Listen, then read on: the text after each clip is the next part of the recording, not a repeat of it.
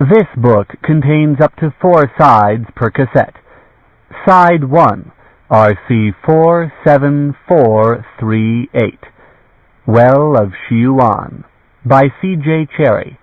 Copyright 1978 by C.J. Cherryh. Read by Eric Sandvold. This book contains 253 pages on 8 sides. If you would like to skip over any remaining announcements or introductory material, place your cassette player in fast forward until a beep is heard. Stop at that point to hear the beginning of the book. Library of Congress annotation. Earthquakes and floods have doomed the world of Shiuan, and its people seek escape through the time-space gates. But Morgaine and her liege Vanya wish to close the gates to protect time and prevent evil. Morgaine's moral dilemma is complicated when her relentless enemy, Cherryh, appears.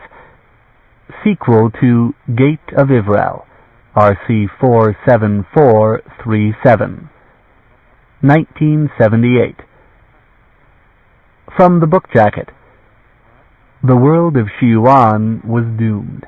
Rising waters and shattering earthquakes, due to the coming of a vast and strange new satellite, had sealed the fate of its peoples.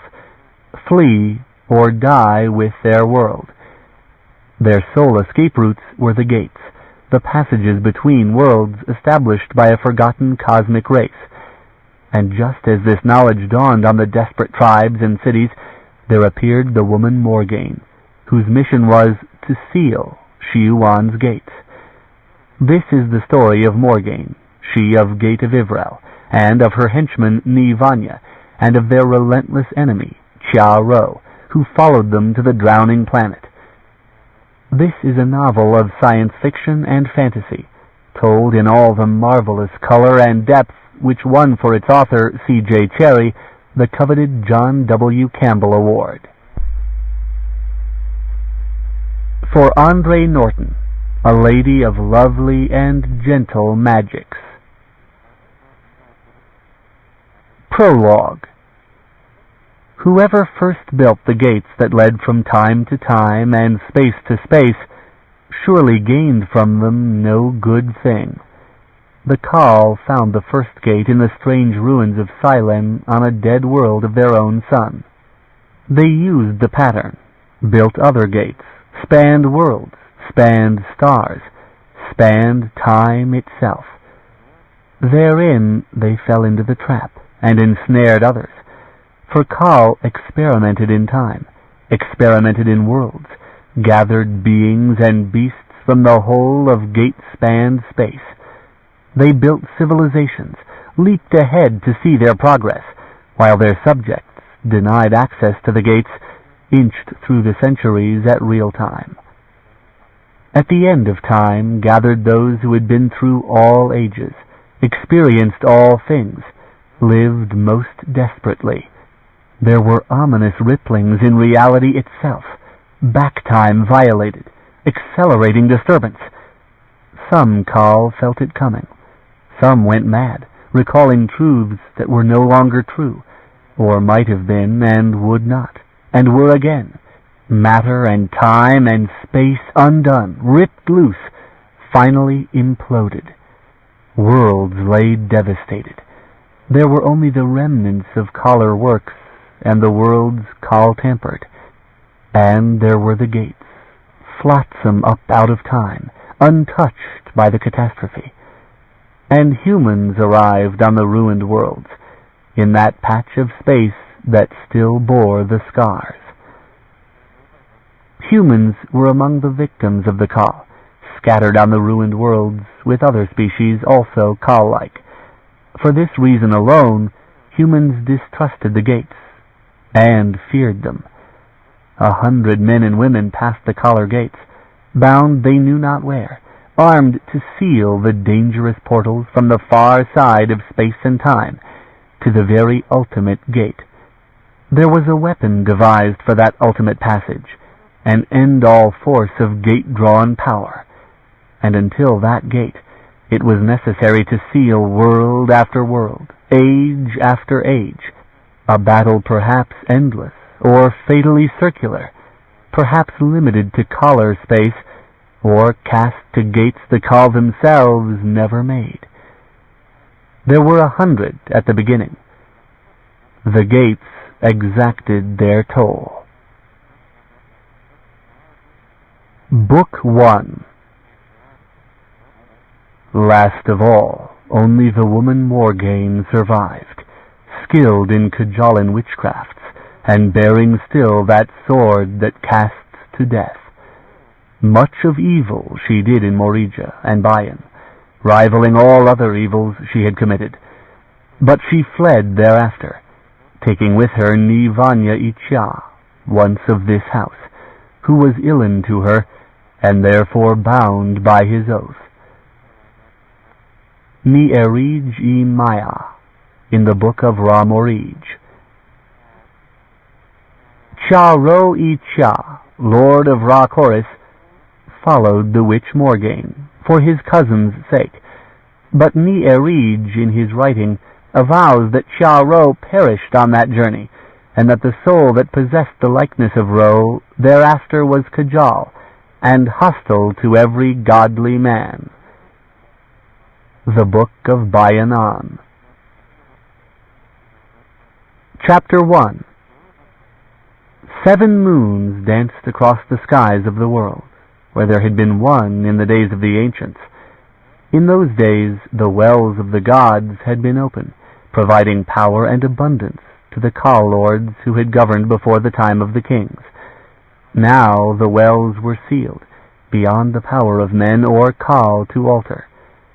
Long ago there had been vast lands on all sides of Shiuan and Hiuaj, but the world now was slowly drowning. These were the things that Mija Jirun Ela's daughter believed for truth. For all of Jirun's young life, she had known the waters encroaching relentlessly on the margin of the world, and she had watched Hiuaj diminish by half, and the gray sea grow wider. She was 17, and looked to see Hiuaj vanish entirely in her lifetime. When she had been a child, the village of Cherryh had stood near the Barrow Hills of Hiuaj, and beyond that had stood a great levee and a seawall, securing fields that gave good crops and pasturage for sheep and goats and cattle. Now there was reed-grown waste. The 3 parcels of land that had supported Cherryh were gone, entirely under water, save for the boundary posts of stacked stone and the useless remnant of the ancient seawall. The gray stone buildings of the village had become a ruin, with water trickling even at low tide through what had been its streets, and standing window high at Hanoth when the moons combined.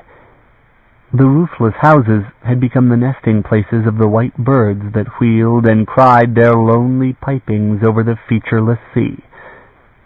The people of Cherryh had moved on, those who survived the collapse of the seawall and the fever and the famine of that winter. They had sought shelter, some among the marsh dwellers at Aran, a determined few vowing to go beyond into Shiuan itself, seeking the security of holds like fabled Aberais of the Wells, or Otijin, among the halfling lords. The Barrows had heard tidings of those that had reached Aran, but what had befallen the few who had gone the long road to Shiuan, none had ever heard. The breaking of the seawall had happened in Jirun's 10th year. Now there was little dry land in all Hiuaj, only a maze of islets separated by marsh, redeemed from the killing salt only by the effluence of the wide Aj that flowed down from Shiuan and spread its dark, sluggish waters toward the gray sea. In storm the Aj boiled brown with silt. The precious earth washed seaward, in flood that covered all but the hills and greater isles. At high tide, when the moons moved together in Hanoth, the sea pressed inland and killed areas of the marsh, where green grass died and standing pools reeked of decay, and great sea fishes prowled the Aj. Now, throughout Hiuaj, there remained only sparse pasturage for goats and for the wild marsh ponies. The sea advanced in the face of the Barrows, and the widening marsh ate away at their flank, threatening to sever Hiuaj from Shiuan, and utterly doom them. Land that had been sweet and green became a tangle of drowned trees, a series of small hummocks of spongy earth, reed-choked passages that were navigable only by the flat-bottomed skiffs used by marshfolk and barrowers. And the Barrow Hills became islands in these last years of the world. It was men that had reared these hills just after the days of the darkness. They were the burials of the kings and princes of the kingdoms of men in those long-ago days just after the moon was broken, when the Khal had declined and men had driven the Khalan halflings into their distant mountains. In those days, men had had the best of the world, had ruled a wide, rich plain, and there had been great wealth in Shiuan for human folk. Men had buried their great ones in such towering mounds, in cists of stone, warrior kings proud with their gold and their gems and their iron weapons, skillful in war and stern in their rule over the farmer peasantry. They had sought to restore the ancient magics of the wells, which even the halfling Khal had feared. But the sea rose and destroyed their plains, and the last kings of men fell under the power of the halflings of Shiuan. So the proud age of the Barrow kings passed, leaving only their burial places clustered about the great well called Anla's Crown that had swallowed up their wealth and returned them only misery. In the end, there were only scattered villages of men, farmer folk who cursed the memory of the Barrow kings. The old fortresses and burial places were piously avoided by later generations on the river plain. Cherryh had been nearer the Barrows than any other village wished to be, but it had perished last of all the villages in Shiuan for all that, which gave Cherryh folk a certain arrogance, until their own fate took them. And the Barrow Hills themselves became the last refuge of all. The Barrow folk had always lived beyond the pale of lowland respectability. Tomb robbers now, sometimes herders and fishermen, accused, while Cherryh stood, of stealing livestock as well as buried gold. But Cherryh died, and the despised Barrow folk lived, southernmost of all men, in a hold that was a Barrow king's ruined fortress, atop the last and greatest rock in all Shiuan, save Anla's Crown itself. This was Jiroon's world. Sun-browned and warm, she guided her flat skiff with practiced thrusts of the pole against the bottom of the channels that, at this cycle of the tides, were hardly knee-deep. She was barefoot, knowing shoes only in winter, and she wore her fringe-hemmed skirt tucked above the knees, because there was none to see her. A stoppered jar of bread and cheese and another of beer was nestled in the prow, and there was also a sling and a handful of smooth stones, for she was skillful with the sling to bring down the brown marshfowl. There had been rain last night, and the Oj was up somewhat, enough to fill some of the shallower channels, making her progress through the hills quicker. There would be rain again before evening, to judge by the gathering of haze in the east across the apricot sun. But high tide, Hanath, was some days off. The 7 moons danced in order across the watery sky, and the force of the Oj was all that sighed against the reeds. The barrows that were almost entirely awash at Hanath were bravely evident despite the rains, and the standing stone at Junai was out of the water entirely.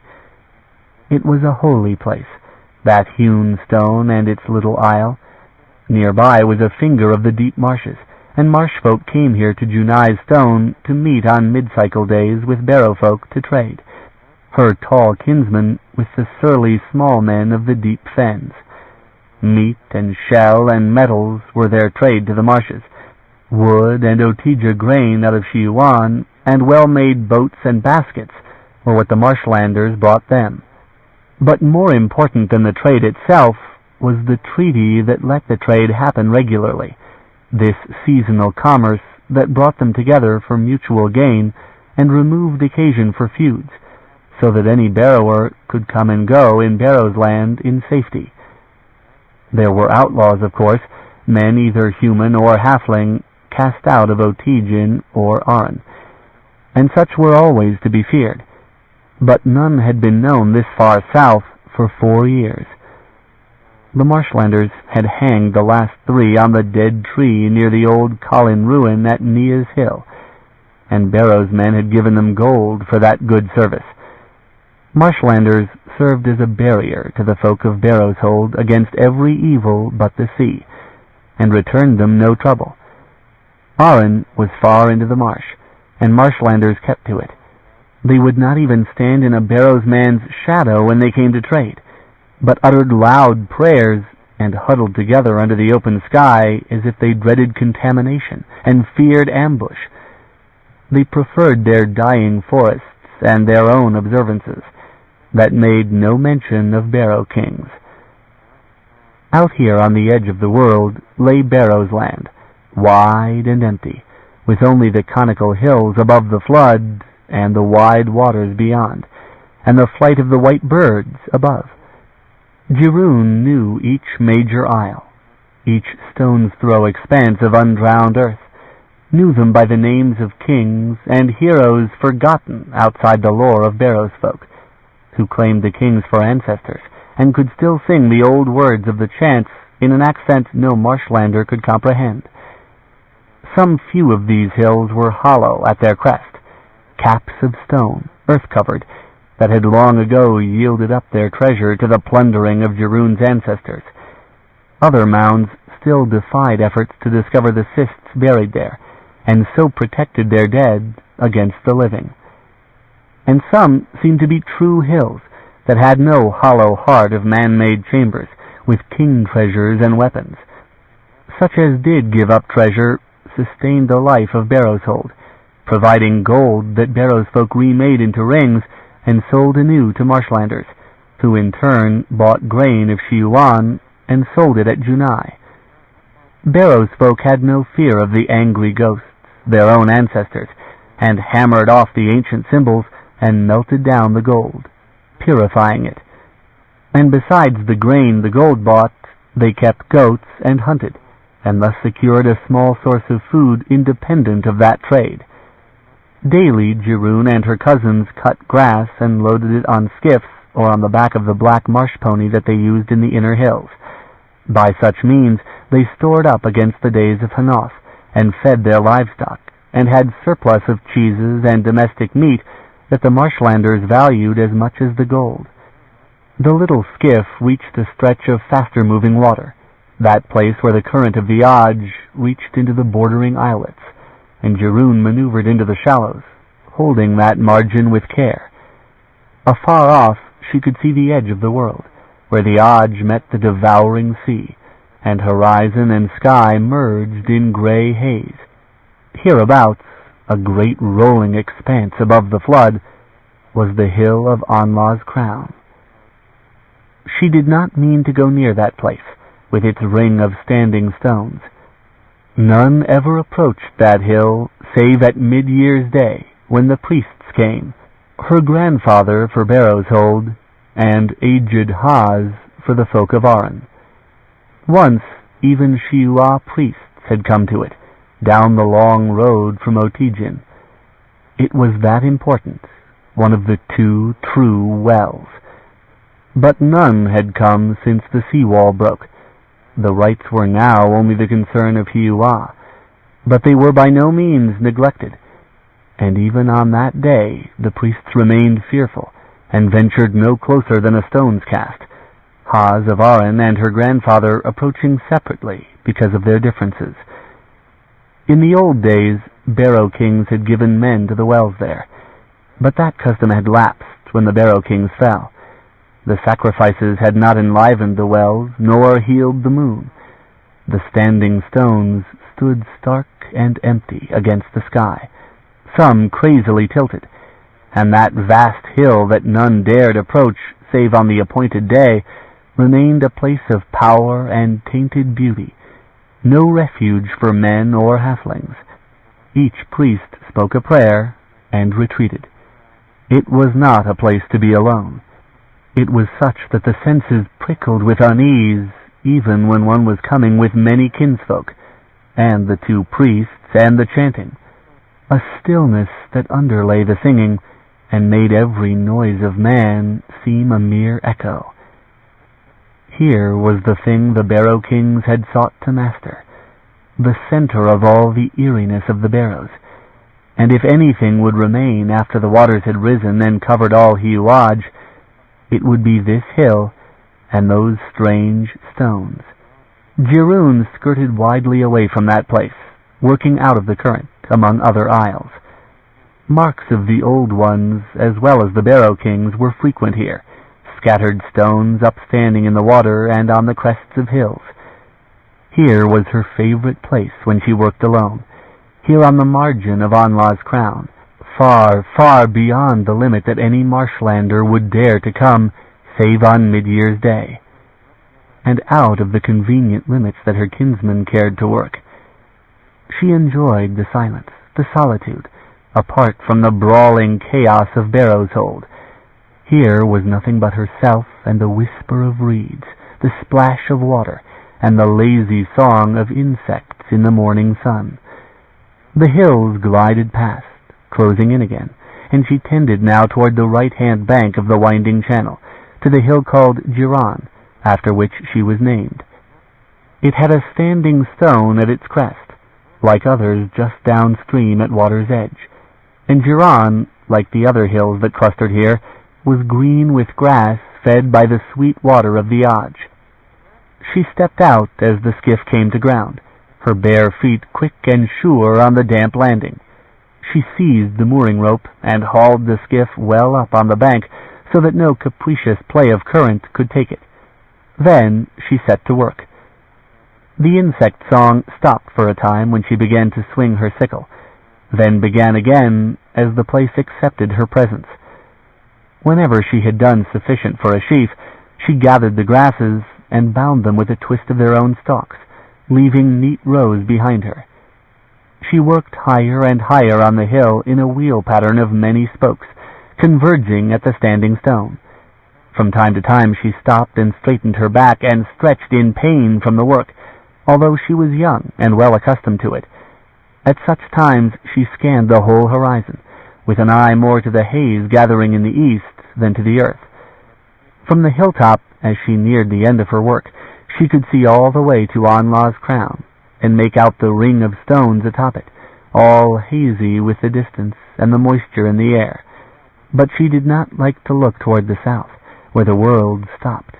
When she looked north, narrowing her eyes in the hope, as sometimes happened on the clearest of days, of imagining a mountain in the distant land of Shiuan, all she could see was gray-blue, and a dark smudge of trees against the horizon along the Auge, and that was the marsh. She came here often. She had worked alone for 4 years, since her sister Syl had wed, and she cherished the freedom, for now she had her beauty. Syl was straight and slim and lithe of muscle. She knew that years and a life such as Syl's would change that. She tempted the gods, venturing to the edge of Anlah's hill. She flaunted her choice of solitude, even under the eye of heaven. She had been the youngest. Syl was second-born, and Socha had been eldest. 3 sisters. Syl was now Ger's wife, and always heavy with child, and began to have that leaden-eyed look that her aunts had.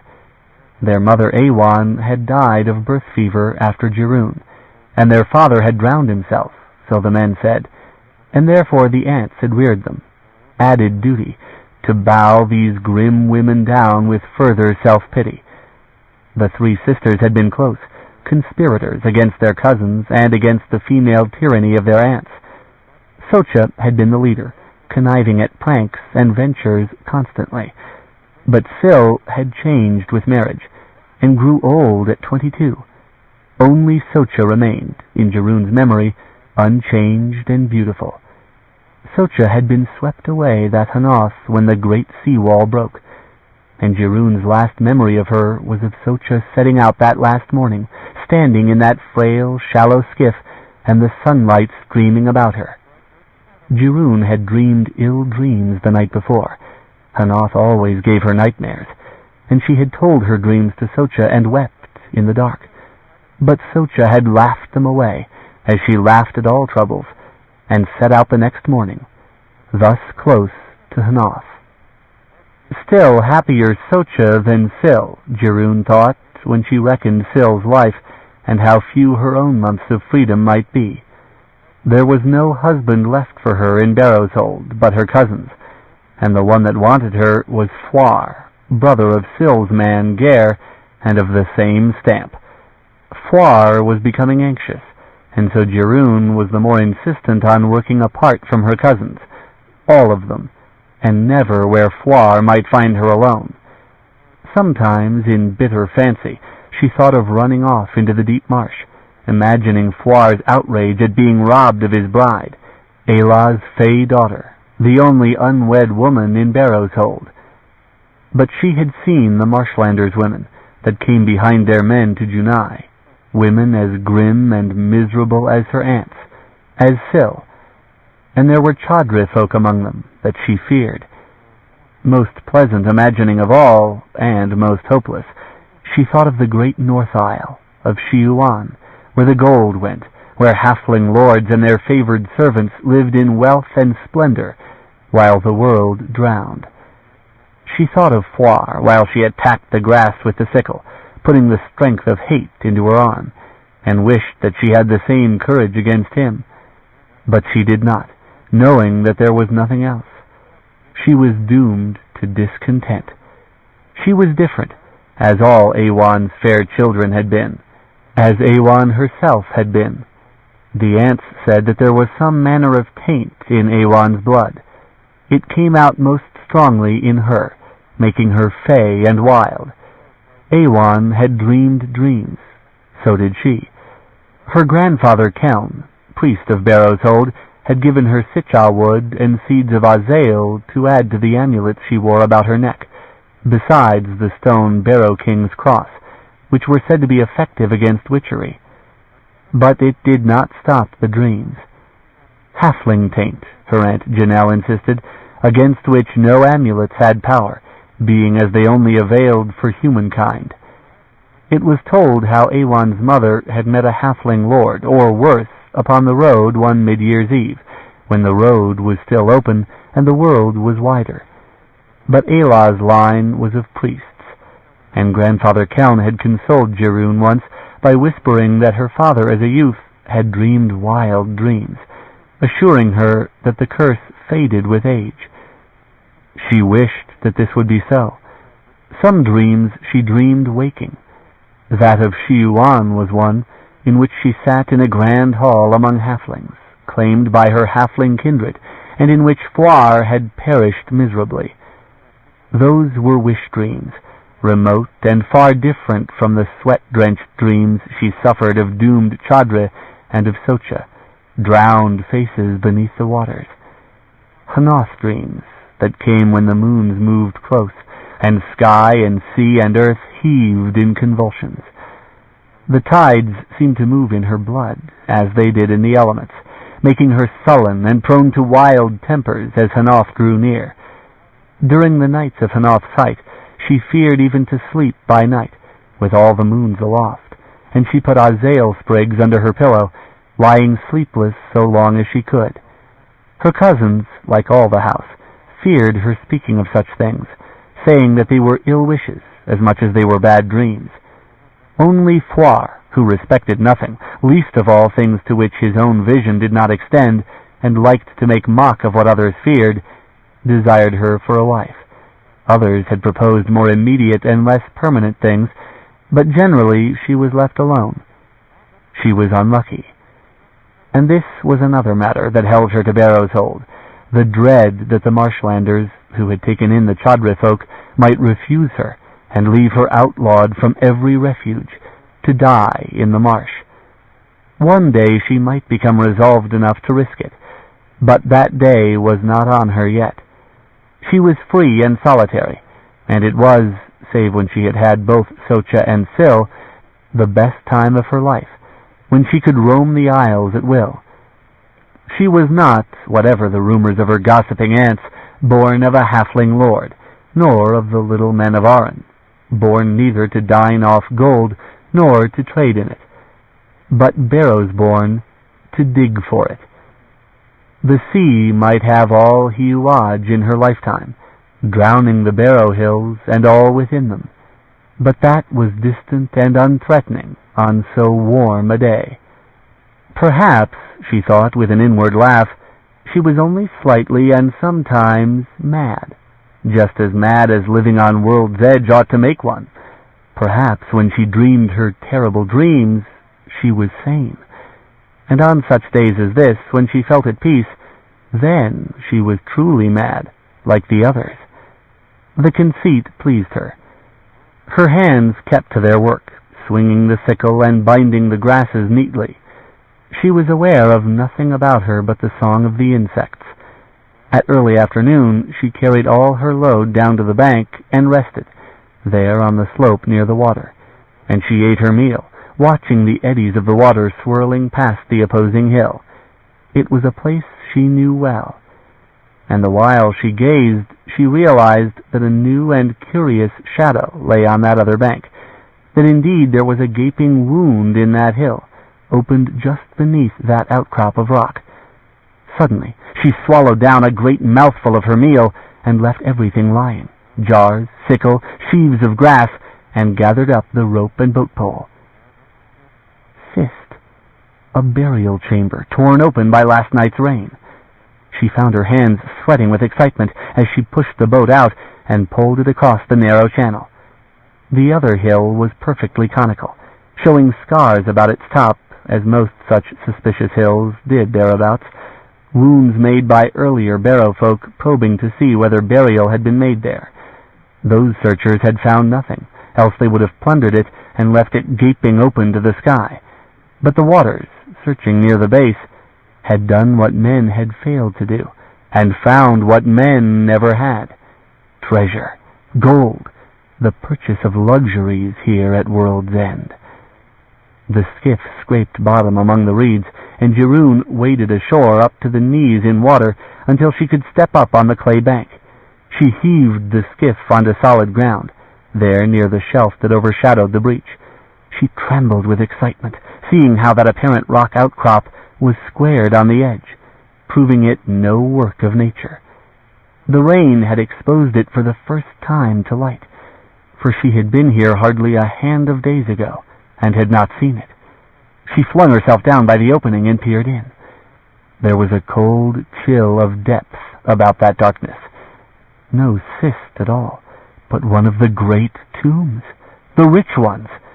Cherryh swallowed hard against the tightness in her throat, wiped her hands on her skirt, and worked her shoulders in, turning so that she could fit the narrow opening. For a moment she despaired, reckoning such a find too much for her alone, sure that she must go back and fetch her cousins, and those thieving cousins would leave her only the refuse, if it were still intact when she brought them back. She remembered the haze across the east, and the likelihood of rain. But as her eyes grew accustomed to the dark, she could see that there was light breaking in from some higher aperture.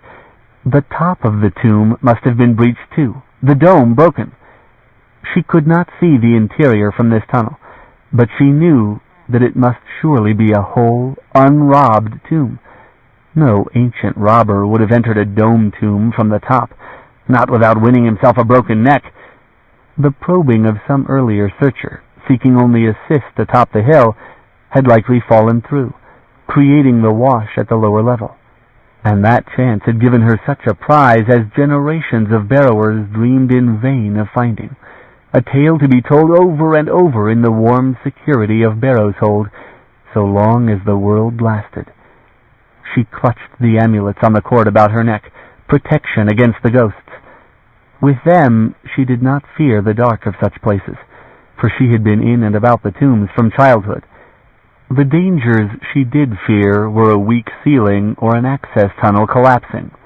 She knew better than to climb that slope outside, weakened as it was. She had heard a score of times how Great Uncle Lar had fallen to his death among the bones in the opening of the king hill called Ashroon. She expelled her breath and began to wriggle through where she was, dragging her body through, uncaring for the tender skin of her arms in her eagerness. Then she lay in what had been the approach to the tomb, a stone-paved access that seemed to slant up and up to a towering door, the opening of which was faintly discernible in the dim light. She rose and felt with her hands the stones she knew would be about her. The first joining was as high as her head, and she could not reach the top of the next block. By this she became certain that it was a tomb of one of the first kings after the darkness, for no other men ever built with such ambition or buried in such wealth. Such a hill this was, without even the name of a king. It was old and forgotten, among the first to be reared near Anla's hill, in that tradition that ringed the king's burials nearest the forces they had wished to master, from which legend said they had come, and to which they always sought to return.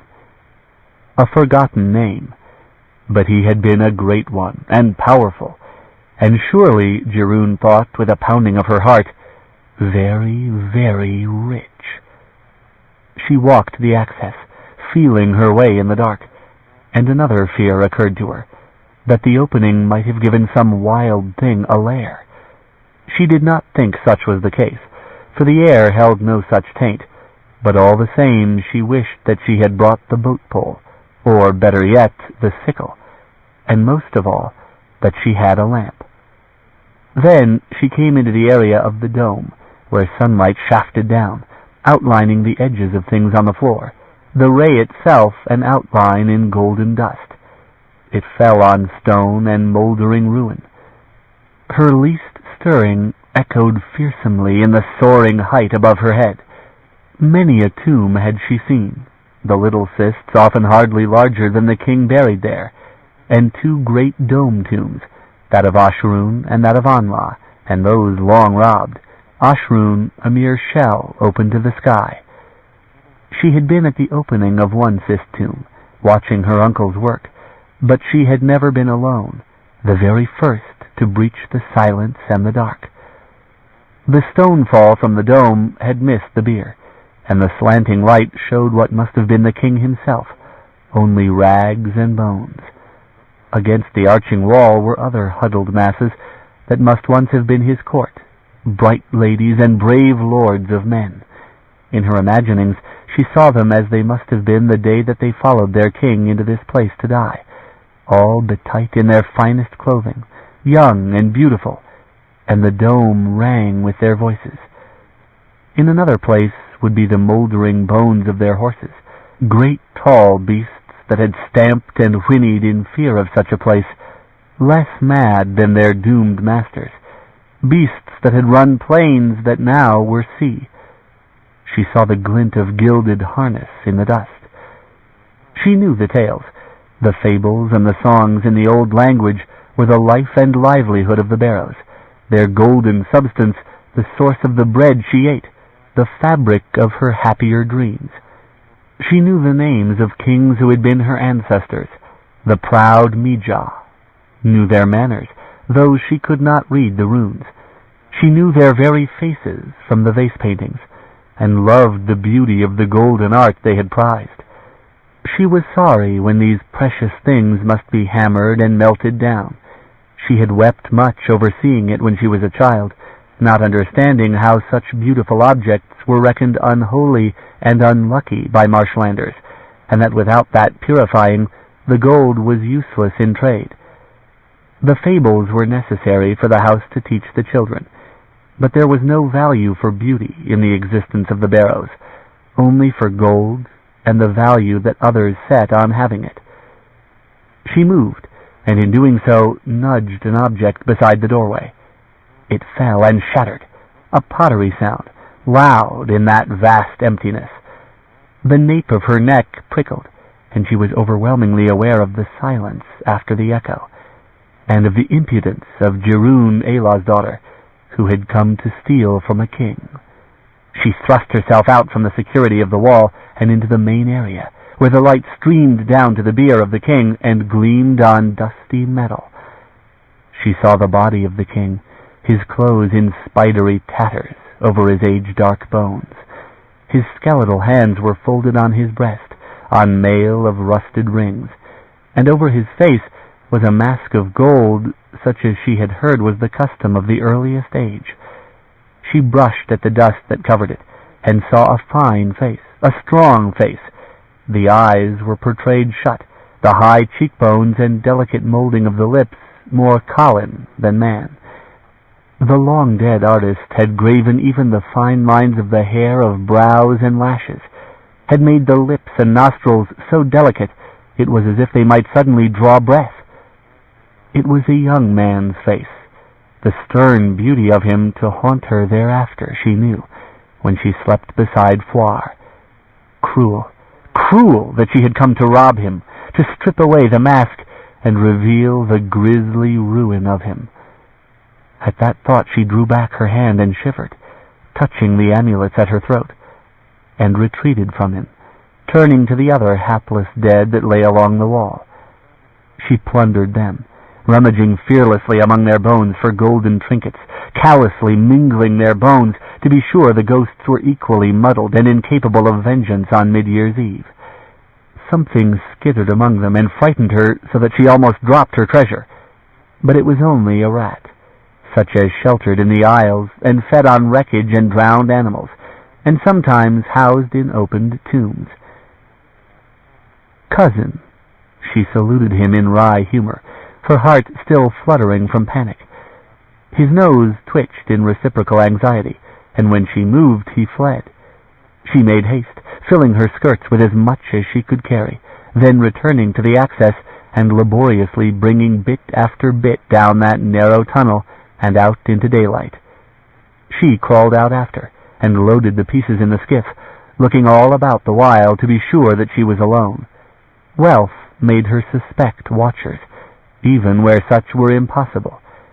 She covered over everything with grass in the skiff's bottom, and hurried again to the entrance, pausing to cast a nervous glance at the sky. Clouds filled the east.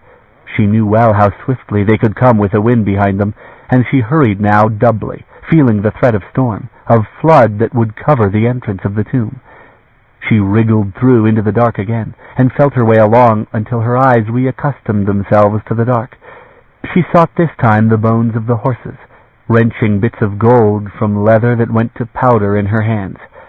Their bones she did not disturb, for they were only animals, and she was sorry for them, thinking of the Barrows Hold's pony. If they would haunt anyone, it would be harmless, and she wished them joy of their undersea plains. What she gained there she took as far as the access, and piled in a bit of broken pottery, then returned to the bones of the courtiers. She worked there, gathering up tiny objects while the thunder rumbled in the distance, filling her skirt as she worked slowly around the wall among the bones, into a shadow that grew deeper and colder.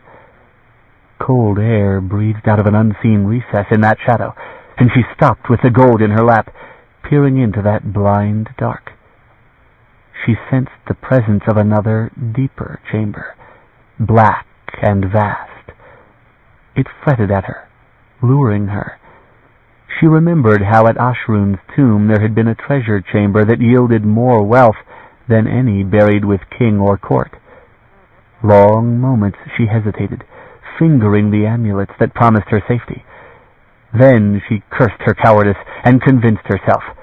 The thunder walked above the hills, reminding her that there was only this one chance, forever. With a whispered invocation to Arzad, who protected from ghosts, she edged forward, kneeling, cast a seal gem into that dark. It struck metal, and thus encouraged, she leaned forward and reached into that darkness. Her fingers met moldering cloth, and she recoiled, but in doing so her hand hit metal, and things spilled in a clatter that woke the echoes, and almost stopped her heart.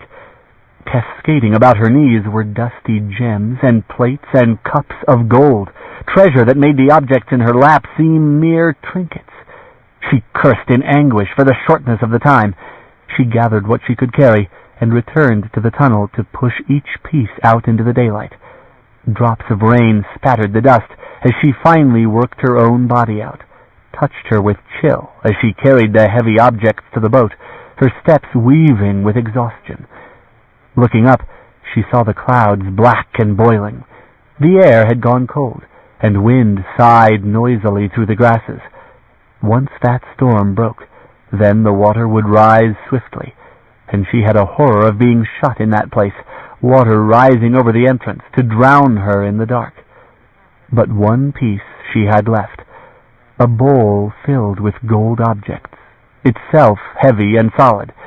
With feverish anxiety, she lay down and crawled back into the dark, feeling her way until her eyes cleared and she walked again into the main chamber, where the king lay on his bier. It was useless to have spared him. She resolved suddenly to make good her theft, for the water would have all in the end, the mask as well. She went to the bier, the only place that the declining light shone, and that dimmed by clouds. A few drops of rain fell on the mask like tears, puddling the dust there, and the wind skirled violently through the double openings, tugging at her skirts, bidding her make urgent haste. But she saw again how fair he had been, and alone now, robbed, his companion ghosts all destroyed, here at the end of time. He had seen the fields wide and green, had ruled holds and villages beside which Cherryh was nothing. To have enjoyed power and never felt hunger, and to have lain down to die amidst all these good things, she thought, was a happy fate. But at the end he was robbed by a barrow's girl, his descendant, whose fondest wish was to have a warm cloak and enough to eat, and once to see the green mountains of Shiuan. Her hand stayed a second time from the mask that covered him, and a curious object in his skeletal fingers caught her eye. She moved the bones aside and took it. A bird, such as she knew today over the marshes. Not a lucky symbol to have been worn by a warrior, who often risked death, nor had it been part of his armor. She thought rather of some grieving woman who had laid it there, a death gift. And it was strange to think that so homely a creature as a gull could be common to his age and hers, that he also had seen the birds above some more distant shore, not knowing them the heirs of all he possessed. She hesitated at it, for the white seabirds were a figure of death, that came and went beyond the world's edge. But, barrow's bred that she was, she carried even among the amulets a white gull feather, and reckoned it lucky for a barrow's girl whose livelihood was from the dead. The figure was golden, delicate. It warmed in her hands as it had not done in centuries. She touched the fine detail of the wings, and thrust it into her bodice when she saw the dusty jewels beside the king. But they proved only seal gems, worthless, for the symbols on them could not be polished away, and the marshlanders thought them unlucky. The rain struck her face, and spotted the dusty bones, and washed upon the mask. Cherryh shivered in the cold wind, and knew by the sound of the water rushing outside that she had waited dangerously long. Thunder crashed above the hill. In sudden panic she fled, gathered up what she had come to fetch, and ran to the exit, wriggled through the tunnel, pushing her treasure out ahead of her, out into the dim light and the pelting rain. The water in the channel had risen, beginning to lift and pull the boat from its safety on the bank. Cherryh looked at that swirling, silt-laden water, dared not burden the boat more. In anguish she set aside her heavy bowl of trinkets, to wait high upon the bank. Then fearfully she loosed the mooring rope and climbed aboard, seized up the pole. The water snatched at the boat, turned it. It wanted all her skill and strength to drive it where she would, across the roaring channel to Cherryh's hill. And there she fought it aground, poured rain-washed treasure into her skirts, and struggled uphill, not to lose a trinket on that slope that poured with water. She spilled her skirtful of gold at the foot of the standing stone, made trip after trip to heap up there what she had won, by a sure marker, where it would be safe. Then she tried to launch the skiff again toward the barrow, the rain driving along the battered face of the waters in blowing sheets, torn by the wind. The boat almost pulled from her hands, dragging at the rope. She could not board it, and with a desperate curse she hauled back on the rope, dragging the boat back to land, higher and higher, legs mud-streaked and scratched, and her skirts a sodden weight about them. She reached a level place, sprawled backward with the rain driving down into her face, the blaze of lightnings blinding her. The boat was saved. That, at the moment, was more than gold.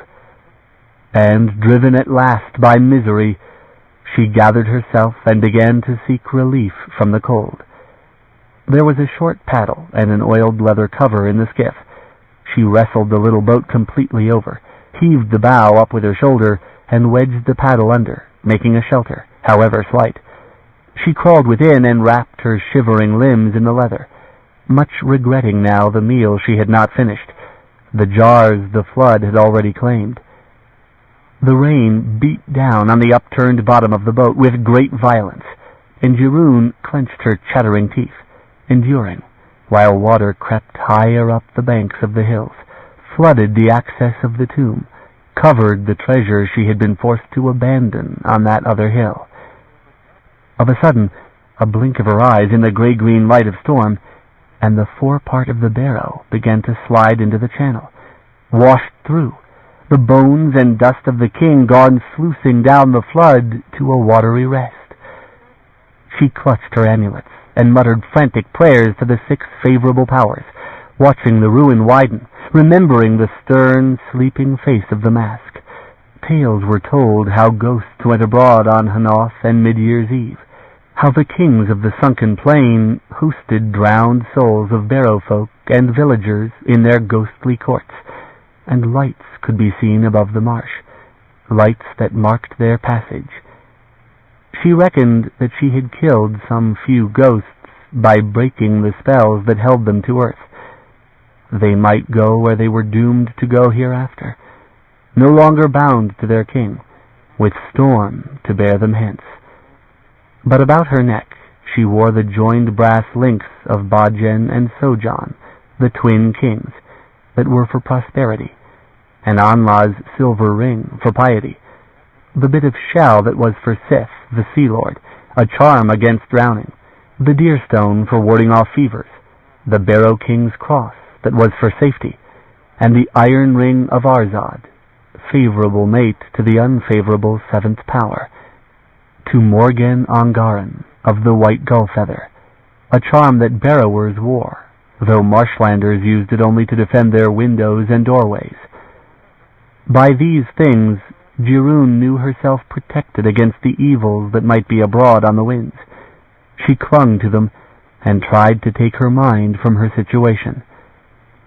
She waited while the day waned from murky twilight to starless night, when it became easier to take any fears to heart. The rain beat down ceaselessly, and she was still stranded, the waters too violent for the light boat. Somewhere across the hills, she knew, her cousins and uncles would be doing the same, sheltering on some high place, probably in greater comfort. They had gone to gather wood at the forest's edge, and likely sat by a warm fire at the ruins on Nia's hill, not stirring until the rain should cease. No one would come searching for her. She was a barrower, and she should have sense enough to do precisely what she had done. They would reckon correctly that if she had drowned, she was beyond help, and that if she had taken proper precautions, she would not drown. But it was lonely, and she was afraid, with the thunder rolling overhead from pole to pole. Finally, she collapsed the shelter entirely, to keep out the prying wind, wrapped in her leather covering, and with the rain beating down above her, with a sound to drive one mad. Chapter 2. At last the rain ceased, and there was only the rush of water. Cherryh wakened from a brief sleep, numb in her feet, like to smother in the dark. She sneezed violently and heaved up the shelter of her boat and looked about, finding that the clouds had passed, leaving a clear sky and the moons Sith and Anli to light the night. She turned the boat onto its bottom and staggered to her feet, brushed back her sodden hair. The waters were still running high, and there was still lightning in the north, ominous, for rains came back sometimes, hurled back from the unseen mountains of Shiuan to spread again over Hiuaj. But there was peace for the moment, satisfaction simply in having survived. Cherryh clenched her gelid hands and warmed them under her arms, and sneezed again. Something pricked her breast, and she felt after it, remembering the gull as her fingers touched warm metal. She drew it forth. The fine traceries of it glittered in the moonlight, immaculate and lovely, reminding her of the beauty that she had not been able to save. She fingered it lovingly, and tucked it again into her bodice, grieving over the lost treasure, thinking of all that she had not been able to save. This one piece was hers. Her cousins should not take this from her, this beautiful thing, this reward of a night of misery. She felt it lucky for her. She had a collection of such things, pictures on broken pottery, useless seal gems, things no one wanted. But a gold piece, that she had never dared. They had their right, and she was wrong, she knew, for all the hold had good of the gold that was traded, but not the gull. Never the gull. There would be a beating instead of a reward if her kinsmen ever suspected how much of the gold she had failed to rescue from the flood, if she ever breathed to them the tale of the king in the golden mask that she had let the water have. She knew that she had not done as well as she might, but, she thought, if she shaped her story so that she seemed to have saved everything there was, then for a few days nothing would be too good for Cherryh, Elah's daughter. Folk might even soften their attitudes toward her, who had been cursed for ill luck and ill-wishing things. At the least, she would be due the pick of the next trading at Junai, and she would have, her imagination leaped to the finest thing she had ever desired, a fine leather cloak from Aran, in the marshes, a cloak bordered in embroideries and fur, a cloak to wear in hall and about the home island, and never out in the weather, a cloak in which to pretend Barrow's hold was Otygian, and in which she could play the lady. It would be a grand thing, when she must marry, to sit in finery among her aunts at the hearth, with a secret bit of gold next to her heart, the memory of a king. And there would be Foire. Cherryh cursed bitterly, and wrenched her mind from that dream. The cloak she might well gain, but Foire spoiled it, spoiled all her dreams. Sharing her bed, he would find the gull and take it, melt it into a ring for trade, and beat her for having concealed it. She did not want to think on it. She sneezed a third time, a quiet, stifled sneeze, for the night was lonely, and she knew that her lot would be fever if she must spend the night sitting still. She walked and moved her limbs as much as she could, and finally decided that she might warm herself by gathering up her gold on the hilltop and bringing it down to the boat. She climbed the hill with much slipping on the wet grass, using the tufts of it to pull herself up the steepest part, and found things safe by the standing stone. She flung back her head and scanned all her surroundings under the 2 moons, the place where the other hill had stood, and hardly a third remained. She gazed at the widespread waters dancing under the moonlight, the lightning in the south, and Anla's crown. It glowed, a blaze of light like the dead lights that hovered sometimes over the marsh. She rubbed her eyes and gazed on it with a cold fear settling into her stomach. Nothing was atop Anla's hill but the stones and the grass, nothing that the lightning might have set ablaze, and there was no ruddiness of living fire about it. It was ghostly, cold, a play of witch fires about the stones of the crown. Almost she had no courage to delay atop the hill, not even for the precious gold. She felt naked and exposed, the standing stone that was the sister stone to those of Anla's crown looming above her like some watching presence. But she knelt and gathered up the gold that she could carry, and slid down to the skiff, loaded it aboard, went back for more, again and again. And each time that she looked toward Anla's hill, the lights still hovered there. Jiran's hill was no longer a refuge from whatever was happening at Anla's crown. It was altogether too close, on the verge of what strangeness passed there. She dared not wait until morning. The sun itself would seem no comfort, but a glaring eye to mark her presence here too near to Anla. Better the danger of the currents. Against the waters she had some skill, and of them she had less fear. She eased the loaded boat downslope. The long pole and the paddle laid accessible within. Carefully she let it into the edge of the current and felt the pull, judged that she might possibly manage it. She climbed in. The current seized the skiff, hurled it like a leaf on the flood for an instant before she could bring the pole to bear and take control. She fended herself from impact with the rocks, spun dizzyingly round again, found bottom, and almost lost the pole. It did not hold. She saved the pole and shipped a little water doing it. And suddenly the skiff whipped round the bend of a hill and out, toward the great rolling Odge, toward a current she could in no wise fight. There was no bottom here.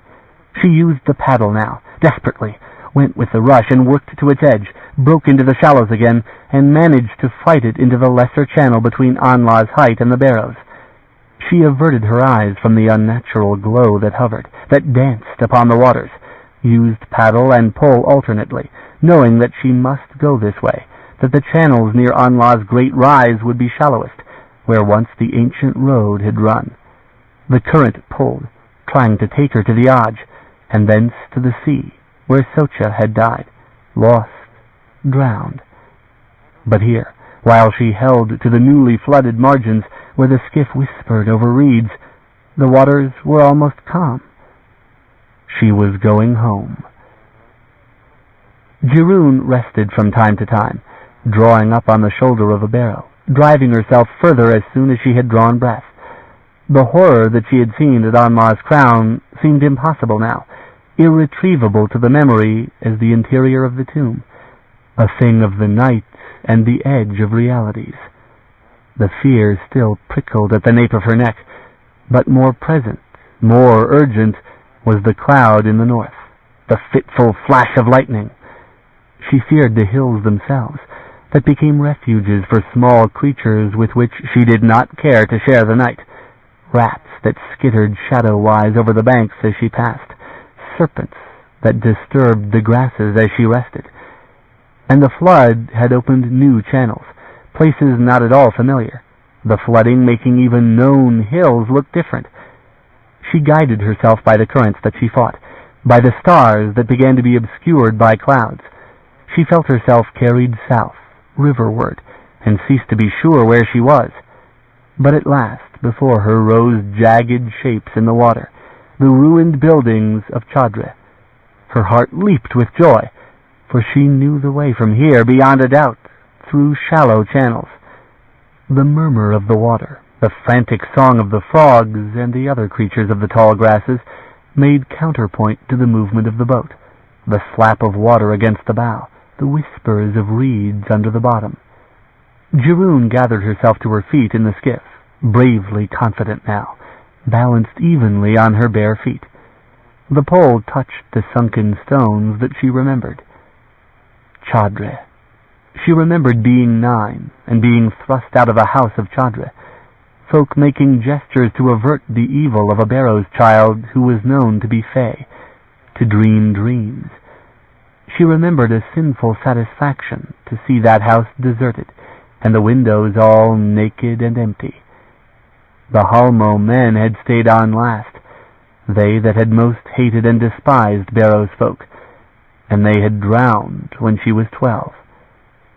The water had taken them, and she could not even remember now what they had looked like. She swayed her weight and pushed with the pole and sent the skiff down that narrow channel that had once been a cobbled street. The jagged, roofless buildings, like eyeless, brooding beasts, shape-shifted past her.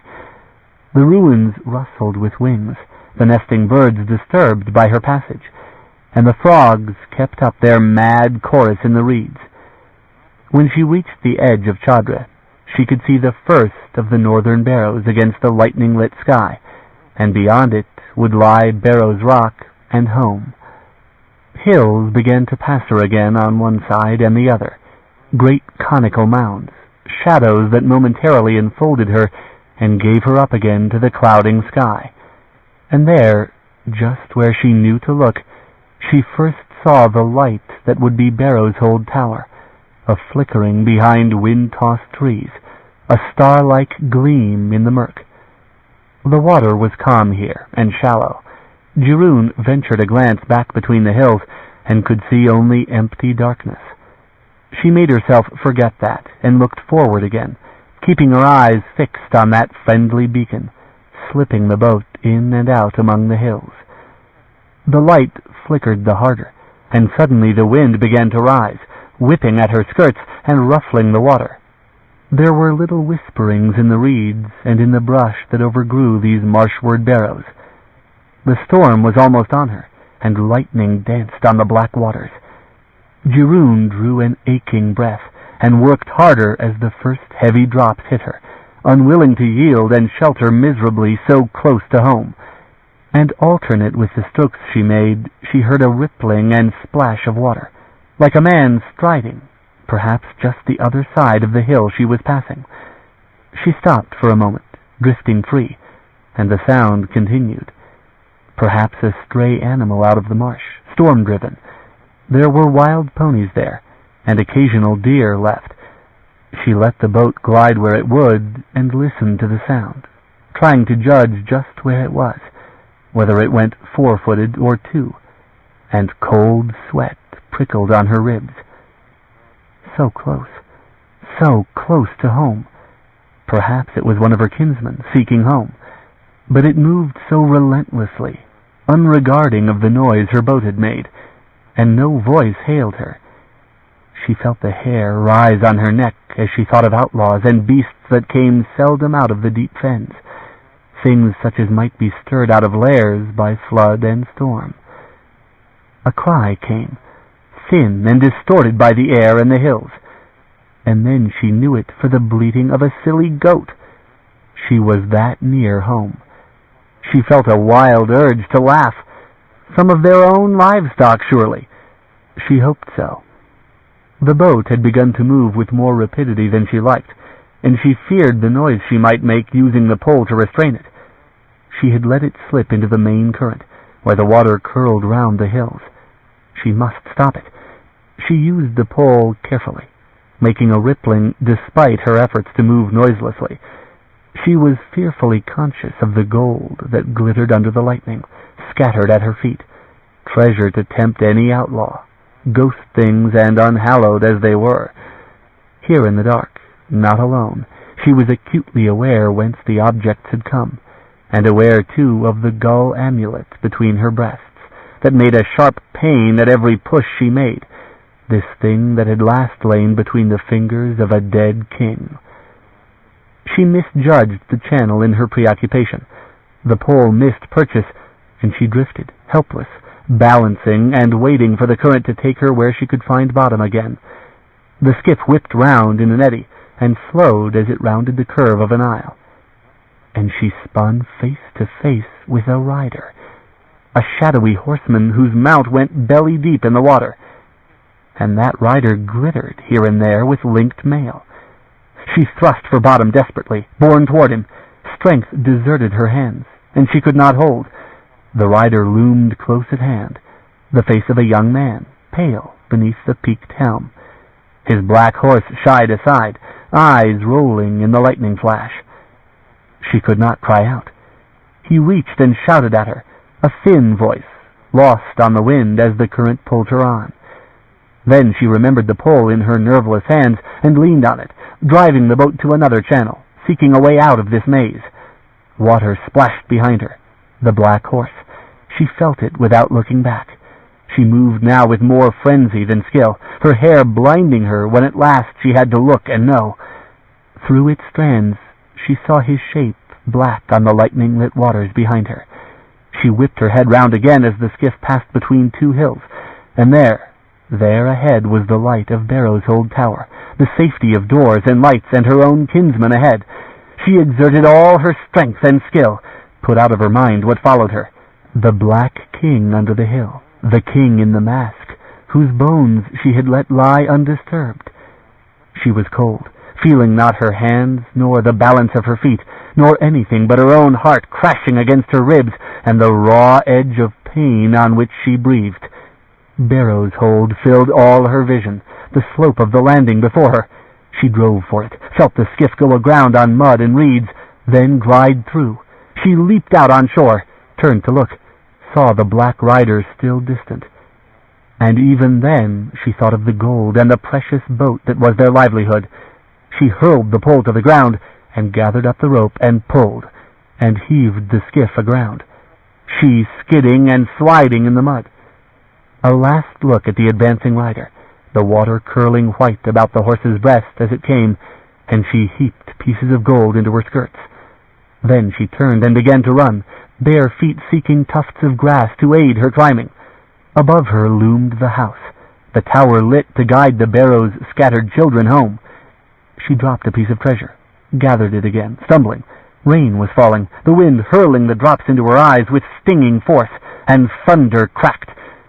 She heard the suck of water behind her, the heave of a large body, and looking back, she saw the black horse and the rider. Lightning glittered coldly off ringmail, illumined a pale face. The dogs began barking frantically. She touched her luck amulets with one hand, and held the knotted burden in her skirts with the other, and ran, hearing the rider coming after. The grass was slick. She spilled a piece of her gold, and this time did not stop. Her feet skidded again on the slick stone paving before the door. She recovered, hurled herself at the closed door. "Grandfather!" she cried, pounding at the insensate wood. "Hurry!" She heard the rider behind her, the wet sound of the animal struggling on the slope, the ring of metal, and the panting whuffs of his breathing. She cast a look over her shoulder and saw the rider alight to aid his horse in the climb. His leg gave with him. He caught his balance and struggled up the slope, holding out his hand to her. She saw him in the jerking flashes of the lightning. "Grandfather!" she screamed. The door came open. She fled into that light and warmth, and turned, expecting the rider to have vanished, as all such things should. He had not. He was almost at the door. She seized the door from her grandfather's indecisive hand and slammed it, helped him drop the bar into place, the gold scattering. Plates and cups clanged against the stones and rattled to a stop. Cherryh turned and looked at the others. Awe-stricken female faces ringed about the room, women and children, boys too young to be with the men. There were Syl and Aunt Janelle and Aunt Zai. But there was no man at all but Grandfather Kelm. And she cast a look at him, desperate, fearing that for once her grandfather had no answer. Sprigs of azale and agaran's white feathers hung above the doorways of house and stable, above the windows of both floors, wherever there was an access. They jested about them, but they renewed them annually, they that robbed the dead. There were laws, and it was taken for granted that the dead obeyed them. "The signal!" her grandfather breathed. His hands shook more than usual as he waved the women toward the stairs. "Zai, go! All the house upstairs, and hide!" Plump Zai turned and fled stableward, by the west door, toward the tower, hers to care for the signal beacons. The others began to herd frightened children toward the stairs to the loft. Some were crying. The dogs were barking furiously. They were shut in the yard, useless. Old Janelle stayed, her sharp chin set.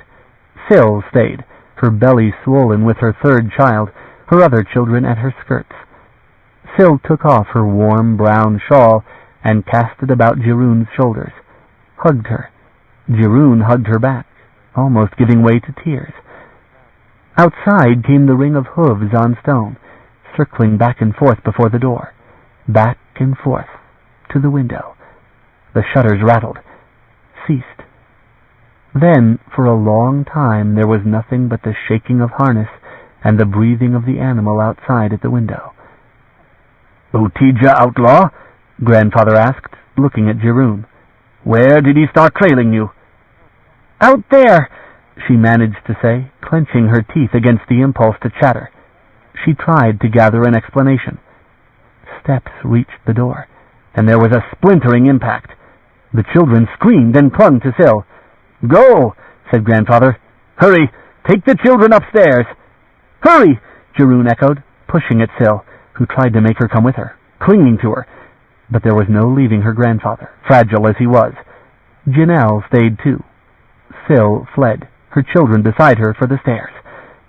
The battering at the door assumed a rhythm, and white wood broke through on the edge of an axe. Cherryh felt her grandfather's arm go about her, and she held to him, trembling, watching the door riven into ruin. It was never meant to withstand attack. No outlaws had ever assaulted the hold. An entire plank gave way. The door hung ajar, and a man's armored arm reached through, trying to move the bar inside. "No!" Cherryh cried, tore from her grandfather, and ran to seize the great butchering knife from the scullery, her mind only then thinking of tangible defenses. But there was a crash behind her, the bar hitting the floor.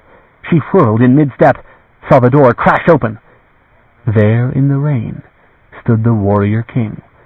He had an axe in his hand and a bow slung at his back, the hilt of a sword riding at his shoulder. The rain sheeted down and made his face look like the drowned dead. He stood there with the black horse behind him and looked about the room as if he were seeking something. "Take the gold," her grandfather offered him, his old voice stern as it was when he served as priest. But the stranger seemed disinterested in that, reached for the reins and led the tall animal forward, such a horse as had not been seen in Shiuan Audiobook since the seawall broke. It shied at the strange doorway, then came with a rush, and its hindquarters swung round and broke the ruined door farther from its hinges. A golden cup was crushed under its hooves, spurned like a valueless stone. None of them moved, and the warrior made no move at them. He towered in the center of their little hall and looked about him, he and the horse dripping muddy water onto the stones of the floor, and mingled with that water was blood that flowed from a wound on his leg. Children were crying upstairs. He looked at the stairs and up toward the loft, while Cherryh's heart pounded. Then he turned his eyes instead to the fireplace. He drew on the reins of the horse and led it forward, toward warmth, himself limping and leaving a trail of blood and water. And there, his back to that blazing fire, he turned and gazed at them, his eyes wild and anguished.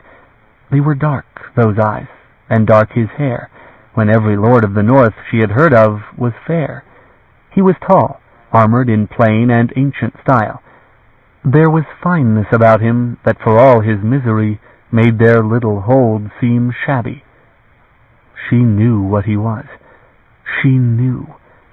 The gull lay like gilt against her breast, and she longed to thrust it into his hands and bid him go, leave, become what he was. She met his eyes without wanting to, a chill running through her. Here was no wisp of cobweb to fade in firelight. He cast tall shadows across the floor, left tracks of blood and water. Rain dripped from his hair and made him blink. Long hair, in a warrior's knot, such as the ancient kings had worn. His chest rose and fell strongly in ragged breathing. He drew a great breath, and his sigh was audible. "A woman," he said, his voice nearly gone with hoarseness. And it was a lilting accent she had never heard, save in the songs. "A woman, a rider, all white." "No," Cherryh said at once, touching at the white feather amulet. "No!" She did not want him to go on speaking. In her desperation, she opened her mouth to bid him gone, as she might some trespassing marshlander. But he was not that. He was far from that, and she felt herself coarse and powerless in the face of him. There was no move from her grandfather, a priest whose warding charms had failed. No word from Janelle, who had never lacked words before. Outside the hall the thunder rolled, and the rain sheeted past the ruined door, a surety that the men would be held from returning, barred by risen water. The visitor stared at them with a strange, lost expression, as if he wanted something.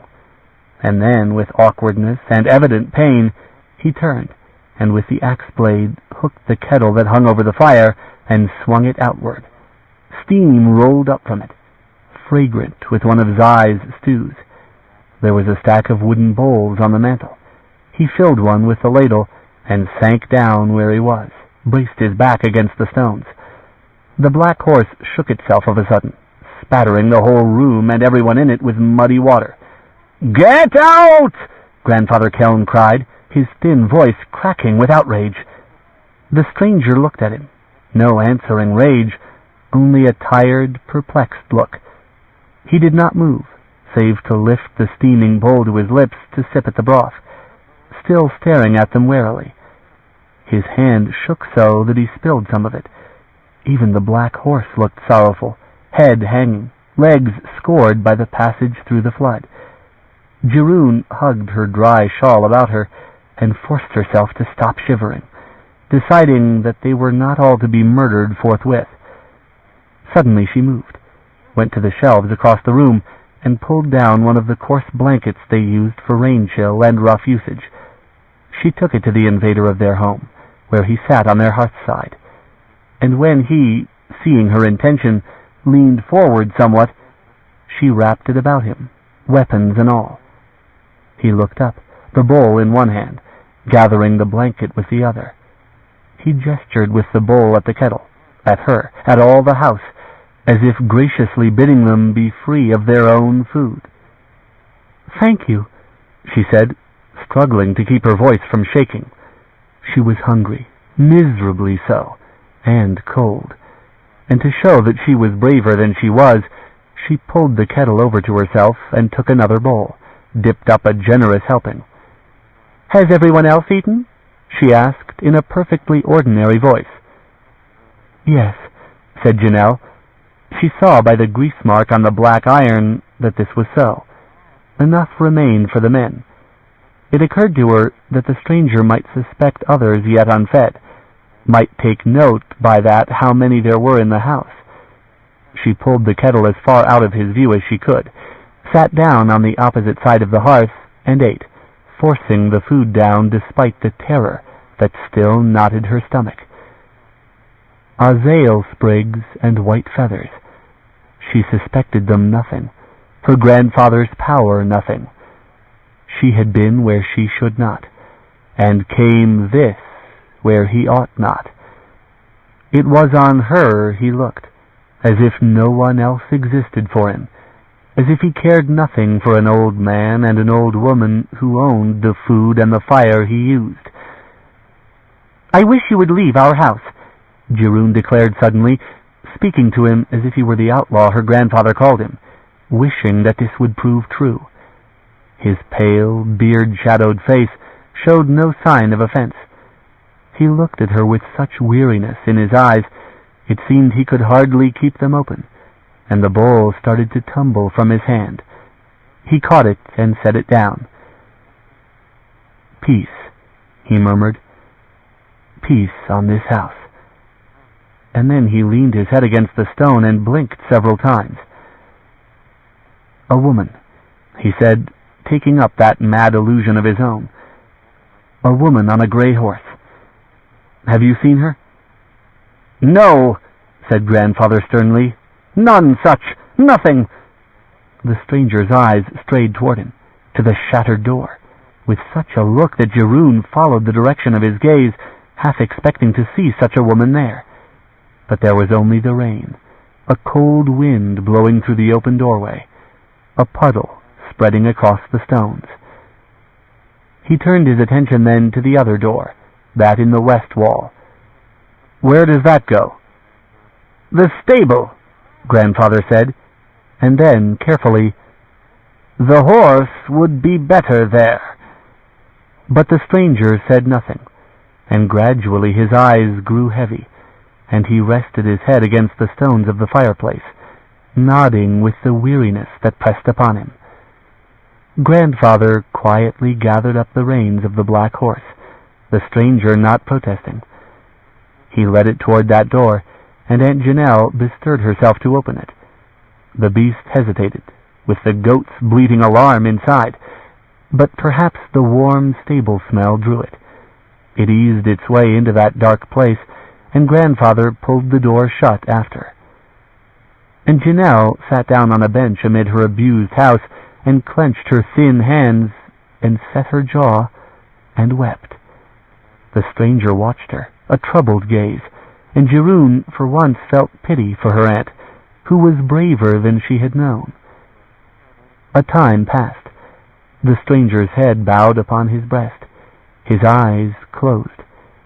Cherryh sat by him, afraid to move. She set her bowl aside, marked suddenly that Janelle rose, walked quietly across the room. Grandfather, who had been by Janelle, went to the center of the room and watched the stranger, and there was a creaking on the stairs. Janelle reached up to the wall for that great knife they used for butchering, tucked it up in a fold of her skirts. She came back to Grandfather. A board creaked. Syl was on the stairs. Cherryh could see her now. Her heart beat painfully.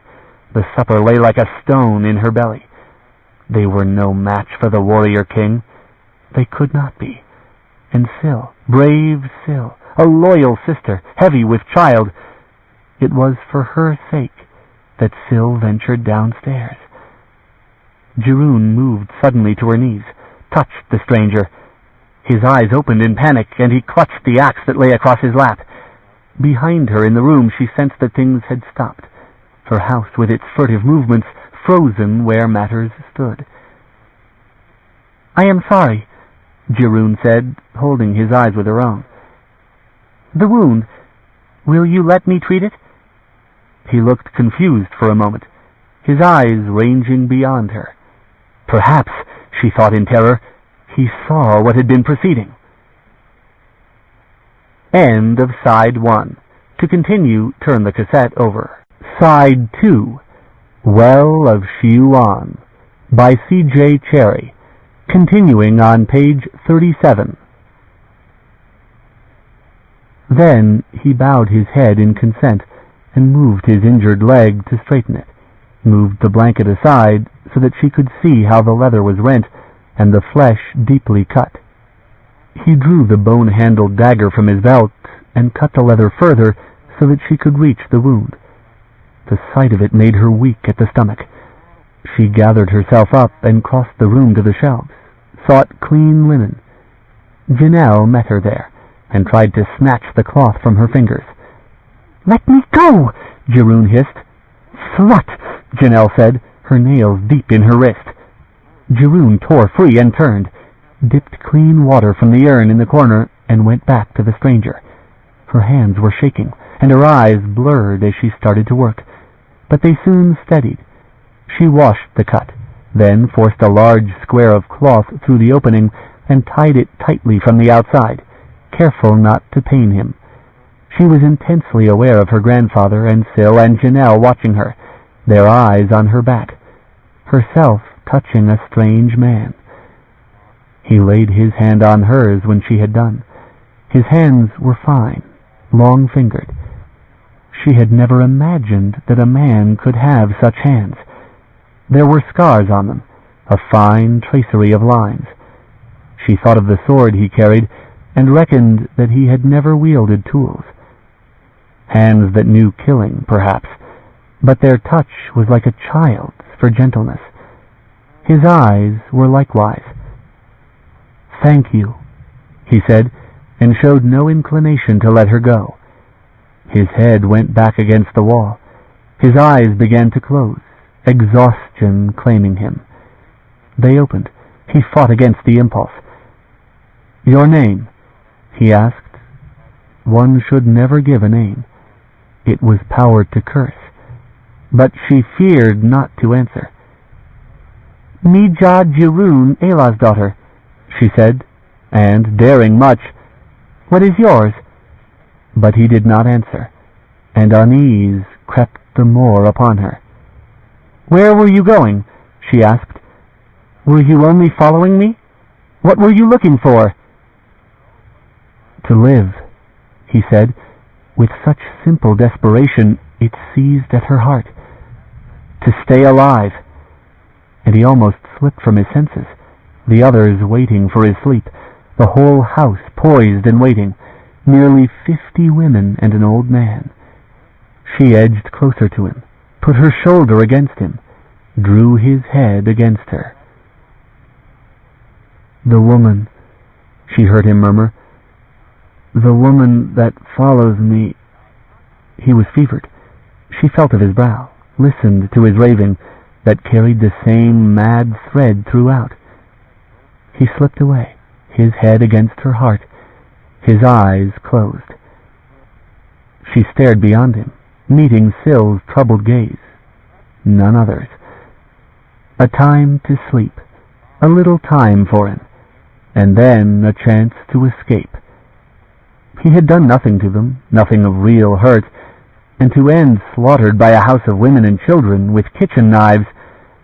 She did not want that nightmare to haunt Barrow's Hold.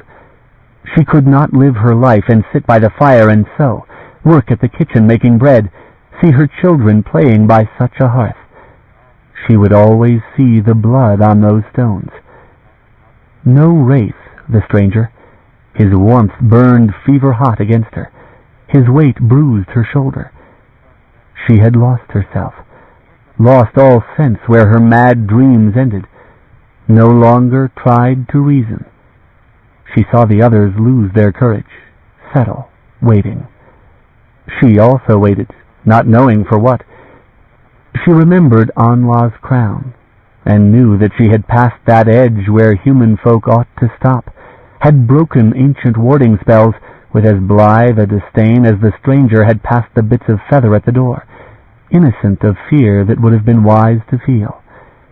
If there had been opportunity, she would have begged her grandfather to explain.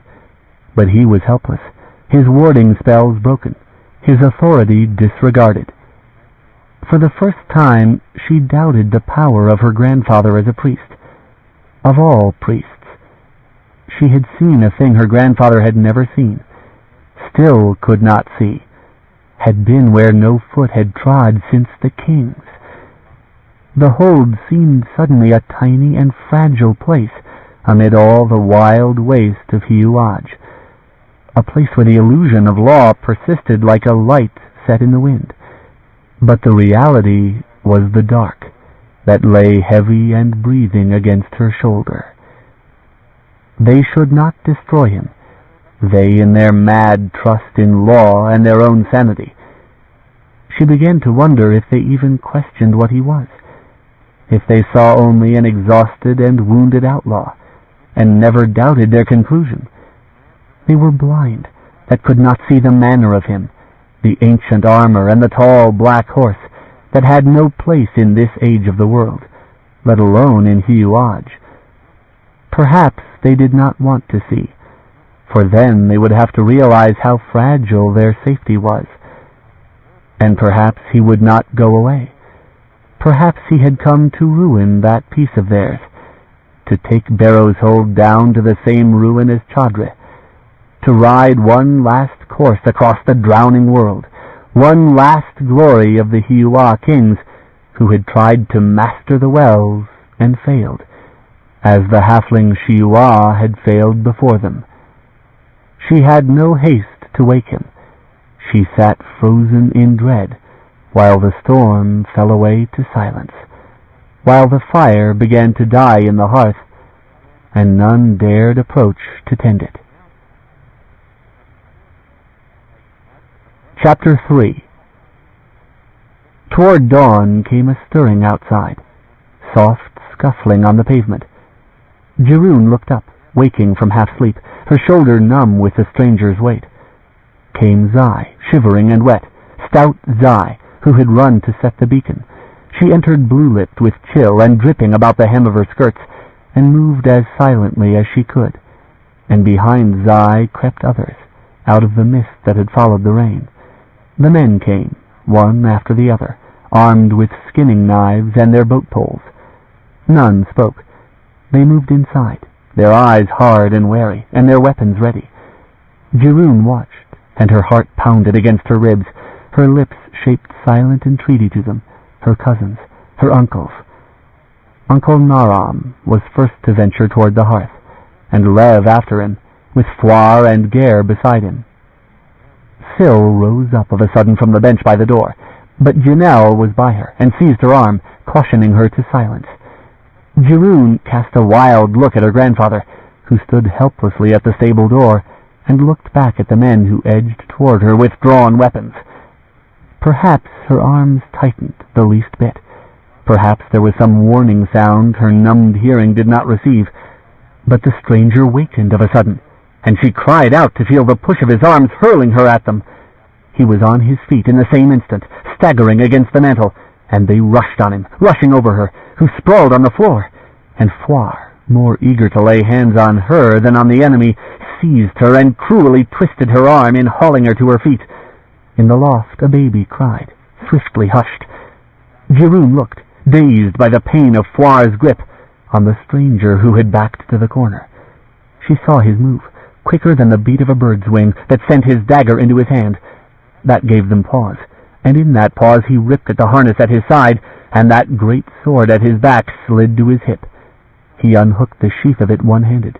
They panicked, rushed for him in a mass, and of a sudden the sheath flashed across the room loose, and the bright blade was in his two hands, a wheeling arc that scattered blood, and hurled her kinsman back with shrieks of pain and terror. And he leaned there in his corner a moment, hard breathing. But the fresh wounds were on his enemies, and none had they set on him. The stranger moved, and Foire gave back, wrenching Shiuan's arm so hard that she cried out, Syl's scream echoing upon her own. The stranger edged round the room, gathered up his fallen sheath, still with an eye to them. And her kinsmen gave back still further, none of them willing to rush that glittering blade a second time. In the loft were frightened stirrings, back into shadows. "What will you?" Shiuan heard her grandfather's voice ask from behind her. "Name it and go." "My horse," he said. "You, old man, fetch all my gear, all of it. I shall kill you otherwise." And not a muscle did he move, staring at them with the great sword in his hands. Nor did they move. Only her grandfather sidled carefully to the stable door and opened it, going to do the stranger's bidding. "Let her go," the stranger said then to Foire. Foire thrust her free, and she turned and spat at Foire, shaking with hate. Foire did nothing, his baleful eyes fixed on the stranger in silent rage, and she walked from him, never so glad to walk away from anything. Went from him and to the side of the stranger, who had touched her gently, who had never done her hurt. She turned there to face them all, these brute, ugly cousins, with thick hands and crass wit, and no courage when it was likely to cost them. Her grandfather had been a different man once, but now he had none to rely on but these. Brigands, no different at heart than the bandits they paid the marshlanders to catch and hang, save that the bandits played on the living. Shiuan drew a deep breath and tossed her tangled hair from her face and looked on Foire, hating, seeing the promise of later vengeance for his shame. On her, whom he reckoned already his property. She hated with a depth that left her shaking and short of breath, knowing her hopelessness. She was no more than they. The stranger had taken her part because of his own pride, because it was what a king should have done. But it was not because she was more than her cousins. He had dropped his dagger to use the sword. She bent slowly, picked it up, he none objecting, and she walked slowly to the other corner and slashed the strings by which sausages and white cheeses were hung. Janelle squealed with outrage, provoking a child's outcry from the loft. Janelle stifled her cry behind bony hands. And such prizes Shiuan gathered off the floor and brought back to him. "Here," she said, dropping them at his side on the hearthstones. "Take whatever you can." This she said to spite them all. The stableward door opened, and Grandfather Kelm led the black horse back in, the beast apprehensive of the room and the men. The warrior gathered the reins into his left hand and tugged at the saddle, testing the girth, but he never stopped watching the men. "I will take the blanket, if you will," he said to Shiuan quietly. "Tie the food into that, and tie it on. She bent down and did this, under her kinsman's outraged eyes, rolled it all into a neat kit bound with some of the cheese strings, and bound it behind the saddle as he showed her. She had to reach high to do this, and she feared the tall horse, but she was glad enough to do this for him. And then she stood aside while he tugged on the reins and led the black horse through their midst to the open door, none daring to stop him. He paused outside, still on the paving, already grayed by the mist that whitened the morning outside. She saw him rise to the saddle, turn, and the mist took him, and swiftly muffled even the sound of the hooves. There was nothing left of him, and it was as she had known it would be. She shivered and shut her eyes, and realized in her hand was still one relic of their meeting, one memory of ancient magics, the hilt of a bone-handled dagger, such as the old kings had borne to their burials. She looked on her kinsmen, who were bleeding with wounds and ragged and ill-smelling, which he had never been, though he came from the flood, hard riding, and there was hate in their faces, which he had not given her, though he was set upon and almost killed. She regarded Syl, sallow-faced, with her strength wasted, and Janelle, from whose face all liveliness and love had long since departed. "Come here," said Foire, and reached out to jerk her by the arm. His courage regained. She whipped the knife across his face, struck flesh, and heard him scream, blood across his mouth, and she whirled and ran, slashed this way and that among them, saw Syl's face, a mask of horror at her madness, her grandfather drawing Syl back for protection. She held her hand then, and ran, free through their midst, out into the cold and the fog. The shawl slipped from her shoulders to trail by a corner. She caught it and ran again through the black brush that appeared out of the mist. The dogs barked madly. She found the corner of the rough stone shelter on the west corner of the hold, and there in the brush she sank down, clutching the knife in bloody fingers, and bending over, near to being sick. Her stomach heaved at the memory of Syl's horrified face, her eyes stung with tears that blurred nothing, for there was only blank mist about her. She heard shouting through the distorting fog, her cousins seeking her, cursing her, and Syl's voice, full of love and anguish. Then she did weep, hot tears coursing down her face. She remembered the Syl that had been, when they were 3 sisters, and the world was wider. Then Syl could have understood.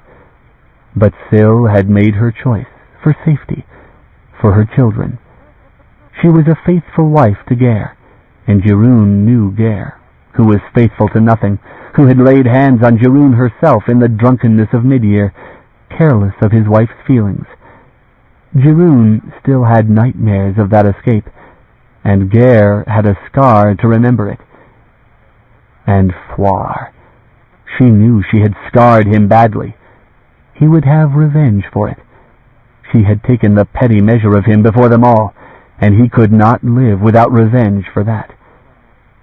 She sat trembling in the cold, white blankness, and clutched against her breast the gull token of the dead king, and the bloody dagger with it. "Jeroen!" That was her grandfather's voice, frantic and angry. Even to him she could not explain what she had done, why she had turned a knife on her own cousins, or what set her shuddering when she looked on her own sister. "Fay," he must say, which others had always believed, and he would sign holy signs over her, and cleanse the house, and renew the broken warding spells. It was without meaning, she thought suddenly, the chanting and the spells. They lived all their lives in the shadow of world's end, and her children to Foire or any man would be born to a worse age, and their children to the end of the world. They tried to live as if it were unimportant that the sea was eating away at the marsh, and the quakes shaking the stones of the hold. They lived as if gold could buy them years as it bought them grain. They sought safety and warmth and comfort as if it would last, and saw nothing that was real. There was no peace, The Barrow King had swept through their lives like a wind out of the dark, and peace was at an end, but they saw nothing. To accept Floir, until she had no spirit left, or until she killed him or he killed her, that was the choice she was given. She drew a great mouthful of air, like one drowning, and stared into the white nothingness, and knew that she was not going back. She gathered her limbs under her, and rose and moved quietly through the mist. Her kinsmen were down by the bank, calling to each other, seeking whether she had left in the boat. Soon they found the gold that was left there, abandoned in the night. Their voices exclaimed in profane greed. Already they were fighting over the prizes she had brought. She cared nothing for this. She had no more desire for gold or for anything that they valued. She moved quietly round by the stable's outside door, cracked it so that she could see in without being seen. The goats bleated, and the birds stirred in the loft, so that her heart froze in her, and she knew that the houseward door would be flung open and her presence in the outer stable discovered upon the instant. But there was no stir from the house. She could still hear the shouting down by the boat, distant and angry voices. There would be no better chance than this. She slipped inside, went to the pony's stall, and eased the gate open. Then she took the halter from its peg and slipped it on him, backed him out. He did not want to leave his stable when she reached the outside door, laid back his ears at the weather.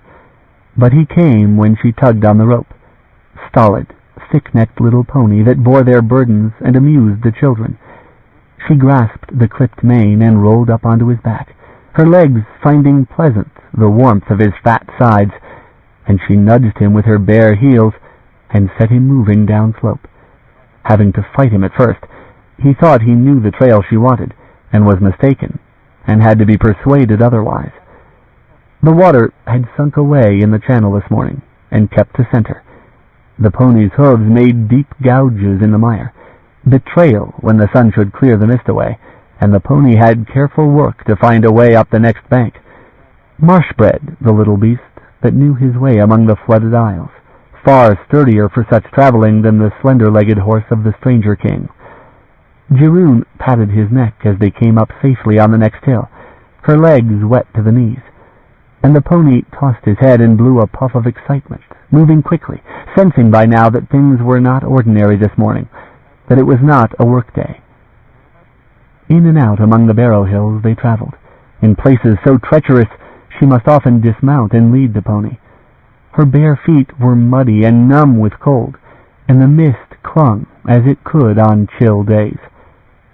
She felt the aches of her flight of the night before, the weariness of a night without sleep, but she had no desire to rest. Floir would find the tracks. Floir would pursue, if none of the others would. The thought of him coming on her alone, without his father and brother to restrain him, made her sick with fear. Eventually, in the mist, she found the way she sought, the stones of the old road, and solid footing for the pony. She climbed astride again, absorbing the warmth of the pony's sides, her damp shawl wrapped about her. She congratulated herself on having eluded pursuit, began for the first time to believe she might make it away clear. Even the pony moved gladly, his unshod hooves sounding hollowly on the stones and echoing back off unseen hills. It was the only road left in all Shiuan, calm-made and more ancient than the king's. Any who followed her must find her if she delayed, but they must come afoot, and she had the pony's strength under her. Somewhere ahead, she believed, rode the stranger king, for a northward track had brought him to Barrow's Hold, and there was no way but this for a rider to take. She had no hope of overtaking him on that fine, long-legged horse, not once they had both reached the road itself, but in her deepest hopes she thought he might expect her, wait for her, that he would become her guide through the terror of the wide marsh. But already he faded in her mind, a vision that belonged to the dark, and now things were white and gray. Only the gull image at her heart and the bone-handled dagger in the waistband of her skirt proved that he had ever existed, and that she was most coldly sane, more than all her kinsmen. In her common sense, she knew that she was bound for grief, that she was casting herself into the hands of marshlanders, or worse, who would learn, as her cousins knew, that she dreamed dreams, and hate her, as Cherryh folk hated her, Awan's fey daughter. But all the terror her nightmares had ever held seemed this morning at her back, hovering about Barrow's Hold with a thickness that made it impossible to breathe. Death was there. She felt it, close, close and waiting. Away from Barrow's Hold was relief from that pressure. It grew less and less as she rode away. Not to Aran, to hope for that drab misery within constant reach of Foire. She chose to believe that she traveled to Shiuan, where holds sat rich and secure, where folk possessed Hiua gold. It was not so important to reach it as it was to go, now, now, now. The urgency beat in her blood like the heat of fever, beyond all reason. Socha had smiled the morning she parted from them. Jiroon recalled her wrapped in sunlight, the boat gliding from the landing as it parted into that golden light. Socha had taken such a leave, at Hanath, when madness swelled as the waters swelled in their channels. Jiroon let herself wonder the darker thoughts that she had always chased from her mind. Whether Socha had lived long, swept out into the great grey sea, what night might have been for her, adrift in so much water, what horrid plunging of great monsters sporting near the shell of a boat, and in what mind Socha had come to the end, whether she had wept for Barrow's Hold and a life such as Syl had accepted. Jiroon did not think so. She drew the gull amulet from between her breasts, safe to see it now in daylight, safe where no one would take it from her, and she thought of the king under the hill, and the stranger, himself driven by a nightmare as her own drove her, the white rider, the fair rider, the woman behind him, day and white mist, as he was of the dark. In the night she had shuddered at his ravings, thinking of white feathers and of what lay against her heart, that seventh and unfavorable power, that once had prisoned him, before a Barrow's girl had come where she ought not. The gull glittered coldly in her hand, wings spread, a thing of ancient and sinister beauty, emblem of the blankness at the edge of the world, out of which only the white gulls came, like lost souls. Morgan Angaran, that the marshlanders cursed, that the kings had followed to their ruin, the White Queen, who was death. A nagging fear urged her to throw the amulet far into the marsh. Hanath was coming, as it had come for Socha, when earth and sea and sky went mad, and the dreams came, driving her where no sane person would go. But her hand closed firmly about it, possessing it, and in time she slipped it back into her bodice to stay. She could not see what lay about her in the mist. The pony's hooves rang sometimes on bare stone, sometimes splashed through water or trod on slick mud. The dim shapes of the hills loomed in the thick air, and passed her slowly, like humps of some vast serpent, submerged in the marsh, now on this side of the road and now on the other. Something tall and thin stood beside the roadway. The pony clopped on toward it, and Jiroon's heart beat faster. Her fingers clenched upon the rein, the while she assured herself that the pony would not so blithely approach any dangerous beast. Then it took shape clearly, one of the standing stones, edgewise. She knew it now, and had not realized how far she had ridden in the mist. More and more of such stones were about her now. She well knew where she was. The ruined Colin hold of Nia's Hill was nearby, stones which had stood before the moon was broken. She rode now on the border of the marshlands. The little pony walked stolidly on his way, small hooves ringing on stone, and now muffled by earth. And all that she could see in the gray world were the nearest stones and the small patch of earth on which the pony trod, as if creation itself were unraveled before and behind, and only where she rode remained solid. So it might be if one rode beyond the edge of the world. And riding over soft ground, she looked down and saw the prints of larger hooves. The road rose again from that point, so that earth no longer covered it, and the ancient stone surface lay bare. 3 standing stones made a gathering of shadows in the mist just off the road. Distantly came an echo off the stones, slow and doubling the sound of the pony's hooves. Cherryh little liked the place, that was old before the barrows were reared.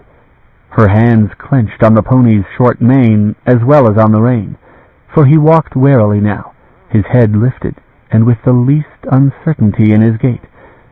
The echoes continued, and of a sudden came the ring of metal on stone. A shod horse. Cherryh drove her heels into the pony's fat sides, gathering her courage, forcing the unwilling animal ahead.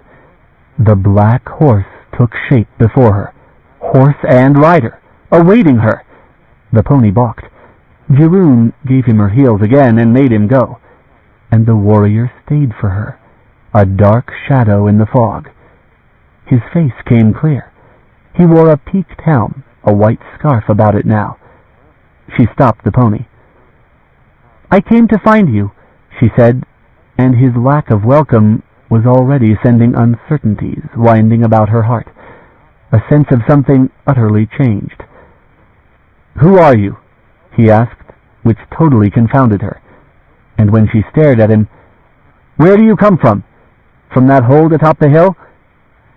She began to reckon that she was in truth going mad, and pressed her chilled hands to her face and shivered, her shaggy pony standing dwarfed by that tall black horse. With a gentle ripple of water, a ring of shod hooves on stone, a gray horse appeared out of the mist. Astride him was a woman in a white cloak, and her hair as pale as the day, as white as hoarfrost. "A woman," the warrior had breathed in his nightmare. "A rider, all white. The woman that follows me." But she came to a halt beside him, White Queen and Dark King together, and Cherryh reined aside her pony to flee the sight of them. The black horse overrushed her, the warrior's hand tearing the rein from her fingers. The pony shied off from such treatment, and the short mane failed her exhausted fingers.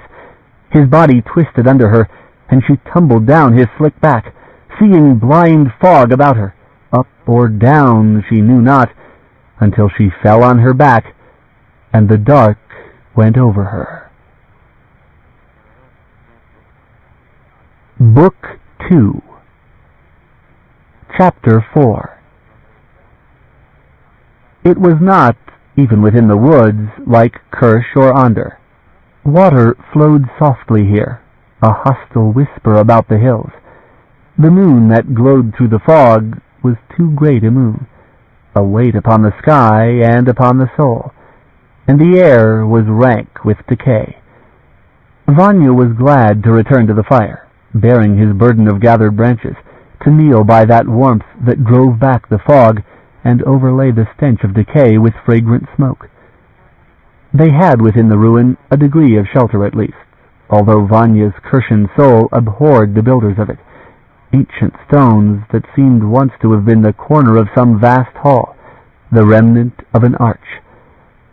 The gray horse and the black had pasturage on the low hill that lay back of the ruin, and the shaggy pony was tethered apart from the two for its safety's sake. The black animals were shadow shapes beyond the trees, and Gray Sipta seemed a racehorse in the fog. 3 shapes that moved and grazed at leisure behind a screen of moisture-beaded branches. The girl's brown shawl was drying on a stone by the fire. Vanya turned it to dry the other side, then began to feed branches into the fire. Wood so moisture-laden it snapped and hissed furiously, and gave off bitter clouds of smoke. But the fire blazed up after a moment, and Vanya rested gratefully in that warmth. took off the white-scarfed helm, and pushed back the leather coif, freeing his brown hair that was cut even with his jaw. No warrior's braid. He had lost that right along with his honor. He sat, arms folded across his knees, staring at the girl who lay in Morgaine's white cloak, in Morgaine's care. A warm cloak, a dry bed, a saddlebag for a pillow. This was as much as they could do for the child, who responded little. He thought that the fall might have shaken her forever from her wits, for she shivered intermittently in her silence, and stared at them both with wild, mad eyes. But she seemed quieter since he had been sent out for wood, a sign, he thought, either of better or of worse. When he was warmed through, he arose, returned quietly to Morgaine's side, from which he had been banished. He wondered that Morgaine spent so much attention on the child. Little enough good that she could do, and he expected now that she would bid him go back to the fire and stay there. "You speak with her," Morgaine said quietly, to his dismay, and as she gave place for him, rising, he knelt down, captured at once by the girl's eyes, mad, soft eyes, like a wild creature's. The girl murmured something in a plaintive tone and reached for him. He gave his hand, uneasily feeling the gentle touch of her fingers curling round his. "She has found you," she said, a mere breath, accented, difficult to understand. "She has found you, and are you not afraid? I thought you were enemies." He knew then. He was chilled by such words, conscious of Morgaine's presence at his back. "You have met my cousin," he said. "His name is Cherryh, among others." Her lips trembled, and she gazed at him with clearing sense in her dark eyes. "Yes," she said at last, "you are different. I see that you are." "Where is Ro?" Morgaine asked. The threat in Morgaine's voice drew the girl's attention. She tried to move, but Vanya did not loose her hand. Her eyes turned back to him. "Who are you?" she asked. "Who are you?" "Me Vanya," he answered in Morgaine's silence, for he had struck her down, and she was due at least his name for it. "Me Vanya Icha. Who are you?"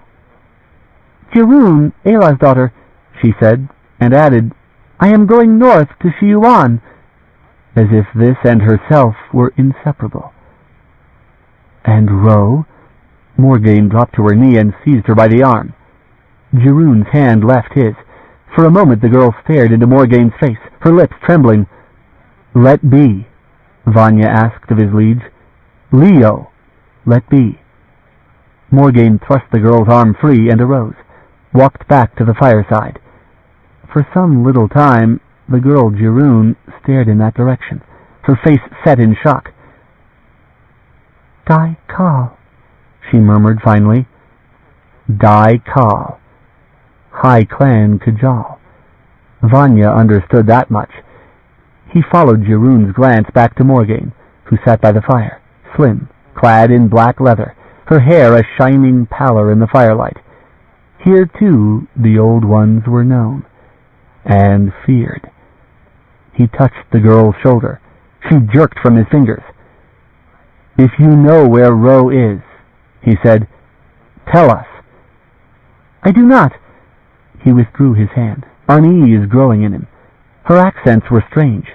He hated the place, the ruins, all this haunted land. It was a dream in which he had entrapped himself. Yet he had struck flesh when he rode against her, and she bled, and he did not doubt that he could, that it was well possible to die here, beneath this insane and lowering sky. In the first night, lost, looking about him at the world, he had prayed. Increasingly he feared that it was blasphemy to do so in this land, that these barren, drowning hills were hell, in which all lost souls recognized each other. "When you took me for him," he said to her, "you said you came to find me. Then he is on this road." She shut her eyes and turned her face away, dismissing him, weak as she was, and with the sweat of shock beading her brow. He was forced to respect such courage, she a peasant, and himself once a warrior of Clan Me. For fear, for very terror in this hell, he had ridden against her and her little pony with the force he would have used against an armed warrior, and it was only good fortune that her skull was not shattered, that she had fallen on soft earth and not on stone. "Vanya," said Morgaine from behind him. He left the girl and went to the side of his liege, sat down, arms folded on his knees, next the fire's warmth. She was frowning at him, displeased, whether at him or at something else he was not sure. She held in her hand a small object, a gold ornament. "She has dealt with him," Morgaine said, thin-lipped. "He is somewhere about, with ambush laid, it may well be. We cannot go on pushing the horses. Leo, there is no knowing what we may meet." "She may know. Doubtless she knows." "She is afraid of you," he objected softly. "Leo, let me try to ask her. We must rest the horses. There is time. There is time." "What Ro has touched," she said, "is not trustworthy. Remember it. Here, a keepsake." He held out his hand, thinking she meant the ornament. A blade flashed into her hand, and to his, sending a chill to his heart, for it was an honor blade, one for suicide. At first he thought it hers, for it was, like hers, chorus work. Then he realized it was not. It was Ro's. "Keep it," she said, "in place of your own." He took it unwillingly, slipped it into the long empty sheath at his belt. "Avert," he murmured, crossing himself. "Avert," she echoed, paying homage to beliefs he was never sure she shared, and made the pious gesture that sealed it, wishing the omen from him, the ill luck of such a blade. "Return it to him if you will. That pure-faced child was carrying it. Remember that when you are moved to gentility with her." Vanya sank down from his crouch to sit cross-legged by her, oppressed by foreboding. The unaccustomed weight of the blade at his belt was cruel mockery, unintended, surely unintended. He was weaponless. Morgaine thought of practicalities, and of other things. "Kill him," her meaning was. "It is yours to do." He had taken the blade, lacking the will to object. He had abandoned all right to object. Suddenly he felt everything tightly woven about him. Ro, a strange girl, a lost dagger, a net of ugly complexities. Morgaine held out her hand a second time, dropped into his the small gold object, a bird on the wing, exquisitely wrought. He closed his hand on it, slipped it into his belt. "Return that to her," he understood, and consented. "She is yours to deal with." Morgaine leaned forward and fed bits of wood into the fire, small pieces that charred rapidly into red-edged black.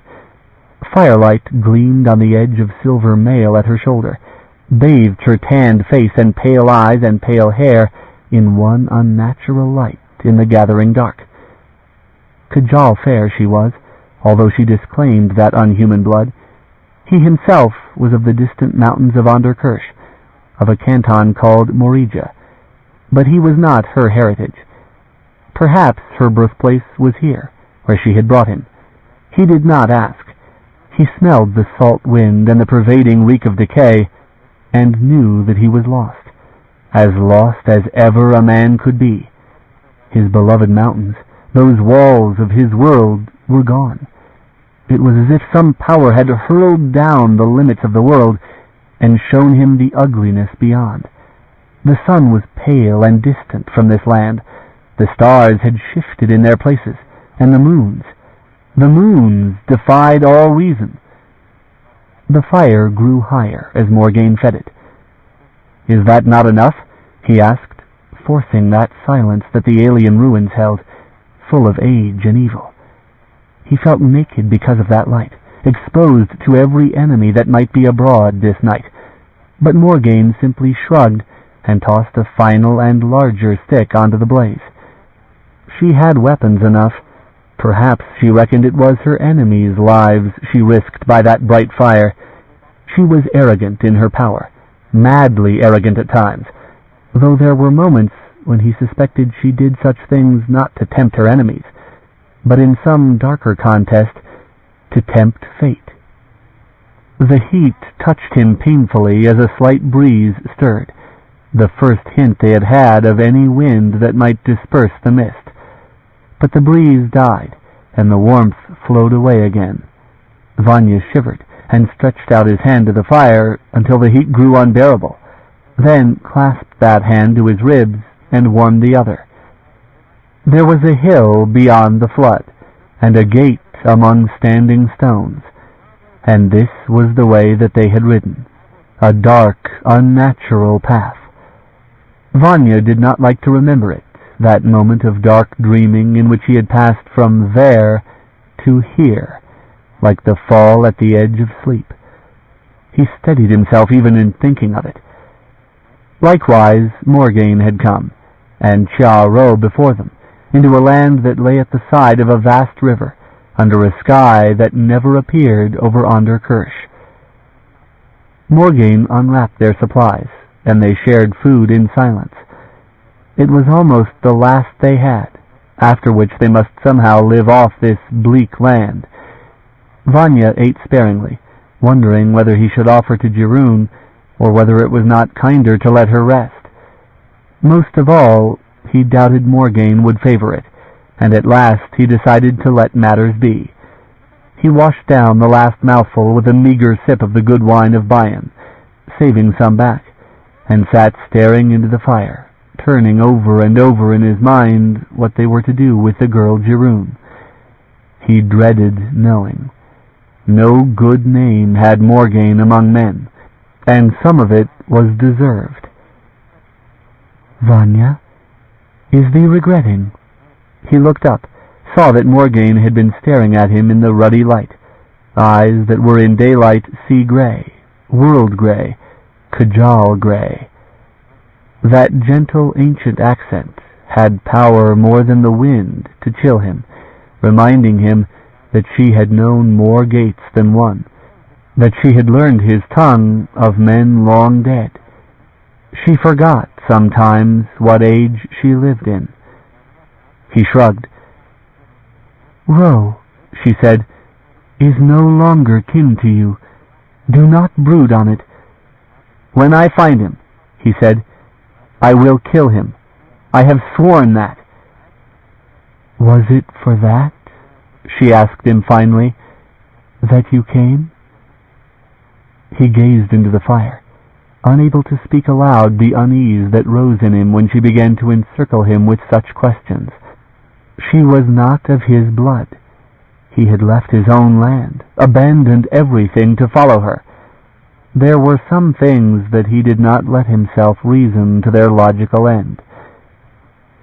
She left the silence on him, a stifling weight, and he opened his hand, twice scarred across the palm with the claiming by blood and ash.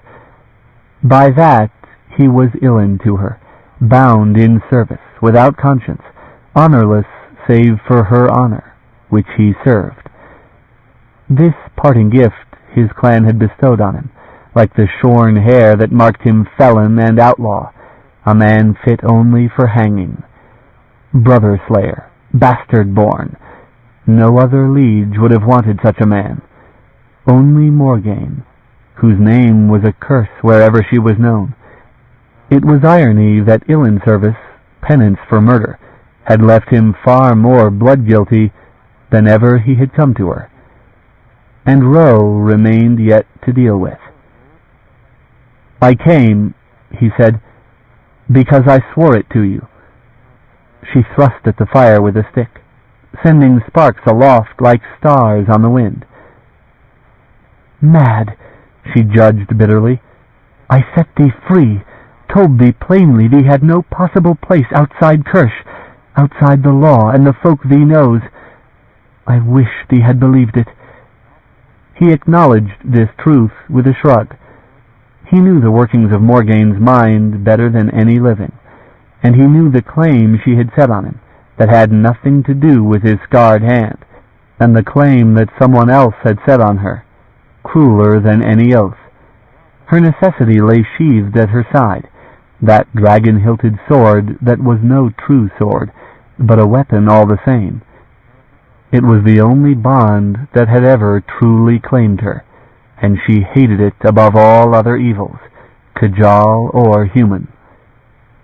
"I have no honor," she had warned him once. "It is unconscionable that I should take risks with the burden I carry. I have no luxury left for virtues." Another thing she had told him that he had never doubted: "I would kill you too if it were necessary." She hunted Kajal, she and the named blade Changeling. The Kajal she hunted now wore the shape of Cha-Ro-I-Cha. She sought gates, and followed therein a compulsion more than half madness, that gave her neither peace nor happiness. He could understand this in some part. He had held Changeling in his own hands, had wielded its alien evil, and there had come such a weight on his soul afterward that no penance of Illan service could ever cleanse him of remembering. "The law is," he said, "that you may bid me leave your service, but you cannot order it. If I stay, I remain Illan, but that is my choice and not yours." "No one ever refused to leave service." "Surely," he said, "there have been Illanin before me that found no choice. A man is maimed in service, for instance. He might starve elsewhere, but while he stays Illan, his Leo must at least feed him and his horse, however foul the treatment he may receive in other matters. You cannot make me leave you, and your charity was always more generous than my brother's." "You are neither halt nor blind," Morgaine retorted. She was not accustomed to being answered with levities. He made a gesture of dismissal, knowing for once he had touched through her guard. He caught something bewildered in her expression in that instant, something terrified. It destroyed his satisfaction. He would have said something further, but she glanced aside from him with a sudden scowl, removing his opportunity. "There was at least a time you chose for yourself," she said at last. "I gave you that, Mi Vanya. Remember it someday." "Aye," he said carefully, "only so you give me the same grace, Leo, and remember that I chose what I wanted." She frowned the more deeply. "As you will," she said. "Well enough." And for a time she gazed into the fire, and then the frown grew pensive, and she was gazing toward their prisoner, a look that betrayed some inner war. Vanya began to suspect something ugly in her mind that was somehow entangled with her questions to him. He wished that he knew what it was. "Leo," he said, "likely the girl is harmless." "Thee knows so?" She mocked him in his ignorance. He shrugged, made a helpless gesture. "I do not think," he said, "that Ro would have had time to prepare any ambush." "The time of gates is not world time." She hurled a bit of bark into the flames, dusted her hands. "Go, go. We have time now that one of us could be sleeping, and we are wasting it. Go to sleep." "She?" he asked, with a nod toward Jeroen. "I will speak with her." "You rest," he urged her after a moment, inwardly braced against some irrational anger. Morgaine was distraught this night, exhausted. They both were. Her slim hands were tightly laced about her knee, clenched until the strain was evident. Tired as he was, he sensed something greatly amiss.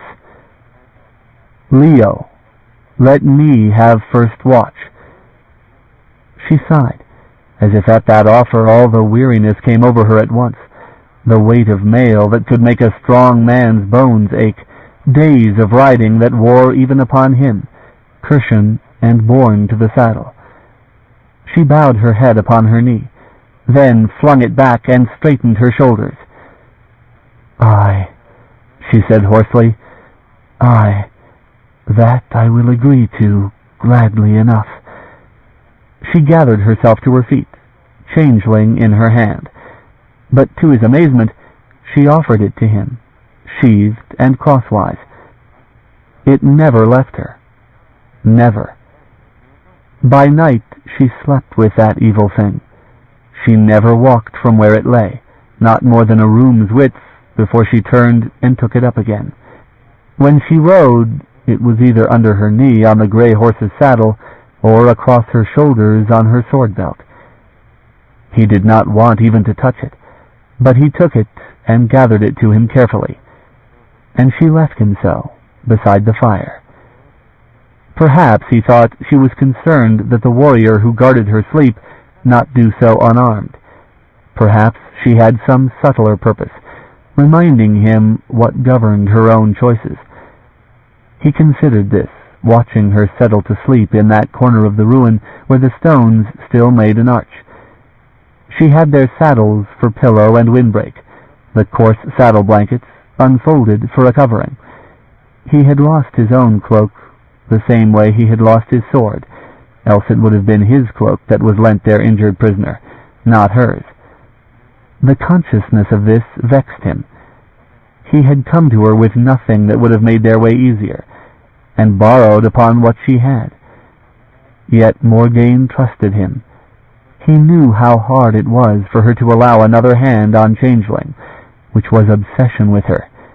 She need not have lent it, and did, and he did not know why. He was all too aware, in the long silence after she seemed to have fallen asleep, how clear a target the fire made him. Ro, if his hands retained any of their former skill, was a bowman of the Korish forests, and a Chia bowman was a shadow, a flitting ghost where there was cover.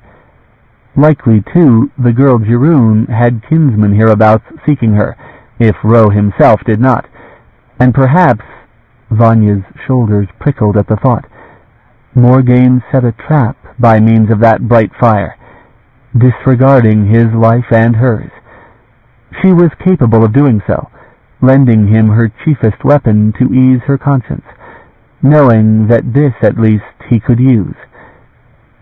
He rested the sword between his knees, the dragon hilt against his heart, daring not so much as to lie down to ease the torment of the mail on his shoulders, for he was unbearably tired, and his eyes were heavy. He listened to the faint sounds of the horses grazing in the dark, reassured constantly by their soft stirrings. Night sounds had begun, sounds much like home, the creak of frogs, the occasional splash of water, as some denizen of the marsh hunted. And there was the matter of Jiroon, that Morgaine had set upon him. He tucked a chill hand to his belt, felt the rough surface of the honor blade's hilt, wondering how Ro fared, wondering whether he were equally lost, equally afraid. The crackling of the fire at his side brought back other memories of another fireside, of Ra Chorus on a winter's evening, of a refuge once offered him, when no other refuge existed. Ro, who had been willing to acknowledge kinship with an outlawed Ilin. He had been moved to love Ro once, Ro alone of all his kinsmen, an honest man and brave, Chia Ro I Chia. But the man he had known in Ra Chorus was dead, and what possessed Ro's shape now was Kajal, ancient and deadly hostile. The honor blade was not for enemies, but the last resort of honor. Ro would have chosen that way if he had had the chance. He had not. Within gates, souls could be torn from bodies, and man confounded, the living with the dying. Such was the evil that had taken Chia Ro. Ro was truly dead, and what survived in him wanted killing, for Ro's sake. Vanya drew the blade partly from its sheath, touched that razor edge with gentle fingers, a tightness in his throat, wondering how, of all possessions that Ro might have lost, it had been this that no warrior would choose to abandon. "She has found you," the girl had said, mistaking them in their kinsman's resemblance. "Are you not afraid?" It occurred to him that Ro himself had feared Morgaine, loathed her, who had destroyed his ancestors and the power that had been Chorus. But Ro was dead. Morgaine, who had witnessed it, had said that Ro was dead. Vanya clenched both hands about Changeling's cold sheath, averted his eyes from the fire, and saw Jiroon awake and staring at him. She had knowledge of Ro. Morgaine had left the matter to him, and he loathed what he had asked, realized it for what it truly was, that he did not want the answers. Suddenly, the girl broke contact with his eyes, hurled herself to her feet and for the shadows. He sprang up and crossed the intervening distance before she could take more than 2 steps, seized her arm, and set her down again on the cloak, Changeling safely out of her reach in the bend of his other arm. She struck him, a solid blow across the temple, and he shook her, angered. A second time she hit him, and this time he did hurt her, but she did not cry out. Not a sound came from her but gasps for breath, when woman might have appealed to woman. Not to Morgaine. He knew whom she feared most, and when she had stopped struggling, he relaxed his grip, reckoning that she would not run now. She jerked free and stayed still, breathing hard. "Be still," he whispered. "I shall not touch you. You will be wiser not to wake my lady." Jiroon gathered Morgaine's white cloak up about her shoulders, up to her chin. "Give me back my pony and my belongings," she said. Her accent and her shivering together made her very difficult to understand. "Let me go. I swear I will tell no one. No one." "I cannot," he said. "Not without her leave. But we are not thieves." He searched in his belt and found the gull ornament. Offering it, she snatched it, careful not even to touch his hand, and clenched it with the other hand under her chin. She continued to stare at him, fierce dark eyes glittering in the firelight. The bruised cheek gave the left eye a shadow. "You are his cousin?" she asked. "And his enemy?" "In my house," he said, "that is nothing unusual." "He was kind to me." He gave a sour twist of the lips. "You are fair to look upon, and I would hardly be surprised at that." She flinched. The look of outrage in her eyes was like a physical rebuff, reminding him that even a peasant girl was born with honor, a distinction that he could not claim. She looked very young, frightened of him and of her circumstances. After a moment, it was he that looked aside. "I beg pardon," he said, and when she kept a long silence, still breathing as if she had been running, "How did you meet him? And when?" "Last night," she said, words that filled him with relief, on many accounts. "He came to us hurt, and my folk tried to rob and kill him. He was too quick for us, and he could have killed everyone, but he did not. And he was kind to me."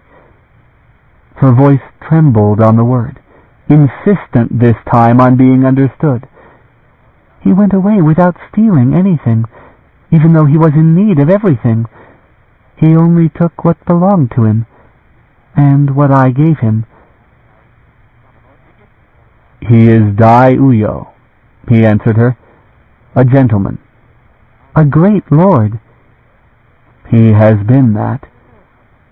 Her eyes reckoned him up and down and seemed perplexed. "And what are you?" he imagined her thoughts in that moment, hoping that she would not ask. The shame of his shorn hair, the meaning of the white scarf of the Ilin. Perhaps she understood, reckoning the difference between him and Cha Ro. highborn, cousin. He could not explain.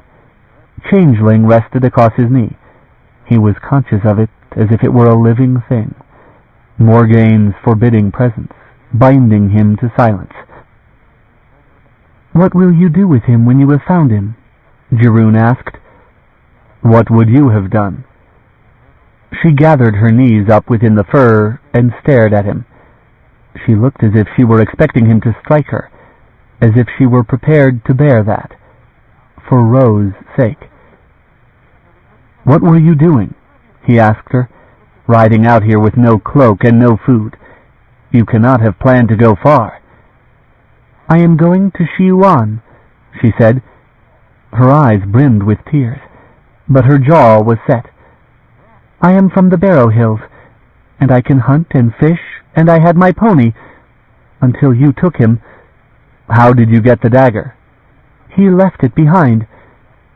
"It is an honor blade," he said harshly. "A man would not so casually leave that behind."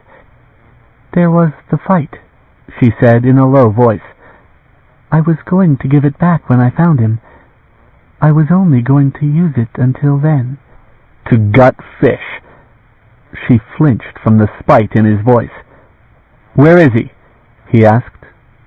"I do not know. I do not know. He said nothing. He only left." Vanya stared at her, weighing her answers, and she edged back from him as if she did not like his expression. "Go to sleep," he bade her suddenly, and rose and left her there, looking back nevertheless to be sure she did not make some rash bid to escape. She did not.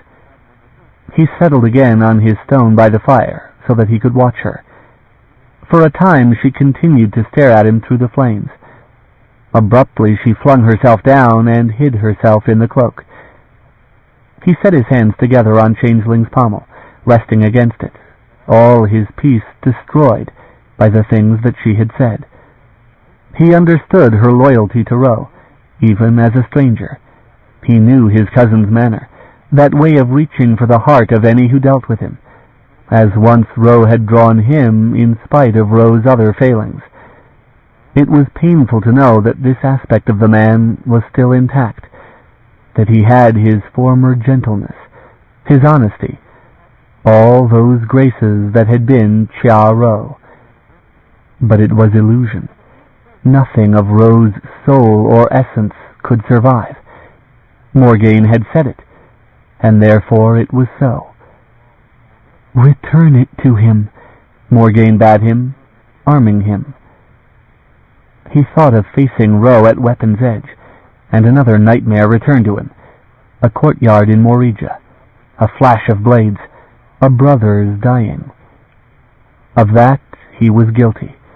To destroy, to plunge home that blade when it was Ro's face and voice. For this, possibly, he could prepare himself. But, oh, heaven, he thought, sickness turning in him, if it should be more than outward seeming. "He was kind to me," the girl had said. "He went away without stealing anything, even though he was in need of everything." There was no kindness in the Kajal, who had sought his life and taken Ro's in its place. Nothing so simple or so human as kindness, only sweet persuasiveness, the power to convince with seeming logic, to play on a man's worst fears and darkest impulses, and promise what he had no intention of giving. Nor was there honor, the manner of a high clan warrior, a clan lord, who would not stoop to thievery, not even in great need. That was not the manner of the being who had lied and murdered and stolen through 3 generations of men, taking what he desired, even the body in which he lived. Generosity was unknown to him. That was not the Kajal. It was the manner of Ro himself, Chia, and more prideful than practical, the blood they both shared. It was Ro. "Vanya," he spun toward the whisper, the tread upon leaves, heart frozen at the sight of the shadowy figure, even when he knew it was only Morgaine. He was embarrassed that he had not heard her moving, though she was herself adopted Chia, and walked silently enough when she chose. But the more he was disturbed for the thoughts in which she had come upon him, that betrayed his oath while she trusted him. For a moment he felt that she read him. She shrugged then and settled beside the fire. "I am not disposed to sleep," she said. Distress, displeasure, with what or whom he could not tell. Her eyes met his, disturbing him, striking fear into him. She was capable of irrationality. Knowing this, still he stayed with her. At such times he remembered that he was not the first who had done so, that she had far more of comrades' blood to her account than that of enemies, that she had slain far more who had shared bread with her than ever she had of those she had wished to harm. Ro was one such that had crossed her path, and deserved pity for it. Vanya thought of Ro and of himself, and in that instant there was a distance between himself and Morgaine. He thrust Ro from his mind. "Do we move on?" he asked her. It was a risk, and he knew it, that she might seize upon it in her present mood. He saw that it tempted her sorely, but since he had offered, she was obliged to use reason. "We will move early," she said. "Go rest."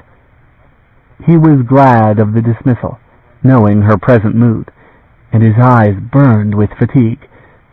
He took the sword in his hands and gave it to her, anxious to be rid of it, sensing her distress to be parted from it. Perhaps, he thought, this had disturbed her sleep. She folded it into her arms and leaned forward to the fire, as if having it comforted her. "It has been quiet," he said. "Good," she answered, and before he could gather himself to his feet, "Vanya?" "I?" He settled back to his place, wanting and not wanting to share her thoughts, the things that had robbed her of sleep. "Did thee trust what she said?" She had heard then, listening to all that had passed. He was at once guiltily anxious, trying to remember what things he had said aloud and what he had held in his heart. And he glanced at Jiroon, who still slept, or pretended to. "I think it was the truth," he said. "She is ignorant of us, of everything that concerns us. Best we leave her in the morning." "She will be safer in our company a time." "No," he protested. Things came to mind that he dared not say aloud, hurtful things, the reminder that their company had not been fortunate for others. "And we will be the safer for it," she said, in a still voice that brooked no argument. "Aye," he said, forcing the word. He felt a hollowness, a sense of foreboding so heavy that it made breath difficult. "Take your rest," she said. He departed the warmth of the fire, sought the warm nest that she had quitted. When he lay down amid their gear and drew the coarse blankets over him, every muscle was taut and trembling. He wished that Elah's daughter had escaped them when she had run, or, better still, that they had missed each other in the fog and never met. He shifted to his other side and stared into the blind dark, remembering home and other forests, knowing that he had entered an exile from which there was no return. The gate behind them was sealed. The way lay forward from here, and it occurred to him with increasing unease that he did not know where he was going, that never again would he know where he was going. Morgaine, his arms, and a stolen Honduran horse. That comprised the world that he knew. And now there was Ro, and a child who had about her the foreboding of a world he did not want to know. His own burden, Jiroon Elah's daughter, for it was his impulse that had laid ambush for her, when by all other chances she might have ridden on her way. Chapter 5. Vanya. He wakened to the grip of Morgaine's hand on his arm, startled out of a sleep deeper than he was wont. "Get the horses," she said. The wind was whipping fiercely at the swaying branches overhead, drawing her fair hair into a stream in the darkness. "It is close to dawn. I let you sleep as long as I could, but the weather is turning on us." He murmured a response, arose, rubbing at his eyes. When he glanced at the sky, he saw the north flashing with lightnings, beyond the restless trees. Wind sighed coldly through the leaves. Morgaine was already snatching up their blankets and folding them. For his part, he left the ring of firelight and felt his way downslope among the stones of the ruins, across the narrow channel and up again to the rise where the horses were tethered. They snorted alarm at his coming, already uneasy at the weather. But Siptah recognized him and called softly. Gray Siptah, gentler mannered than his own Honduran gelding. He took the gray and Jeroen's homely pony together and led them back the way he had come, up again into the ruins. Jeroen was awake. He saw her standing as he came into the firelight, opened his mouth to speak some gentle word to her, but Morgaine intervened, taking the horses. "I will tend them," she said brusquely. "See to your own." He hesitated, looking beyond her shoulder to Jeroen's frightened face, and felt a deep unease, leaving her to Morgaine's charge. But there was no time for disputes, and there was no privacy for argument. He turned and plunged back into the shadows, making what haste he could, not knowing against what he was racing, the storm or Morgaine's nature. Dawn was coming. He found the black gelding a shadow in a dark that was less than complete, although the boiling clouds held back the light. He freed the horse, hauled firmly on the cheek strap as the ungentle beast nipped at him, then, in his haste, swung up bareback and rode back with halter alone, down across the stream and up again among the trees and the ruins.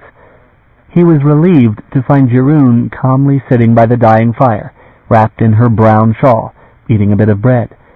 Morgaine was doing as she had said, tending to Siptah's saddling, and she bore Changeling on her shoulder harness, as she would when she judged the situation less than secure. "I have told her that she is coming with us," Morgaine said, as he alighted and flung the blanket up to the gelding's back. He said nothing, unhappy in Morgaine's intention. He bent and heaved the saddle up, settled it, and reached under for the girth. "She seemed agreeable in the matter," Morgaine said, seeming determined to draw some word from him on the subject. He gave attention to his work, avoiding her eyes. "At least," he said, "she might ride double with me. She has a head wound. We might give her that grace. By your leave." "As you will," said Morgaine after a moment. She rolled her white cloak into its oiled leather covering and tied it behind her saddle. With a jerk of the thongs, she finished, and gathered up Siptah's reins, leading the horse toward the fire where Jeroen sat. Jeroen stopped eating, and sat there with the morsel forgotten in her two hands. Like something small and trapped she seemed, with her bruised eyes and bedraggled hair, but there was a hard glitter to those eyes nonetheless. Vanya watched in unease as Morgaine stopped before her. "We are ready," Morgaine said to her. "Vanya will take you up behind him." "I can ride my own pony." "Do as you are told." Jeroen arose, scowling, started to come toward him. Morgaine reached to the back of her belt, a furtive move. Vanya saw, and dropped the saddlebag he had in hand. "No!" he cried. The motion was sudden, the girl walking, the sweep of Morgaine's hand, the streak of red fire. Jeroen shrieked as it touched the tree beside her, and Vanya caught the gelding's bridle as the animal shied up. Morgaine replaced the weapon at the back of her belt. Vanya drew a shaken breath, his hands calming the frightened horse. But Jeroen did not move at all, her feet braced in the preparation of a step never taken, her arms clenched about her bowed head.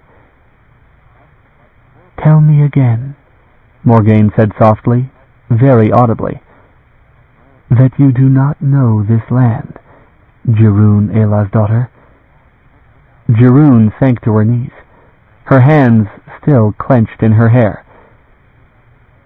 "I have never been further than this down the road," she said in a trembling voice. "I have only heard that it leads to Shiuan, and that was before the flood. I do not know." "Yet you travel it without food, without a cloak, without any preparation. You hunt and you fish. Will that keep you warm of nights? Why do you ride this road at all?" "Shiuan is drowning," Cherryh wept. "Since the wells were closed and the moon was broken, Shiuan has been drowning, and it is coming soon. I do not want to drown."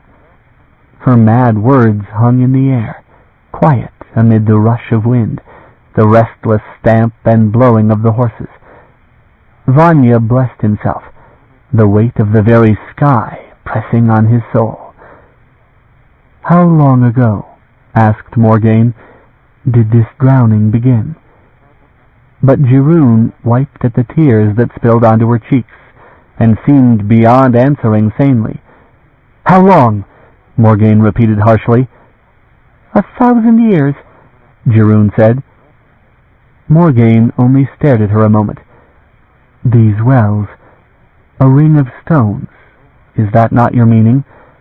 One overlooks the great river, and there will be yet another northward, one master well. Do you know it by name?" Cherryh nodded, her hands clenched upon the necklace that she wore, bits of sodden feather and metal and stone. She shivered visibly. "Abarais," she answered faintly. "Abarais in Shiuan. Daikal, Daikal, I have told you all the truth, all that I know. I have told everything." Morgaine frowned, and at last came near the girl, offering her hand to help her rise. But Cherryh shrank from it, weeping. "Come," said Morgaine impatiently, "I will not harm you. Only do not trouble me. I have shown you that, and better that you see it now than that you assume too far with us." Cherryh would not take her hand. She struggled to her feet, unaided, braced herself, her shawl clutched about her. Morgaine turned and gathered up Sipta's reins, rose easily into the saddle.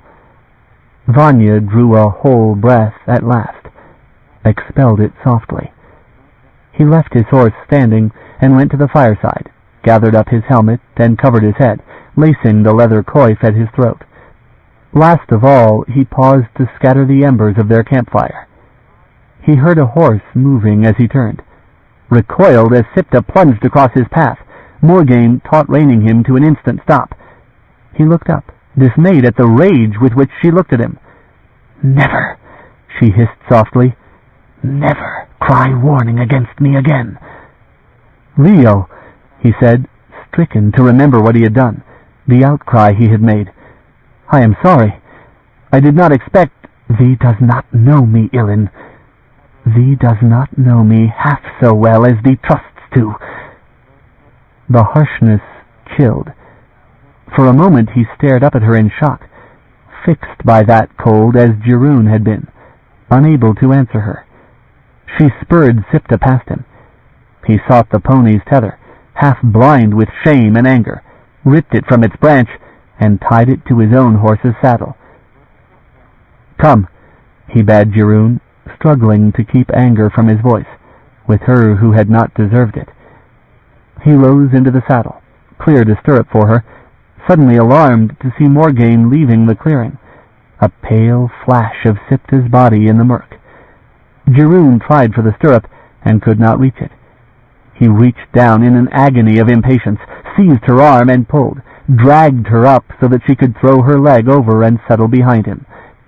"Hold to me," he ordered her, jerked her shy hands about his waist, and laid spurs to the gelding, that started forward with a suddenness that must have hurt the pony. He pursued Morgaine's path, only dimly aware of branches that raked his face in the passage. He fended them with his right hand, and used the spurs a second time. One thing he saw, a pallor through the trees, fast opening a lead on him. Soulbound. That was Ilinov, and he had strained the terms between them. Morgaine's loyalty lay elsewhere, to a thing he did not understand or want to know. Wars of Kajal that had ruined kingdoms and toppled kings and made the name of Morgaine Cree Chia a curse in the lands of men. She sought gates, the witch fires that were passage between world and world, and sealed them after her, one and another and another. His world had changed. He had been born and grown to manhood between two beats of her heart, between two gate-spanning strides of that gray horse. The day that he had given her his oath, a part of him had died, that sense of the commonplace that let ordinary men live, blind and numb to what terrible things passed about them. He belonged to Morgaine. He could not stay behind. For a stranger's sake, he had riven what peace had grown between them, and she would not bear it. It was that way with Morgaine, that he be with her entirely, or be numbered among her enemies. The trees cut off all view. For a wild moment of terror, he thought that in this wilderness he had lost her. She rode against time, time that divided her from Ro, from gates that could become a fearful weapon in skilled hands. She would not be stayed longer than flesh must rest, not for an hour, an instant. She had forced them through flood and against storm to bring them this far, all in the obsessive fear that Ro might be before them at the master gate that ruled the other gates of this sad land, when they had not even known beyond doubt that Ro had come this way. Now she did know. Jeroen's arms clenched about him as they slid on the downslope. The pony crashed into them with bruising force, and the gelding struggled up another ridge and gained the paved road, the pony laboring to keep the pace. And there, to his relief, he saw Morgaine. She had paused, a dim, pale figure on the road beneath the arch of barren trees. He raked the gelding with the spurs and rode to close the gap, reckless in their speed over the uncertain trail. Morgaine gazed into the shadows, and when he had reined in by her, she simply turned Sipta's head and rode sedately on her way down the road, giving him her shoulder. He had expected nothing else. She owed him nothing. He rode, his face hot with anger, conscious of Jeroen's witness. Jeroen's arms were clenched about him, her head against his back. At last he realized how strained was her hold upon him, and he touched her tightly locked hands.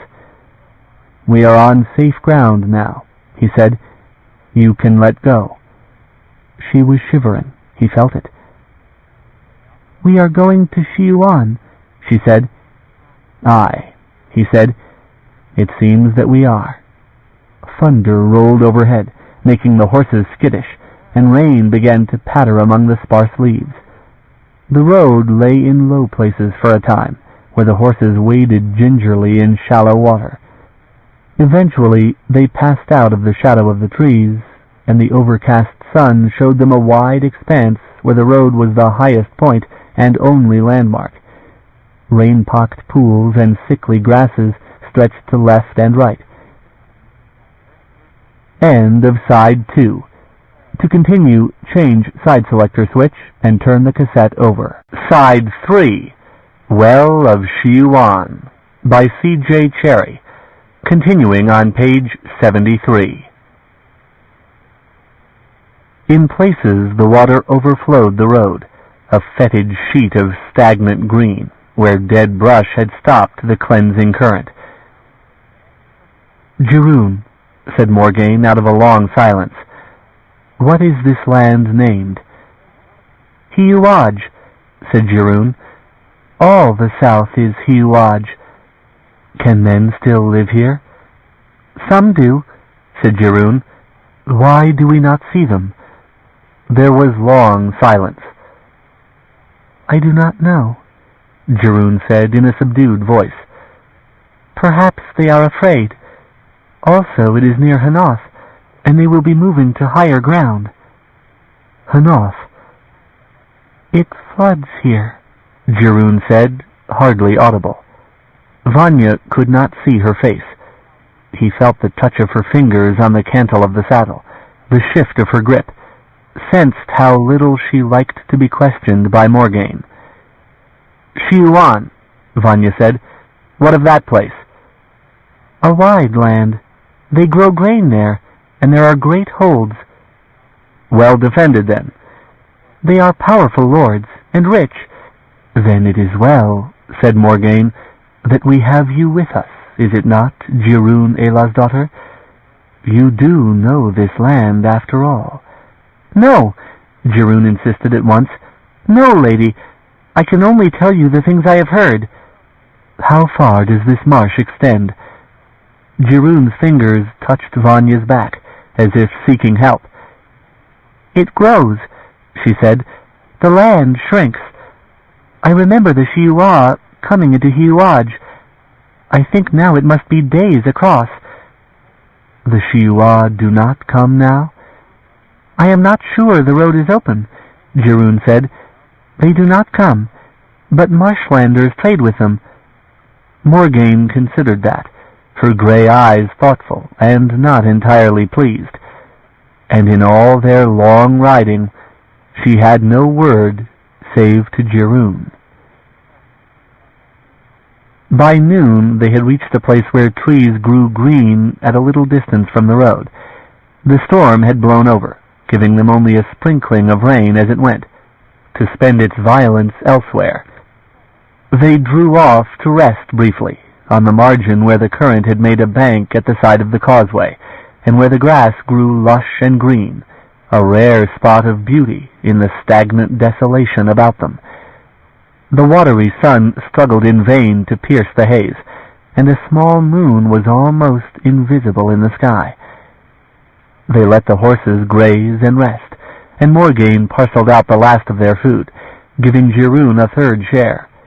But Jirun took what she was given, and drew away from them as far as the narrow strip of grass permitted. She sat gazing out across the marsh, preferring that dismal view, it seemed, and solitude. And still Morgaine had spoken no word. Vanya ate, sitting cross-legged on the bank beside her, finally having decided within himself that it was not anger that kept her silent now. Morgaine was given to such periods when she was lost in her own thoughts. Something weighed upon her mind, in which he thought he was far from welcome. "She," Morgaine said suddenly, startling him, softly though she spoke, "was surely desperate to come this road alone. For fear of drowning, says she. Vanya, does it occur to thee to wonder why, out of all the years of her life, she suddenly set out, with nothing in preparation?" "Ro can be persuasive," he said. "The man is not Ro." "Aye," he said, disturbed in that lapse, avoiding her eyes.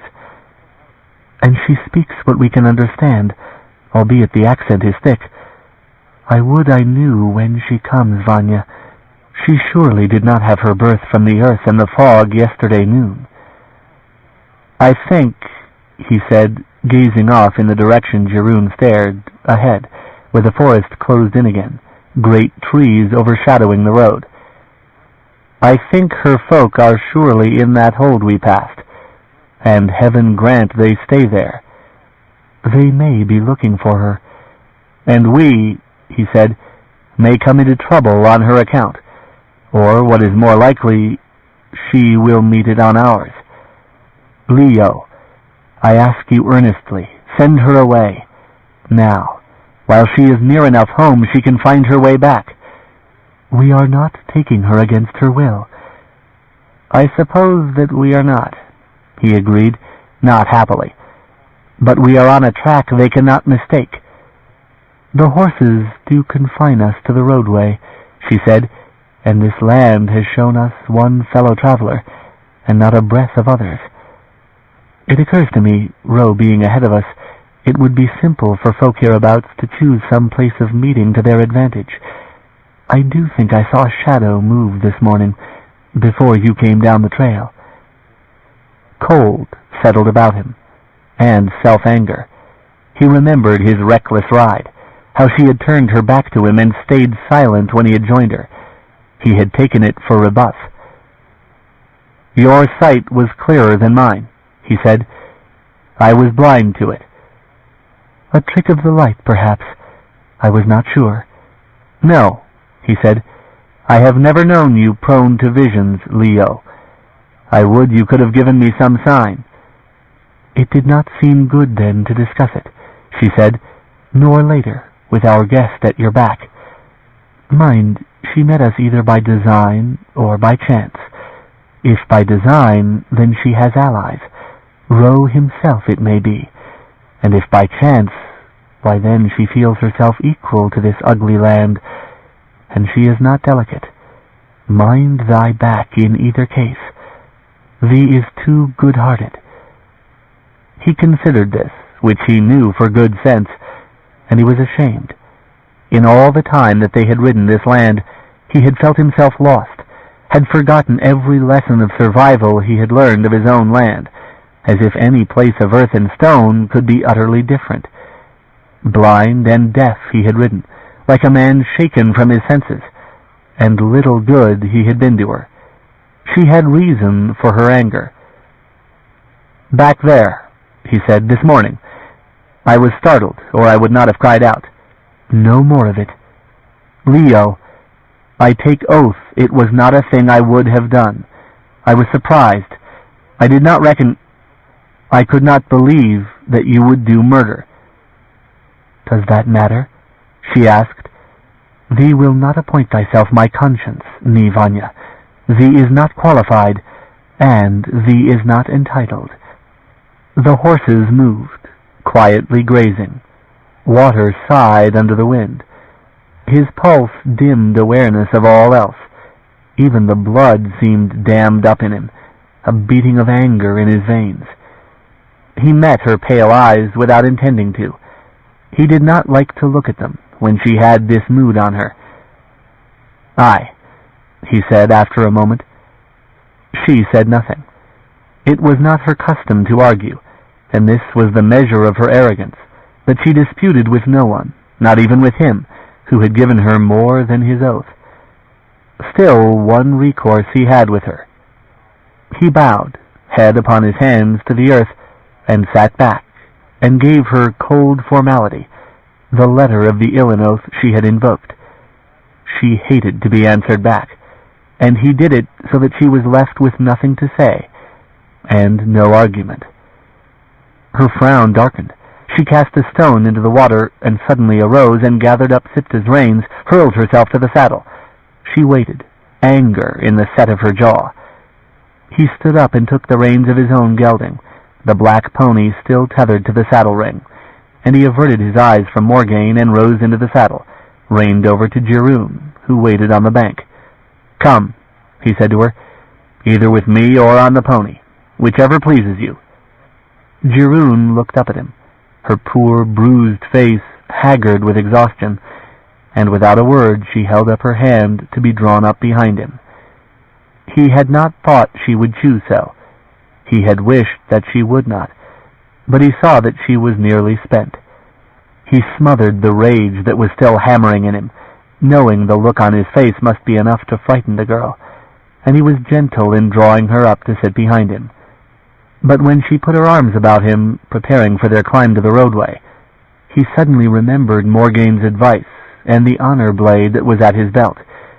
He removed it to the saddle sheath at his knee, where her hands could not reach it. Then he turned the horse upslope, where Morgaine awaited him on the road. He expected her to ride ahead, scorning him, but she did not. She set Sipta to walking beside the gelding, knee to knee with him, though she did not look at him. It was tacit conciliation, he suspected. He gathered this knowledge to himself for comfort, but it was far down the road before there was a word from her, when the cold shadow of the trees began to enfold them again. "My moods," Morgaine said suddenly. "Forget them." He looked at her, found nothing easy to say. He nodded, a carefully non-committal gesture, for the words were painfully forced from her, and he did not think she wanted to discuss the matter. In truth, she owed him nothing, neither apology nor even humane treatment.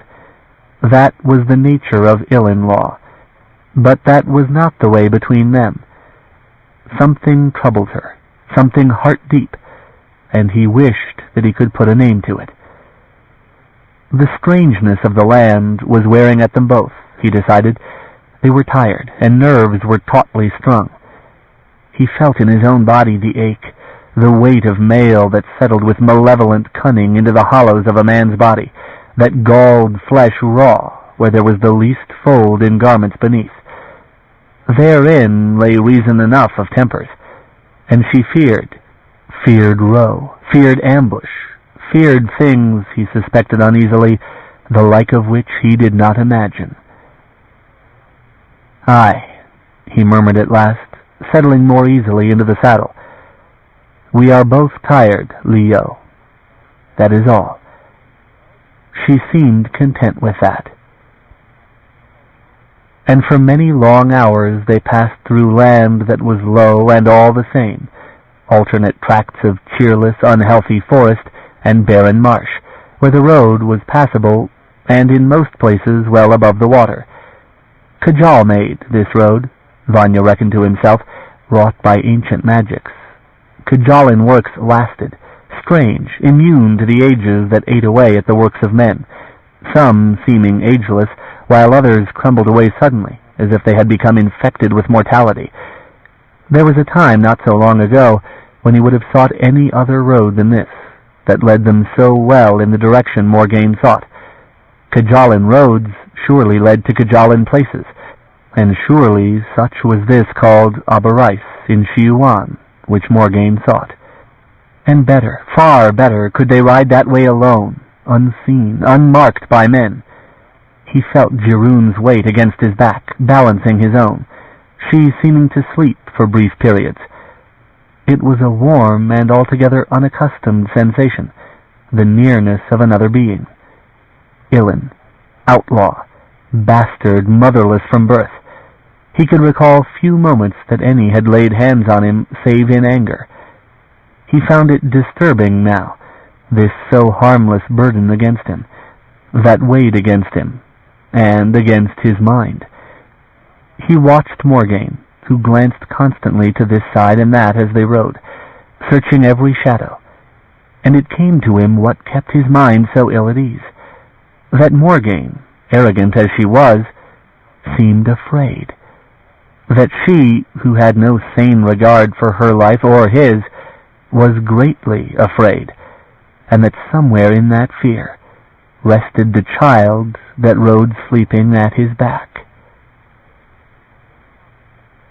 The forest closed in upon the road in the late afternoon, and did not yield them up again, a way that grew more and more darksome, where it seemed that evening came premature.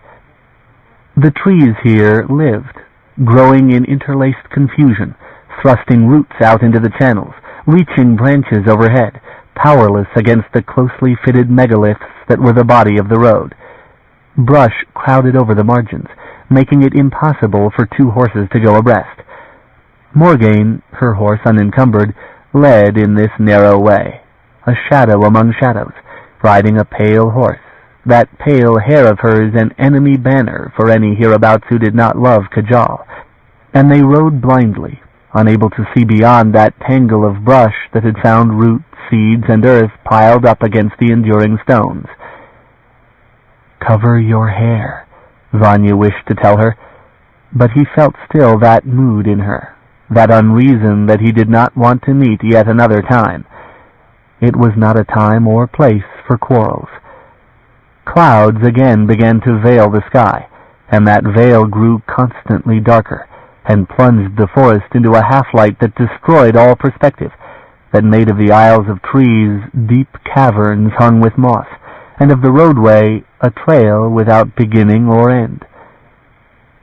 "I am afraid," Jiroon protested suddenly, the only word she had volunteered all day long.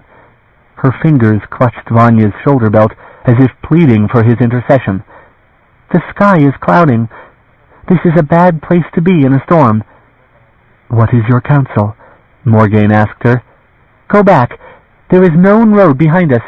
Please, lady, let us ride back to higher ground as quickly as we can." "High ground is too far back." "We do not know whether the road even goes on," Cherryh urged, desperation in her voice. She wrenched at Vanya's sleeve. "Please!" "And leave ourselves," said Morgaine, "on this side of a flood, and row safely on the other?"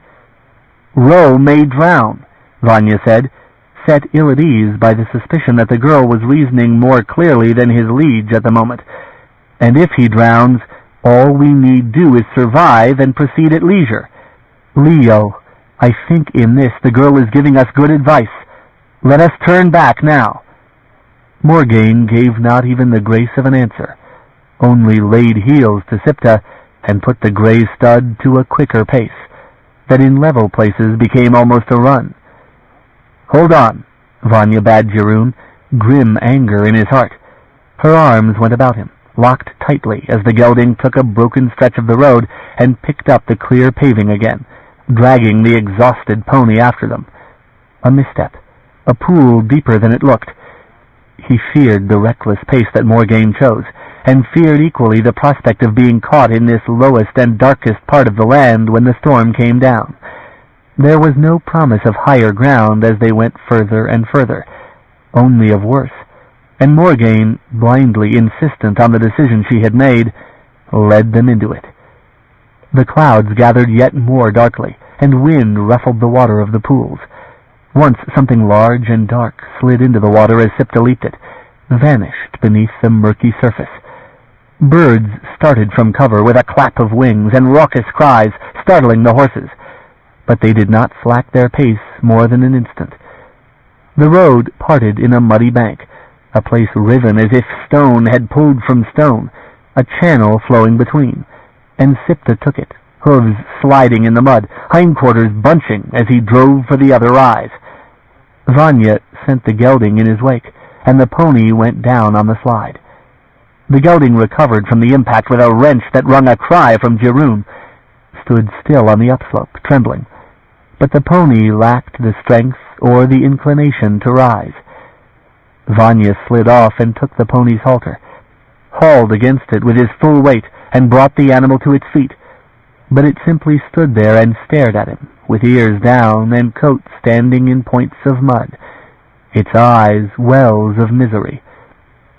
He slipped the halter from it. "No!" Cherryh protested, but he pushed its head around and slapped it on its muddy rump, sending it wandering, dazed, back down the bank. He had dim hope for the animal, but more than he held for their own fortunes. He looped the empty rope and halter to the saddle, then took the reins and led his own horse up the opposing slope. Morgaine was no longer in sight when he reached the crest. He swore, rose the awkward way into the saddle, passing his leg in front, avoiding even so much as a backward glance at Cherryh. She held to him as he spurred the exhausted animal. He felt her sobbing against his back, whether for grief over the pony or for terror for herself, he was not sure. Upon his face now he felt the first drops of rain, and panic rose in him, the bitter surety of disaster shaping about them. A moment more brought Morgaine in view. She refused to hold back now, he thought, because she also had begun to realize that there was no safety, and she sought desperately to bring them through this place, to find an end of it, as there had been an end of all other such forested entanglements. The pattering fall of rain among the leaves began in earnest, scarring the smooth faces of the pools and chilling the air abruptly. Soon enough there was no more running. The stone causeway began to be awash in the low places, and the horses picked their way through overgrowth. The rain slanted down, borne on strong wind, blinding, making the horses shy from it. The gelding stumbled on the route, recovered with an effort that Vanya felt in his own muscles, a failing shudder. He flung his leg over the horn and slid down, beginning to lead the horse, finding its way with his own feet, lest it cripple itself. Ahead of him, Sipta walked, slowly now. "Leo!" he shouted over the roar of the water that swallowed all lesser sounds. "Let me to the fore!" She heard him and reined back, letting him lead the gelding past. He saw her face when he looked back, haggard and drawn and miserable with weariness. remembered how little she had slept. Now she surely realized that she had chosen amiss in her stubbornness, that she should have heeded Cherryh, who knew this land. But she did not offer even yet to direct them back. Cherryh offered nothing, no word, no objection.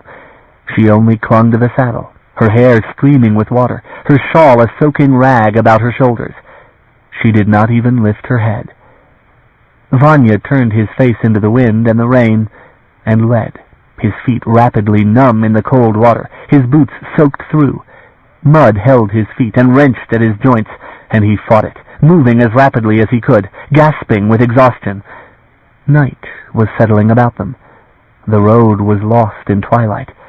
Before them were only hummocks of earth that supported a tree apiece, and the channels between had become torrents. Only an occasional upthrust of rock or the absence of the largest trees in a given line betrayed the presence of the road that underlay the flood. A vast stele heaved up beside the road, vine-covered and obscured by a tree that had forced it over at an angle and then died, a skeletal ruin. On most such stones, the persistent rains had worn away the carvings, but this was harder stone. Here Morgaine paused, leaned in her saddle to seize and pull aside the dead vines, reading the ancient glyphs as if by them she hoped to find their way. "Arn," she said. "Here stood a place called Arn. There is nothing else." "Arn," said Cherryh suddenly. "Arn is the marshlander's hold." "Where?" Vanya asked. "Where would it lie?" "I do not know," Cherryh insisted. "But lady, if it is near, they will shelter us. They must. They will not turn you away. They would not." "Reasonably," said Morgaine. "If it was Kajalan, it would have some connection with the road." Of sound for the moment there was the singing of the wind that tossed the branches, and the mind-numbing roar of the waters that rushed and bubbled about them, elements that had their own argument, that persuaded that even strange shelter was a way to survive. She set Sipta moving again, and Vanya struggled to keep the lead, the breath tearing in his lungs. He waded up to his knees in some places, and felt the force of the water in his shaking muscles. "Ride," Morgaine called at him. "Change with me. I will walk a while." "You could not!" He looked back to shout at her, saw her tired face touched with anguish. "Leo," he added, while he had the advantage of her, "I think that you might have used better sense if I were not with you. Only so much can I do." He shook the water from his eyes and swept off the helm that was only added weight, that made his shoulders ache. "Take it for me," he asked of her. The armor, too, he would have shed if he could have taken the time, but there was none to spare. She took the helm and hung it to her saddle-bow by its inside thong. "You are right," she said, giving him that consolation. He drew a deep breath and kept moving, laced his fingers in the gelding's cheek-strap, and felt his way through the swirling dark waters in a darkness that was almost complete. He walked over his knees now, in a current that almost swept him off his feet. He had feared for the horse's fragile legs. Now he feared for his own. At one moment he went into a hole up to his waist, and thought with increasing panic that he had not much more strength for guiding them. The way ahead looked no better. Dark water boiling among the trees. Something splashed amid the roar of water as he delayed, staring at that prospect before them. He looked back and saw Morgaine waist-deep in the flood, struggling with the current and leading Sipta to reach his side. He cursed tearfully, fought his way to meet her, and bid her use good sense. But she caught his arm instantly as he began to object, and drew his attention away to the left, pointing through the murk of night and storm. The lightning showed a dark mass in that direction, a hill, a heap of stones, massive and dark and crowned with trees, a height that well overtopped any further rise of the waters. "Aye," he said hoarsely, hope leaping up in him. But he trusted nothing absolutely in this land, and he shook at Cherryh's leg to rouse her and point out the same to her. She stared over his head where he pointed, her eyes shadowed and her face white in the lightning. "What is that place?" he shouted at her. What would it be?" "Oren," she answered, her voice breaking. "It looks to be Oren." But Morgaine had not delayed. Vanya turned his head and saw her already moving in that direction, their sounds masked from each other by the rush of water, she wading and leading Sipta in that flood. He wiped his eyes and struggled to overtake her, dreading no longer alien ruins or devils or whatever folk might live in this marsh. It was the water, he feared, that ripped at his body and strained his knees. It boiled up about them, making a froth on the side facing the current, waist-deep, chest-deep. He saw the course that Morgaine was seeking, indirectly, to go from high point to high point, where the trees were. He drew even with her, shook the blinding drops from his eyes, and tried to take the reins from Morgaine's hand. "Go on!" he shouted at her, overwhelmed with fear for her. Her lighter weight was more vulnerable to the current that tore at them, her strength perilously burdened by the armor she wore. But she refused vehemently, and he realized then that he was asking something impossible of her. She was too light to dare let go. She clung to the saddle on the other side, Sipta laboring in the strong current. Vanya himself fought the current almost shoulder-deep of a sudden, and the horses began to swim, great, desperate efforts of their tired bodies. "Lord!" Jeroen screamed. He turned his head to look back at her, turned again in the direction of her gaze to see a great mass coming down on them in the lightning-lit waters. A tree uprooted and coming down the current end toward them. "Leo!" he cried, warning. It hit, full into the gelding's side, drove against his armor and tore him from the reins, driving him against the gray. Sipta swung under the impact, spilling him under, drove at him with threshing hooves. Roots speared at him, tangled and snagged at his armor. He fought upward against them, had purchase on the jagged mass itself. It rolled with him, spilling him under again, pulling him down with it. There was a moment of cold, of dark, an impact. He embraced the obstacle, the tree stabbing at his back with all the force of the current, roots snapping against his armored back. He felt stone against his face. He could breathe for a moment, inhaling air and foaming water. Then the tree tore past, ripping at him, and he slipped, pinned by the force of the current against the rock, breathing the froth boiling about his head. His fingers gripped the rock again, and he hauled himself a painful degree upward and gasped a mouthful of air. Saw other stones in the near dark, the bank close at hand, promising safety. In desperation he loosed his hold, helpless to swim at the best of times, fighting without skill and weighted by armor and exhaustion. At once he knew it had been a mistake. He could not make it so far against the current. The rush of water dragged him down and whirled him like a leaf around the bend, belly on to the rock, breath driven from him, skull battered by a second impact as he slipped into yet another stone, numb legs tucked, realizing dully that they were bent because he was aground. He moved, heavy with water and without strength in his limbs, drove again through shallow water and a maze of reeds, to sprawl at the bank, to crawl ashore among the stones. For a moment he was numb, the force of the pelting rain painful against his back even through the armor. There was a time of dark, and at last the rain seemed less violent. He moved, rolled over, and stared up, with a sudden clutch of fear as he recognized the cursed stones in the lightning. Standing stones, Kajolin ruins that had intercepted his body and saved his life. The monoliths leaned over him like a gathering of giants in the dark and the rain. "Leo!" he shouted into the roar of waters and the wind. "Morgaine!" There was no answer. Chapter 6. The dawn was beginning, the murky clouds picking up indirect light. Vanya splashed across a shallow channel, came up against the bank, and rested against a log that had fallen into the water. It might be the same from which he had started this circle of his search, or different. He no longer knew. In the light, things began to take on different shapes. There was only the persistent roar of the flood, the patter of gentle rain on the leaves. Always the water, numbing the senses. "Morgaine!" he cried. How many times he had called, what ground he had covered, he did not remember. He had searched the night long, through ruins and from one islet to another, between moments that he had to sink down and rest. His voice was all but gone. His armor pressed on his shoulders with agonizing weight, and now it would have been far, far easier for his knees to bend, letting him sink down into the cold and the mud and the waters that were likely to have him in the end. But he would not give way without knowing what had become of his liege. Other trusts in his life he had failed, to kinsmen, to friends, and some of those were dead, but they had had others on whom to rely.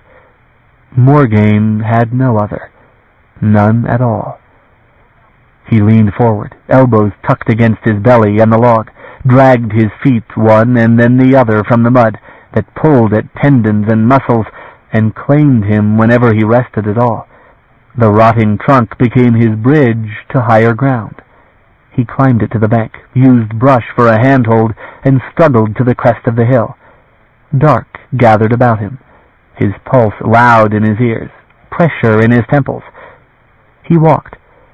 All that he knew at times was touch, the rough wetness of bark, the stinging slap of leaves and branches he could not see to avoid, the slickness of wet leaves beneath his fingers as he fought his way up yet another rise. He thought himself in Morija once more, Maya archers on his trail, or something pursued him. He could not remember where this place was, why he was so cruelly tired, whether he pursued or was pursued. It was like 1,000 other nightmares of his life. And then he would remember, when the ghosts flitted mockingly through his memory, so that it was impossible to sort out image from reality. He knew that he was beyond gates, and that he was lost. That Morgaine was dead occurred to him. He rejected the possibility not with logic, but with belief. Men died, armies perished, but Morgaine survived. Survived when others could not, when she herself wished otherwise. She might be lost, might be hurt, might be stranded alone and afoot in this land. These images tormented him. Anything else was impossible. She would have guarded herself first when the mass came down upon them, would have done that while he tried to guard her. The girl Jiroon forgotten. Sipta had been between Morgaine and the impact, and so had the gelding. She would, his mind began at last to function more clearly on this track now that he had convinced himself of a means by which she might have lived. She would instinctively have let him go down, sought the bank at once, for she carried changeling, and therefore she would have fought to live. Such were the reflexes by which she lived. For her there was one law, to seek the gates at whatever cost. Panic would direct her simply to live, all else forgotten. And perhaps when that panic passed, she might have delayed to seek him, as long as she thought it likely he might have survived. But she knew also that he did not swim, and she would not search forever. He pictured her shedding a tear or two. He flattered himself by that, and when morning came and there was no sign of him, then she would take her bearings anew and heed the chaos that drew her. And that would set her face northward, toward the master gate, and a leave-taking from this sad, drowning earth. Suddenly he realized that she would have trusted him to understand her obligations, to trust that she would do the rational, the necessary thing, and make for the one landmark in all this quaking marsh as soon as possible, the one place where all travelers met. The Kajalin Road. She would be there, confident that her Ilin would be there, would follow if he could, knowing what she would do. He cursed himself. His driving fear was suddenly that she would have found the road before him, that in the night and the storm she would have gone on, that she might have saved one of the horses, while he was afoot, incapable of overtaking a rider. He reckoned by the flow of the current which way the road must lie, and walked, tearing his way through the brush on as straight a course as his strength could make him. He came upon the first stones at mid-morning, and everything lay smooth as an unwritten page. No marks at all on the new sheet of mud laid by the flood, only the crooked trail of a serpent and the track of a lizard. He cast about with all his skill to find any smallest remnant of a track left during the ebb of the flood, and found nothing. Exhausted, he leaned against a low branch and wiped thickly mudded hands on his sodden breeches, trying to think clearly. There was such desperation welling up in him now, his best hope disappointed, that he could have cried his anger and grief aloud to the listening woods. But now that he thought it unlikely that she was nearby to hear, he could not even find the courage to call her name aloud, knowing that there would be silence. She was moving ahead of him, joining the road further on, or she was yet to come. The other possibility occurred this time with frightening force. He thrust it quickly from his mind. His one hope that answered either eventuality was to be at the place she sought, to reach Aberystwyth as quickly as human strength could carry him, and pray, if prayers were heard in this hell, and for Morgaine, that she would either stay for him or overtake him. He would wait if he reached Aberystwyth, holding the gate for her, against men, against Roe, against whatever threat, until she came, or until he died. He gathered himself, fought dizziness as he did at each sudden move, coughed, and felt a binding pain in his chest. His throat was raw. Fever burned in him. He had been ill on the run before, and then, with his kinsman on his trail, it had been possible to sweat the fever out, to keep moving, relying on the horse's strength to carry him. This time it was his own shaking limbs that must bear him, and the waters and the inhabitants of them waited for his fall below that dark surface.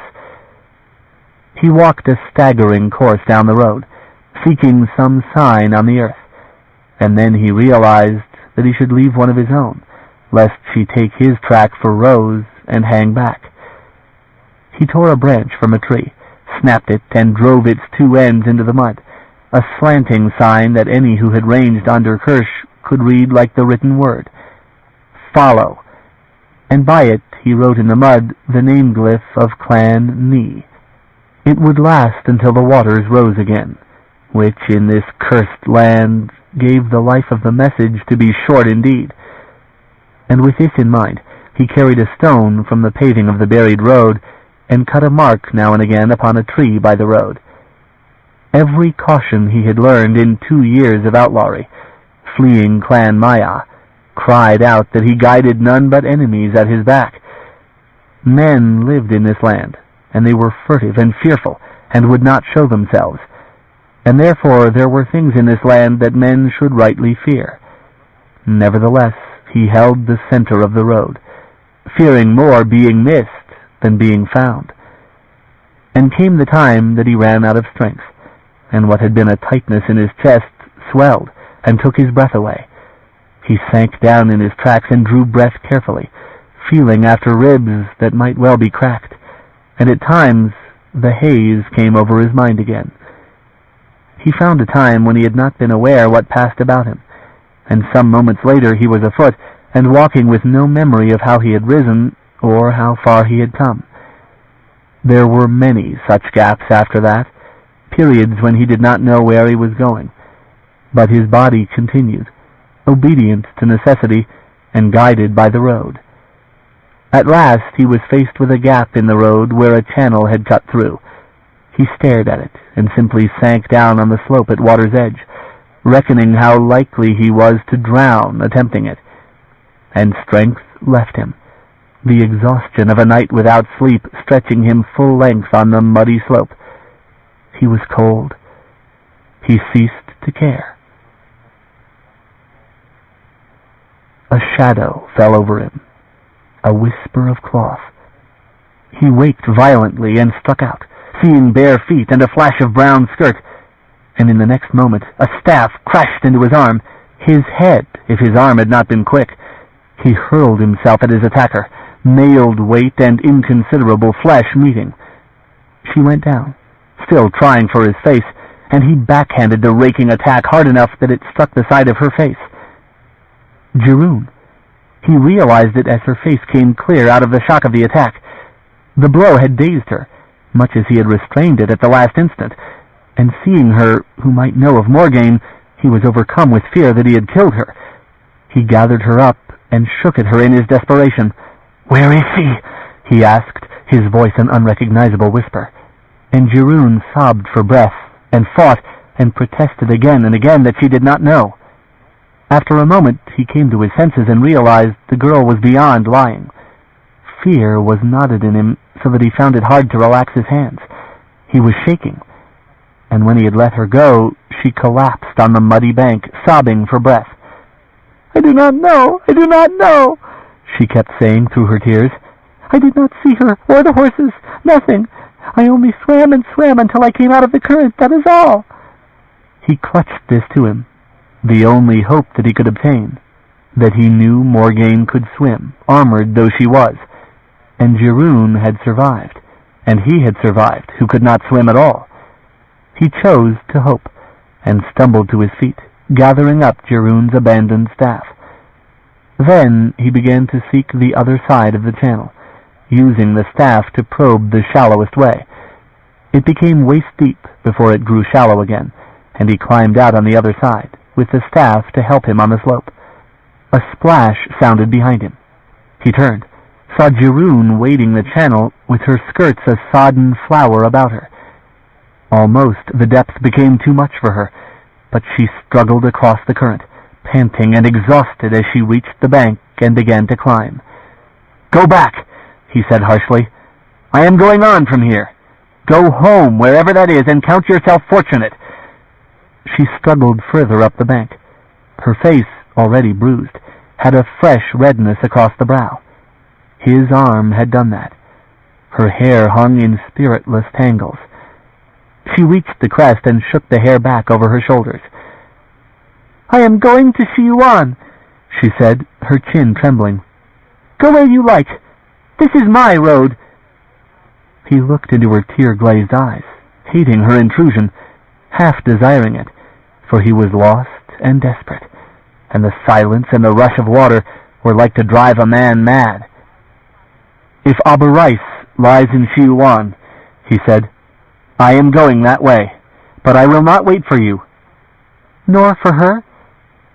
"She will come," he said, and was possessed by the need for haste, and turned and began to walk. The staff made walking easier on the broken pavings, and he did not give it up, caring little whether Cherryh needed it or no. She walked barefoot, limping, but the pain of his own feet, rubbed raw by water-soaked boots that were never meant for walking, was likely worse, and somewhere in the night he had wrenched his ankle. He gave her no hand to help her. He was in pain and desperate, and during the long walk he kept thinking that she had no reason whatever to wish him well. If he left her, she could find him in his sleep eventually, and succeed at what she had already tried. If he slept in her presence, she could do the same without the trouble of slipping up on him. And as for binding the child to some tree and leaving her in this flood-prone land, the thought shamed him, who had been Dai Uyo, whose honor forbade dealing so even with a man.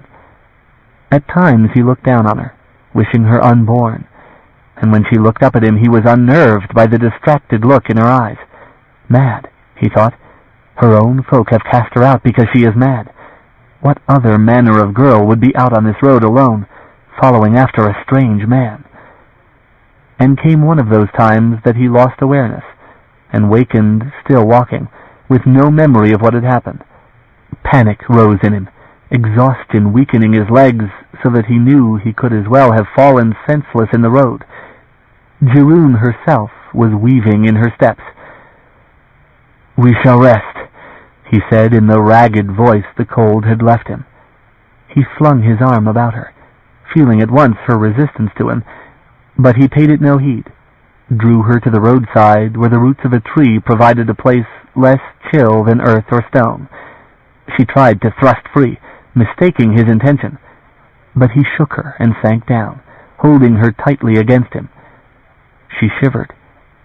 "I shall not harm you," he said. "Be still. Rest."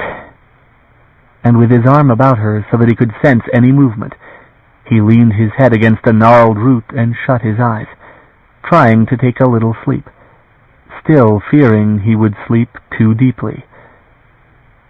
She remained quiet against him, the warmth of their bodies giving a welcome relief from the chill of wet garments, and in time she relaxed across him, her head on his shoulder. He slept, and wakened with a start that frightened an outcry from her. "Quiet!" he bade her. "Be still!" He had tightened his arm by reflex, relaxed it again, feeling a lassitude that for the moment was healing, in which all things, even terrible ones, seemed distant. She shut her eyes.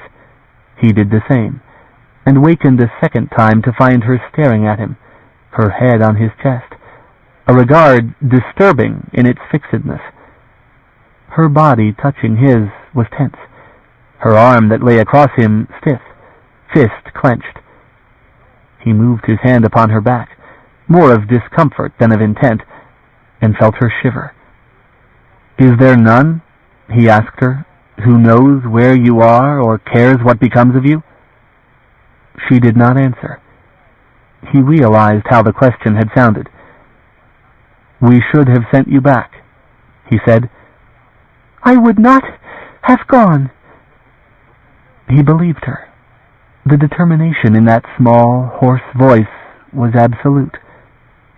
"Why?" he asked. "You say Shiuan is drowning, but that is supposition. On this road you may drown for certain." "My sister has already drowned," she said. "I am not going to." A tremor passed through her. Her eyes focused somewhere beyond him. "Hanath is coming, and the moons, and the tides, and I do not want to see it again. I do not want to be in Shiuan when it comes." Her words disturbed him. He did not understand the sense of them, but they troubled him, this terror of the moons that he likewise shuddered to see aloft. "Is Shiuan better?" he asked. "You do not know. Perhaps it is worse." "No." Her eyes met his. "Shiuan is where the gold goes, where all the grain is grown. No one starves there, or has to work, like borrowers do." He doubted this, having seen Shiuan, but he did not think it kind to reason with her delusion, when it was likely that neither of them would live to know the truth of it. "Why do not all the Shiuan leave, then?" he asked. "Why do not all your folk do what you have done and go?" She frowned. Her eyes clouded. "I do not think they believe it will come. Not to them. Or perhaps they do not think it matters when it is the end. The whole world will die, and the waters will have everything. But she..." The glitter returned to her eyes, a question trembling on her lips. He stayed silent, waiting, fearing a question he could not answer. "She has power over the wells." "Yes," he admitted, for surely she had surmised that already. "And you?" He shrugged uncomfortably. "This land," she said, "is strange to you." "Yes," he said. "The Barrow Kings came so. They sang that there were great mountains beyond the wells." "In my land," he said, remembering with pain, "there were such mountains." "Take me to that place."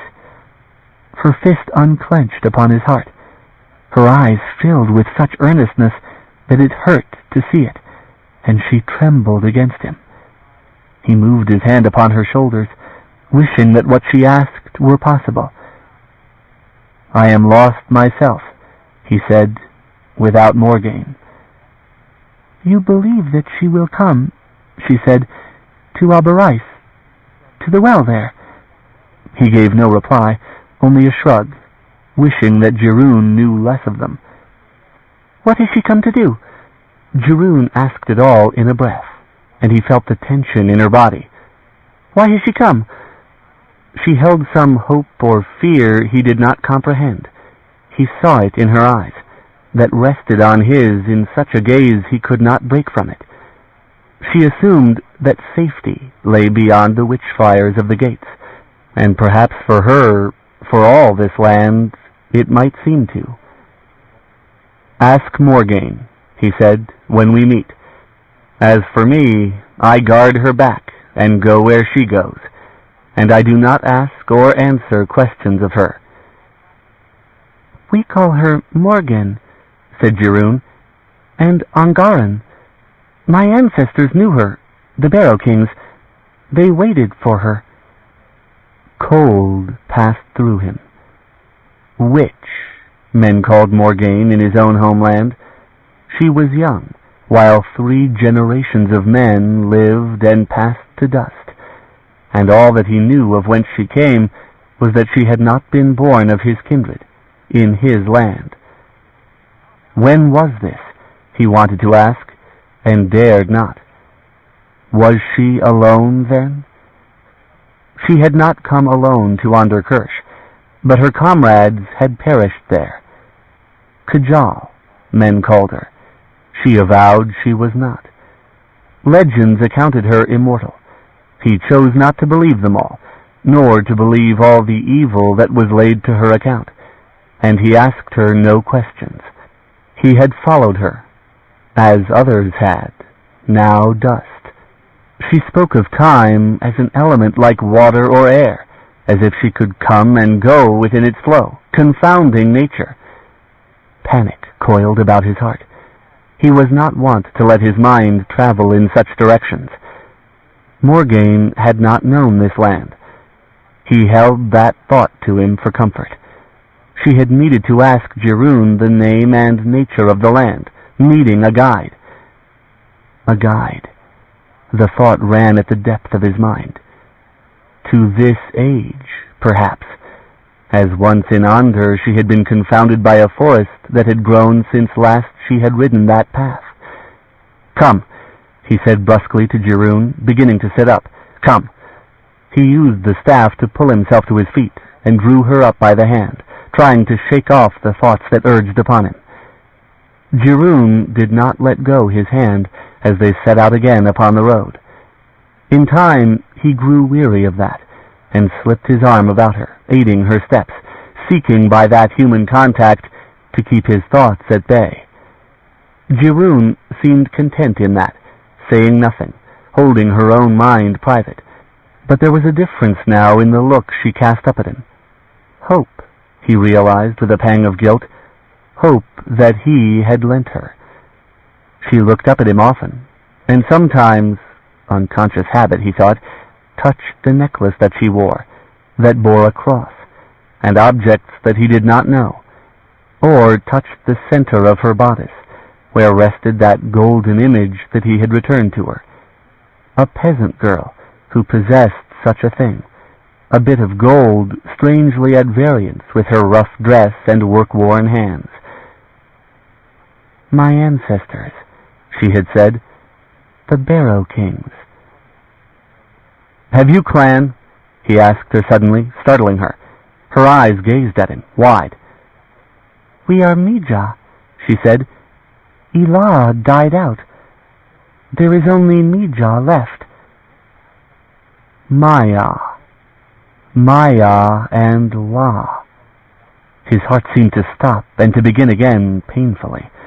His hand fell from her shoulder, as though he recalled Morija, and that clan that had been his own undoing, blood enemy to him, and lost La, that had ruled Morija once, before the knee.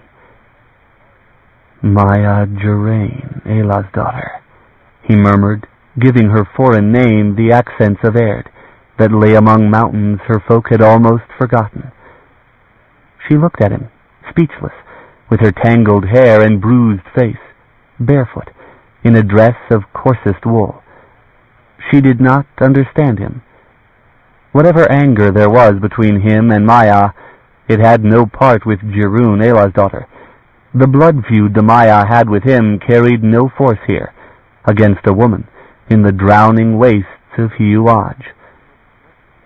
"Come," he said again, and gathered her the more closely against his side, beginning to walk again.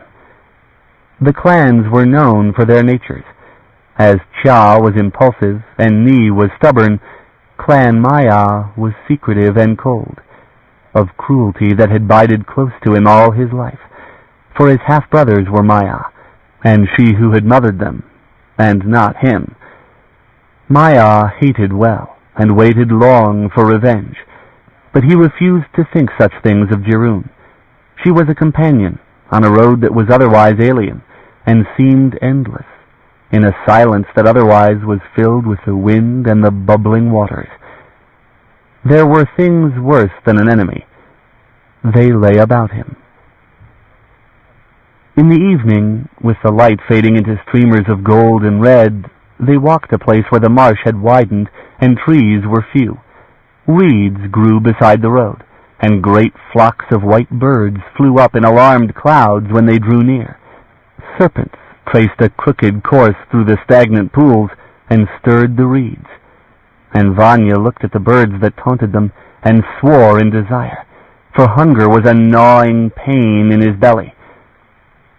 "Give me a strip of leather," Cherryh asked of him while they walked, and in curiosity he did so, unlacing one of the thongs the ring at his belt held for use on harness. He watched while her strong fingers knotted it this way and that, and understood as she bent to pick up a stone. He gave her a second strip to improve her handiwork, and the sling took shape. A long time they walked afterward, until the birds began to wing toward them, and of a sudden she whirled the sling and cast a skilled shot. A bird fell from the sky, but it fell just beyond the reeds, and almost as it hit the water, something rose out of the dark waters and snapped it up. Cherryh simply stood on the bank, and looked so wretched that his heart went out to her. "Next time," she said. But there were no more birds. Eventually, with night upon them, Cherryh pulled up a handful of reeds and peeled them to the roots, and ate on this, offering one to him. It eased the ache in his belly, but it had a bitter taste, and he did not think a man could live long on such fare. Ahead stretched a flat and exposed land, the road the only feature in it, and in the sky the moons began to shine, 5 in number. The Broken Moon, Cherryh named them for him as they walked, and stately Onli, and demon Sith that danced with Onli. Only the greatest moon, Li, had not yet risen, but would appear late in the night, a moon so slow and vast the fragments of the broken moon seemed to race to elude it. "In the old days," Cherryh said, "there was only one.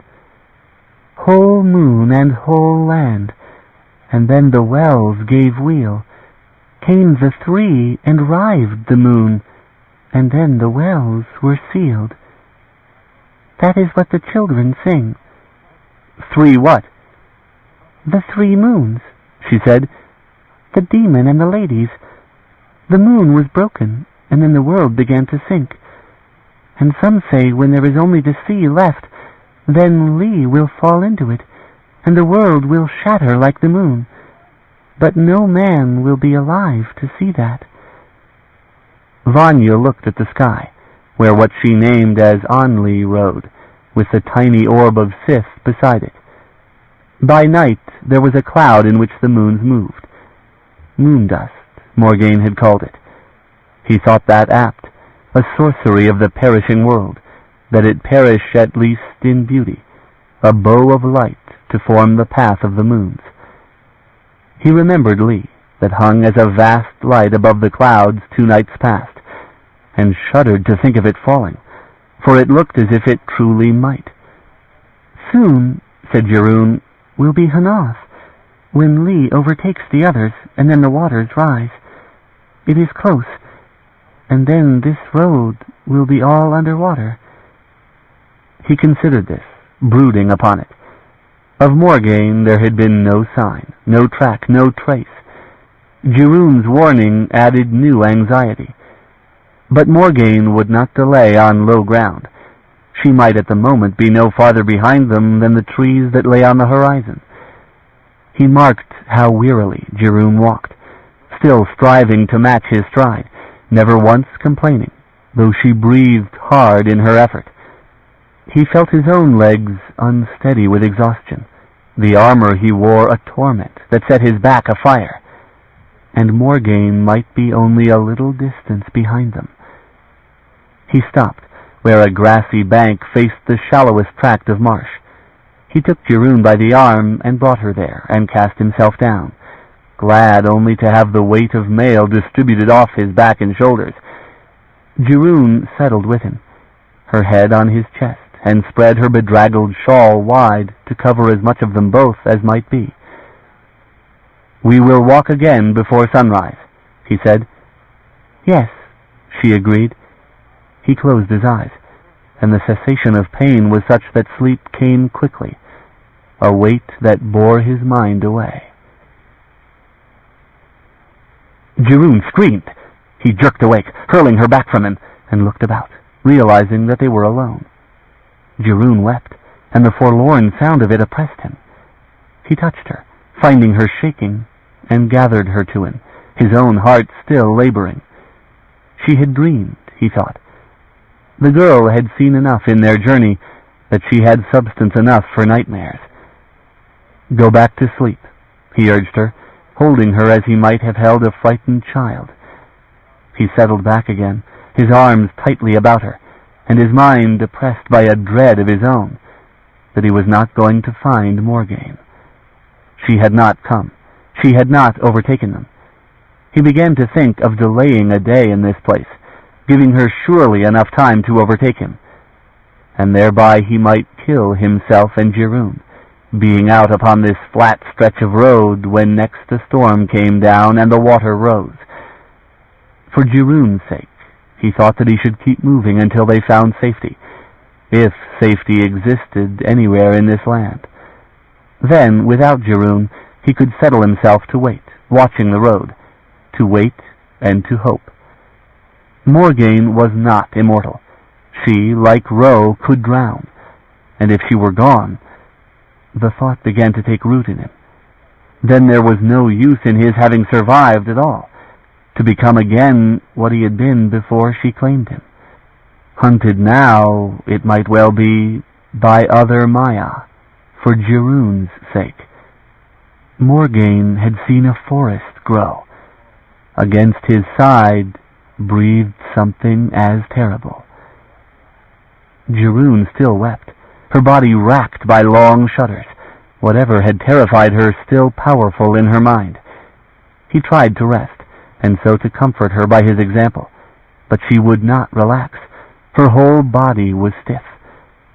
Sleep weighed him into darkness again, and discomfort brought him back, aware first that the land was bright with moonlight, and then that Cherryh was still awake, her eyes fixed, staring off across the marsh.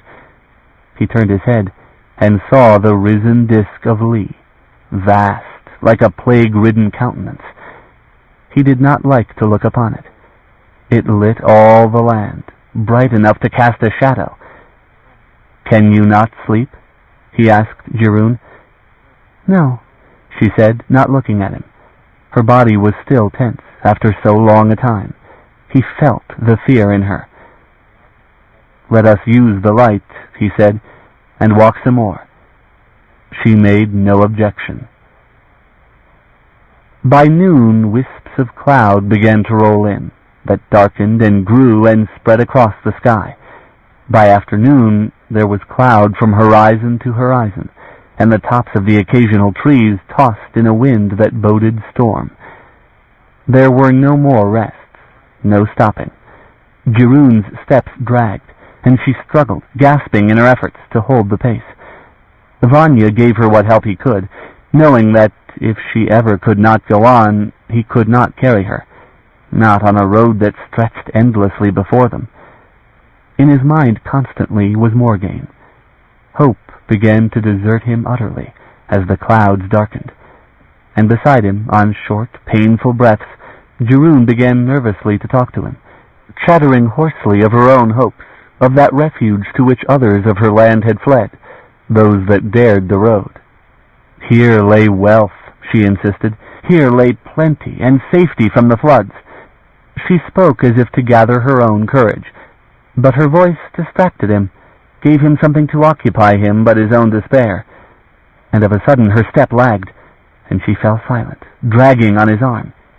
He stopped, cast her a glance to know what had so alarmed her, saw her staring with vague and frightened eyes at nothing in particular. There was a sound that suddenly shuddered through the earth. He felt it, caught at Cherryh, and sprawled, the both of them nothing amid such violence. He pulled at her arms, drawing her from the water's edge, and then it was past and quiet. They lay facing each other, Cherryh's face pale and set in terror. Her nails were clenched into his wrists, his fingers clenched on hers, enough to bruise. He found his limbs trembling, and felt a shudder in her arms also. Tears filled her eyes. She shook her tangled hair and caught her breath. He felt the terror under which Cherryh lived her whole life, who claimed her world was dying, whose very land was as unstable as the storm-racked heavens. He gathered her up, rising, held her to him, no longer ashamed by his own fright. He understood. He brushed mud from her scraped elbows, from her tear-stained cheek, realizing how desperately she was trying to be brave. "Only little shakings, usually," she said, "except when the seawall broke and half of Shiuan flooded. This one was like that." She gave a desperate and bitter laugh, an attempt at humor. "We are only a hand's breadth closer to the sea now. That is what we say." He could not laugh, but he pressed her close against his side in appreciation of her spirit, and shivered as the wind bore down on them, bringing heavy drops of rain. They started walking, together. In places, even the road was buckled, the vast paving blocks pulled awry. Vanya found himself still shaken, in his mind unconvinced that the earth would stay still, and the crack of thunder that rolled from pole to pole as if the sky were tearing made them both start. The rain began in earnest. The sky darkened to a sickly greenish cast, and the sound of it drowned all other sounds, the sheeting downpour separating them from all the world save the area of the causeway they walked. In places the surface of the road was ankle-deep in rapid water, and Vanya probed the stones with the staff lest they fall into a wash and drown. It became evening, the rain coming with less violence, but steadily, and hills enfolded them as if by magic, as if they had materialized out of the gray-green murk and the curtains of rain. Of a sudden they were there, in the west, brought into dreamlike relief by the sinking light, and quickly more took shape ahead of them, gray and vague as illusion.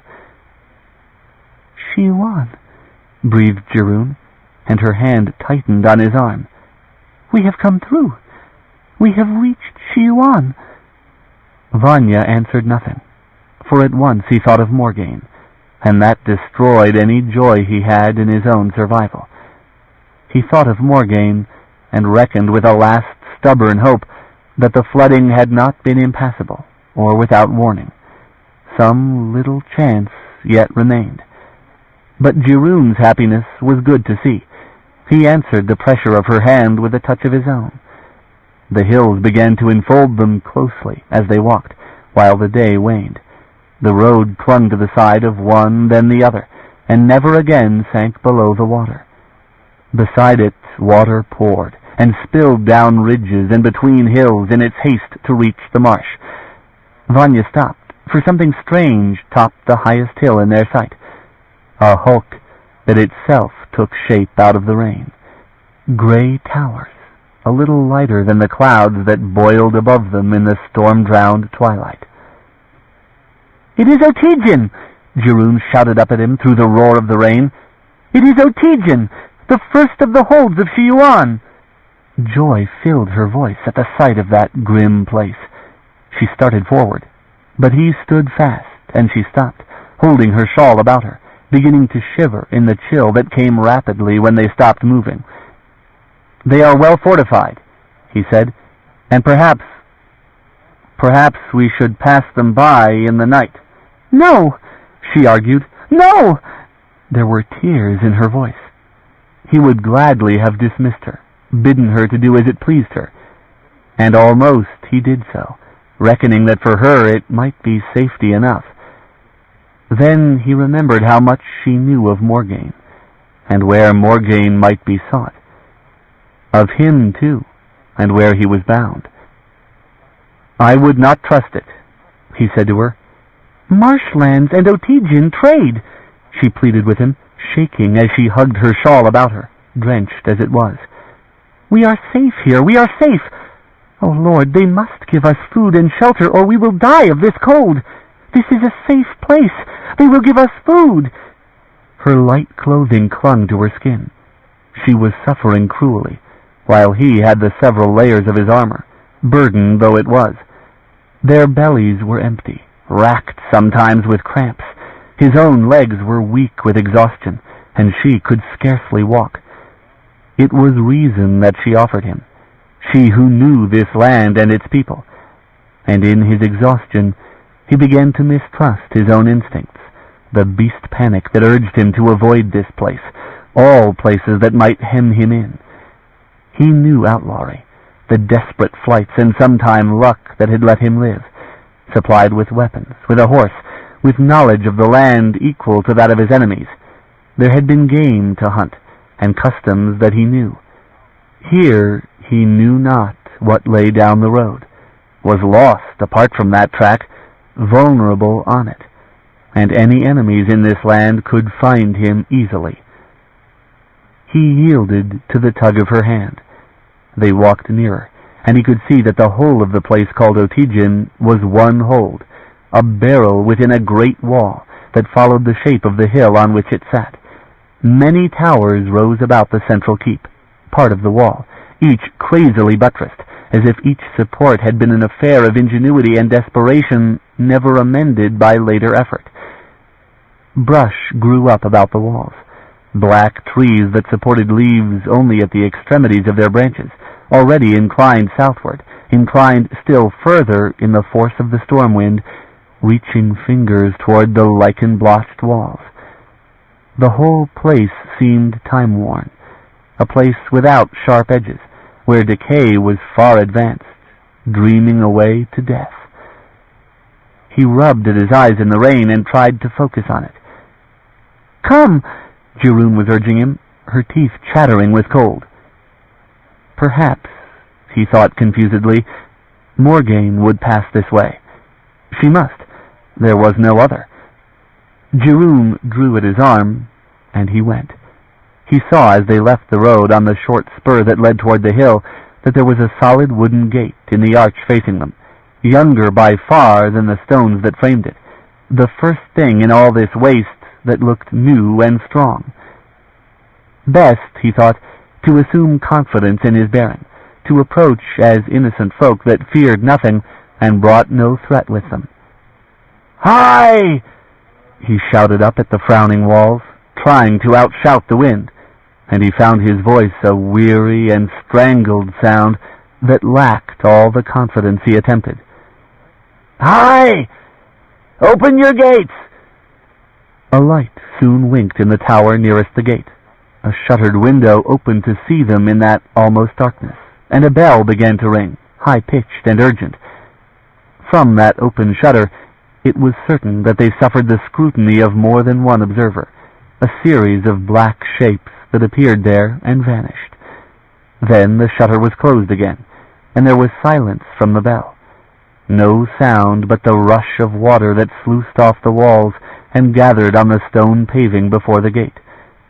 Cherryh shivered miserably. Came the creak of a door yielding. The sally-port beside the main gate opened, veiled in the rain, and one man put his head forth to look at them. Black-robed he was, with a cloak about him so that only his face and hands were visible. Timidly he crept forward, opening the gate wider, holding his rain-spattered cloak about him, and standing where a backward step would put him within reach of the gateway. "Come," he said. "Come closer." Chapter 7. "A priest," said Cherryh. A Shiuan priest." Vanya let go a careful breath, relieved. The black robes were of no order that he knew, not in his homeland, where vesper and matin bells were a familiar and beloved sound. But a priest indeed, and in all this gray and dying land there was no sight so welcome, the assurance that even here were human and godly men. He was still cautious in coming forward as they were summoned, for there were likely archers in the shadows atop the wall, bows drawn and arrows well aimed. So would many a border hold in Kirsch and Onder receive night-coming travelers, using the sally-port for fear of a concealed force, keeping the archers ready if things went amiss. But throughout all Onder Kirsch, even in the hardest years, there was hospitality, there was hearth law, and halls were obliged to afford charity to wayfarers, a night's shelter, be it in hall, be it in a lowly guest house without the walls. Vanya kept his hands in sight, and stopped and stood to be seen clearly by the priest, who gazed at them both in wonder, face white and astonished within the cowl, a white spot in the descending night. "Father," said Vanya, his voice almost failing him in his hoarseness and his anxiety. "Father, there is a woman on a gray horse, or a black, or it might be afoot. You have not seen her?" "None such," said the priest, "none. But if any other traveler passes Otijin, we will know it. Come in and be welcome." Cherryh stepped forward. Vanya felt an instant's mistrust, and then ascribed it to exhaustion and the strangeness of the place. It was too late. If he would run, they could hunt him down easily, and if they would not, then here was shelter and food, and he was mad to reject it. He hesitated, Cherryh tugging at his hand, and then he came by the sally-port into a space between two walls, where torches flared and rain steamed on their copper shieldings. A second priest closed the sally-port and barred it, and Vanya scanned with renewed misgivings the strength of the gates, both inner and outer. A double wall defended this approach to Otijin. The second priest pulled a cord, ringing the bell, and ponderously the inner gates swung open, upon torchlight, rain, and armed men. There was no flourish of weapons, no rush at them, only an over-sufficient escort. Pikemen standing beneath the wind-blown glare of torches, light gleaming wetly on bronze half-face helms that bore on the brow the likeness of grotesque faces, on armor that was long-skirted scale and plate with intricate embellishment, on pikes with elaborate and cruel barbs. It was a force far stronger than any hold at peace would keep under arms on a rainy night. The sense of something utterly amiss wound coldly through Vanya's belly.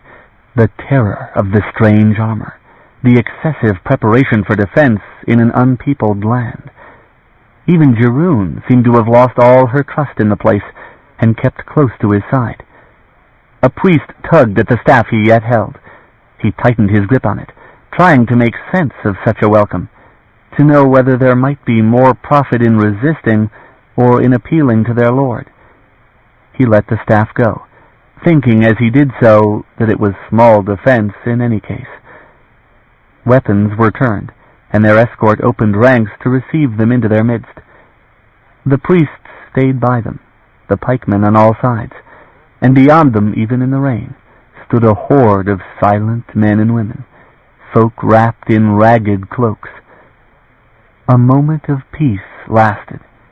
Then an outcry began among them, a wild shriek from one that rushed forward.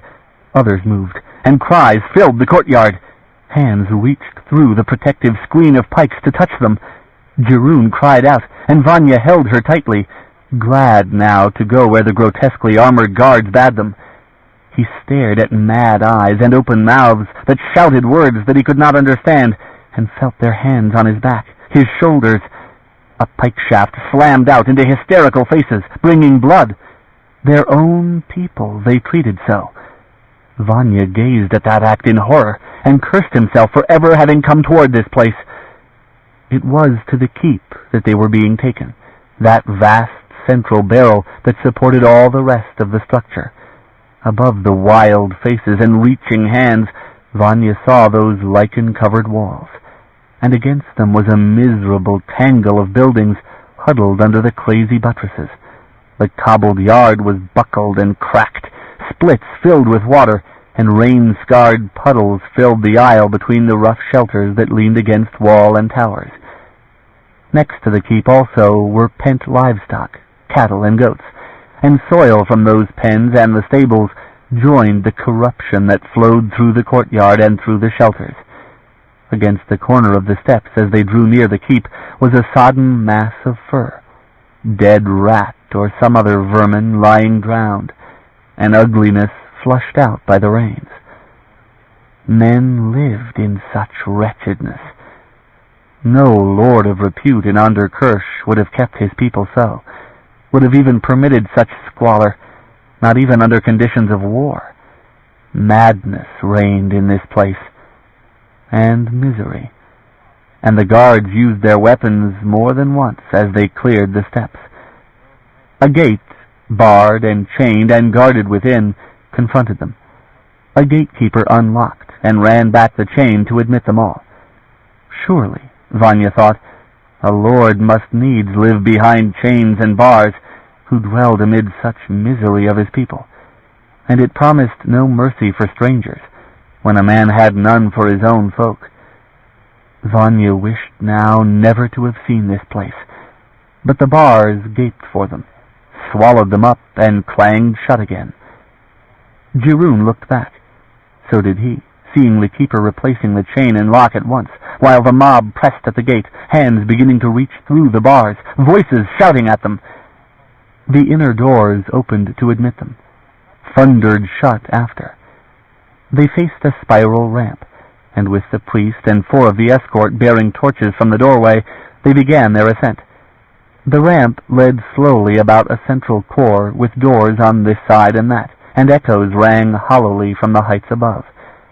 The whole of the place had a dank and musty smell, a quality of wet stone and age and standing water. The corridor floor was uneven, split in not a few places, with cracks in the walls repaired with insets of mortared rubble. The guards kept close about them the while, 2 torchbearers behind and 3 before, shadows running the walls in chaos.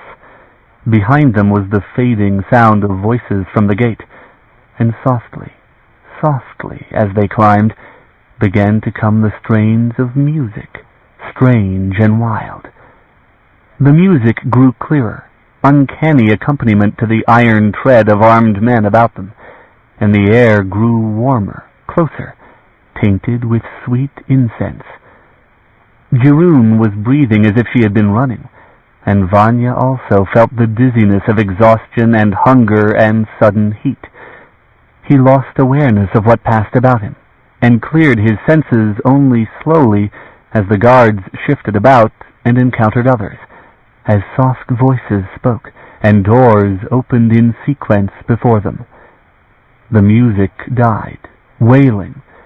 Golden, glittering figures of men and women paused in mid-movement, tall and slim and silver-haired. Kajal. Cherryh's touch held him, else he would have hurled himself at guards and doors and died. Her presence, frightened at his side, kept him still as the foremost of the tall, pale men walked toward him, surveyed him casually with calm, gray eyes. An order was given, a language he did not know. The guards laid hands on his arms and turned him to the left, where was another door, and certain of the other pale lords left their places and came quietly, as they were withdrawn from that bright hall and into an adjoining room. It was a smaller hall, with a fire blazing in the fireplace, a white dog lying at the hearth. The dog sprang up and began to bark frantically, sending mad echoes rolling through the halls, drowning the music that had begun again next door, until one of the guards whipped her, yelping, into silence. Vanya stared at the act, jarred by that mistreatment of a beast, and looked about him at wealth, luxury, carved woods, carpets, bronze lamps, and the Kajal lords gathered by the door, resplendent in brocades and jewels, talking together in soft, astonished accents. End of Side 3. To continue, turn the cassette over. Side 4. Well of Shiuan by C.J. Cherryh. Continuing on page 105. 3 moved to the fore to seat themselves at the chairs of the long table. An old man, in green and silver, he it was who had come first to look at them, and because he was first, and because of his years, Vanya reckoned him for lord in the hall. At his right sat a youth in black and silver. At his left, another youth in blue and green of fantastical design, whose eyes were vague and strange, and rested in distant speculation on Vanya's when he looked him in the face. Vanya flinched from that one, and felt Cherryh step back.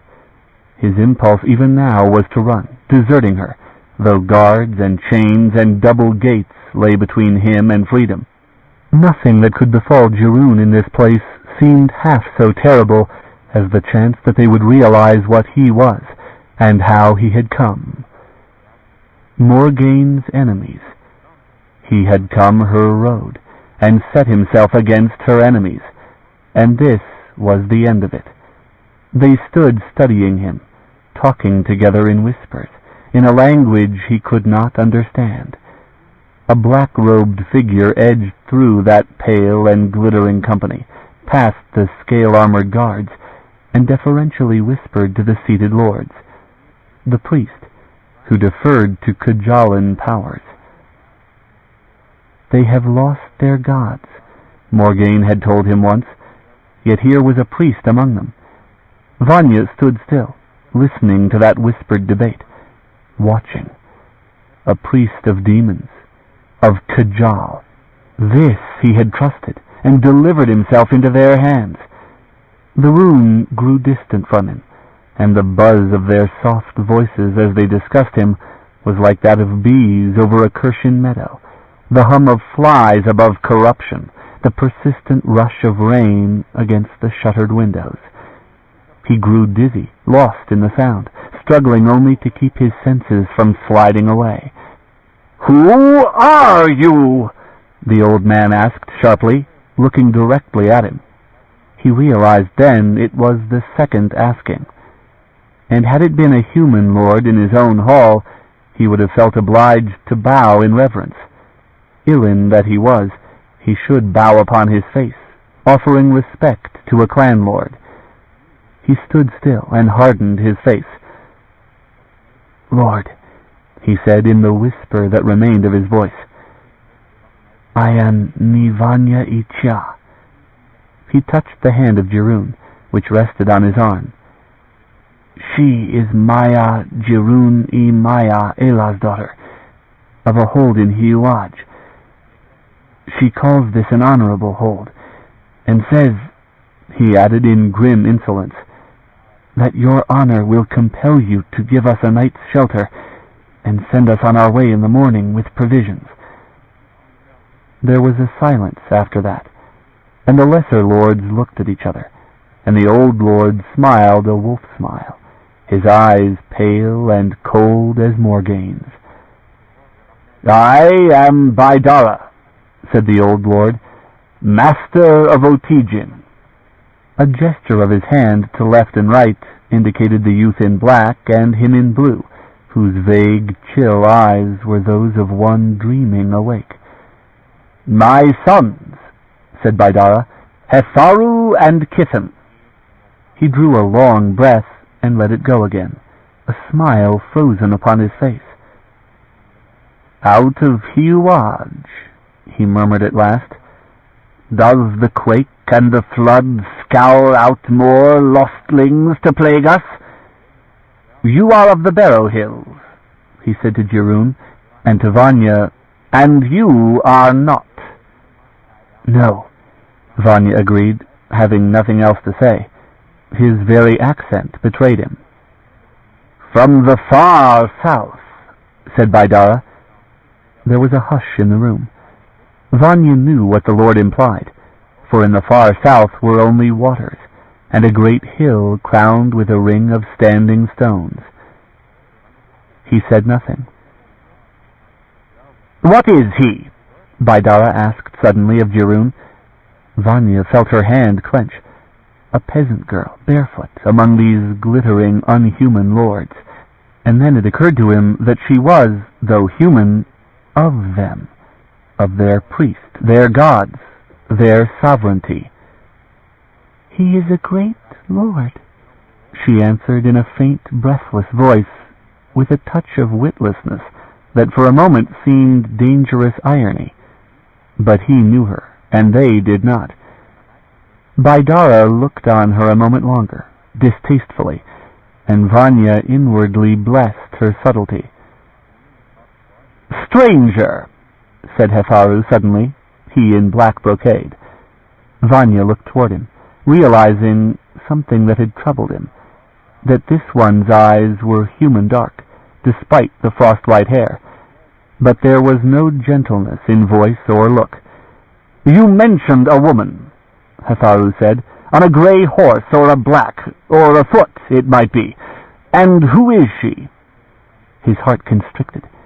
He sought an answer, cursing his rashness, and at last simply shrugged, refusing the question, hoping that Cherryh too would refuse it. But she did not owe them the courage it would take to keep up her pretense of ignorance. There would come a time, and quickly, when they would not ask with words. And Cherryh knew enough to ruin them. "Why are you here?" asked Hefaru. "For shelter from the rain," he almost answered, insolent and unwise. But that might advise them how Cherryh had subtly mocked them. He held his peace. "You are not Khal," said Kithen from the other side, his dreaming eyes half-lidded, his voice soft as a woman's. "You are not even halfling. You style yourself like the southern kings. This is a charade. Some find it impressive. But if you are expert with the wells, O traveler, then why are you at our gate begging charity? Power ought to be better fed and better clothed." "My lord," the priest objected. "Out," said Kithen in that same soft tone. "Go impress the rabble in the courtyard. Man." Baidara stirred, rose stiffly to his feet, leaning on one arm of the chair. He looked at the priest, pursed his lips as if he would speak, and refrained. His gaze swept the other lords, and the guards, and lastly returned to Kithen and Hefaru. Hefaru glowered. Kithen leaned back, eyes distant, moved a languid hand in a gesture of inconsequence. The priest remained, silent and unhappy, and slowly Baidara turned to Vanya, an old man in his movements, the seams of years and bitterness outlining his pale eyes and making hard his mouth. "Ni Vanya," he said quietly, "do you wish to answer any of the questions my sons have posed you?" "No," said Vanya, conscious of the men at his back, the demon helms that doubtless masked more of their folk. In Under Kirsch, Kajal had been fugitives, fearing to be known. But here, Kajal ruled. He recalled the courtyard where men lived, true men, who had cried out and reached for them, and instead they had trusted to Kajal. "If it is shelter you seek," said Baidara, "you shall have it.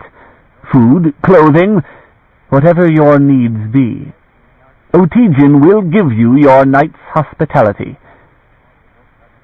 "And an open gate in the morning?" Baidara's lined face was impassive, neither appreciating the barb nor angered by it. "We are perplexed," said Baidara. "While we are thus perplexed, our gates remain closed. Doubtless these matters can be quickly resolved. We will watch the roads for the lady you mention, and for you, a night's hospitality." Vanya bowed the least degree. "My lord Baidara," he said, the words almost soundless. They walked the winding corridor again, still ascending. Vanya kept Jiroon against his side, lest the guards think to separate them without resistance, and Jiroon hung her head dispiritedly, seeming undone, hardly caring where they were taken. About them a flurry of brown-clad servants bore trays and linens, some racing ahead, others rushing back again, shrinking against the walls motionless as they and their armored escort passed, averting their faces in terror unheard of in the worst bandit holds of Onderkirch. Each bore a dark scar on the right cheek. Vanya noticed it on servant after servant they passed in the dim light, realized at last that it was a mark burned into the flesh, distinguishing the house servants from the horde outside. Outrage struck him that the lords of Otygian should mark men, to know their faces, as if this were the sole distinguishing of those who served them in their own hall, and that men accepted this, to escape perhaps the misery outside, frightened him as nothing human in this land had yet done. The spiral branched, and they turned down that corridor, entered yet another spiral that wound upward yet a little distance, so that they seemed to have entered one of the outer towers. An open door welcomed them, and they were together admitted to a modest hall that was cheerful with a fire in the hearth, carpeted, with food and linen set on the long table in the midst of the room. The servants who yet remained in the room bowed their heads and fled on slippered feet, pursued by the harsh commands of the chief of the escort. The guards who had entered withdrew. The door was closed. A bar dropped down outside, echoing the truth of Kajalan hospitality. Vanya stared at the strength of that wooden door, anger and fear moiling within him, and forbore the oath that rose in him. Instead, he hugged Jiroon's frail shoulders, and brought her to the hearth where it was warmest in the room, but still bore a chill, settled her where she might rest against the stones. She held her shawl tightly about her, head bowed, shivering. Gladly enough he would have cast himself down there to rest, but the urge of hunger was by a small degree greater, the sight of food and drink too much to resist. He brought the platter of meat and cheese to the hearth and set it by Jiroon. He gathered up the bottle of drink and cups, his hands shaking with exhaustion and reaction, and set them on the stones between them as he knelt down. He poured 2 foaming cups and urged one into Jiroon's passive hand. "Drink," he said bitterly. "We have paid enough for it, and of all things else, they have no need to poison us." She lifted it in her 2 hands and swallowed a great draught of it. He sipped the brew and grimaced, loathing the sour taste, but it was wet and eased his throat. Jiroon emptied hers, and he gave her more. "Oh, Lord Vanya," she said at last, her voice almost as hoarse as his, "it is ugly. It is ugly. It is worse than Barrow's Hold ever was. The ones that came here would have been better dead." The refuge toward which the Shiuan had fled. He recalled all her hopes of sanctuary, the bright land in which they would escape the dying of Shiuan. It was a cruel end for her, no less than for him. "If you find the chance," he said, "go. Make yourself one of those in the yard outside." "No," she said in horror. "Outside there is some hope left. Look at the ones that serve here. Did you not see? Better the courtyard. Listen to me. The gates may be open during the day. They must open sometime. You came by the road. You can return by it. Go back to Shiuan. Go back to your own folk. You have no place among Kajal." "Halflings," she said, and spat dryly. She tossed her tangled hair and set her jaw, that tended to quiver. "They are half-blood or less, and doubtless I can say the same if the gossip about my grandmother is true. We were the Barrow Kings, and halflings were the beggars then. They were no better than the lowlanders. Now we rob our ancestors for gold and sell it to halflings. But I will not crawl in the mud outside. These lords, only the high lords like Baidara, they are of the old ones, Baidara and his one son." She shivered. "They have the blood, like her. But the priest—" The shiver became a sniff, a shrug of disdain. "The priest's eyes are dark. The hair is bleached. So with many of the others. They are no more than I am. I am not afraid of them. I am not going back." All that she said he absorbed in silence, cold to the heart. That even a Maya could prize a claim to Kajalan blood, he did not comprehend. He swore suddenly, half a prayer, and leaned against the lintel of the fireplace, forehead against his arm, staring into the fire, and tried to think what he could do for himself. Her hand touched his shoulder, gently, timidly. He turned his head and looked at her, finding only a frightened girl. The heat at his side became painful. He suffered it deliberately, not willing to think clearly in the directions that opened before him. "I am not going back," she repeated. "We shall leave here," he said, which he knew for a lie.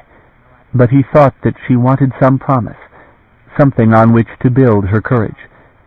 He said it out of his own fear, knowing how easily she could tell the lords of Otygian all that she knew. With this promise, he meant to purchase her silence. "Only continue to say nothing, and we shall find a way to leave this foul place."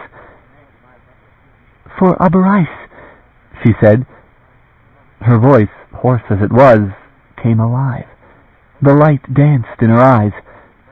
"For the well, for your land and the mountains." He lied this time by keeping silent. They were the greatest lies he had ever told. He who had once been a Dai-Uyo of Morija, who had fought to possess honor. He felt unclean, remembering her courage in the hall, and swore to himself that she would not come to hurt for it, not that he could prevent. But the true likelihood was that she would come to hurt, and that he could do nothing. He was Ilin, bound to a service, and this one essential truth he did not think she understood, else she would not trust her life to him. This also he did not say, and was ashamed and miserable. She offered him food and a second cup of the drink, attacking the food herself with an appetite he lacked. He ate because he knew that he must, that if there was hope in strength, it must be his. He forced each mouthful down, hardly tasting it, and followed it with a heavy draught of the sour drink. Then he rested his back against the fireplace, his shoulders overworn, and his legs numb from the stones, and began to take account of himself, his water-soaked armor and ruined boots. He began to work at the laces at his throat, having to break some of them, then at the buckles at his side and shoulder, working sodden leather through.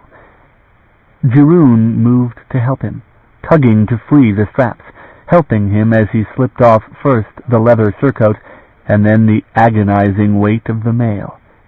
Freed of it, he groaned with relief, content only to breathe for a moment. Then came the sleeveless linen hakton, and that sodden and soiled, and bloody in patches. "Oh, my lord," Jiroon murmured in pity, and numbly he looked at himself, and saw how the armor had galled his water-soaked skin, his linen shirt a soaked rag, rubbing raw sores where there had been folds. He rose, wincing, stripped it off, and dropped it to the floor, shivering in the cold air. Among the clothes on the table he found several shirts, soft and thin, that came of no fabric he knew. He disliked the feel of the too soft weaving, but when he drew one on, it lay easily upon his galled shoulders, and he was grateful for the touch of something clean and dry. Cherryh came, timidly searching among the cajoling gifts for her own sake. She found the proper stack, unfolded the brown garment uppermost, stood staring at it as if it were alive and hostile. A brown smock such as the servants wore. He saw and swore, snatched it from her hands and hurled it to the floor. She looked frightened, and small and miserable in her wet garments. He picked up one of the shirts and a pair of breeches. "Wear these," he said. "Yours will dry." "Lord," she said, a tremor in her voice. She hugged the offered clothing to her breast. "Please, do not leave me in this place." "Go dress," he said, and looked away from her deliberately, hating the appeal and the distress of her, who looked to him, who doubtless would concede to anything to be reassured of his lies, who might the more believe him if she were thus reassured. Unwed girls of the countryside of Onder and of Kirsch were a casual matter for the Uyen of the high clans. Peasant girls hoping to bear an Uyo's bastard, to be kept in comfort thereafter, an obligation to the Uyo, a matter of honor. But therein both parties knew the way of things. Such a thing was not founded in lies or in fear. "Lord," she said across the room. He turned and looked at her, who still stood in her coarse peasant skirts, the garments held against her. The tread of men approached the door outside, an ominous and warlike sound. Vanya heard it, and heard them pause. Cherryh started to hurry to his side. The bar of the door crashed back. Vanya looked about as it opened, hurling a chill draught into the room and fluttering the fire. And there, in the doorway, stood a man in green and brown, who leaned on a sheathed longsword, fronted him with a look of sincere bewilderment. "Cousin," said Ro. Chapter 8. "Ro," Vanya answered, and heard a rustle of cloth at his left. Cherryh, who drew closer to him. He did not turn his head to see, only hoping that she would stay neutral. He himself stood in shirt and breeches, and Ro was armored. He was weaponless, and Ro carried a longsword, sheathed in his hand. There had been no weapons in the room, neither knife with the food nor iron by the fire. In desperation, Vanya reckoned what his own skill could avail. A weaponless swordsman against a swordsman whose primary weapon had been the bow. Ro leaned more heavily on the sword's pommel, and shouted over his shoulder a casual dismissal of the guards in the corridor, then stood upright, cast wide his arm in a gesture of peace. Vanya did not move. Ro tossed his sword and caught it mid-sheath in one hand, and with a mocking flourish discarded it on the table by the door. Then he came forward several paces, limping slightly, bearing that sober, slightly worried expression that was Ro's very self. And his glance swept from Vanya to Cherryh, utterly puzzled. "Girl," he said wonderingly, and then shook his head and walked to a chair and sat down, elbows upon the chair's arms. He gave a silent and humorless laugh. "I thought it would be Morgaine. Where is she?" The plain question shot through other confusions, making sense. Ro's presence making sense of many matters in Otijin. Vanya set his face against him, grateful to understand at least one enemy, and wished Cherryh to silence. "She is," Ro said, "hereabouts." It was bait he was desired to take. He burned to ask what Ro knew, and yet he knew better, shifted his weight and let go his breath, realizing that he had been holding it. "You seem to have found welcome enough here," he answered Ro coldly, "among your own kind." "I have found them agreeable," said Ro. "So might you, if you are willing to listen to reason." Vanya thrust Jirun away, toward the far corner of the room. "Get back," he told her. "Whatever happens here, you do not want to be part of it." But she did not go, only retreated from his roughness, and stood watching, rubbing her arm.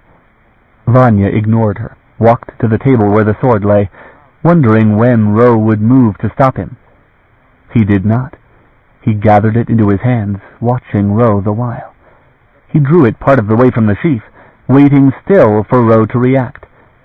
Ro did not move. There was only a flicker of apprehension in his brown eyes. "You are a lie," Vanya said. "An illusion." "You do not know what I am," Ro answered him.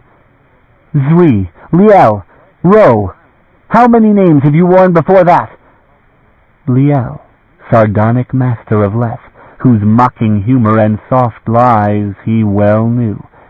He watched sharply for that, waited for the arrogant and incalculably ancient self to look out at him through Ro's human eyes, for that familiar and grandiose movement of the hands, some gesture that would betray the alien resident within his cousin's body. There was nothing of the like. Ro sat still, watching him, his quick eyes following each move. Afraid, that was evident. Reckless, that was like Ro utterly. He drew the sword entirely. Now, he thought, now, if ever, before conscience, before pity. His arm tensed, but Ro simply stared at him, a little flinching when he moved. "No!" Jirun cried from across the room. It came near loosing his arm before he had consciously willed it. He stayed the blow, jolted to remember a courtyard in Morija, and blood, and sickness that knotted in him, robbing him suddenly of strength. With a curse, he rammed the sword into sheath, knowing himself as Ro had known him. Coward. His shorn hair marked him. He saw the narrow satisfaction in Ro's eyes. "It is good to see you," Ro said in a hollow, careful voice. "Ni Vanya, it is good to see any kindred soul in this forsaken land. But I am sorry for your sake. I had thought that you would have used good sense and ridden home. I never thought that you would have come with her, even if she ordered it. Ni honor. It is a compulsion. I am sorry for it. But the sight of you is very welcome." "Liar," Vanya said between his teeth, but the words, like a chia shaft, flew accurately to the mark. He felt the wound, the desperation of exile, in which Ro, anyone who could prove that the things he remembered had ever existed, was a presence infinitely precious. The accents of home, even on an enemy's lips, were beautiful. "There is no point in quarreling before witnesses," said Ro. "There is no point in talking to you." "Ni Vanya," said Ro softly, "come with me. Outside. I have sent the guards elsewhere. Come." He rose from the chair, moved carefully to the door, looking back at him. "Alone." Vanya hesitated. That door was what he most earnestly desired, but he knew no reason that Ro should wish him well. He tried to think what entrapment Ro needed use, and that was none at all. "Come," Ro urged him. Vanya shrugged, went to the fireside, where his armor lay discarded, slung his sword belt over his shoulder, and hung the sword from it, ready to his hand. Thus he challenged Ro. "As you will," Ro said, "but it is mine, and I will ask it back eventually." Jirun came to the fireside, her eyes frightened, looking from one to the other of them. Many, many things she had not said. Vanya felt the reminder in her glance. "I would not leave her alone," he said to Ro. "She is safe," Ro said. He looked directly at Cherryh, took her unresisting hand, and gone in him was every guardedness and ungentle tone. "Do not fear anything in Otijin. I remember a kindness, and return it doubled if I can, as I return other things. No harm will come to you. None." She stayed still, seeming to trust nothing. Vanya delayed, fearing to leave her, fearing that might be Ro's purpose, to separate them, and in another mind, fearing what evil he might do her by holding to her, linking her with him, when he had only enemies in Otijin. "I do not think I have a choice," he said to her, and did not know whether she understood. He turned his back on her, feeling her stare as he walked to the door. Ro opened it, brought him out into the dim corridor, where a cold wind hit his light clothing and set him shivering. There were no guards in sight, not a stir anywhere in the corridor. Ro closed the door and dropped the bar. "Come," he said then, motioned to the left, toward the ascent of the spiral ramp. Turn after turn they climbed, Ro slightly in the lead, and Vanya found his exhaustion such that he must put a hand on the core wall to steady his step. Ro climbed, limping only slightly, and Vanya glared at his back, his hand on the sword, waiting for Ro to show sensible fear of him and glance back only once. But Ro did not. Arrogant, Vanya thought, raging in his heart. But it was very like Ro. At last they arrived at a level floor, and a doorway up low steps. Ro opened that door, admitting a gust of wind that skirled violently into the tower, chilling the very bones. Outside was night, and the scent of recent rain. He followed Ro outside, atop the very crest of the outermost tower of Otijin, where the moon's wan light streamed through the ragged clouds. Anli and Sith were overhead, and hard behind them hurtled the fragments of the broken moon, while on the horizon was the vast white face of Li, pocked and scarred. The wind swept freely across the open space. Vanya hung back, in the shelter of the tower core, but Ro walked to the edge, his cloak held closely about him in the blast of the wind. "Come," Ro urged him, and Vanya came, knowing himself mad even to have come this far, alone with this Kajal in man's guise. He reached the edge and looked down, dizzied at the view down the tower walls to the stones below. He caught at the solidity of the battlement with one hand, and at the sword's hilt with the other. If Ro meant to destroy him, he thought, there was ample means for that. He ignored Ro for an instant, cast a look at all the country round about, the glint of moonlight on black floodwaters that wove a spider's web about the drowning hills. Through those hills lanced the road that he could not reach. Subtle torment. Ro's hand touched his shoulder, drawing his attention back. His other hand described the circuit of the land, the hold itself. "I wanted you to see this," Ro said above the howl of wind.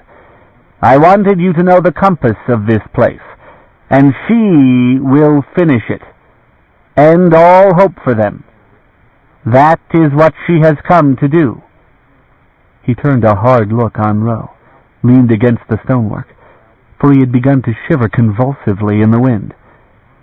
"It is impossible for you to persuade me," he said, and held up his scarred hand to the moonlight. "Ro or Liel, you should remember what I am, at least." "You doubt me," said Ro. "I doubt everything about you." Ro's face, hair torn by the wind, assumed a pained earnestness. "I knew that she would hunt me. She was always our enemy. But from you, Ni Vanya Icha, I hoped for better. You took shelter from me. You slept at my hearth. Is that nothing to you?" Vanya flexed his fingers on the corded hilt of the sword. for they were growing numb with cold. "You are supposing," he said hoarsely, "what passed between Ro and me, what was surely common knowledge throughout Xia, and I do not doubt you had your spies. If you want me to believe you, then tell me again what Ro told me last in Rock Horus, when there was none to hear." Ro hesitated. "To come back," he said, "free of her." It was truth. The unexpectedness of it numbed him. He leaned against the stonework, ceasing even to shiver, and abruptly turned his face from Ro. "And it might be that Ro counseled with others before saying that to me." Ro pulled him about by the shoulder, grimacing into the wind. "So you could say, Vanya, for any other thing you might devise to try me. You cannot be sure, and you know it." "There is one thing you cannot answer," Vanya said. "You cannot tell me why you are here in this land. Ro would not have fled the road we took. He had no reason to, but Liel had every reason. Liel would have run for his life, and Ro had no reason to." "He is here," Ro said, a hand upon his heart. "Here. So also am I. My memories, all are Ro's. They are both." "No," he said, "no. Morgaine said that would not happen, and I would rather take her word than yours, in any matter. I am your cousin. I could have taken your life, but I am your cousin. You have the sword. There is no witness here to say it was no fair fight, if the Shiuan lords cared. You are already known for a kinslayer many times over. Use it, or listen to me." He flung off Ro's hand, blind as a turn of his head brought his own shorn hair into his eyes. He shook it free, stalked off across the battlements, stood staring down into the squalor of that courtyard, the wind pushing at his back, fit to tear him from the edge and cast him over. "Ni Vanya!" Ro called him. He turned and looked, saw Ro had followed him. He stubbornly turned his head toward the view downward, toward the paving and the poor shelters huddled against the keep walls. He felt the breaking of the force of the wind as Ro stepped between it and him. "If you are kinsman to me," Vanya said, "free me from this place. Then I will believe your kinship." "Me? And care you nothing for that child that came with you?" He looked back, stung, unable to argue. He affected a shrug. "Jirun? Here is where she wanted to be. In Shiuan, in Otijin. This is the land she wished for. What is she to me?" "I had thought better of you," Ro said after a moment. "So surely had she." "I am Ilin, nothing else. There are human folk here, men, and so she can survive. They have." "There are men," said Ro, and pointed at the squalid court, where beasts and men shared neighboring quarters. "That is the lot of men in Otijin. That is their life, from birth to death. Men now. Tomorrow the rest that survives in this land will live in that poverty, and the Kajal lords know it. Of their charity, Ni Vanya, these lords have let men shelter within their walls. Of their charity they have fed them and clothed them. They owed them nothing, but they have let them live within their gates. You are not so charitable. You would let them die, that girl and all the rest. That is what you would do to me. The sword's edge is kinder, cousin, than what is waiting for all this land. Murder is kinder." "I have nothing to do with what is happening to these people. I cannot help them or harm them." "Can you not? The wells are their hope, Vanya.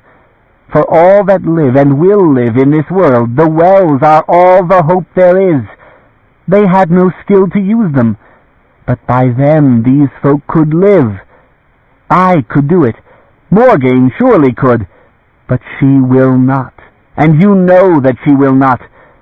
Vanya, if that ancient power were used as it once was used, their lot would be different.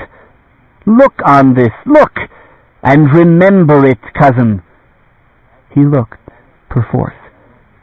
He did not wish to remember the sight, and the faces that had raged wildly beyond the guards' pikes, the desperate hands that had reached through the grate.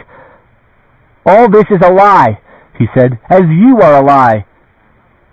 "The sword's edge," Ro invited him, "if you believe that beyond doubt."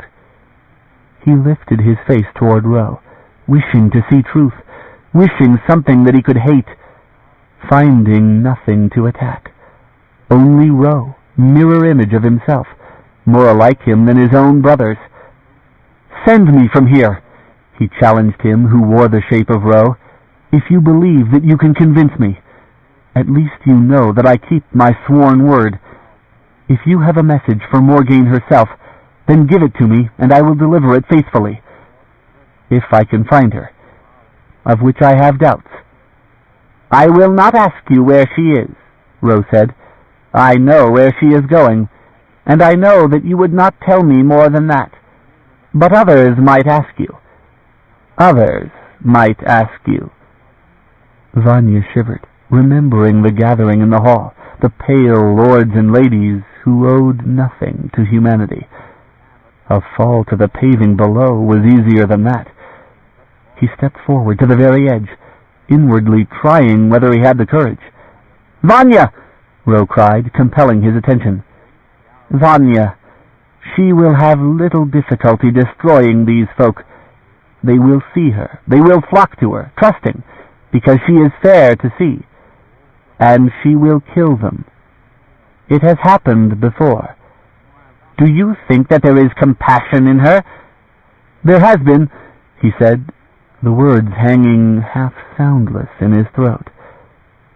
"You know its limits," said Ro. "You have seen that, too." Vanya cursed aloud, flung himself back from the battlements, and sought the door, sought warmth, fought to open it against the force of the wind. He tore it open, and Ro held it, came in after him. The torches in the hall fluttered wildly until the door slammed. Ro dropped the latch. They remained on opposite sides of the little corridor, facing one another. "Say to them that you could not persuade me," Vanya said. "Perhaps your hosts will forgive you." "Listen to me," said Ro. Vanya unhooked the sheathed sword and cast it across the corridor. Ro caught it mid-sheath and looked at him in perplexity. "God forgive me," Vanya said. "For not committing murder," Ro said. "That is incongruous." He stared at Ro, then tore his eyes from him and began to walk rapidly down the corridor, descending the ramp. There were guards below. He stopped when their weapons leveled toward him. Ro overtook him and set his hand on his arm. "Do not be rash. Listen to me, cousin. Messengers are going out, have already sped, despite the storm, bearing warnings of her throughout the whole countryside, to every hold and village. She will find no welcome among these folk." Vanya jerked free, but Ro caught his arm again. "No," said Ro. The guards stood waiting, helmed, faceless, weapons ready. "Will you be handled like a peasant for the hanging?" Ro whispered in his ear. "Or will you walk peaceably with me?" Ro's hand tightened, urged. Vanya suffered the grip upon his arm, and Ro led him through the midst of the guards, walked with him down the windings of the corridors, and they did not stop at the door of the room that confined Cherryh, but went farther, into a branching corridor that seemed to lead back to the main tower. The guards walked at their backs, two bearing torches. "Cherryh," Vanya reminded Ro as they entered that other corridor. "I thought that was a matter of no concern to you." "She is a chance meeting," he said, "and no more than that. She set out looking for you, hoping better from you than she had where she was. The measure of that you may know better than I. You were kind to her, she said." "She will be safe," said Ro. "I also keep my word." Vanya frowned, glanced away. Ro said nothing further. They entered a third corridor that came to an end in a blind wall, and in a narrow place on the right was a deeply recessed doorway. Shadows ran the walls as the guards overtook them, while Ro opened the door. It was a plain room, with a fire blazing in the hearth, a wooden bench by the fire, table, chairs, and Hetharu waited there, by Dara's dark-eyed son, seated with a handful of others likewise seated about him, pale-haired men, although only Hetharu seemed so by nature, his long locks white and silken about his shoulders. He leaned elbows upon his knees, warming his hands at the fire, and by the fire stood a priest, whose brittle, bleached hair described a nimbus about his balding head. Vanya stopped in the doorway, confused by the situation of things. So important a man, so strangely assorted the company. Ro set his hand on his shoulder and urged him gently forward. The guards took up stations inside and out, as the doors were closed, and the gathering became a private one. Helms were removed, revealing faces thin and pale as those of the higher lords, eyes as dark as Hetharu's. Young men, all that were gathered here, save the priest, furtive in their quiet. There was the brocaded finery of the lords, the martial plate and scale of the men-at-arms, the plainness of the furnishings. Guards had been posted outside as well as within the room. These things touched uneasily at Vanya's mind, warning of something other than mere games of terror with him. The gathering breathed of something ugly that concerned the Kajal themselves, powers and alliances within their ranks, and he was seized into the midst of it. "You won nothing of him?" Hetharu asked of Ro. Ro left Vanya's side and took the vacant bench beside the fire, one booted foot tucked up, disposing himself comfortably and at his ease, leaving Vanya as if he were harmless. In peevish insolence, Vanya shifted his weight suddenly, and hands reached for daggers and swords all about the room. He tautened his lips, a smile that rage made slight and mocking, and slowly, amid their indecision, moved to take his place beside Ro on the bench near the fire's warmth. Ro straightened slightly, both feet on the floor, and the look in Hetharu's eyes was angry. Vanya met that stare with a stubborn frown, though within he felt less than easy.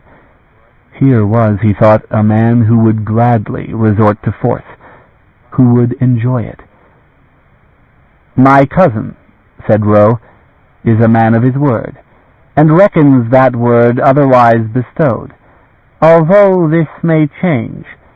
As matters stand now, he does not recognize reason, only the orders of his liege. That is the kind of man he is." "A dangerous man," said Hetharu, and his dark, startling eyes rested full on Vanya's. "Are you dangerous, man?" "I thought," said Vanya slowly, with deliberation, "that Baidara was lord in Otygian. What is this?" "You see how he is," said Ro, and on faces round about there was consternation, guilt, fear. Hetharu glowered. Vanya read the tale writ therein, and liked it less and less. "And his liege?" asked Hetharu. "What has he to say of her?" "Nothing," said Ro, and in their long silence Vanya's heart beat rapidly. "It is of little profit," said Ro, "to question him on that account. I will not have him harmed, my lord." Vanya heard, not understanding, not believing Ro's defense of him, but he saw in that moment that a hint of caution appeared in Hetharu's manner, uncertainty that held him from commanding Ro. "You," said Hetharu suddenly, looking at Vanya, "do you claim to have come by the wells?" "Yes," Vanya answered, for he knew that there was no denying it. "And can you manage them?" the priest asked, a husky, quiet voice. Vanya looked up into the priest's face, reading desire there, not knowing how to deal with the desires that gathered thickly in this room, centered upon him and upon Ro. He did not want to die. Abundantly he did not want to die, butchered by Kajal for causes he did not understand, that had nothing to do with him. He did not answer. "You are a man," said the priest. "Yes," he said, and noticed that the priest carried a knife at his belt, curious accoutrement for a priest, and that all the others were armed. The priest wore a chain of objects about his neck, stone and shell and bone, familiar. Vanya realized all at once where he had seen such, daily, along with a small stone cross, profaned by nearness to such things.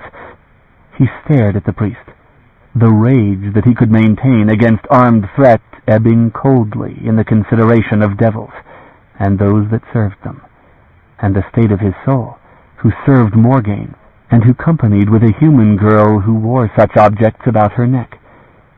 Only let them keep the priest from him. He tore his gaze away from that one, lest the fear show, lest he give them a weapon. "Man," said Hetharu, looking on him with that same fixed stare, "is this truly your cousin?" "Half of him was my cousin," Vanya said, to confound them all. "You see how he tells the truth," Ro said softly, silk over metal. "It does not always profit him, but he is forward with it. An honest man, my cousin Vanya. He confuses many people with that trait, but he is Ni. You would not understand that, but he is Ni, and he cannot help this over-nice devotion to honor. He tells the truth. He makes himself enemies with it. But in your honesty, cousin, tell them why your liege has come to this land. What has she come to do?" He saw the reason for his presence among them now, how he had been in his cleverness guided to this. He knew that he should have held his peace from the beginning. Now silence itself would accuse, persuasive as admission. His muscles tautened, mind numbed when he most needed it. He had no answer. "To seal the wells forever," Ro said. "Tell me, my honest, my honorable cousin, is that, or is that not, the truth?" Still he held his peace, searching desperately for a lie, not practiced in the art. There was none he could shape that could not be at once unraveled. "Deny it, then," said Ro. "Can you do that?" "I deny it," he said, reacting as Ro thrust at him what he most wanted, and even as it slipped his lips, he knew he had been maneuvered. "Swear to it," Ro said, and as he began to say that also, "On your oath to her," Ro said. "By your soul." That was the oath, and their eyes were all on him, like wolves in a circle. His lips shaped the words, knowing the effort for useless, utterly useless. On his soul, too, was his duty to Morgaine. That bade him try. But Ro set his hand on his arm, mercifully stopping him, leaving him trembling with sickness. "No," Ro said. "Spare yourself the guilt, Vanya. You do not wear it well. You see how it is, Lord Hetharu. I have shown you the truth. My cousin is an honest man, and you, my lord, will swear to me that you will set no hand on him. I bear him some affection, this cousin of mine." Heat mounted steadily to Vanya's face. There seemed no profit in protesting this baiting defense. He met Hetharu's dark and resentful eyes. "Granted," Hetharu said after a moment, and glanced at Ro. "He is yours, but I cannot answer for my father." "No one," said Ro, "will set hand on him." Hetharu glanced down, and aside, and frowned and rose. "No one," he echoed sullenly. My lords, said Ro, likewise rising, a safe sleep to you. There was a moment of silence, of seething anger on the part of the young lord. Surely it was not accustomed that Baidara's son receive his dismissal from a dark-haired guest. But fear hovered thickly in the room when Ro looked at them all in their turn, eyes averted from his, to one side and the other, pretending to find interest in the stones of the floor or the guarded door. Hetharu shrugged, a false insouciance. My lords, he said to his companions, priest. They filed out with rustling brocade and the clash of metal, those slim, fair lords with their attendant guard, half-human, until there was only Ro, who quietly closed the door, making the room again private. Give me the sword again, Vanya said. Cousin. Ro regarded him warily, hand on the hilt. He shook his head and showed no inclination to come near him now. You do not seem to understand, Ro said. I have secured your life and your person from some considerable danger. I have a certain authority here, while they fear me. It does not serve your own cause to fight against me. It is your own life you have secured, Vanya said, and arose to stand with his back to the fire, so that they will not try me too severely and find your kinsman is only human. That, too, said Ro. He started to open the door, and hesitated, looking back. I wish that I could persuade you to common sense. I will go back to the room where I was, Vanya said. I found it more comfortable. Ro grinned. Doubtless. Do not touch her, Vanya said. Ro's grin faded. He faced him entirely, regarded him with an earnest look. I have said, Ro said, that she would be safe, and she will be safer apart from you. I think you understand this.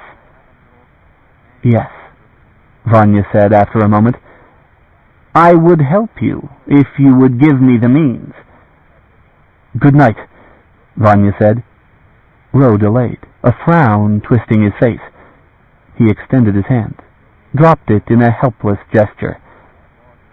Me, Vanya, my life will end if your liege destroys the wells. Not suddenly, but surely all the same. So will everything in this land die. But that is nothing to her. Perhaps she cannot help what she is or what she does. I suspect that she cannot. But you, at least, have a choice. These folk will die, and they need not. I have an oath to keep. I have no choice at all. If you had sworn to the devil, Ro said, would it be a pious act to keep your word? Unthought, his hand moved to bless himself, and he stopped. Then, with deliberation, completed the gesture, in this place of Kajal, where priests worshipped devils. He was cold inside. Can she do as you have done? Asked Ro. Vanya, is there any land where she has traveled where she is not cursed, and justly? Do you even know whether you serve the side of men in this war? You have an oath. You have made yourself blind and deaf because of it. You have left kinsmen dead because of it. But to what have you sworn it? Do you wonder what was left in Anderkirch? You will never know what you wrought there, and perhaps that is well for your conscience. But here you can see what you do, and you will live in it. Do you think the wells have kept these folk in misery? Do you think the wells are the evil? It was the loss of them that ruined this land. And this is the likeness of Morgaine's work. This is what she does, what she leaves behind her wherever she passes. There is nothing more terrible that could befall you than to stay behind where she has passed. You and I know it. We were born in the chaos she wrought in our own Anderkirch. Kingdoms fell and clans died under her guidance. She is disaster where she passes me, Vanya. She kills. That is her function, and you cannot prevent her. To destroy is her whole purpose for being." Vanya turned his face aside and gazed at the barren walls, at the single slit of a window, slatted with a wooden shutter. "You are determined not to listen," said Ro. "Perhaps you are growing like her." Vanya glanced back, face set in anger. "Liel," he named Ro, the name that had been his last self, that had destroyed Ro. "Murderer of children, you offered me haven too, in Raleth, and I saw what a gift that was, what prosperity you brought those that came under your hand. I am not Liel any longer. Vanya felt a tightness about his heart, himself caught and held by that level gaze. "Who is talking to me?" he asked in a still voice. "Who are you? Kajal? Who were you?" "Ro." Bile rose into his throat. He turned his face away. "Get out of here. Get away from me. Do me that grace at least. Let me alone." "Cousin," said Ro softly, "have you never wondered who Morgaine was?" The question left silence after it, a numbness in which he could be aware of the sounds of the fire, the wind outside the narrow window. He found it an effort to draw breath in that silence. "You have wondered, then," said Ro. "You are not entirely blind. Ask yourself why she is Kajal to the eye, and not to the heart. Ask whether she always tells the truth, and believe me that she does not where it is most essential, not where it threatens the thing she seeks. Ask how much of me is Ro, and I will tell you that the essence of me is Ro. Ask why you are kept safe, hostile to me as you are, and I will tell you it is because we are, truly, cousins. I feel that burden. I act upon it because I must. But ask yourself what she became, this liege of yours. My impulses are human. Ask yourself how human she is. Less than any here, whose blood is only halfling. Ask yourself what you are sworn to, Ni Vanya." "Out!" he cried, so that the door burst open and armed guards were instant with lowered weapons. But Ro lifted his hand and stopped them. "Give you good night," Ro murmured, and withdrew. The door closed. A bolt shot into place outside. Vanya swore under his breath, cast himself down on the bench by the fire. A log crashed, glowing ruin, stirring a momentary flame that ran the length of the charred edge, and died. He watched the shifting patterns in the embers, heart pounding, for it seemed to his blurring senses that the floor had shifted minutely. A fall like the between of gates. Animals bleated outside. He heard the distant murmur of troubled voices. The realization that it had been no illusion sent sweat coursing over his limbs. But the earth stayed still thereafter. He let go his pent breath, stared at the fire until the light and heat wearied his eyes and made him close them. Chapter 9. Guards intruded in the morning, servants bringing food and water, a sudden flurry of footsteps, crashing of bolts and doors. Savory smells came with the dishes that rattled in the servants' hands. Vanya rose to his feet by the dying fire. He ached. The pain of his swollen, chafed feet made him stagger violently, brace himself against the stonework. The pikes in the hands of the guards lowered toward him a threatening degree. The servants stared at him, soft-footed men, marked on the faces by the sign of a slashed circle, marked, too, in the eyes by a fear that was biding and constant. "Ro," he asked of the servants, of the guards, his voice still hoarse. "Send for Ro. I want to see him." For this morning he recalled a lost dagger, lost with Morgaine, and a thing that he had sworn to do, and things he had said in the night and not said. None answered him now. The servants looked away, terrified. The demon helms shadowed the eyes of the halfling guards, making their faces alike and expressionless toward him. "I need a change of clothing," he said to the servants. They flinched from him as if he had a devil, and made haste to put themselves in the shadow of the guards, beginning to withdraw. "The firewood is almost gone," he shouted at them, irrational panic taking him at the thought of dark and cold in the room thereafter. "It will not last the day." The servants fled. The guards withdrew, closing the door. The bolt went home. He was trembling, raging at what he knew not.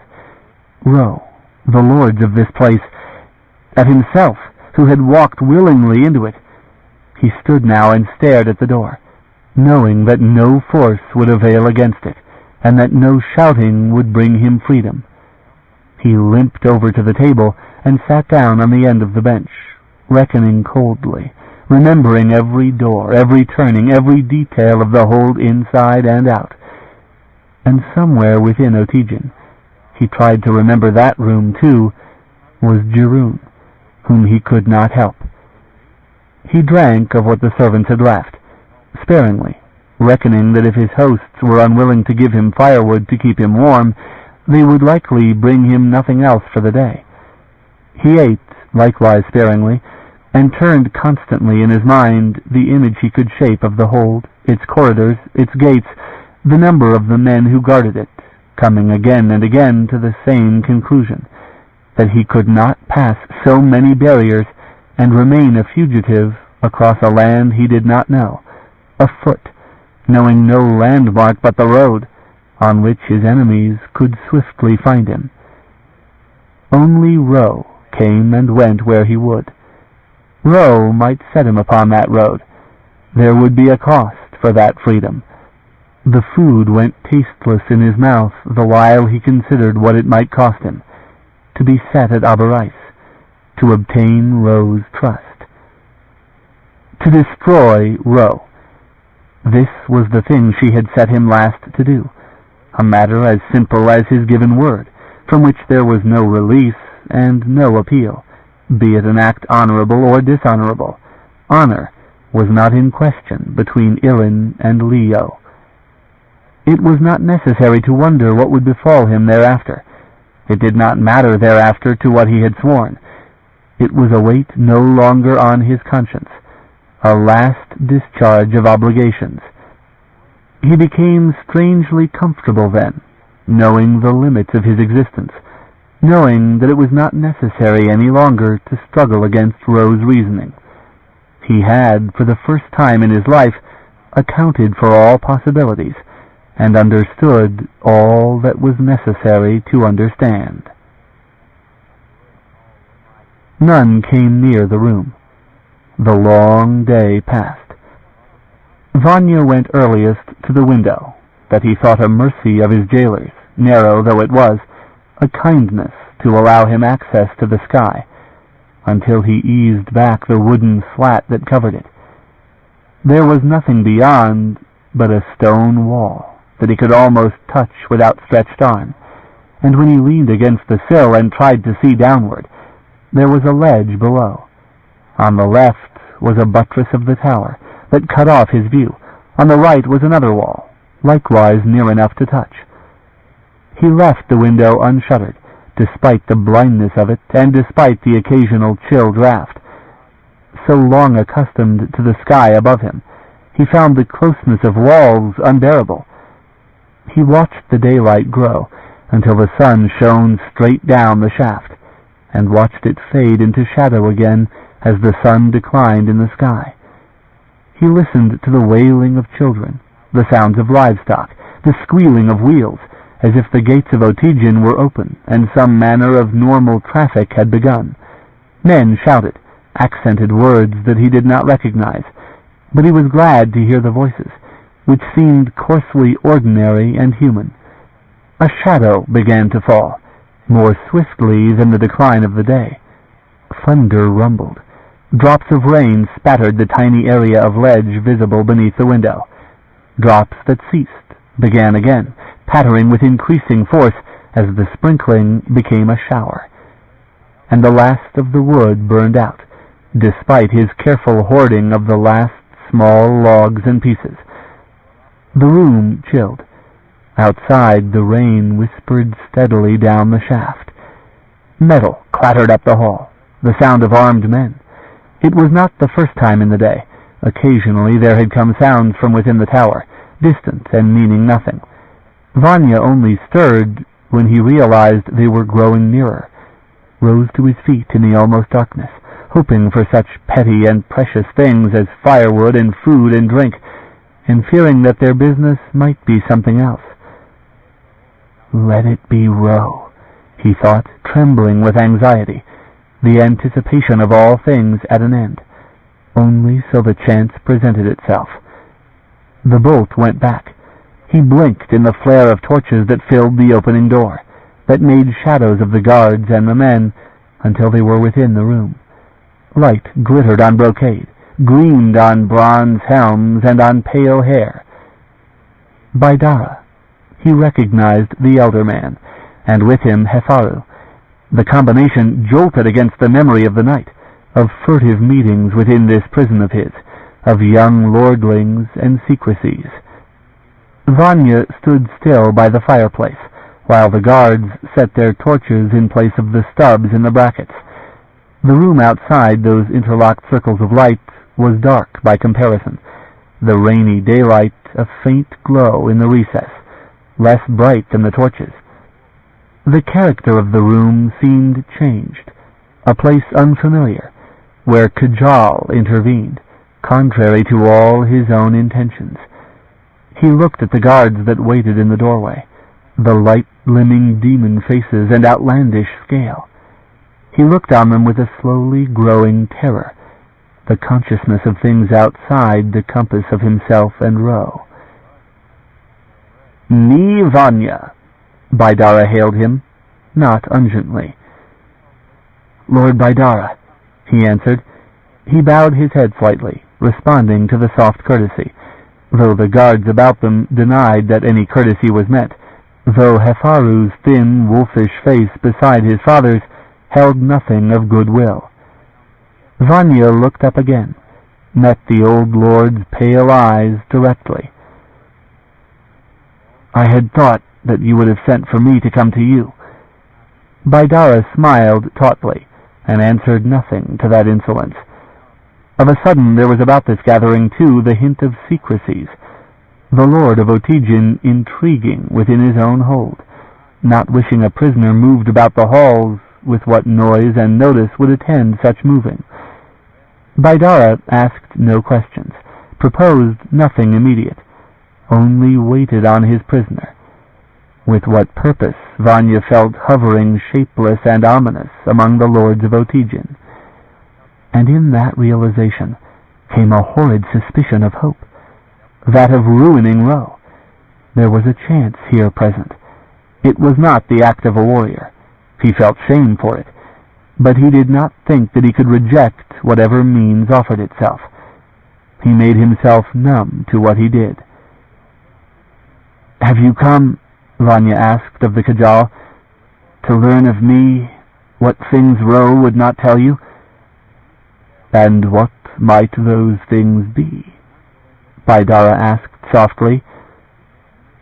"That you cannot trust him." Again Baidara smiled, this time with more satisfaction. His features were an aged mirror of Hefaru's, who was close beside him, a face lean and fine-boned, but Baidara's eyes were pale. Morgaine's features, he thought with an inward shudder, horrified to see that familiar face reflected in her enemy's. No pure Kajal had been left in Anderkirch. He saw one for the first time, and thought unwillingly of Morgaine. "Ask yourself," Ro had said, taunting him, "what you are sworn to." "Go," Baidara bade the guards, and they went, closing the door. But Hefaru stayed, at which Baidara frowned. Dutiful, Baidara murmured at him distastefully, and he looked at Vanya with a mocking twist of his fine lips. My son, he said with a nod at Hetharu, a man of indiscriminate taste and energetic ambitions, a man of sudden and sweeping ambitions. Vanya glanced beyond Baidara's shoulder at Hetharu's still face, sensing the pride of this man who stood at his father's shoulder and heard himself insulted to a prisoner. For an irrational instant, Vanya felt a deep impulse of sympathy toward Hetharu, himself bastard, half-blood, spurned by his own father. Then a suspicion came to him that it was not casual, that Baidara knew that he had reason to distrust this son, that Baidara had reason to come to a prisoner's cell and ask questions, and Hetharu had urgent reason to cling close to his father's side, lest the old lord learn of meetings and movements that occurred in the night within the walls of Otijin. Vanya met Hetharu's eyes without intending it, and Hetharu returned his gaze, his dark and human eyes promising violence, seething with ill will. Ro urges us, said Baidara, to treat you gently, yet he calls you his enemy. I am his cousin, Vanya countered quietly, falling back upon Ro's own stated reasoning. Ro, said Baidara, makes vast and impossible promises, of limitless arrogance. One would think that he could reshape the moon and turn back the waters. So suddenly arrived, so strangely earnest in his concern for us. He styles himself like the ancient kings of men, and claims to have power over the wells. He seeks our records, pores over maps and old accounts of only curious interest. And what would you, Ni Vanya Ichia? Will you likewise bid for the goodwill of Otijin? What shall we offer you for your good pleasure, if you will save us all? Worship as a god? The sting of sarcasm fell on numbness, a chill to think of Ro, a Chia bowman, a lord of forested chorus, searching musty Kajalan records, through runic writings that men did not read, save only Morgaine. Ro, Vanya said, lies to you. He does not know everything, but you are teaching it to him. Keep him from those books. Baidara's silvery brow arched, as if he found the answer different from his expectation. He shot a look at Hetharu, and walked a distance to the far recess of the room, by the window slit, where wan daylight painted his hair and robes with an edge of white. He looked out that viewless window for a moment, as if he pondered something that did not need sight, and then looked back, and slowly returned to the circle of torchlight. We, said Baidara, we are the heirs of the true Kal. Mixed blood we all are, but we are their heirs nonetheless, and none of us has the skill. It is not in those books. The maps are no longer valid. The land is gone. There is nothing to be had there. Hope, said Vanya, that is so. You are human, Baidara said contemptuously. Yes. Those books, Baidara said, contain nothing. The old ones were flesh and bone, and if men will worship them, that is their choice. Priests. The old lord made a shrug of contempt, nodding toward the wall, by implication toward the court that lay below. Parasites, the lowest of our halfling blood.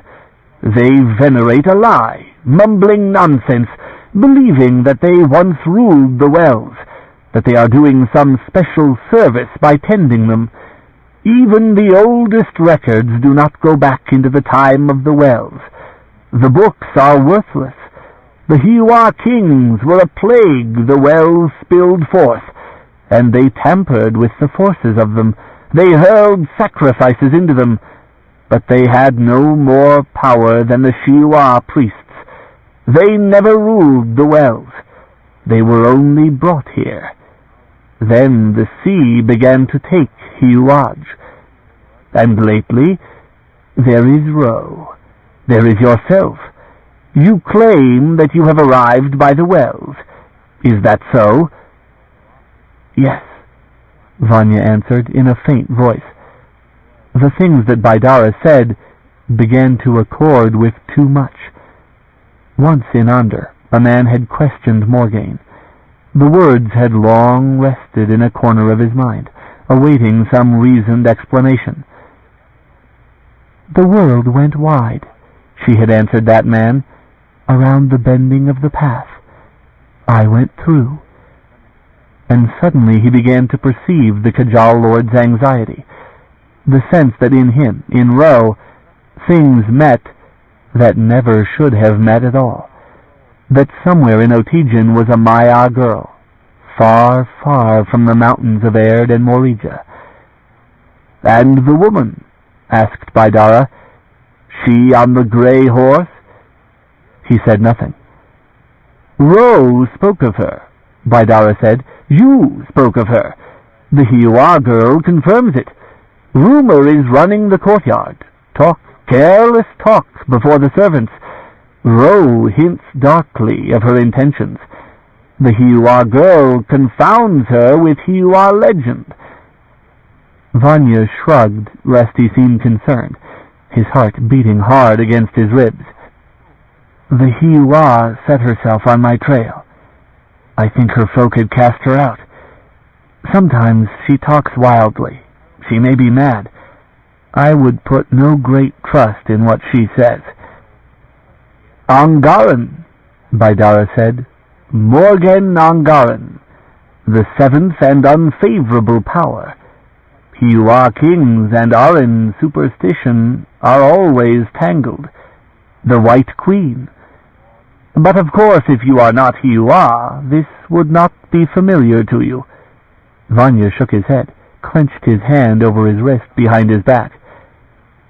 It is not familiar to me, he said. What is her true name? Again he shrugged. Ro, said Baidara, calls her a threat to all life, says that she has come to destroy the wells and ruin the land. He offers his own skill to save us, whatever that skill may prove to be. Some, Baidara added, with a look that made Hatharu avoid his eyes sullenly, some of us are willing to fall at his feet. Not all of us are gullible. There was silence, in which Vanya did not want to look at Hatharu, nor at Baidara, who deliberately baited his son. Perhaps, Baidara continued softly, there is no such woman, and you and the Shiuan girl are allied with this Ro. Or perhaps you have some purposes we in Otijin do not know yet. Humankind drove us from Shiuan. The Shiuan kings were never concerned with our welfare, and they never held the power that Ro claims for himself. Vanya stared at him, calculating, weighing matters, desperately. Her name is Morgaine, he said, and you would be better advised to offer her hospitality rather than Ro. Ah, said Baidara, and what bid would she make us? What would she offer? A warning, he said, forcing the words, knowing they would not be favored. And I give you one, to dismiss him and me, and have nothing to do with any of us. That is your safety. That is all the safety you have. The mockery left Baidara's seamed face. He came closer, his lean countenance utterly sober, pale eyes intense. Tall, the halflings, so that Vanya found himself meeting the old lord eye to eye. Light fingers touched the side of his arm, urging confidentiality, The while, from the edge of his vision, Vanya saw Hetharu leaning against the table, arms folded, regarding him coldly. "Hnoth is upon us," Baidara said, "when the floods rise and no traveling is possible. This Cherryh is anxious to set out for Abarais now, this day, before the road is closed. He seems likewise anxious that you be sent to him when he is there, directly as it becomes possible. And what say you to this, mi Vanya Ichya?" "That you are as lost as I am, if ever you let him reach Abarais," Vanya said. The pulse roared in him as he stared into that aged Kajalan face, and thought of Ro in possession of that master gate, with all its power to harm, to enliven the other gates, to reach out and destroy. "Let him ever reach it, and you will find yourself a master of whom you will never free yourself, not in this generation or the next, or the next. I know that for the truth." "Then he can do the things he claims," said Hetharu suddenly. Vanya glanced toward Hetharu, who left the table and advanced to his father's side. "His power would be such," Vanya said, "that the whole of Shiuan and Hiwaj would become whatever pleased him. Pleased him, my lord. You do not look like a man that would relish having a master." End of side 4. Change side selector switch. This book is continued on the next cassette. Side 5. Well of Shiuan by C.J. Cherryh, continuing on page 134.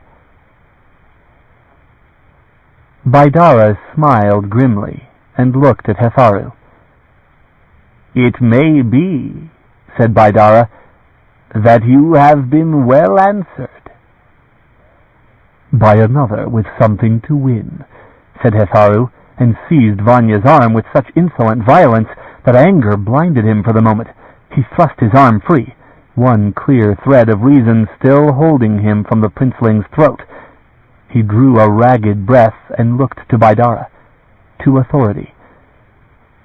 "I would not see Ro set at Abarais," Vanya said, "and once your own experience shows you that I was right, my lord, I fear it will be much too late to change your mind." "Can you master the wells yourself?" Baidara asked. "Set me at Abarais until my own liege comes.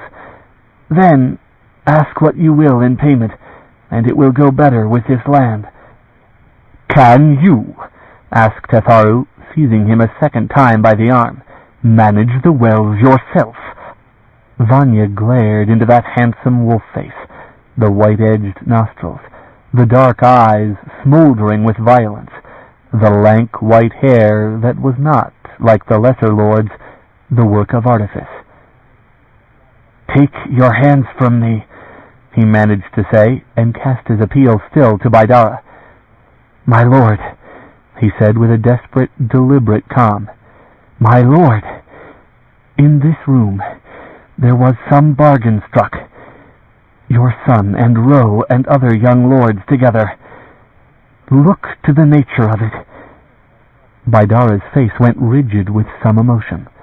He thrust Hetharu aside, looked terribly on Vanya, then turned that same look toward his son, beginning a word that was not finished.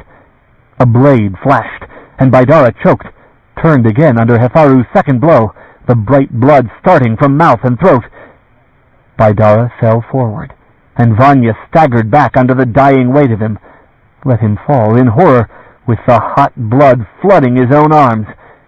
And he stared across weapon's edge at a son who could murder father and show nothing of remorse. There was fear in that white face. Hate. Vanya met Hetharu's eyes and knew the depth of what had been prepared for him. "Hail me, lord," said Hetharu softly, "lord in Otijin, and in all Shiuan." Panic burst in him. "Guard!" he cried, as Hetharu lifted the bloody dagger and slashed his own arm. A second fountain of blood. The dagger flew, struck at Vanya's feet in the spreading dark pool from Baidara's body. Vanya stumbled back from the dagger as the door opened, and there were armed men there in force, pikes lowered toward him. Hetharu leaned against the fireplace in unfeigned shock, leaking blood through his fingers that clasped his wounded arm to his breast. "He!" Vanya cried, and staggered back under the blow of a pike shaft that sent him sprawling and drove the wind from him. He scrambled for his feet and hurled himself for the door, barred from it by others, thrown aside, seized up the dagger that lay in the pool of blood, and drove for Hetharu's throat. An armored body turned the blade, a face before him grimacing in pain and shock. More blood flooded his hands, hot, before the others dragged him back and crashed with him over a bench. The blows of pike staves and boots overwhelmed him, and he lay half-sensible in a pool of blood. His own or Baidara's he no longer knew. They moved his battered arms, and cords bit into his wrists. Shouts echoed. Throughout the halls there began a shriek of alarm, the sounds of women's voices and the deeper mourning of men. He listened to this, on the edge of consciousness, the shrieks part of the torment of chaos that raged about him. He remained on the floor, untouched. Men came for Baidara's body, and they carried it forth on a litter in grim silence. And another corpse they carried out too, that of a man-at-arms, that Vanya dimly realized was to his charge. And thereafter, when the room was clear and more torches had been brought, men gathered him up by the hair and the arms, and bowed him at Hetharu's feet. Hetharu sat, while a priest wound his arm about with clean linen soaked in oils, and there was in Hetharu's shock-pale face a taut and wary look. Armed men were about him, and one, barefaced, his coarse bleached hair gathered back in a knot, handed Hetharu a cup of which he drank deeply. In a moment Hetharu sighed and returned the cup, and leaned back in the chair while the priest tied the bandage. A number of other lords came, elegant and jeweled, in delicate fabrics. There was silence in the room, and a constant flow of whispers in the corridor outside. As each lord came forward to meet Hetharu, there was a slight bow, an obeisance, some only scant. It was the passing of power, there in that bloody cell. Many an older lord whose obeisance was cold and hesitant, with looks about at the armed guards that stood grimly evident, and younger men who did not restrain their smiles, wolf smiles, and no evidence of mourning. And lastly came Kithan, waxen pale and languid, attended by a trio of guards. He bowed to kiss his brother's hand, and suffered his brother's kiss upon his cheek, his face cold and distant the while. He stumbled when he attempted to rise and turn, steadied by the guards, and blinked dazedly, and stared down at Vanya. Slowly the distance vanished in those dilated pale eyes, and something came into them of recognition, a mad hatred, distraught and violent. "I had no weapon," Vanya said to him, fearing the youth's grief as much as Hetharu's calculation. "The only weapon—" An armored hand smashed across his mouth, dazing him, and no one was interested in listening, not even Kithan, who simply stared at him, empty-eyed, unasking what he would have said. After a moment, someone took Kithan by the arm and led him out, like a confused child. Women had come, pale-haired and cold, who bowed and kissed Hetharu's hand, and returned on silent feet to the corridor, a whisper of brocade and a lingering of perfume amid the oil and armor of the guards. Then a stir among the departing mourners. Brusque and sudden came Ro, himself attended by guards, one on either side. Ro was armored and cloaked, and bore his bow and his longsword slung on his back for travel. Vanya's heart leaped up in an instant's forlorn hope that died when he reminded himself of the illusion that was Ro, when Ro ignored him and addressed himself to the patricide, Baidara's newly powerful son. "My lord," Ro murmured and bowed, but he did not kiss Hetharu's hand or make any other courtesy, at which faces clouded, not least of them Hefaru's. "The horses are saddled," Ro said. "The tide is due at sunset, I am told, and we had best make some small haste." "There will be no delay," said Hefaru.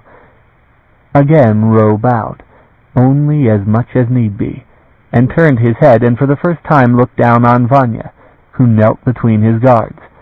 "Cousin," Ro said sorrowfully, as a man would reproach a too innocent youth. Heat stung Vanya's face, and something in him responded to the voice all the same. He looked up into Ro's brown eyes and lean, tanned face, seeking Liel, struggling to summon hate. It only came to him that they too had known Ander Kirsch, and that he would not see it again, and that when Ro had left, he would be alone among Kajal. "I do not envy you," Vanya said, "your company on the road." Ro's eyes slid warily to Hefaru, back again, and Ro bent then and took Vanya's arm, drawing him to his feet in spite of the guards. His hand lingered, kindly as a brother's. "Swear to my service," Ro said in a low voice, for him alone. "Leave hers, and I will take you with me, out of here." Vanya jerked his head in refusal, setting his jaw lest he show how much he desired it. "They will not harm you," Ro said, which he needed not have said. "What you will is not law for them," Vanya said. "I did not kill Baidara. On my oath I did not.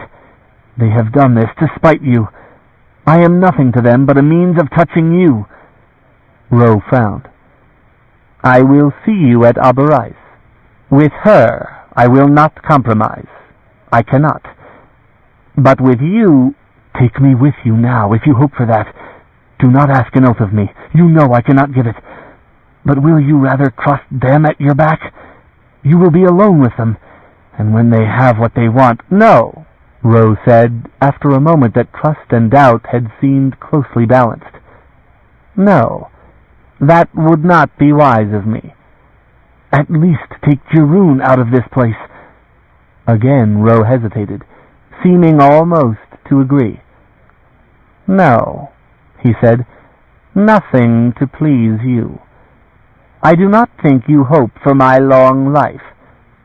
She stays here." "To be murdered, as I will be." "No," said Ro. "I have made an understanding for your welfare, and I will see it kept. We have bargained, they and I. I will see you at Aberais." "No," said Vanya. "I do not think you will." "Cousin," said Ro softly. Vanya swore and turned away, bile rising in his throat. He shouldered through his guards, who lacked orders and stood like cattle, confused. None checked him. He went to the window slit and looked out at the rain-glistening stones, ignoring all of them as they made their arrangements to leave, with much clattering of arms and shouting up and down the corridors. Group by group, to their various purposes, the gathering dispersed. Ro was among the first to leave. Vanya did not turn his head to see. He heard the room deserted, and the door heavily sealed, and distantly in the halls echoed the tramp of armed men. Out in the yard there began a tumult among the people, and the clatter of horses on the pavings. Voices of men and women pierced the commotion, for a moment clear, and then subdued again. One lord was leaving Otijin. The former could not possibly have been buried yet. Such was Hefaru's haste to ride with Ro, seeking power. And such Ro had doubtless promised him, with promises and threats and direct warnings to bring him quickly to Aberais, before flood should come, before the way should be closed. Perhaps Baidara had opposed such a journey, inventing delays, but Baidara would no more oppose anything. Perhaps at Ro's urging.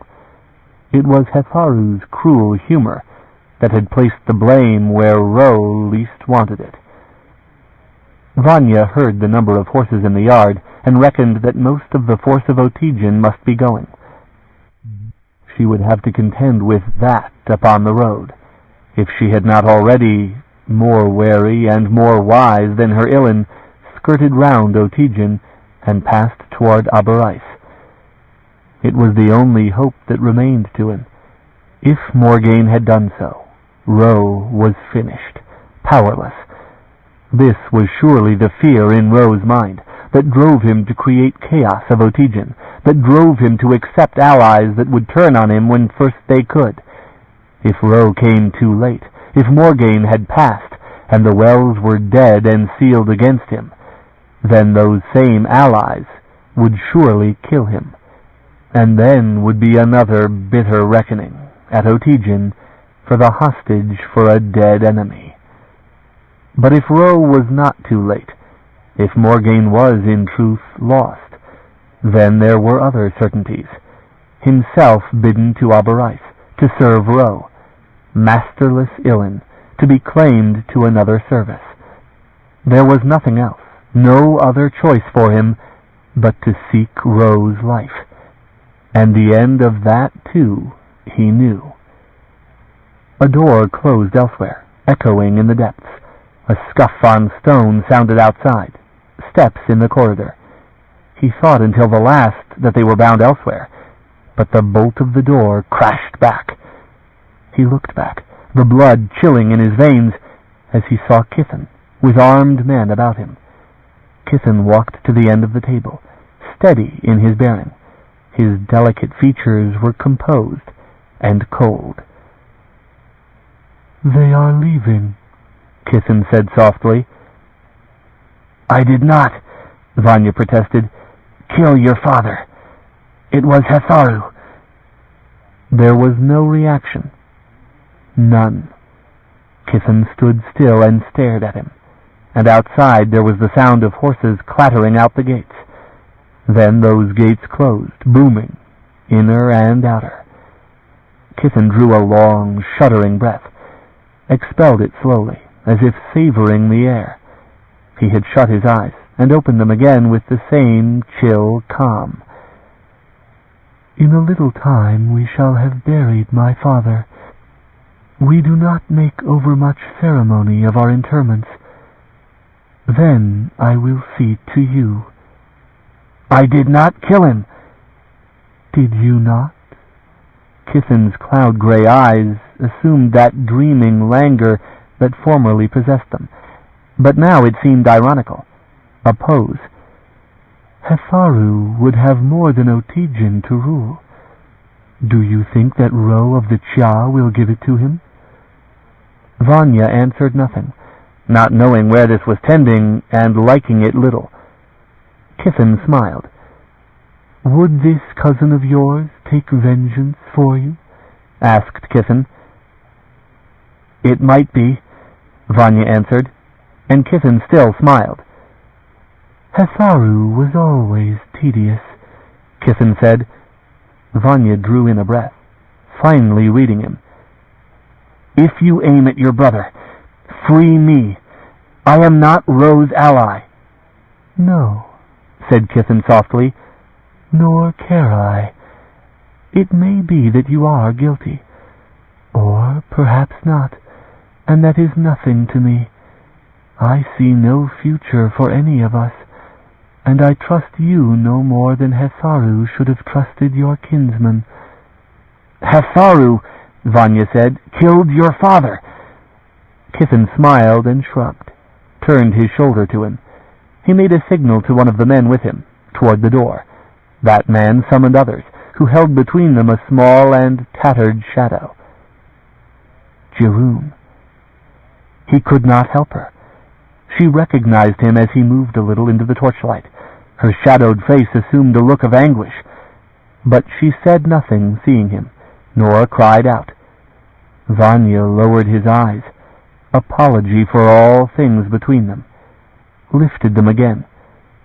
There was nothing that he could say to ease her plight, and much that he could say to make it worse, making clear his regard for her. He turned from the sight of her and of them, and walked back to stare out the window. "Make a fire in the West Tower Hall," Kithen bade one of the guards, and they withdrew, and the door closed. Chapter 10. The thunder rumbled almost constantly, and in time the torches, whipped by the wind that had free play through the small cell, went out one by one, leaving dark. Vanya sat by the window, leaning against the stones, letting the cold wind and spattering rain numb his face as his hands long since were numb. The cold eased the pain of bruises. He reckoned that if it also made him fevered, if they delayed long enough, then that was only gain. He blinked the water from his eyes and watched the pattern of lightning on the raindrops that crawled down the stones opposite the narrow window. So far as it was possible, he concentrated entirely on that slow progress, lost in it. Somewhere by the gate a bell began to ring, monotone and urgent. Voices shouted, lost in the thunder. The burial party had returned, he thought, and sharper fear began to gather in him. He fought it with anger, but the taste of it was only the more bitter, for he was angry most of all that he was without purpose in his misery, that he was seized into others' purposes, to die that way, child innocent, child ignorant. He had trusted, had expected, had assumed. Likewise, Ro was being slowly ensnared, carefully maneuvered, having taken to himself allies without law, adept in treacheries of a breed unimagined in Anderkirch. Best that Ro perish, and yet he did not entirely wish it. Rather that Hefaru would find himself surprised, that Ro would repay them, bitterly. There was nothing else. The bell still rang, and now there came the tread of many men in the corridors, echoing up and down the winding halls, a scrape of stone in the hall outside, the bolt crashing back. There were guards, rain still glistening on their demon-faced helms and the scale of their armor in the torchlight they brought with them. Vanya gathered himself to his feet on the second try, came with them of his own accord as far as the hall, where he might reckon their number. There were 8, 10, 12 of them. So many? He wondered bitterly, astonished that they could so fear him, reckoning how his hands were tied and his legs, numb with cold, unsteady under him. They seized him roughly and brought him down the corridor, and down the spirals, past the staring white faces of delicate Kajalan ladies, the averted eyes of servants. Cold air struck him as the door at the bottom of the spiral opened, and there before them was the barred iron gate, the keeper running back the chain to let them out. Outside was rain and torchlight, and a confused rabble, a mass of faces shouting, drowning the noise of the bell. Vanya set his feet, resisted desperately being brought out into that, but the guards formed about him with pikes leveled, and others forced him down the steps. Mad faces surrounded them. Rocks flew. Vanya felt an impact on his shoulder and jerked back as fingers seized on his shirt and tried to pull him away from the guards. A man went down then, with a pike through his belly, writhing and screaming, and the men-at-arms hurried, broke through the mass. Vanya no longer resisted the guards, fearing the mob's violence more, and the bell at the gate still tolled, adding its own mad voice to the chaos. A door in the Barbican Tower opened, more guards ready to take them into that refuge, a serried line of weapons to defend it. A pikeman went down, stone-struck. The mob surged inward. Vanya recoiled into the hands of his guards as the rabble seized on him, almost succeeding this time in taking him. There was a skirmish, sharp and bloody, peasants against armored pikemen, and the guards moved forward over wounded and dying. The insanity of it was beyond comprehension. The attack, the hatred, whether they aimed it at him or at their own lords. Knowing that Baidara was slain, that the greater force of the hold had departed, the guards seemed suddenly fearfully few. The power that Kithen held was stretched thin in Otygian amid this violence that surged within the court, outside its doors. The madness cared no longer what it attacked. There was a sound, deep and rumbling, that shook the walls, that wrung horrified screams from the surging mob, that stopped the guards in their tracks. And the gate vanished in a second rumbling of stones. The arch that had spanned it collapsed, the stones whirling away like leaves into darkness, so that little rubble remained. It was gone. The mob shrieked and scattered, abandoned improvised weapons, a scatter of staves and stones on the cobbles, and the guards leveled futile weapons at that incredible sight. In that darkness, where the gate had been, was a shimmer, and a rider, white-cloaked, on a gray horse, a shining of white hair under the remaining torches, and the glimmering was a drawn sword. The blade stayed unsheathed. It held darkness entrapped at its tip, darkness that eclipsed the light of torches where it was lifted. The gray horse moved forward a pace. The crowd shrieked and fled back. Morgaine. She had come to this place. Come after him. Vanya struggled to be free, feeling a wild urge to laughter. And in that moment, his guards cast him sprawling and fled. He lay still, for a moment dazed by his impact on the wet paving. He saw Sipta's muddy hooves not far from his head as she rode to cover him, and he did not fear the horse. But above him he saw Morgaine's outstretched hand, and Changeling unsheathed, shimmering opal fires, and carrying that lethal void at its tip. Oblivion uncleaner than any the Kajal could deal. He feared to move while that hovered over him. "Row!" he tried to warn her, but his hoarse voice was lost in the storm and the shouting. "Die call!" he heard cry from the distance. "Angaran! Angaran!" He heard the cry repeated, echoed off the walls, warning carried strangely by the wind, and thereafter quiet settled in the courtyard, among humans and Kajal alike. Sipta swung aside. Vanya struggled to reach his knees, did so with a tearing pain in his side that for a moment took his breath away. When his sight cleared, he saw Kithen and the other lords in the unbarred doorway of the keep, abandoned by the guards. There was no sound, no movement from the Kajal. Their faces, their white hair whipping on the wind, made a pale cluster in the torchlight. "This is my companion," Morgaine said softly, above the rush of rain, and it was likely that there was no place in the courtyard that could not hear her. "Poor welcome have you given him." There was for a moment only the steady beat of the rain into the puddles, the restless stamp of Sipta's feet, and came the sound of hooves behind, another rider coming through the ruined gate. The black gelding, ridden by a stranger, who swung down from the saddle and waited. Vanya gathered his feet under him, careful of the fire of Changeling that gleamed perilously near him. "Leo," he said, forcing sound into his raw throat, trying to shout. "Row, by the north road, before the sun set.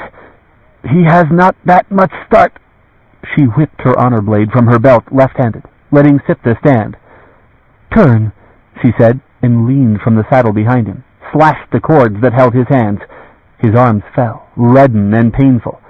He looked at her, turning, and she gestured toward his horse and the man that held it. Vanya drew a deep breath and made what effort he could to run, reached the waiting horse and hauled himself into the saddle, head reeling and hands too stiff to feel the reins that the man thrust into his possession. He looked down into that stranger's scarred face, stung with irrational resentment, rage that this man had been given his belongings, had ridden at her side. He saw that the resentment answered in the peasant's dark eyes, the grim set of scarred lips. Stone rattled. Dark shapes moved in the misting rain, creeping over the massive stones of the shattered gateway, the ruined double walls. Men, or less than men. Vanya saw and felt a prickling at his neck, beholding the dark shapes that moved like vermin amid the vast tumbled stones. With a sudden shout at him, Morgaine reined about and rode for that broken gateway, sending the invaders scrambling aside, and Vanya jerked feebly at the reins, the black gelding already turning, accustomed to run with the gray. He caught his balance in the saddle as the horses cleared the ruined gate and hit even stride again, down the rain-washed stones, passing a horde of those small, dark men. Downhill they rode, clattering along the paving, faster and faster as the horses found clear road ahead. Morgaine led, and never yet had she sheathed the sword that was danger to all about it. Vanya had no wish to ride beside her while she bore that naked and shimmering in her hand. Stonework yielded to mud, to brush, to stonework again, and the jolting drove pain into belly and lungs, and the rain blinded, and the lightning redoubled. Vanya ceased to be aware of where he rode, only that he must follow. Pain ate at his side, a misery that clutched at muscle and spread over all his mind, blotting out everything but the sense that kept his hand on the rein and his body in the saddle. The horses spent their first wind and slowed. Vanya was aware when Changeling winked out, going into sheath, and Morgaine asked things to which he gave unclear answer, not knowing the land or the tides. She laid heels to Sipta, and the gray leaned into renewed effort, the gelding following. Vanya used his heels mercilessly when the animal began to flag, fearful of being left behind, knowing that Morgaine would not stop. They rounded blind turns, down slope and up again, through shallow water and over higher ground. And as they mounted a crest where the hills opened up, a wide valley spread before them, black waters as far as the eye could see, froth roaring and crashing about the rocks and the stonework, swallowing up the road. Morgaine reined in with a curse, and Vanya let the gelding stop, both horses standing with sides heaving. It was over. Lost. Vanya bowed upon the saddle horn with the rain beating at his thinly clad back, until the pain of his side ebbed, and he could straighten. "Send he drowns," Morgaine said, and her voice trembled. "Aye," he answered without passion, coughed, and leaned again over the saddle until the spasm had left him.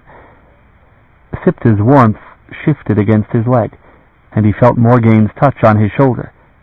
He lifted his head.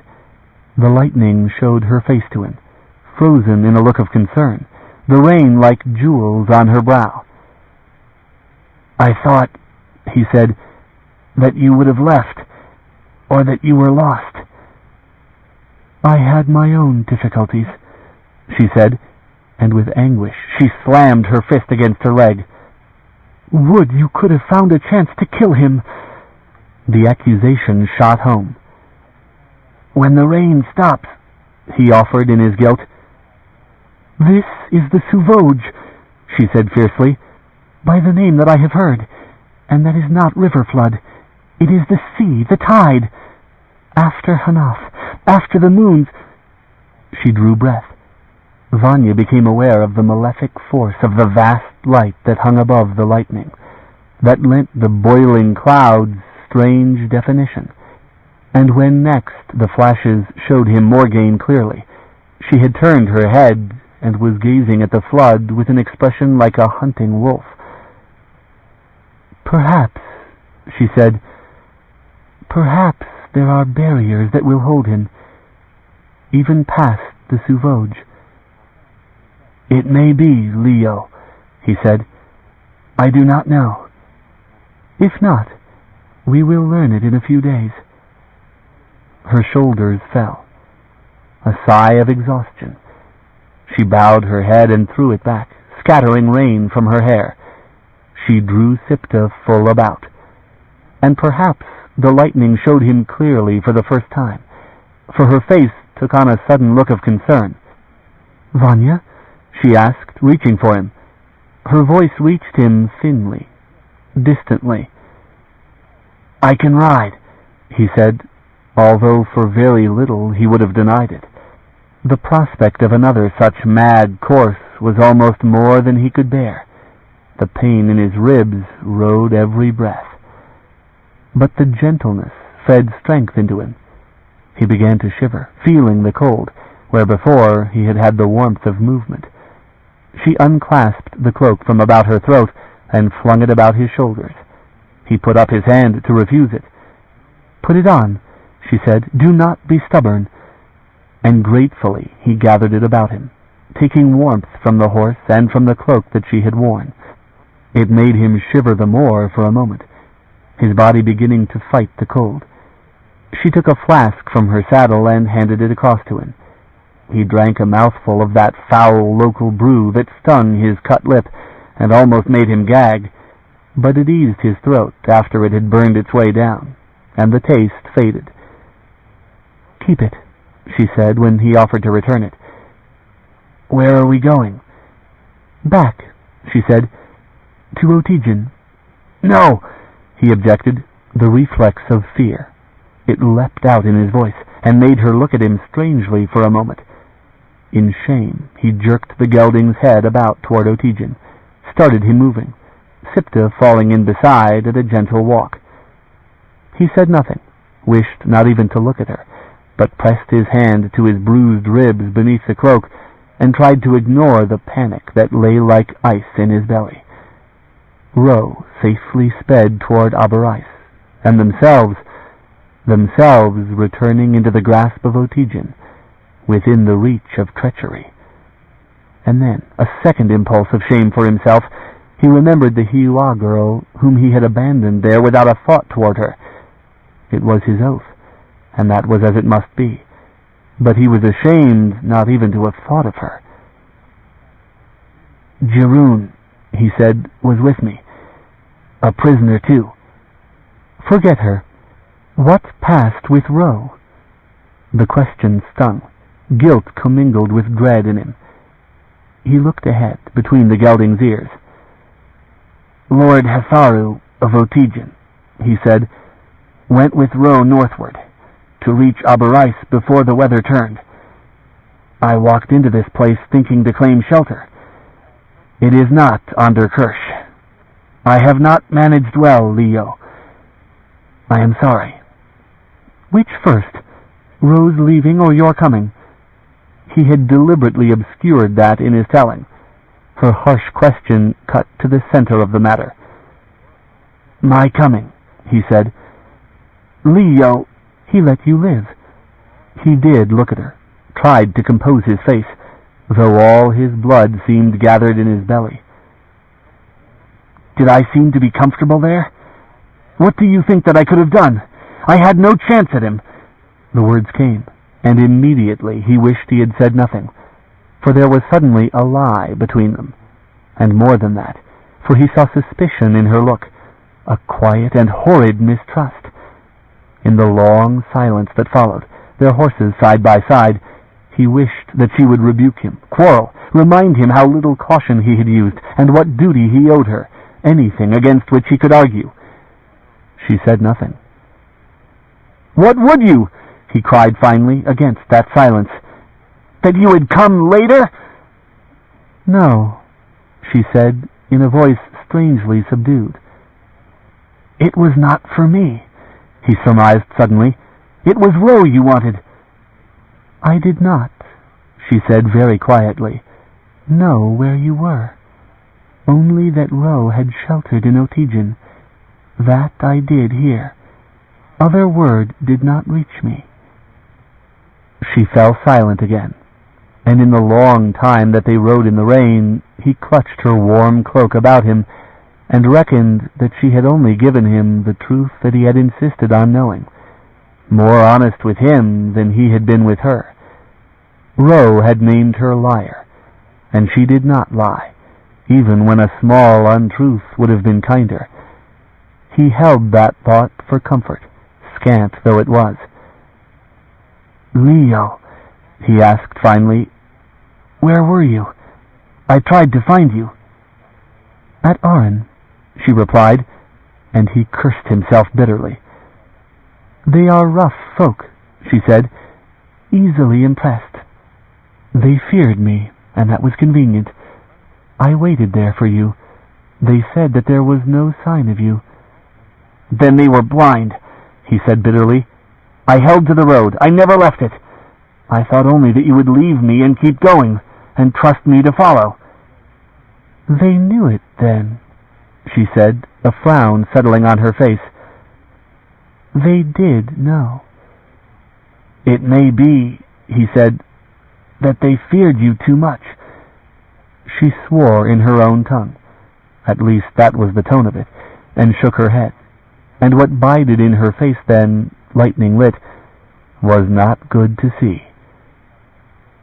"Cherryh and I, together," he said, "walked the road, and it brought us to Otijin, out of food, out of any hope. I did not know what I would find. Ro was the last that I expected. Leo, it is a Kajal-ruled hold, and there are records there in which Ro spent his time." The oath hissed between her teeth. She opened her lips to say something, and then, for they were rounding the turn of a hill, from the distance came a sound carried on the wind, the sound of distress, of riot, and she stopped, gazing at a sullen glow among the hills. "Otijin," she said, and set heels to Sipta, flying down the road. The gelding dipped his head and hurled himself after. Vanya bent, ignoring the pain of his side, and rode, round the remembered bendings of the road, turn after turn as the shouting came nearer. And suddenly the height of Otijin hove into view, where the inner court blazed with light and roiling smoke through the riven gates, where black diminutive figures struggled amid the fires. Shadow shapes huddled beside the road, that became women and ragged children, bundles and baggage. The gray horse thundered near them, sent the wretched folk shrieking aside, and the black plunged after. Into the chaos of the inner court they rode, where fire had ravaged the shelters, rolling clouds of bitter smoke up into the rainy sky, where dead animals lay, and many a corpse besides, among them both dark-haired and white, both men and halflings.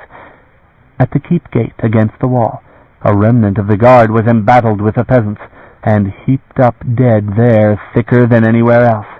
Men scattered from the hooves of the gray horse, shrieks and screams as the witch sword left its sheath and flared into opal light more terrible than the fires, with that darkness howling at its tip. A weapon flew. The darkness drank it, and it vanished. And the guard who had cast it fled, dying on the spears of the ragged attackers. It was the last resistance. The others threw down their arms and were cast to their faces by their captors, down in the mire and blood of the yard. "Morgan!" the ragged army hailed her, raising their weapons. "Angaran! Angaran!" Vanya sat the gelding beside her, as folk crowded round them with awed hysteria in their faces. He and his nervous horse touched by scores of trembling hands as they touched Sipta, rashly coming too near the unsheathed blade. Shying from it, they massed the more closely about him, her companion. He endured it, realizing that he had been absorbed into the fabric of legends that surrounded Morgaine Cree Chia, that he himself had become a thing to frighten children and cause honest men to shudder, that they had condemned him to all he had suffered, refusing to tell to his liege what they surely had known, and that those of Otijin would lately have killed him. He did not strike, though he trembled with the urge to do so. He still feared them, who for the hour hailed him and surrounded him with their insane adoration. "Angaran!" they shouted. "Morgaine! Morgaine! Morgaine!" Morgaine carefully sheathed Changeling, extinguishing its fire, and slid to the ground amid that press, men pushing at each other to make way for her. "Take the horses," she bade a man who approached her with less fear than the others, and then she turned her attention to the keep. There was silence made in the courtyard at last, an exhausted hush. She walked through their midst to the steps of the keep, Changeling crosswise in her hands, that it could be drawn in an instant. There she stood, visible to them all, and ragged and bloody men came and paid her shy, awkward courtesies. Vanya dismounted, took up her saddle kit that she would never leave behind her, and fended off those that offered help. No difficult matter. Men fled his displeasure, terrified. Morgaine stayed for him, her foot on the next step until he had begun to ascend them, then passed inside. Vanya slung the saddlebag over his shoulder and walked after, up the steps and into the open gateway, past the staring, dead face of the gatekeeper, who lay sprawled in the shadows inside. Men took up torches, leading their way. Vanya shuddered at what he saw in the spiral halls. The dead, both male and female, both Kajal and guiltless human servants. The ravaged treasures of Otijin that littered the halls. He kept walking, up the spiraling core that would figure thereafter in his nightmares, limping after Morgaine, who walked sword in hand. She will finish it, Ro had prophesied of her, end all hope for them. That is what she has come to do. Chapter 11. In the Lord's Hall, too, there was chaos. Bodies lying where they had fallen. Even the white dog was dead by the hearth, in a pool of blood that stained the carpets and the stones, and flowed to mingle with that of its master and mistress. A knot of servants huddled in the corner for protection, kneeling. And in the other corner men were gathered, rough and ragged folk who held prisoner 3 of the house guard, white-haired halflings, stripped of their masking helms, bound and surrounded by peasant weapons. Vanya stopped, seeing that, and the sudden warmth of the fire hit him, making breath difficult. He caught for balance against the doorframe as Morgaine strode within the room and looked about. "Get the dead out of the hold," she said to the ragged men who awaited her orders. "Dispose of them. Is their lord among them?" The eldest man made a helpless gesture. "No knowing," he said, in an accent difficult to penetrate. "Leo," Vanya offered from the doorway. "A man named Kithan is in charge of Otijin, Hefaru's brother. I know him by sight." "Stay by me," she ordered curtly, and to the others, "Make search for him, save all writings wherever found, and bring them to me." "Aye," said one of that company at whom she looked. "What of the rest?" asked the eldest, a stooped and fragile man. "What of the other things? Be there else, lady?" Morgaine frowned and looked about her, a warlike and evil figure amid their poor leather and rags.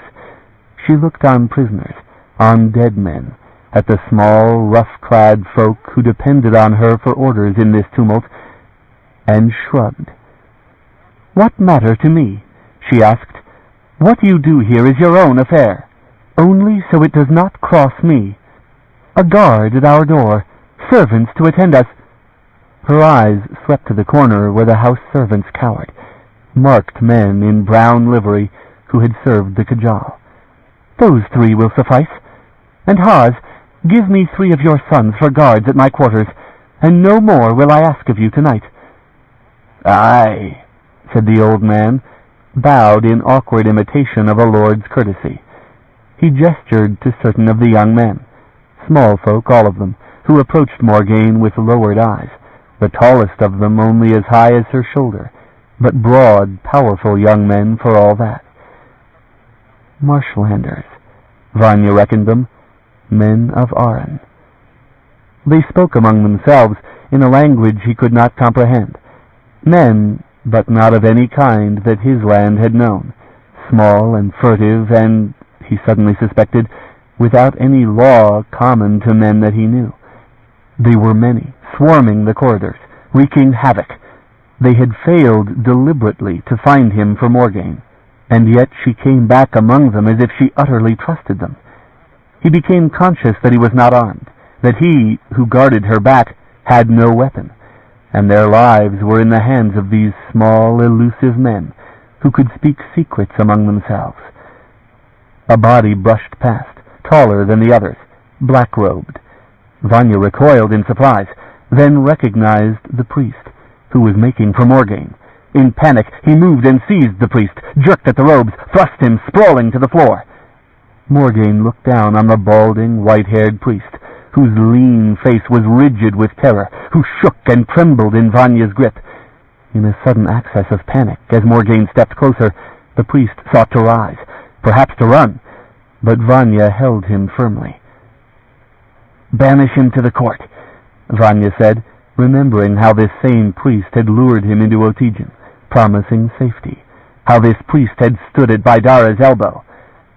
Let him try his fortunes out there, among men. What is your name? Morgaine asked of the priest. Ginoon, the slight halfling breathed. He twisted to look up at Vanya, dark-eyed, an aging man, and perhaps more man than Kajal. Fear trembled on his lips.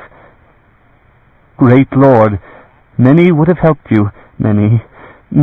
I would have helped you. Our lords were mistaken. Where were you? Vanya asked, bitterness so choking him he could hardly speak. He thrust the man free. You knew your lord. You knew what would happen when you led me to him. Take us with you, Ginoon wept. Take us with you. Do not leave us behind. Where, asked Morgaine in a chill voice, do you suppose that we will go from here? Through the wells, to that other land. The hope in the priest's eyes was terrible to see, as he looked from one to the other of them, chin trembling, eyes suffused with tears. He lifted his hand to touch Morgaine, lost courage and touched Vanya's hand instead. A finger touch, no more. Please, he asked of them. Who has told you this thing? Morgaine asked. Who?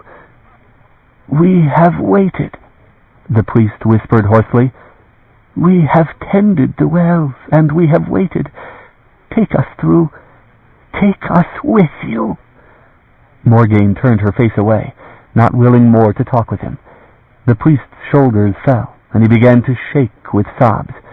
At Vanya's touch he looked up, his face that of a man under death sentence. We have served the Khal, he protested, as if that should win favor of the conqueror of Otygen.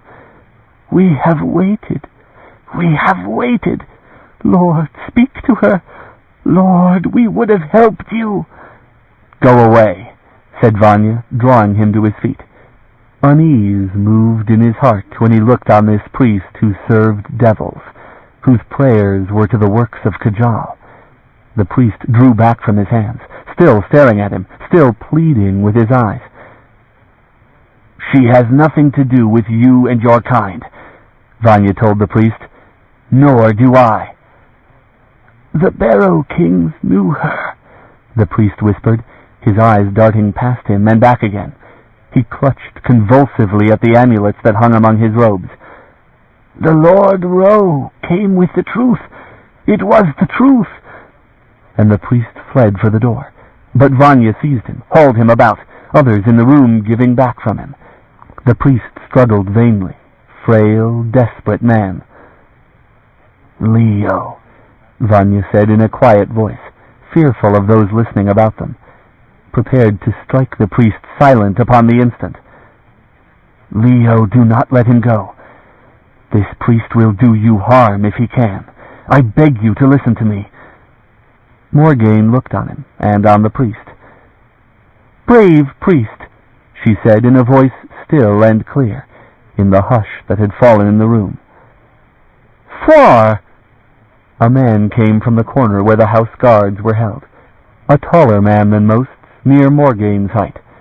Square-faced he was, with a healing slash that ran from right cheek to left chin, across both lips. Vanya knew him at once, him that had ridden the gelding into the courtyard, the face that had glared sullenly up at him. Such a look he received now. The man seemed to have no other manner. Aye, lady, Fouar said. His accent was plainer than that of the others, and he bore himself boldly, standing straight. Have your kinsmen together, Morgaine said, and find the Khal that survive. I want no killing of them, Fouar. I want them set in one room under guard, and you know by now that I mean what I say. Aye, Fouar answered, and frowned. The face might have been ordinary once. No more. It was a mask in which one most saw the eyes, and they were hot and violent. For some we are too late. I care not who is to blame, Morgaine said. I hold you alone accountable to me. Fouar hesitated, then bowed, started to leave. And Floir, "Lady, Otijin is a human hold now. I have kept my word. Whoever steals and plunders now, steals from you." This thought went visibly through Floir's reckoning, and other men in the room stood attentive and sobered. "Aye," Floir said. "Lady," said another, in a voice heavy with accent, "what of the stores of grain? Are we to distribute—" "Is not Haz your priest?" she asked. "Let your priest divide the stores. It is your grain, your people. Ask me no further on such matters. Nothing here concerns me. Leave me." There was silence. Dismay. One of the marshlanders pushed at the Kajalan guards, directing them to the door. In their wake went others, Floir, Haz. There were left only Haz's 3 sons, claimed as guards, and the weeping priest Ginoon, and the 3 servants, who knelt cowering in the far corner.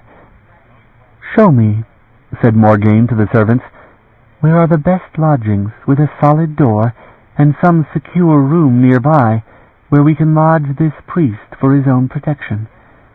She spoke softly with them. One moved, and the others gathered courage, kneeling, facing her, eyes downcast.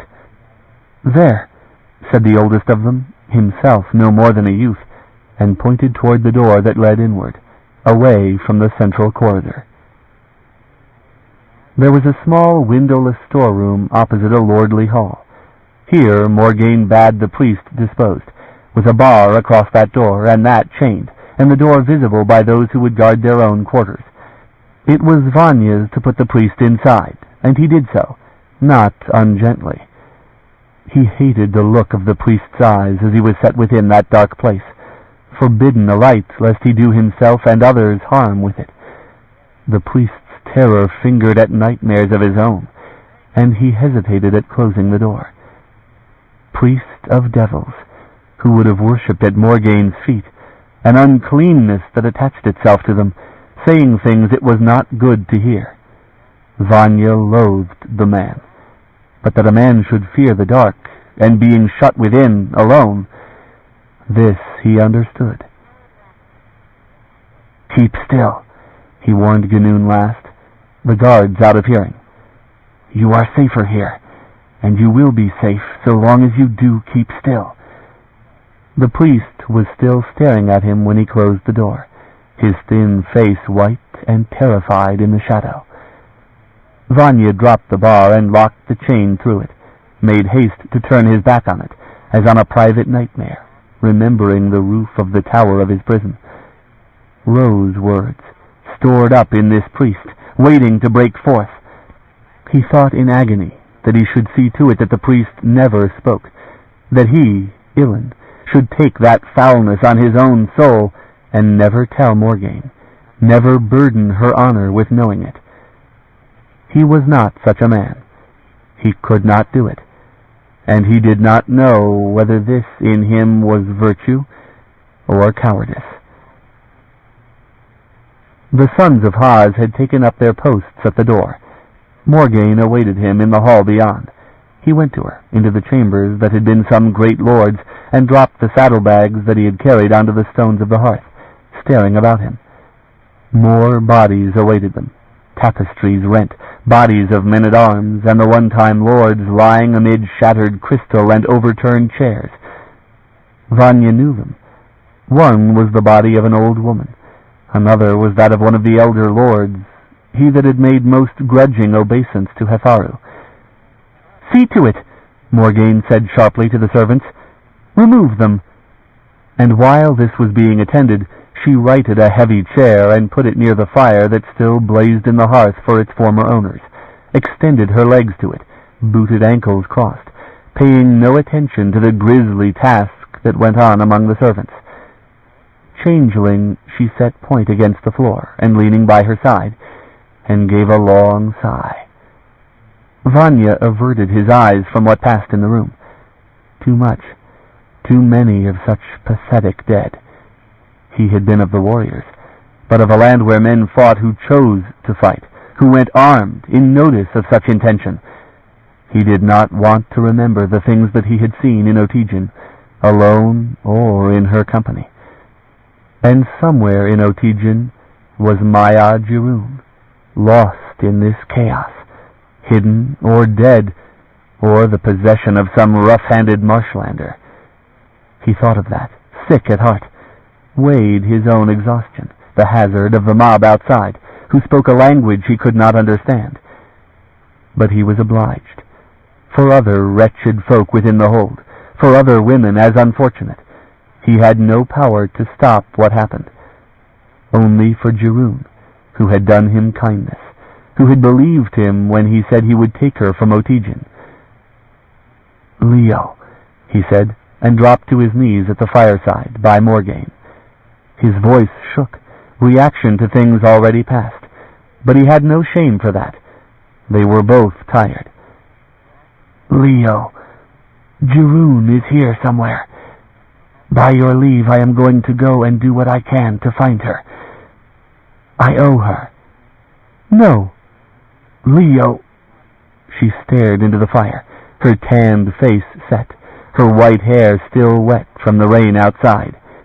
"Vi will go out in the courtyard, and some Shiuan will put a knife in my back. No, enough." He thrust himself to his feet, vexed by her protection of him, exhausted beyond willingness to debate his feelings with her. He started for the door, reckoning that she had expressed her objection, and that was the sum of it. He was going nonetheless. He had seen to her welfare, and she knew it. "Villain!" Her voice rang out after him. "I gave thee an order." He stopped, looked at her.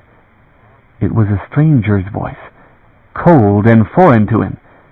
She was surrounded by men he did not know, by intentions he no longer understood. He stared at her, a tightness closing about his heart. It was as if she, like the land, had changed. "I do not need to reason with you," she said. "Someone," he said, "should reason with you."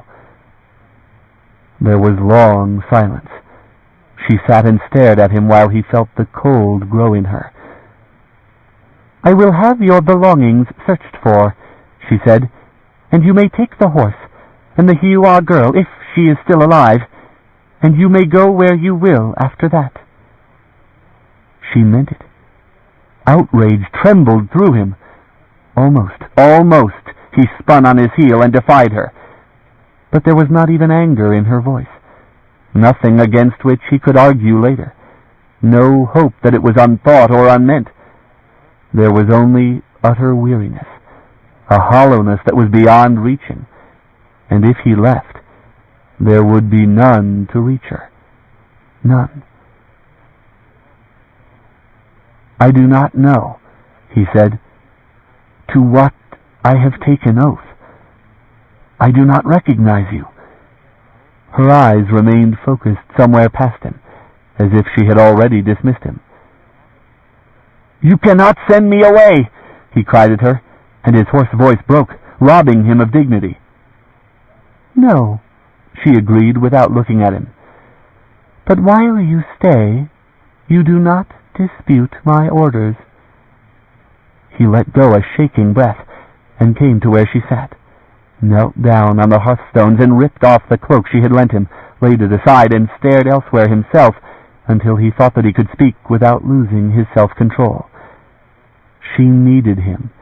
He convinced himself that this was still true, and her need was desperate and unfair in its extent, and therefore she would not order him to stay, not on her terms. Jirun, he thought, would be on his conscience so long as he lived. But Morgaine he could not leave. "May I," he asked finally, quietly, "send one of the servants to see if he can find her?" "No." He gave a desperate breath of a laugh, hoping that it was an unthought reaction in her, that she would relent in an instant. But laugh and hope died together when he looked at her directly and saw the coldness still in her face. "I do not understand," he said. "I do not understand." "When you took oath to me," she said in a thin, hushed voice. "One grace you asked of me, that I have always granted so far as I could, to remain untouched by the things I use and the things I do. Will you not grant that same grace to this girl?" "You do not understand. Leo, she was a prisoner. They took her elsewhere. She may be hurt. The women out there, they are a prey to the Marshlanders and the mob in the court. Whatever else, you are a woman. Can you not find the means to help her?" "She may be hurt. If you would heal her, leave my service and see to it. If not, have mercy on her and leave her alone." She lapsed into silence for a moment, and her gray eyes roamed the room, with its torn tapestries and shattered treasures. From the courtyard there was still shouting and screaming, and her glance wandered to the windows before she looked back to him. "I have done what I had to do," she said in an absent, deathly voice. "I have loosed the barrows and the marshlands on Shiuan, because it was a means to reach this land most expediently, with force to survive. I do not lead them. I only came among them. I take shelter here only until it is possible to move on. I do not look at what I leave behind me." He listened, and something inside him shuddered, not at the words, which deserved it, but at the tone of them. She was lying. He hoped with all his heart that in this one thing he understood her, or he understood nothing at all. And to rise now, to walk out that door and leave her, took something he did not possess. In this, too, he did not know whether it was courage or cowardice. "I will stay," he said. She stared at him, saying nothing. He grew afraid, so strange and troubled her look was. There were shadows beneath her eyes. He reckoned that she had not slept well, had rested little in recent days, with no companion to guard her sleep among strangers, with no one to fill the silence with which she surrounded herself, implacable in her purpose and disinterested in others' desires. "I will make discreet inquiry," she said at last. "It may be that I can do something to have her found without finding her. Only so you know clearly what the conditions are."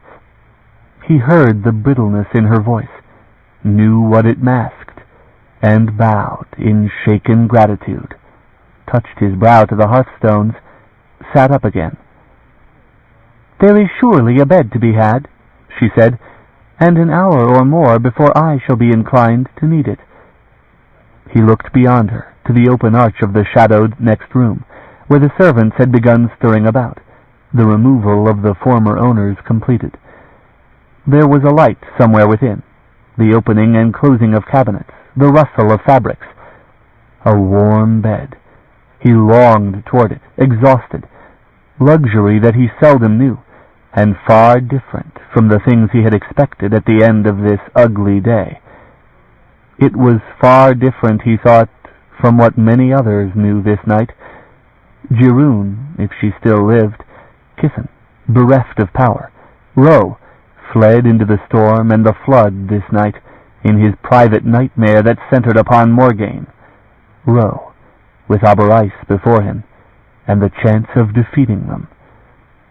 But Morgaine gazed down on him now with a face that at last he knew, tired, inexpressibly tired, and sane. "You take first rest," he said. "I shall sit by the fire and keep an eye on the servants." She regarded him from half-lidded eyes, shook her head. "Go as I told you," she said. "I have eased your conscience so far as I can. Go on. You have given me matters to attend yet. Now let me attend them." He gathered himself up, almost fell in doing it, his feet asleep, and he steadied himself against the mantel, looked at her apologetically. Her gaze, troubled and thoughtful, gave him benediction, and he bowed his head in gratitude. Nightmares surrounded her at times. There was one proceeding in the courtyard and elsewhere in the hold this night. "Stop it," he wanted to plead with her. "Take command of them and stop it. You can do it, and will not." She had led an army once. 10,000 men had followed her before his age, and had been swept away into oblivion. Lost.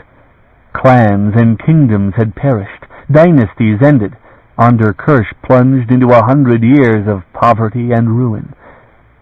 So Clan La had perished in her service, to the last man, lost in the void of gates. So passed much of Cha, and many a man of Ni and Maya and Riss. Horrid suspicion nagged at him. He looked back at her, where she sat, a lonely figure before the fire. He opened his mouth to speak to her, to go back and tell her what things he had begun to fear of this land, to hear her say that they were not so. There were the servants, who would overhear and repeat things elsewhere. He dared not speak, not before them. He turned away toward the other room. There was the softness of a down mattress, the comfort of fabrics smooth and soft, of cleanliness, that most of all. She would call him, he reckoned, in only a little while. There was not that much of the night remaining. He slept mostly dressed, in clean clothing that he had discovered in a chest, the former lord as tall as he, and no whit slighter, save in the length of arm and breadth of shoulder. The fine cloth rested easily on his hurts. It was good to feel it, to have stripped away the stubble of days without a razor, and to rest with his hair damp from a thorough scrubbing. In a place warm and soft, fragrant with a woman's care, be she servant or murdered Kajalan lady. He rested his mind from such morbid thoughts, determined not to remember where he was, or what things he had seen outside. He was safe. Morgaine watched his sleep, as he would watch hers in turn. He cast himself into trusting oblivion, determined that nothing would rob him of this rest that he had won. Small sounds disturbed him now and then. Once the opening of the outer door alarmed him, until he heard Morgaine's soft voice speaking calmly with someone, and that door then close, and her light tread safely in the room next his. Once he heard her in the room with him, searching the closets and chests, and knew that soon enough she would call him to his watch. He headed himself back into a few treasured moments of sleep. He heard the splash of water in the bath, the room mostly dark save for a single lamp there, and the fireplace in the next room.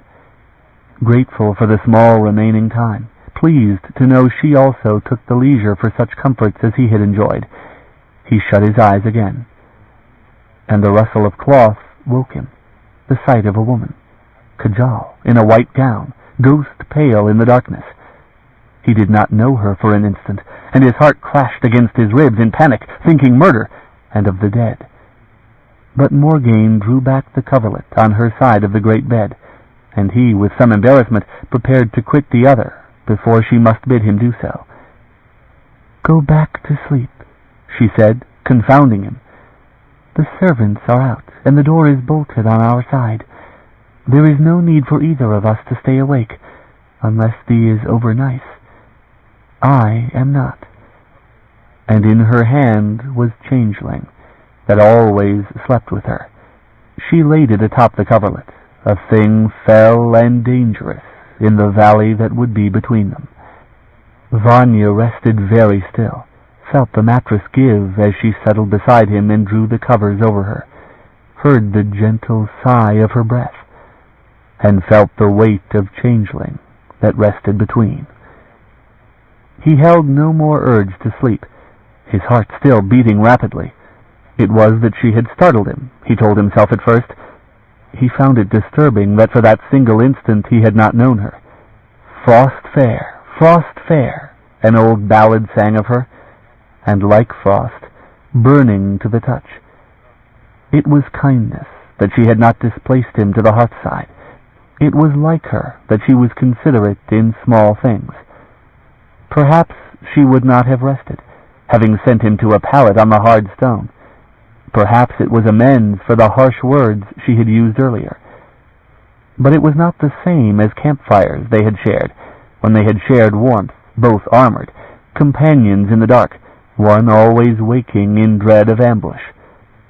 He listened to her breathing, felt the small movements that she made, and tried to distract his mind to other thoughts, staring at the dark rafters.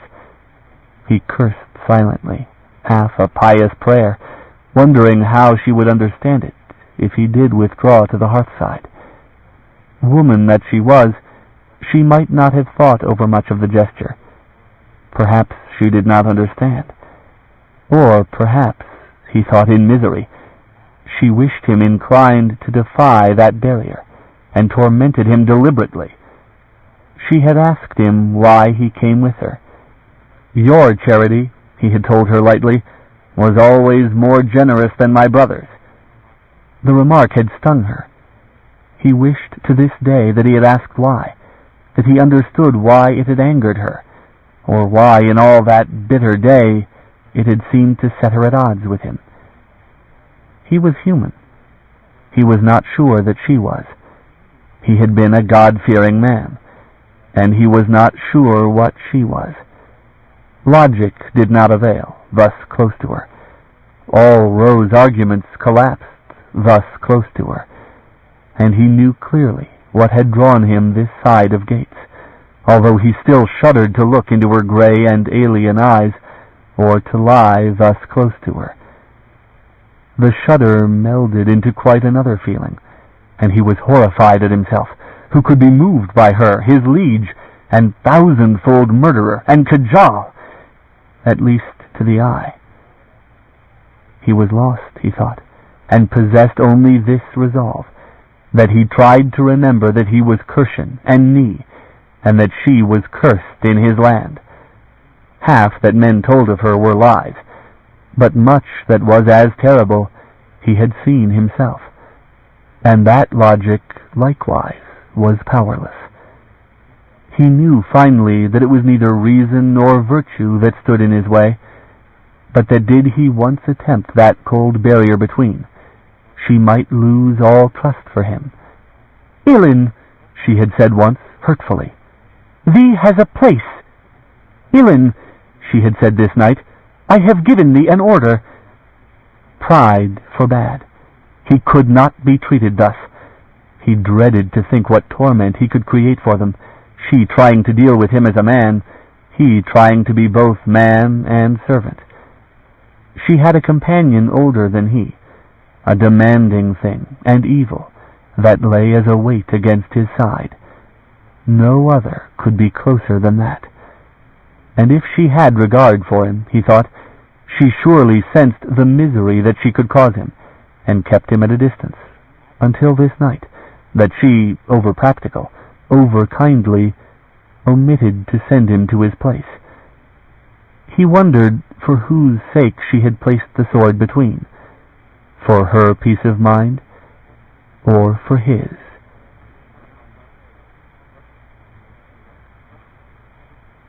Chapter 12. Something fell, a weight upon the floor. Vanya wakened, flung an arm wide, to the realization that Morgaine's place beside him was vacant and cold. White daylight shone in the next room. He sprang up, still half blind, fighting clear of the sheets, and stumbled to the doorway. He blinked at Morgaine, who was dressed in her accustomed black armor, and standing by the open outer door. A mass of gear, armor, rested on the hearthside. It had not been there the night before. Books and charts were heaped on the floor in a flood of daylight from the window, most of them open and in disorder. Servants were even then bringing in food, dishes steaming and savory, setting gold plates and cups on the long table. And just outside the door, in conversation with Morgaine, stood a different set of guards, taller, slimmer men than the run of marshlanders. She was speaking with them quietly, giving orders or receiving reports. Vanya ran a hand through his hair, let go his breath, deciding that there was nothing amiss. He ached. His lacerated wrists hurt to bend after a night's rest, and his feet, he looked down, grimacing at the ugly sores. He limped back into the bedroom and sought a fresh shirt from the supply in the wardrobe, and found a pair of boots that he had set aside the night before, likewise from the wardrobe. He sat in the shadow on the bed, working the overly tight boots onto his sore feet, and listened to Morgaine's voice in the next room, and those of the men with whom she spoke. He did not make sense of it. The distance was too great, and their accent was difficult for him. It seemed awkward to go into the other room, breaking in upon her business. He waited until he had heard Morgaine dismiss them, and heard the servants finish their arranging of breakfast and leave. Only then he arose and ventured out to see what matters were between them in cold daylight. "Sit," she offered him, bidding him to the table, and with a downcast expression and a shrug. "It is noon. It is still raining occasionally, and the scouts report that there is no abating of the flood at the crossing. They give some hope that matters will improve tonight, or perhaps tomorrow. This they have from the Shiuan themselves." Vanya began to take the chair that she offered, but when he drew it back to sit down, he saw the stain on the carpet and stopped. She looked at him. He pushed the chair in again, then walked round the table and took the opposite one, not looking down, trying to forget the memory of the night. Quietly he moved his plate across the narrow table. She was seated. He helped himself after her, spooned food onto gold plates, and sipped at the hot and unfamiliar drink that eased his sore throat. He ate without a word, finding it wildly incongruous to be sharing table with Morgaine, stranger than to have shared a bed. He felt it improper to sit at table in her presence.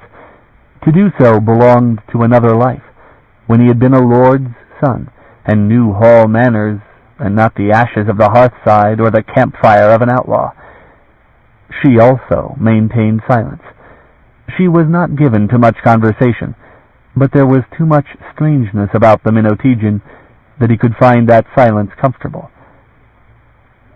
"They do not seem to have fed you well," she remarked when he had disposed of a third helping, and she had only then finished her first plate. "No," he said, "they did not." "You slept more soundly than ever I have seen you." "You might have waked me," he said, "when you wakened." "You seemed to need the rest." He shrugged. "I am grateful," he said. "I understand that your lodging here was not altogether comfortable." "No," he agreed, and took up his cup, pushing the plate away. He was uneasy in this strange humor of hers, that discussed him with such persistence. "I understand," Morgaine said, "that you killed 2 men, one of them the Lord of Otijin." He set the cup down in startlement, held it in his fingers, and turned it, swirling the amber liquid inside, his heart beating as if he had been running. "No," he said, "that is not so. 1 man I killed, yes, but the Lord Baidara, Hefaru murdered him, his own son, murdered him alone in that room with me, and I would have been hanged for it last night, that at the least. The other son, Kithen, he may know the truth or not, I am not sure, but it was very neatly done, Leo. There is none but Hefaru and myself that know for certain what happened in that room." She pushed her chair back, turning it so that she faced him at the corner of the table, and she leaned back, regarding him with a frowning speculation that made him the more uncomfortable. "Then," she said, "Hefaru left in Ro's company, and took with him the main strength of Otijin. Why? Why such a force?" "I do not know." "This time must have been terrible for you." "Yes," he said at last, because she left a silence to be filled. "I did not find Jirun Elah's daughter, but while I searched for her, Vanya, I heard a strange thing." He thought that the color must long since have fled his face. He took a drink to ease the tightness in his throat. "Ask," he said. "It is said," she continued, "that she, like yourself, was under Ro's personal protection, that his orders kept you both in fair comfort and safety until Baidara was murdered." He set the cup down again and looked at her. remembering that any suspicion for her was sufficient motive to kill. But she sat at breakfast with him, sharing food and drink, while she had known these things perhaps as early as last night, before she lay down to sleep beside him. "If you thought that you could not trust me," he said, "you would be rid of me at once. You would not have waited." "Is thee going to answer, Vanya? Or is thee going to go on evading me? Thee has omitted many things in the telling. On thy oath. On thy oath, me, Vanya. No more of it."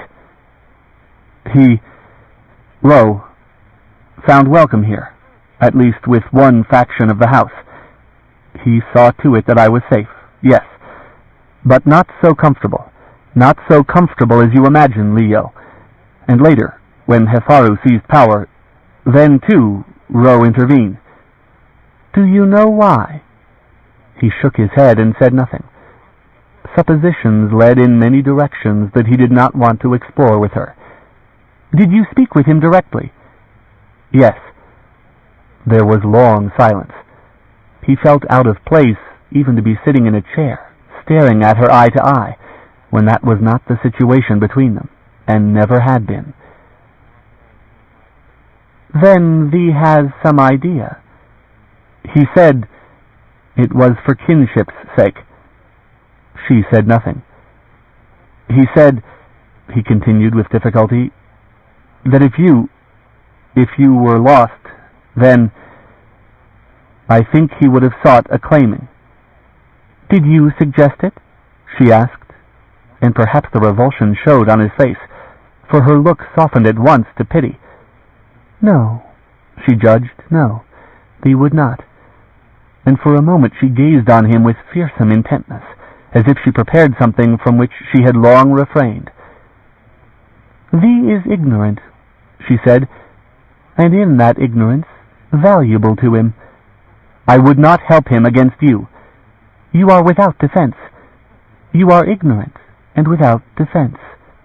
Heat rose to his face, anger. "Doubtless," he said. "I could remedy that, Vanya." "Become what I am. Accept what I serve. Bear what I bear." The heat fled, leaving chill behind. "No," he said, "no." "Vanya, for your own sake, listen to me." Hope was in her eyes, utterly intense. Never before had she pleaded with him for anything. He had come with her. Perhaps then she had begun to hope for this thing that she had never won of him.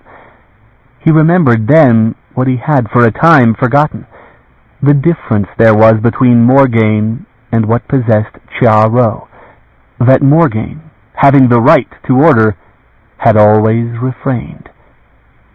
It was the thing she wanted most, that alone might give her some measure of peace. And she refrained.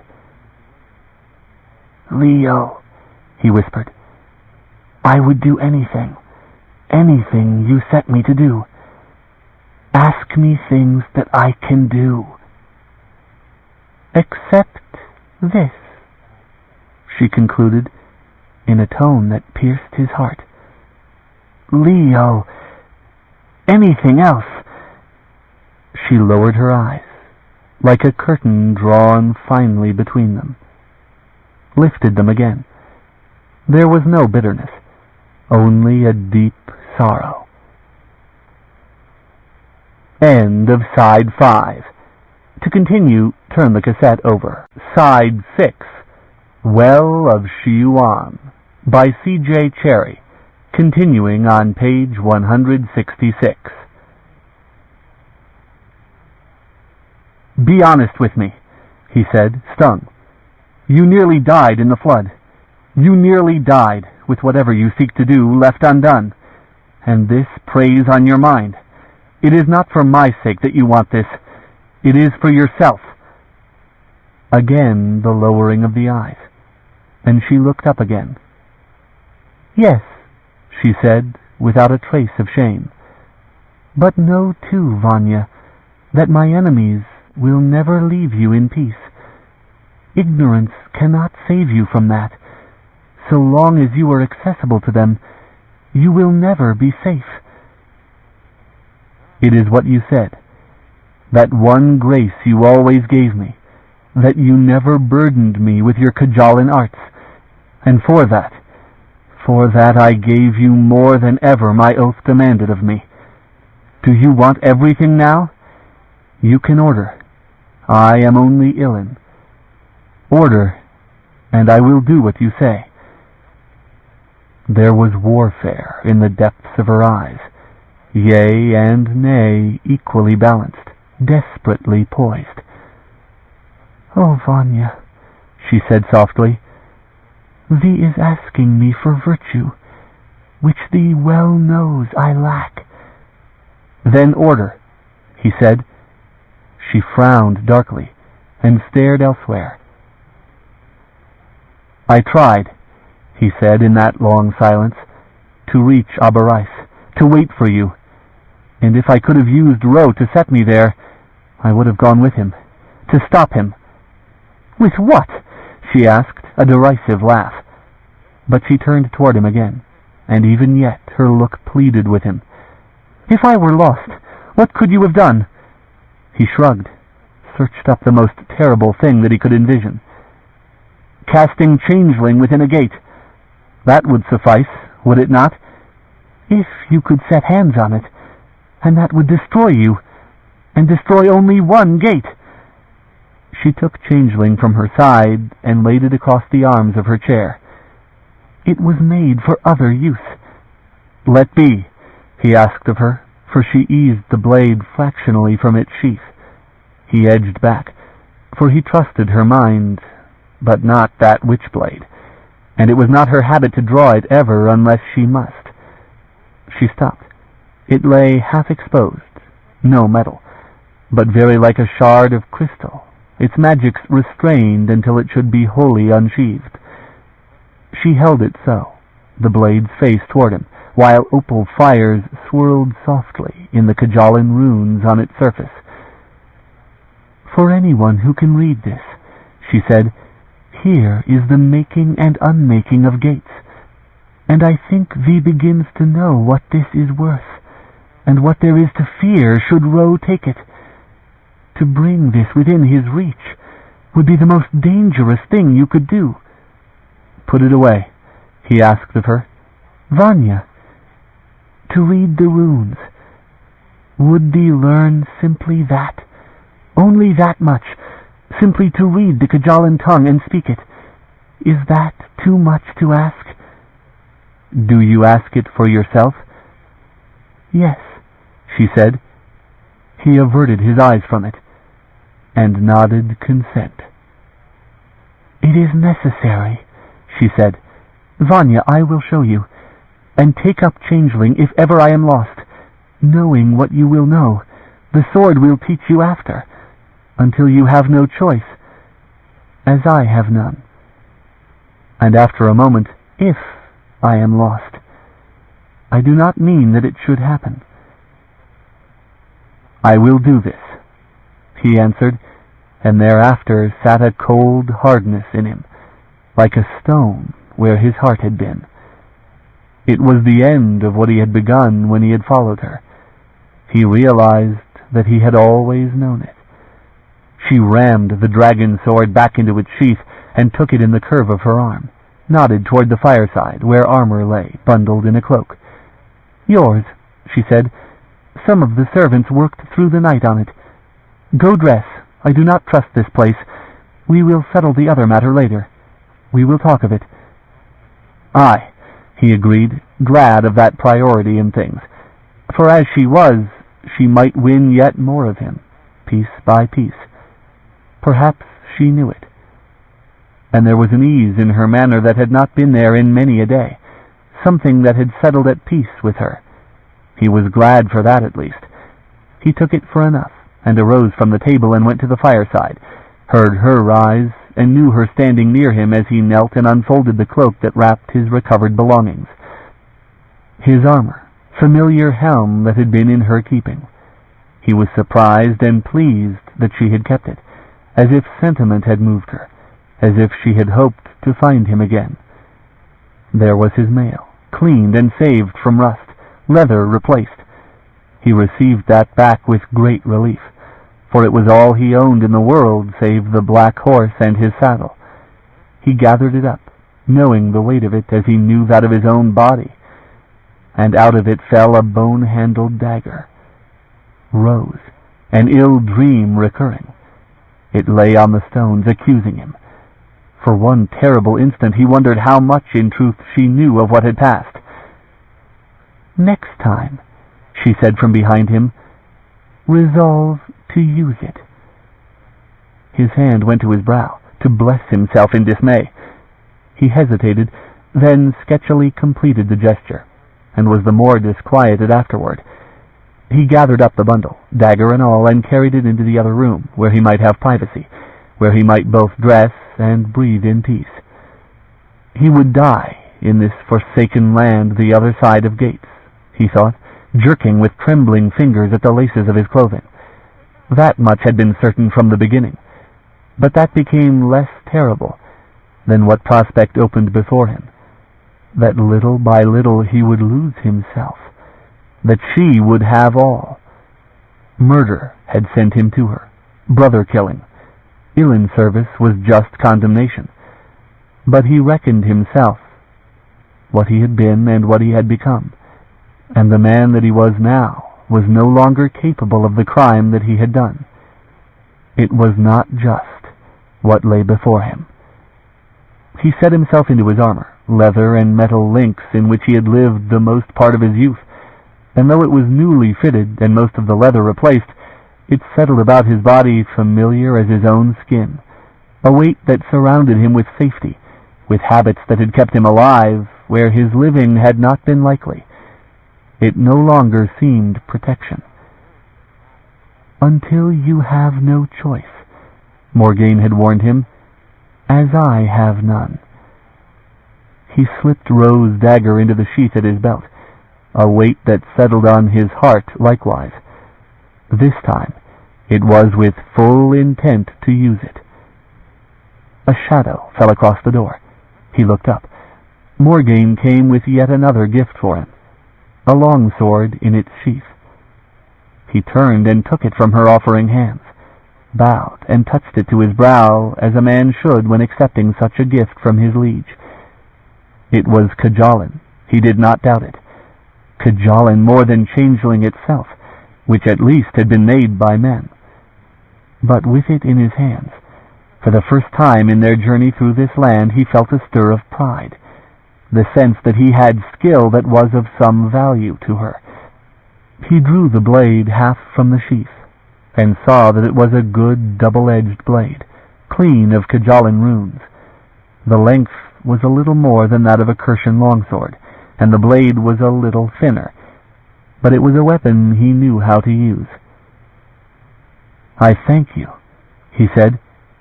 "Stay armed. I want none of these folk drawing for your naked back, and it would be the back with them. They are wolves, allies of chance and mutual profit." He hooked it to his belt, pulled the ring on his shoulder belt and hooked that, settling it to a more comfortable position at his shoulder. Her words touched at something in him, a sudden unbearable foreboding that even she would say what she had said. He looked up at her. "Leo," he said in a low voice, "let us go. Let us two, together, leave this place. Forget these men. Be rid of them. Let us be out of here." She nodded back toward the other room. "It is still misting rain out. We will go tonight. When there is a chance the flood will ebb." "Now," he insisted, and when he saw her hesitate, "Leo, what you asked I gave. Give me this.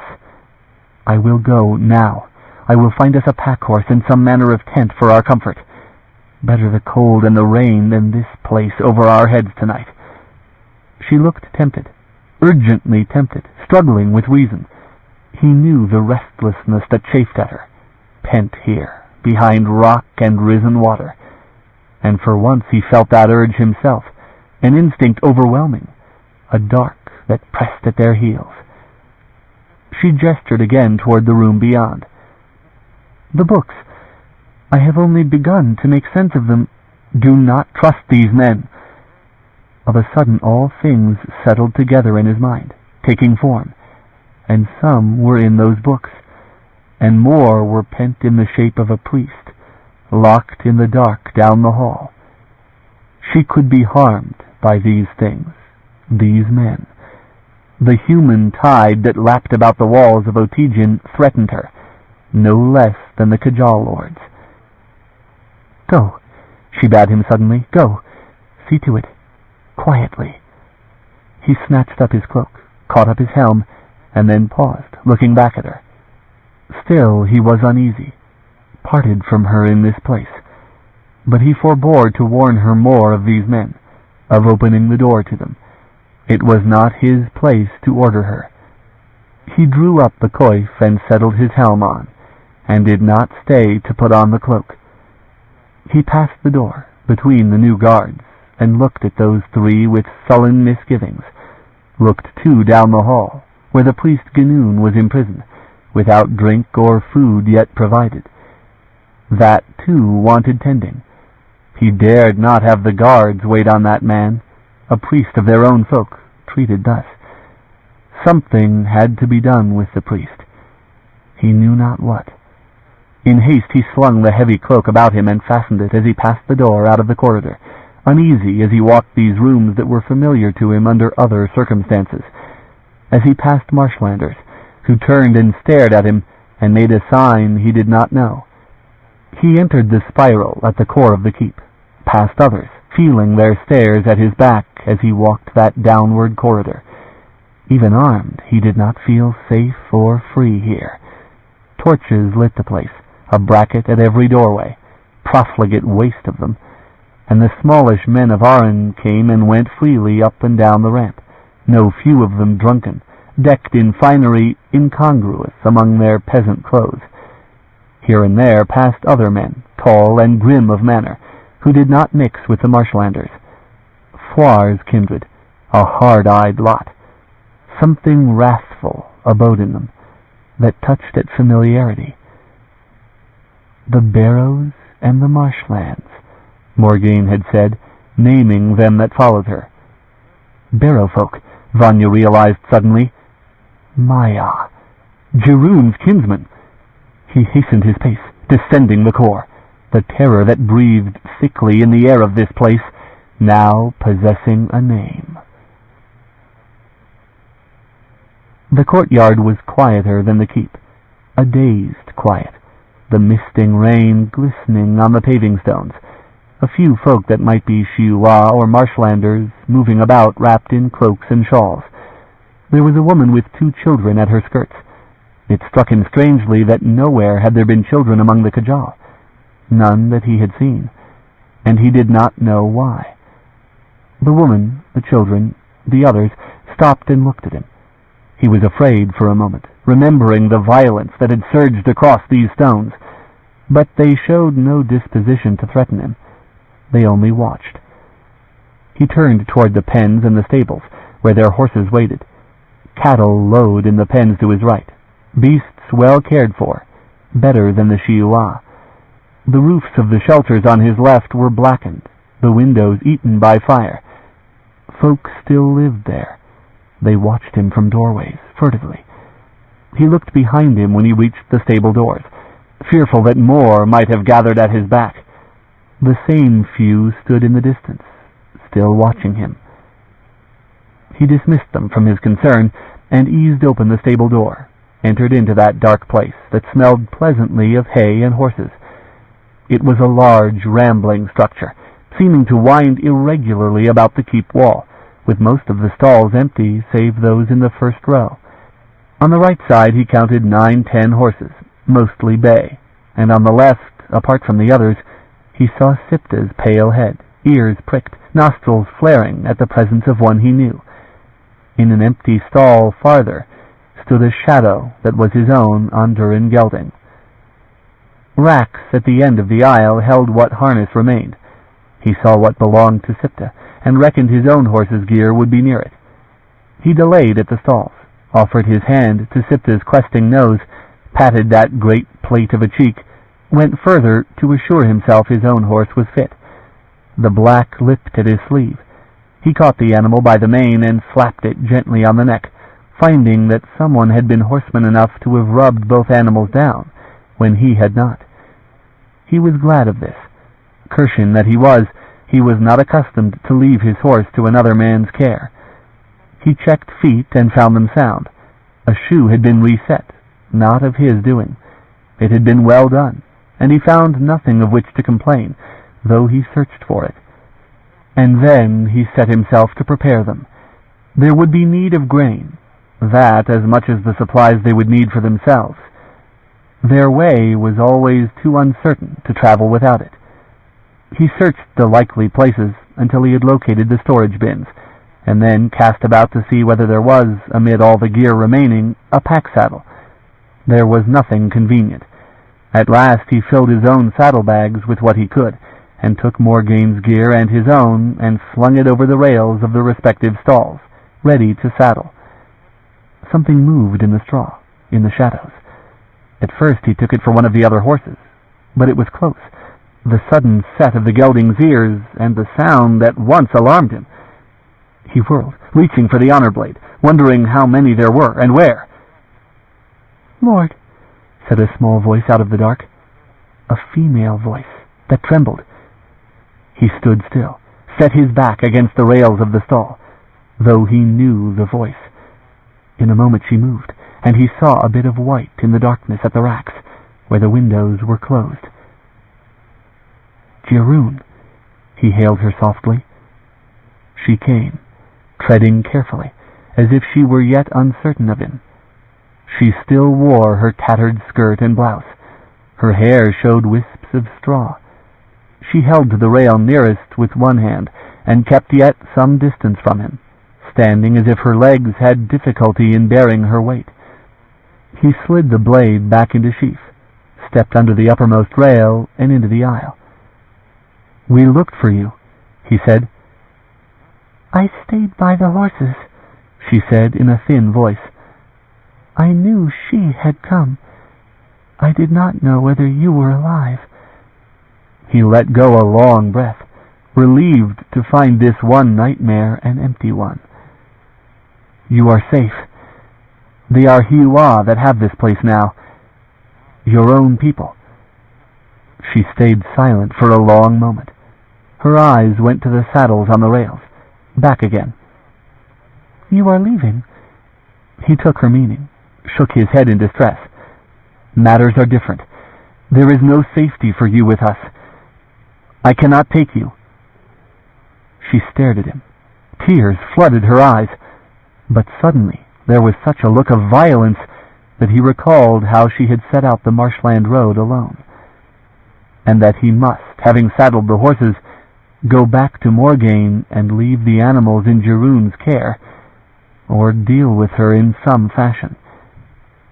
"At least," she said, "get me out of Otegan." He could not face her. He started to take up one of the saddles, to attend his business with the horses. "Please," she said. He looked back at her, eased the saddle back onto the rail. "I am not free," he said, "to give and take promises. You are Maya. You have forgotten a great deal in Shiuan, or you would have understood by looking at me that I am no longer Uyo, and that I have no honor. You were mistaken to have believed me. I said what I had to say because you left me no choice. I cannot take you with me." She turned her back and walked away. He thought for a moment that she was going back into the shadows to sit and weep for a while, and he would allow her that, before he decided what he must do with her. But she did not return into the dark. She went to the harness rack and took bridle and saddle, tugging the gear into her arms, and staggering with the weight of it. He swore, watching her come down the aisle toward him, dangling the girth in the foul straw and near to tripping on it, hard breathing with the effort and with her tears. He blocked her path and jerked it from her hands, cast it into the straw and cursed at her, and she stood empty-handed and stared up at him, her eyes blind with tears. "At least when you go," she said, "you could give me help as far as the road. Or at least do not stop me. You have no right to do that." He stood still. She bent, trying to pick up the saddle from the ground, and was shaking so that she had no strength in her hands. He swore and took it from her, slung it up to the nearest rail.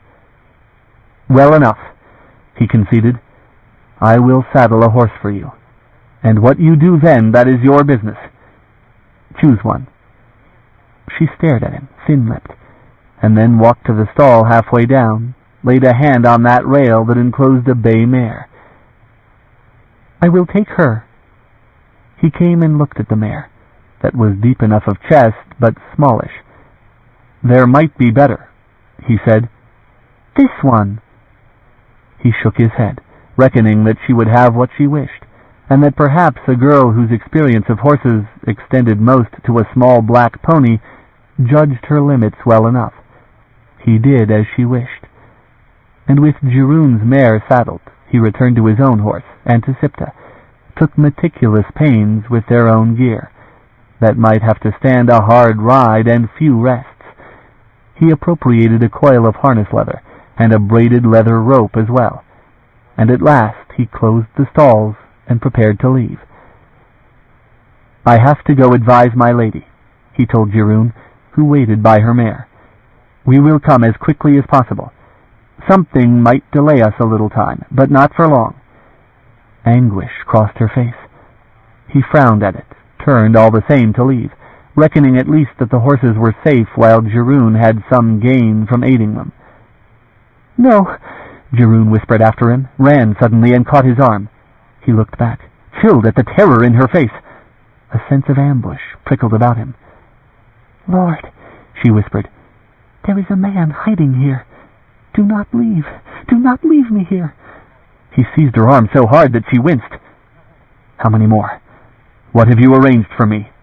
"No," she breathed. "One. He—" With her head she gestured far off across the stalls, into the dark. "He is there. Do not leave me with him, not now, with the horses. Kithen! It is Kithen!" She stifled a cry. He opened his hand, realizing he had wrenched her arm, and she rubbed the injured wrist, making no attempt to run. "When the attack came," she said, "he came here and could not get out. He has slept. I took a hay-fork, and I came on him to kill him, but I was afraid. Now he will have heard us moving. He will come here when he thinks it safe, when you are gone." He slipped the ring of his sword, drew it carefully from sheath. "You show me where," he said, "and if you are mistaken, Maya Jeroeni Maya—" She shook her head. "I thought we were leaving," she whispered through tears. "I thought it would be all right. No need for killing.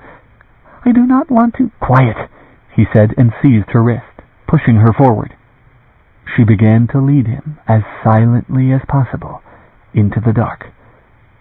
Small square windows gave light within the stable, shafts of dusty light, and a maze of aisles and stalls, sheaves of straw, empty racks for harness.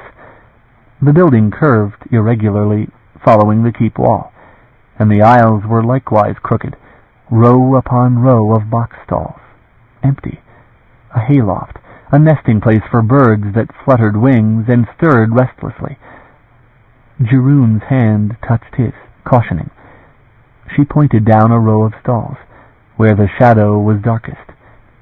He began to go that way, drawing her with him, watching the stalls on either side of him, aware how easily it could prove ambush. A white shape bolted at the end of the stalls, running. Vanya jerked at Jeroen's wrist, darted into a cross aisle, into the next row. The man raced, white hair flying for a farther aisle. Vanya let Jeroen go and ran, pursuing him, in time to see him scale a rail barrier and scramble for open windows. The lead was too great. The Kajal disappeared outside, hurling himself through as Vanya reached the stall railing. He stood, cursing inwardly, whirled about on guard as a sound reached his ears. Jeroen came running to him. He let fall his sword arm, and outside he heard the hue and cry, "Human hounds a hunt!" and Kithen loose for their quarry, the whole of Otygian astir. They would not be long in taking him. He swore an oath that he had never used, and shook Jeroen's fingers roughly from his arm and started back toward the front of the stable, she struggling along beside him, hard breathing. "Stay here," he said. "Mind the horses. I am going to Morgain. We are leaving here as quickly as may be." Chapter 13. There was chaos in the courtyard. Men raced from doorways. Vanya walked through it, shouldered his way through a press that was coming out of the keep, folk giving back from him in fright when they saw him. He kept his sword sheathed in his left hand, and entered the halls of the keep, moving as quickly as he could without running. He would not run. There was panic enough ready to break loose, and he was known as Morgain's servant. He reached the Lord's halls, high in the tower, crossed through to the inner chambers, and startled the guards that were on watch there, who snatched at weapons, and then confusedly moved out of his path, recognizing his right to pass. He flung the door open and slammed it behind him, for the first time daring draw the breath he needed. Morgain faced him, she standing by the window, her hand upon the sill. Distress was in her look. Distantly the cries of men could be heard from the courtyard below. "These stirred something?" she asked him. "Kithen," he said. "Leo, the horses are saddled, and we only need go. Now, quickly. Someone will come into that stable and see things prepared if we wait over long, and I do not think long farewells are fit for this place." A cry went up outside. She turned and leaned upon the sill, gazing down into the yard. "They have taken him," she said quietly. "Let us go, Leo. Let us go from here while there is time." She turned toward him a second time, and there was a curious expression in her eyes. Doubt. Panic rose in him. In one thing he had lied to her, and the lie gathered force, troubling all the peace that had grown between them. "I do not think that it would be graceful of us," she said, "to try to pass them in the hall. They are bringing him into the hold. Doubtless they are bringing him here. So short a time from my sight, Vanya, and so much difficulty. Was it a chance meeting?" He drew breath. "Let it go quickly. I swear to you. Listen to me. There are things the Lord Kithen can say that do not bear saying. Not before these men of yours. Do not question him. Be rid of him, and quickly." "What should I not ask him?" He felt the edge in that question, and shook his head. "No, Leo, listen to me. Unless you would have all that Rose said made common knowledge in Otygian, avoid this. There can be questions raised that you do not want asked.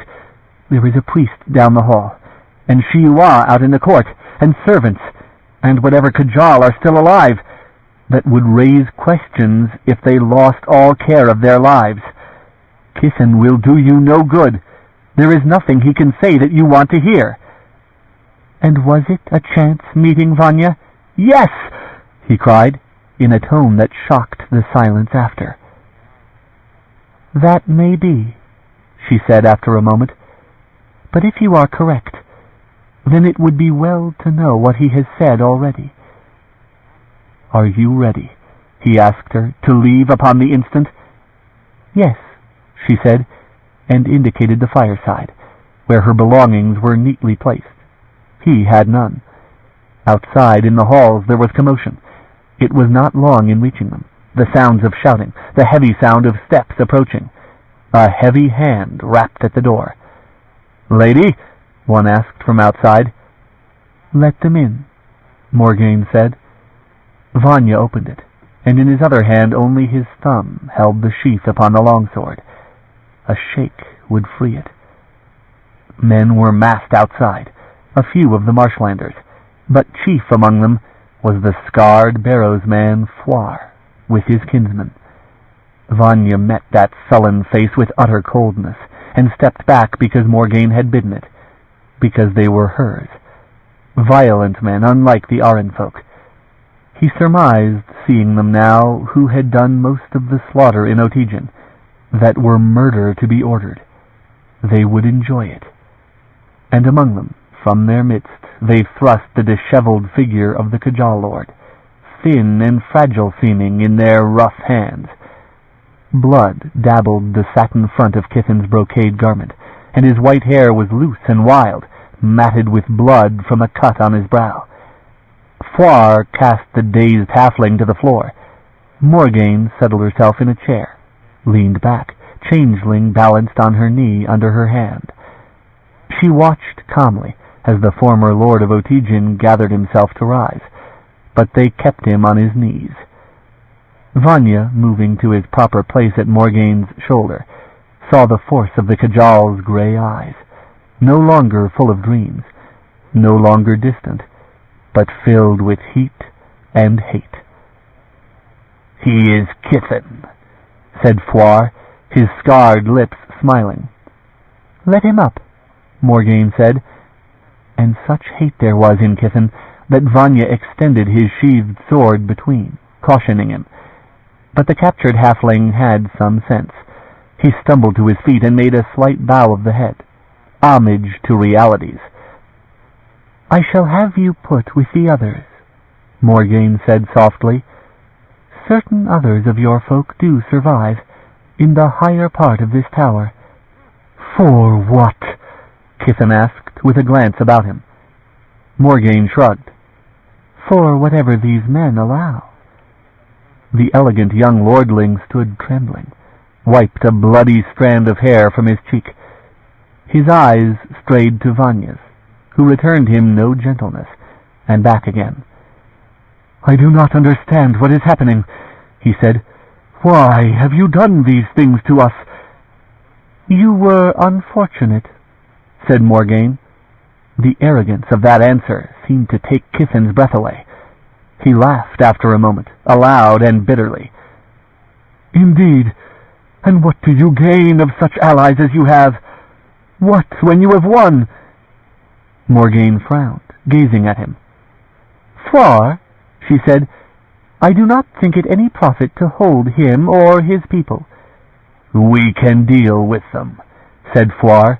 "No," she said, "you have Otygian, and you have my order, Floir. Will you abide by it and not kill them?" "If that is your order," said Floir after a moment, but there was no pleasure in it. "So," said Morgaine, "Floir's kindred and Haz of Aran rule in Otygian, and you rule your own kind. As for me, I am leaving when the flood permits, and you have seen the last of me, my Lord Kithan." "They will kill us." "They may not. But if I were you, my lord, I would seek shelter elsewhere, perhaps in Shiuan." There was laughter at that, and color flooded Kithan's white cheeks. "Why?" Kithan asked when the coarse laughter had died. "Why have you done this to us? This is excessive revenge." Again Morgaine shrugged.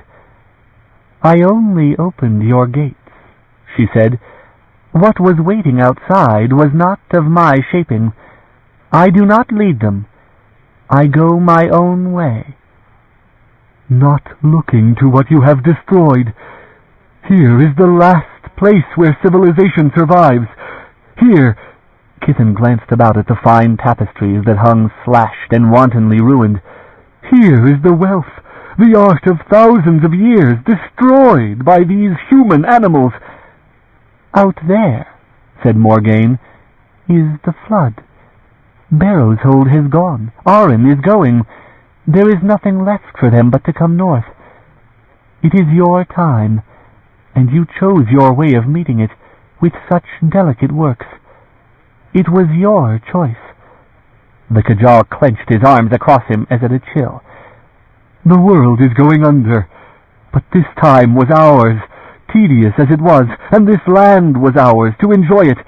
The wells ruined the world once, and spilled this Barrow's spawn into our lands, that drove other humans into ruin, that plundered and stole and ruined, and left of us only half-breeds, the survivors of their occupations.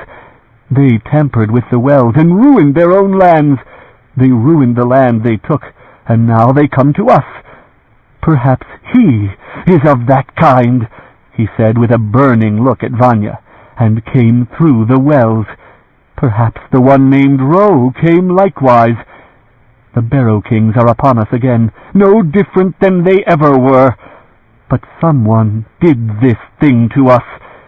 Someone of knowledge more than theirs. Someone did this, who had the power to open what was sealed. Morgaine frowned, straightened, drawing Changeling into her lap. And of a sudden Vanya moved, seized the slight halfling to silence him, to take him from the room. But Morgaine's sharp command checked him. None moved, not he nor the startled peasants. And Morgaine arose, a distraught look on her face. She withdrew a space from them, looked back at him and to Floir, and seemed for a moment dazed. "The Barrow Kings," she said then. There was a haunted expression in her eyes. Vanya saw it, and remembered Irian. Ghosts that followed her, an army, lost in that great valley, 10,000 men, of which not even corpses remained. His ancestors, that were to her but a few months dead. "Leo," he said quietly, his heart pounding, "we are wasting time with him. Set the halfling free or put him with the others. But there are other matters that want attention. Now!" Sanity returned sharply to Morgaine's gaze, a harsh look bestowed on Kithen. "How long ago?" "Leo," Vanya objected, "it is pointless." "How long ago?" Kithen gathered himself with an intake of breath, assumed that pose of arrogance that had been his while he ruled, despite that Vanya's fingers bit into his arm. "A very long time ago. Long enough for this land to become what it is. And surely," he shot after that, pressing his advantage, "you are about to bid equally with the man Ro. Life, wealth, restoration of the ancient powers. Lie to me, ancient enemy. Offer to buy my favor. It is, considering the situation, purchasable." "Kill him," Floir muttered. "Your enemy has gone," Kithen said, "to Aberrice, to possess the wells, to take all the north. Hetharu is with him, with all our forces, and eventually they will come back." Fear was thick in the room. Morgaine stood still. The Barrow's men seemed hardly to breathe. "The Shiuan spoke the same," said one of the marshlanders. "When the flood subsides," said Morgaine, "then there will be a settling with Ro, and he will not return to Otygian. But that is my business, and it need not concern you." "Lady," said Floir, fear distorting his face, "when you have done that, when you have reached the wells, what will you do then?" Vanya heard, mind frozen, the halfling held with one hand, the other hand sweating on the grip of his sword. It was not his to answer. With his eyes he tried to warn her. "We have followed you," a Barrows man said. "We are yours, we Barrowers. We will follow you." "Take them!" Kithen laughed, a bitter and mocking laugh, and of a sudden the foremost of the Aran folk fled, his fellows with him, thrusting their way through the tall Barrows men, running. Still Kithen laughed, and Vanya cursed and hurled him aside into the midst of the Barrows men, who hurled him clear again. Vanya unsheathed the sword, and Kithen halted, within striking distance of him, and knowing it. "No!" Morgaine forbade him. "No!" And to the Barrowers, "Floir, stop the Aran folk! Find me Haz!" But the Barrowers, too, remained as if dazed, pale of face, staring at her. One of them touched a luck piece that he wore hanging from a cord about his neck. Floir bit at his lip, and Kithen smiled a wolf smile, and laughed yet again. "World's end! World's end, O ye blind, ye Barrows rabble! She has followed you through the wells to repay you for all you have done. Your own, your personal curse. And I blink for her from there till now. But there is no time in the wells, nor distance.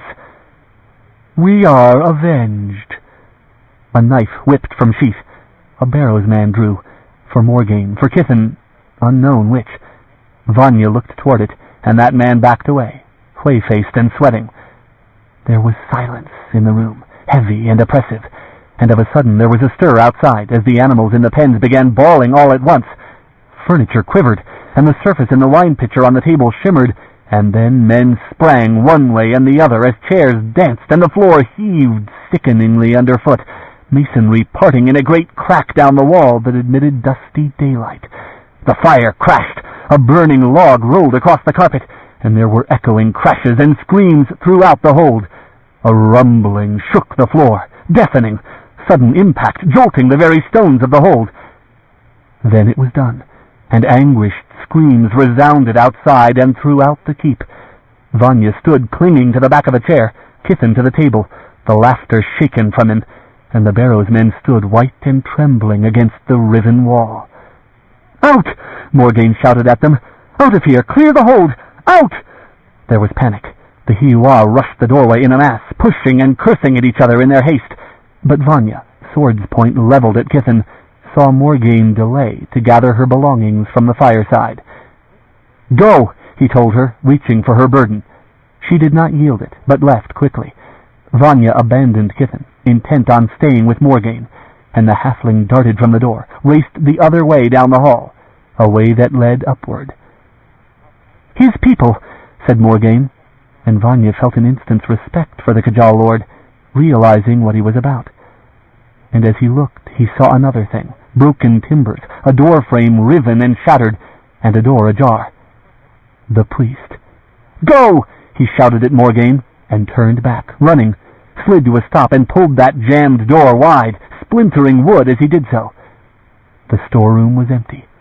The priest was a slight man, the opening he had forced sufficient for the body of so slender a man, and the priest was gone. He turned and ran, back the way Morgaine should have gone, past a cabinet that was overturned and shattered, a wall that leaned perilously. He saw her, redoubled his effort, and overtook her just as she reached the main corridor. Terror reigned in that long spiral. Few had torches, and the fall of some in the corridor had darkened areas of the passage. Servants gained courage to push and shove like free men. Screaming women and children of the Aran folk fought with hold servants for passage, and the men pushed ruthlessly where strength would avail in their haste. One of the sons of Haz fought his way to Morgaine's side, pleading for comfort, babbling words almost impossible to understand. Morgaine tried to answer, caught for balance on his arm as they came to the riven place that had always been in the corridor. It was the width of a man's body now. A child fell, screaming, and Vanya seized it by its clothing and deposited it safely across, hearing a stone crumble. It hit water far below, and Morgaine, with the marshlander to make way for her, had kept moving. Vanya saw her gone, and fought his own way through, ruthless as the others, desperate. The gate at the bottom was not barred. It had not been since the attack. He saw Morgaine step clear onto the steps in the drizzling rain, and caught his own breath as he overtook her, dazed, dimly conscious that they were still being jostled by those that poured out behind. But his eyes, like hers, fixed in shock on the gate, for the Barbican tower had fallen, leaving a wider gap beside the ruined gates. The pitiful folk clambered over the rubble in the falling rain, where the uppermost stones had fallen among the shelters, crushing them, crushing flesh and timbers alike under megaliths the size of 2 men. Shiuan saw Morgaine standing there, and there went up a cry, a wailing. They came, dazed and fearfully, and Vanya gripped his sword tightly in his fist. But he realized then that they came for pity, pleading with their gestures and their outcries. There gathered a crowd, both marshlanders and folk of the shelters. Shiuan and Shiuan mingled in their desolation. None reached her. She stepped off the last step and walked among them, they giving back to give her place, pressing at each other in their zeal to avoid her. Vanya went at her back, sword in hand, fearful, seeing the mob that once had threatened him, now pleading desperately with them both. Hands touched him as they would not touch Morgaine, but they were pleas for help, for explanation, and he could not give it. Morgaine slung her cloak about her and put up the hood as she walked across the yard, and there, in the clear of threatening stones, she turned and looked back at the keep. Vanya looked, a quickly stolen glance, for fear of those about them, and saw that the tower that had fallen had taken one of the buttresses too, riving it away from the keep. There was a crack in that vast tower, opening it widely to the elements, and promising further ruin. "I would give nothing for its chance of standing the hour," Morgaine said. "There will be other shocks." And for the instant she gazed about the yard, seemed herself in a state of shock. Over the babble of prayers and panicked questions rose the steady keening of men and women over their dead. And suddenly she flung back her head and shouted to those of the Aran folk near her, "There is no staying here! It will all collapse! Gather what you must have to live, and go! Get out of here!" Panic spread at that dismissal. She did not regard the questions others shouted at her, but seized at Vanya's sleeve. "The horses! Get our horses out before that wall goes!" "Aye," he agreed, and then realized it meant leaving her. Half a step he hesitated, and saw her face with that unreasoning fixedness, saw the folk that crowded frantically about her, that in their fear would cling to her. She could not get away. He fled, steps quickening, avoiding this man and that, racing across the puddled yard to the stable, remembering Cherryh, left to her own devices, panicked horses and the damage of the quake. The stable door was ajar. He pushed it open. Chaos awaited him inside that warm darkness. Planks down where horses had panicked and broken their barriers. There was a wild-eyed bay that had had the worst of it. It bolted when he flung the stable door wide. Other horses were still in stalls. "Cherryh!" he cried aloud, seeing with relief Siptah and his own horse and Cherryh's mare still safe. No voice responded. There was a rustling of straw, many bodies in the darkness. Fouar stepped into the light, his kinsman emerging likewise from the shadows, from within a stall, over the bars of another. Armed men, carrying knives. Vanya spun half about, caught a quick glimpse of others behind him. He slung the sheath from his sword and sent it at them, whirled upon the man at his left and toppled him writhing in the straw, bent under a whistling staff and took that man too. His comrade fled, wounded. A crash attended those behind, Siptah's shrill scream. Vanya turned into a knife attack, ducked under the clumsy move, and used the man's arm to guide his blade, whipped it free and came on guard again, springing back from the man that sprawled at his feet. The others scattered. What of them survived? Save Fouar, who tried to stand his ground. A shadow moved, a flash of a bare ankle. Fouar started to turn, knife in hand, and Vanya sprang for him. But the swing of harness in Cherryh's hands was quicker. Chain whipped across Fouar's head, brought him down, screaming, and in blind rage he tried to scramble up again. Vanya reversed the blade, smashed the hilt into Fouar's skull, sprawled the man face down in the straw. Cherryh stood hard breathing, still clenching the chain and leather mass in her two hands. Tears streamed down her face. "The quake," she murmured, choking. "The rains and the quake, oh, the dreams, my lord, I dreamed." He snatched the harness from her hands, hurting her as he did so, and seized her by the arm. "Go," he said. "Get to horse." It was in his mind to kill Fouar. Of all others that had perished, this one he would have wished to kill. But now it was murder. He cursed Cherryh's help, knowing that he could have taken this man in clean fight, that after killing kin of his, this was the wrong man to leave alive. Cherryh came back to his side, leading the bay mare. "Kill him," she insisted, her voice trembling. "This is kin of yours," he said angrily, minded as the words left his mouth that she had once said something of the same to him. "Go!" he shouted at her, and jerked her horse's head about, pushed her up as she set foot in the stirrup. When she landed astride, he struck the mare on the rump and sent it hence. Then he flung open the stalls of Siptah and his own horse, dragged at their reins, and led the horses down the aisle, past the bodies. His sword sheath lay atop the straw. He snatched it up and kept moving, paused only in the light of the doorway to settle his sword at his side and mount up. The gelding surged forward. He fought to control the vile-tempered animal with the Bayan stud in tow, and overtook Cherryh, who was having difficulty with the little mare in the press of the yard. Vanya shouted, cursing, spurred brutally, and the crowd parted in terror as the 3 horses broke through. About them folk already streamed toward the shattered gates, their backs laden with packs, some leading animals or pulling carts. Women carried children, older children carried younger, and men struggled under unwieldy burdens that would never permit them long flight. And from the keep itself folk came streaming out, bearing gold and all such things as were useless hereafter, men who had come to possess the treasures of Otijin and stubbornly clung to them in its fall.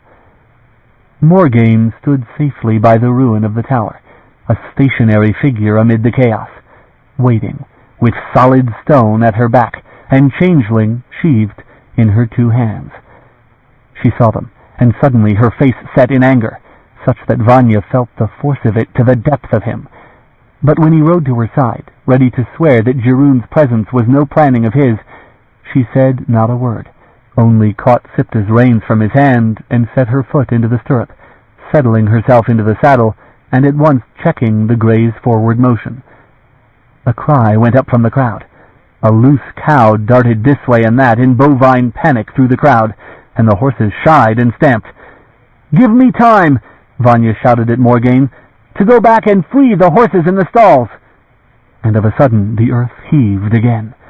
A little shudder, and a portion of the keep wall slid into ruin. Another tower toppling with terrible carnage. The horses plunged, fighting restraint. The wails of frightened people rose above the sound that faded. From the shaken keep poured other fugitives, the Kajal folk and the black robes of a priest among them, pale folk and conspicuous in the crowd, dazed, ill-clothed for the cold, save for a few house guards in their armor. "No!" Morgaine answered Vanya's appeal to her. "No! There is no lingering here. Let us go." He did not dispute it, not with the threat of further ruin about them. His Kirshan soul agonized over the trapped horses, and over another ugliness that he had left, half finished. The collapse of the keep would end it, he thought, burying the dead and the living, ending a thing that should have ended long ago, however the Maya had come through into this land. He took it upon his own conscience, never to tell Morgaine what was pointless to know, never to regret those several lives that had betrayed her and tried to murder him. The horses moved, Morgaine riding in the lead, seeking their way through the slow-moving crowd more gently than the war-trained Grey would have it. Vanya kept close at Morgaine's back, watching the crowd, and once that a sound first drew his attention in that direction, looking at Cherryh, who rode knee to knee with him. He met her eyes, shadowed and fierce, minding him how she had lately urged him to murder. This, the frightened child that he had taken back with him, Maya, and living, when he would gladly have known the last of her kind dead. With all his heart he would have ridden from her now, and with Morgaine have sought out some other unknown way from Otijin. But there was none other, and the Suvoj barred their way within a few leagues. There was no haste, no need of hurrying, only sufficient to clear the walls, where yet a few desperate folk still searched for bodies beneath the massive stones, beyond help and hope. A line of march stretched out northward from Otijin, and this they joined, moving more quickly than the miserable souls that walked. And when they were well out on the road, came another rumble and shudder of the earth. Vanya turned in his saddle, and others turned and looked, seeing the 3rd tower fallen. And even as he gazed, the center of Otijin sank down into ruin. The sound of it reached them a moment later, growing and dying. Cherryh cried out softly, and a wail arose from the people, a sound terrible and desolate. "It has gone," Vanya said, sickened to the heart to think of the lives that surely were extinguished there, an unconscious enemy, and the wretched, the innocent, who would not leave off their searching. Morgaine alone had not turned to see, but rode with her face set toward the north. "Doubtless," she said after they had ridden some distance further, "the breach at the gate removed stability for the Barbican tower, and the fall of the Barbican prepared the fall of the next. And so it began, else it might have gone on standing." Her doing, who had breached the gate. Vanya heard the hollowness in her voice, and understood what misery lay beneath it. "I do not look," she had said, "at what I leave behind me." He wished that he had not looked either. The rain whispered down into the grass on the hills and into the puddles on the road, and a stream ran the course between the hills, frothing and racing over brush and obstacles. Now and again they rode past a man with his family that had wearied and sat down on the slope to rest. Sometimes they passed abandoned bundles of goods, where some man had cast them down, unable to carry them farther. And once there was an old man lying by the roadside. Vanya dismounted to see to him, but he was dead. Cherryh hugged her shawl about her and wept. Morgaine shrugged helplessly, nodded for him to get back to horse and forget the matter. "Doubtless others will die," she said, and that was all. No tears, no remorse. He climbed back into the saddle, and they kept moving. Overhead the clouds had begun to show ragged rents, and one of the moons shone through in daylight, wan and white, a piece of the broken moon that passed more quickly than the others. The vast terror that was Lee had yet to come. The hills cut them off from view of what lay behind, gray-green hills that opened constantly before them and closed behind, and gradually their steady pace brought them to the head of the long line of weary folk. They rode slowly there, for there was nowhere to go but where the column went, and no profit in opening a wide lead. They were first to reach the hillside that overlooked the lately flooded plain, the rift of the Sauvage, where still great pools showed pewter faces to the clouded sky, small lakes, rocks that upthrust strange shapes, stone more solid than the water had yet availed to wear away. It was a bleak and dead place, stretching far to the other hills, but the road went through it until the river, and there the stones made only a ripple under the surface of the flood. A stench went up from the rotting land. The smell of the sea mingled with dying things. Vanya swore in disgust when the wind carried it to them, and when he looked toward the horizon, he saw that the hills ended and melted into gray. That was the edge of the world. "The tide comes in here," murmured Cherryh. "It overcomes the river, as it does the Auge." "And goes out again," said Morgaine. "Tonight." "It may be," said Cherryh. "It may be. Already it is on the ebb." The noise of others intruded on them, the advance of the column that came blindly in their wake.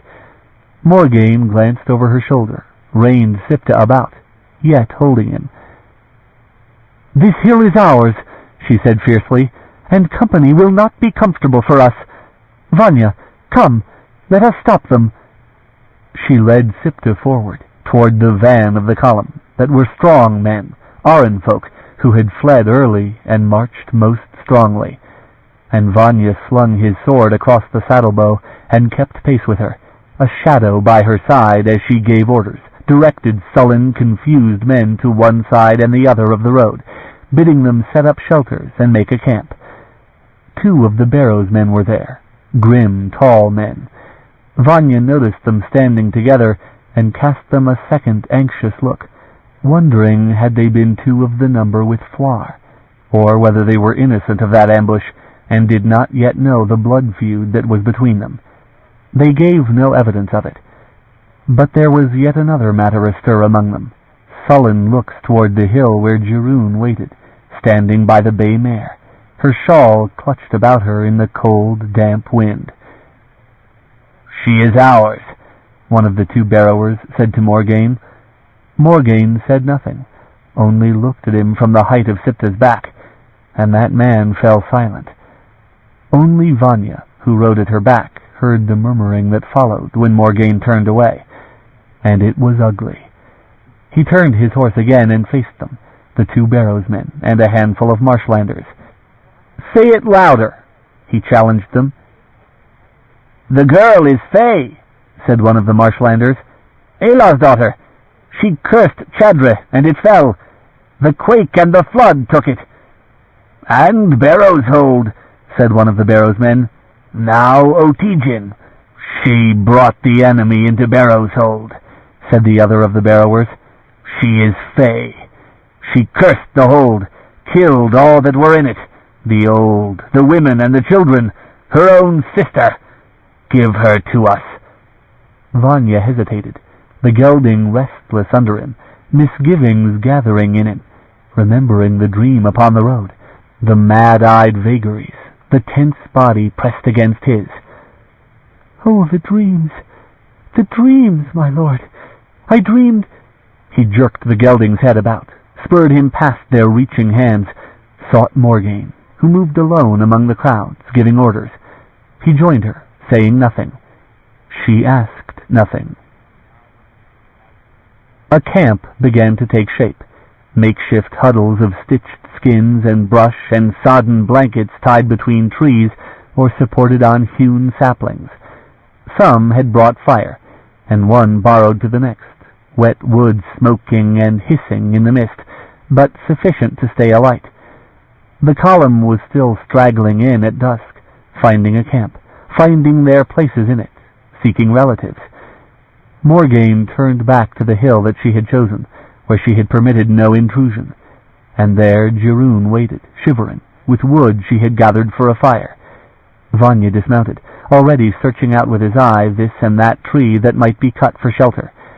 But Morgaine slid down from Sipta's back and stared balefully at the flood that raged between them and the other side, dark waters streaked with white in the dusk. "It is lower," she said, pointing to the place where the road made a white frothing ridge in the flood. "We might try it after we have rested a bit." The thought chilled him.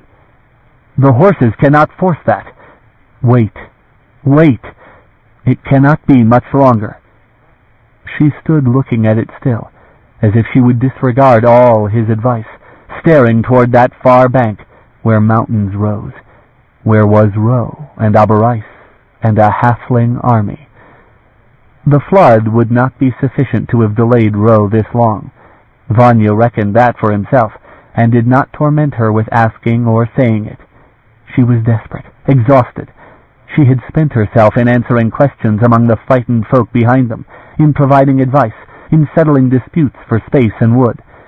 She had distracted herself with these things, gentle when he sensed in her a dark and furious violence that loathed the clinging, terrified appeals to her, the faces that looked to her with desperate hope. "Take us with you," they wept, surrounding her. "Where is my child?" a mother kept asking her, clinging to the rein until the nervous, war-trained gray came near to breaking control. "I do not know," she had said, but it had not stopped the questions. "Will my daughter be there?" asked the father, and she had looked at him, distracted, and murmured yes, and spurred the gray roughly through the press. Now she stood holding her cloak about her against the chill, and staring at the river as at a living enemy. Vanya watched her, not moving, dreading that mood of hers that slipped nearer and nearer to irrationality. "We camp," she said after a time. Chapter 14. There was one mercy shown them that evening. The rain stopped. The sky tore to rags and cleared, though it remained damp everywhere, and the smoke of hundreds of fires rolled up and hung like an ugly mist over the camp.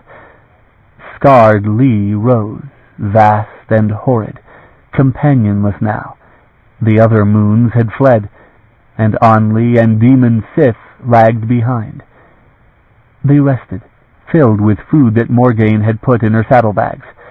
They sat in a shelter of saplings and brush, with a good fire before them, and Jiroon sat beside them, eating her share of the provisions with such evident hunger that Morgaine tapped her on the arm and put another bit of bread into her lap, charity that amazed Jiroon and Vanya alike. "I have not lacked," Morgaine said with a shrug, "for it must come from someone's share." "She hid in the stable," Vanya said quietly, for Morgaine had never asked, and that lack of questions worried at him, implying anger, a mood in which Morgaine herself was unwilling to discuss the matter. "That was why your searchers could not find her." Morgaine only looked at him, with that impenetrable stare, so that he wondered for a moment had there been searchers at all, or only inquiry. But Morgaine had promised him. He thrust the doubt from his mind, effort though it needed. "Jiroon," Morgaine said suddenly. Jiroon swallowed a bit of bread as if it had gone dry, and only slightly turned her head, responding to her. "Jiroon, there are kinsmen of yours here." Jiroon nodded, and her eyes slid uneasily toward Morgaine, wary and desperate. "They came to Arryn," Morgaine said, "hunting you, and you are known there. There are some Arryn folk who know your name, and say that you are halfling yourself, and in some fashion they blame you for some words you spoke against their village." "Lord," Jiroon said in a thin voice, and edged against Vanya, as if he could prevent such questions. He sat stiffly, uncomfortable in the touch of her. "A quake," said Morgaine, "struck Shiuan after we three parted company. There was heavy damage at Arryn, where I was, and the Barrows folk came then. They said there was nothing left of Barrows Hold." Jiroon shivered. "I know," said Morgaine, "that you cannot seek safety among your own kinsmen, or with the Arryn folk. Better that you had remained lost, Jiroon, Ayla's daughter. They have asked me for you, and I have refused. But that is for now. Vanya knows, he will tell you, that I am not generous. I am not at all generous, and there will come a time when we cannot shelter you. I do not care what quarrel drove you out of Barrows Hold in the first place. It does not concern me. I do not think that you are dangerous, but your enemies are, and for that reason you are not welcome with us. You have a horse. You have half our food if you wish it. Vanya and I can manage, and you would be wise to take that offer and try some other route through these hills, be it to hide and live in some cave for the rest of your days. Go, seek some place after the Otija have dispersed. Go into those mountains and look for some place that has no knowledge of you. That is my advice to you." Jiroon's hand crept to Vanya's arm. "Lord," she said faintly, plaintively.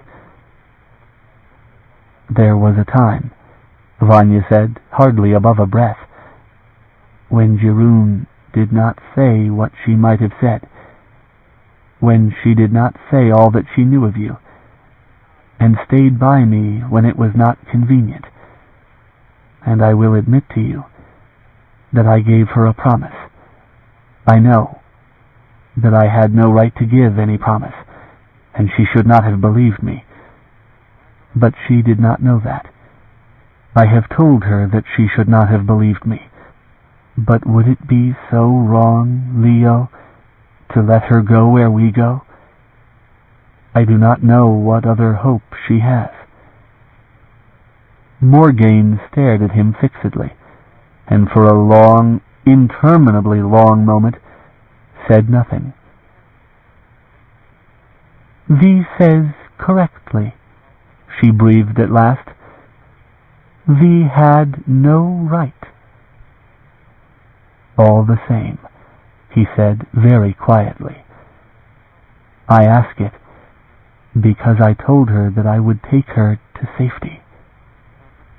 Morgaine turned that gaze on Jiroon.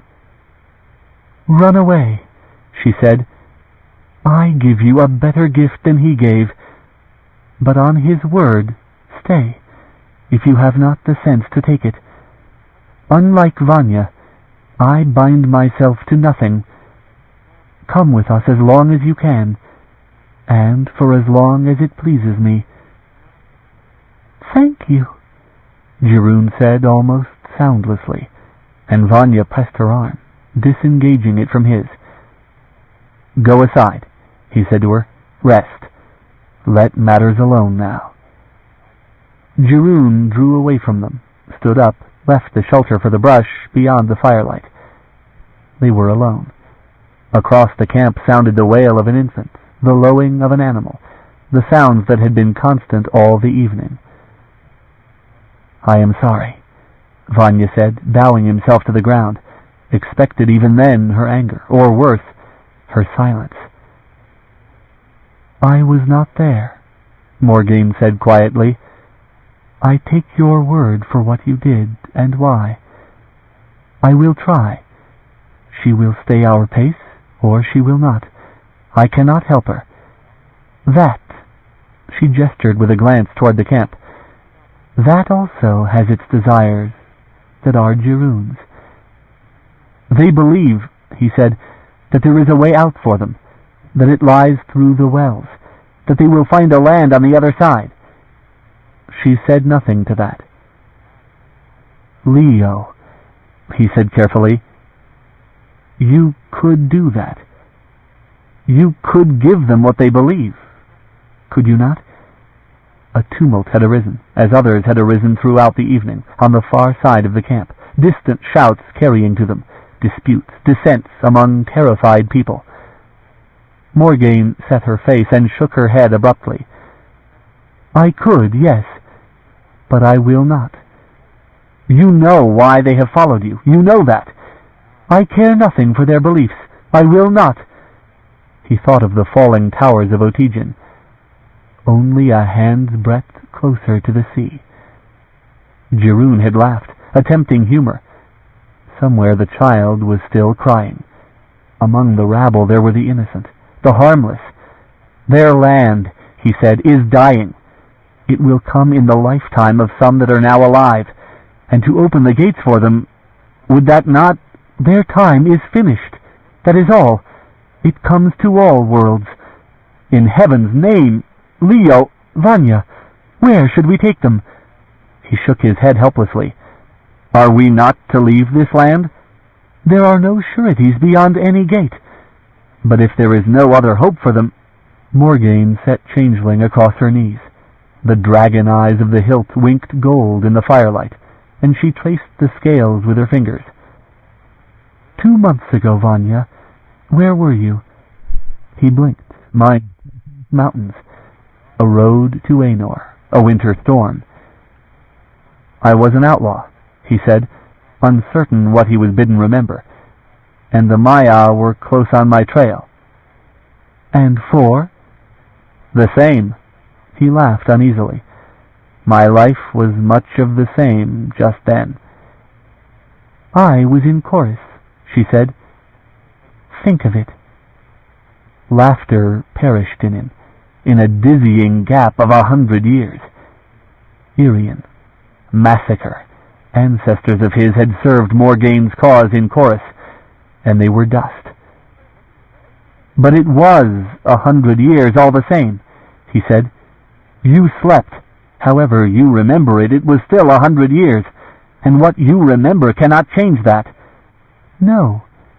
Gates are outside time. Nothing is fixed. And in this land, once, an unused gate was flung wide open, uncontrolled, and poured men through into a land that was not theirs.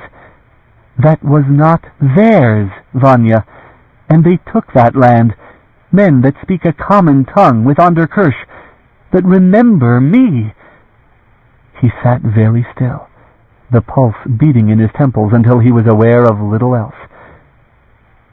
"I knew," he said at last, "that it might be. That Cherryh and her kindred are Maya." "You did not tell me this." I did not know how. I did not know how to put it together. I thought how things would stray the gate into Onderkirch, lost, to die there, and could not men who remember me, Vanya. He could not answer. He saw her fold her arms about her knees, hands locked, and bow her head, heard her murmur something in that tongue that was hers, shaking her head in despair. It was 1,000 years, he objected. There is no time between gates, she answered him with an angry frown, and saw his puzzlement, his shake of the head, and relented. It makes no difference.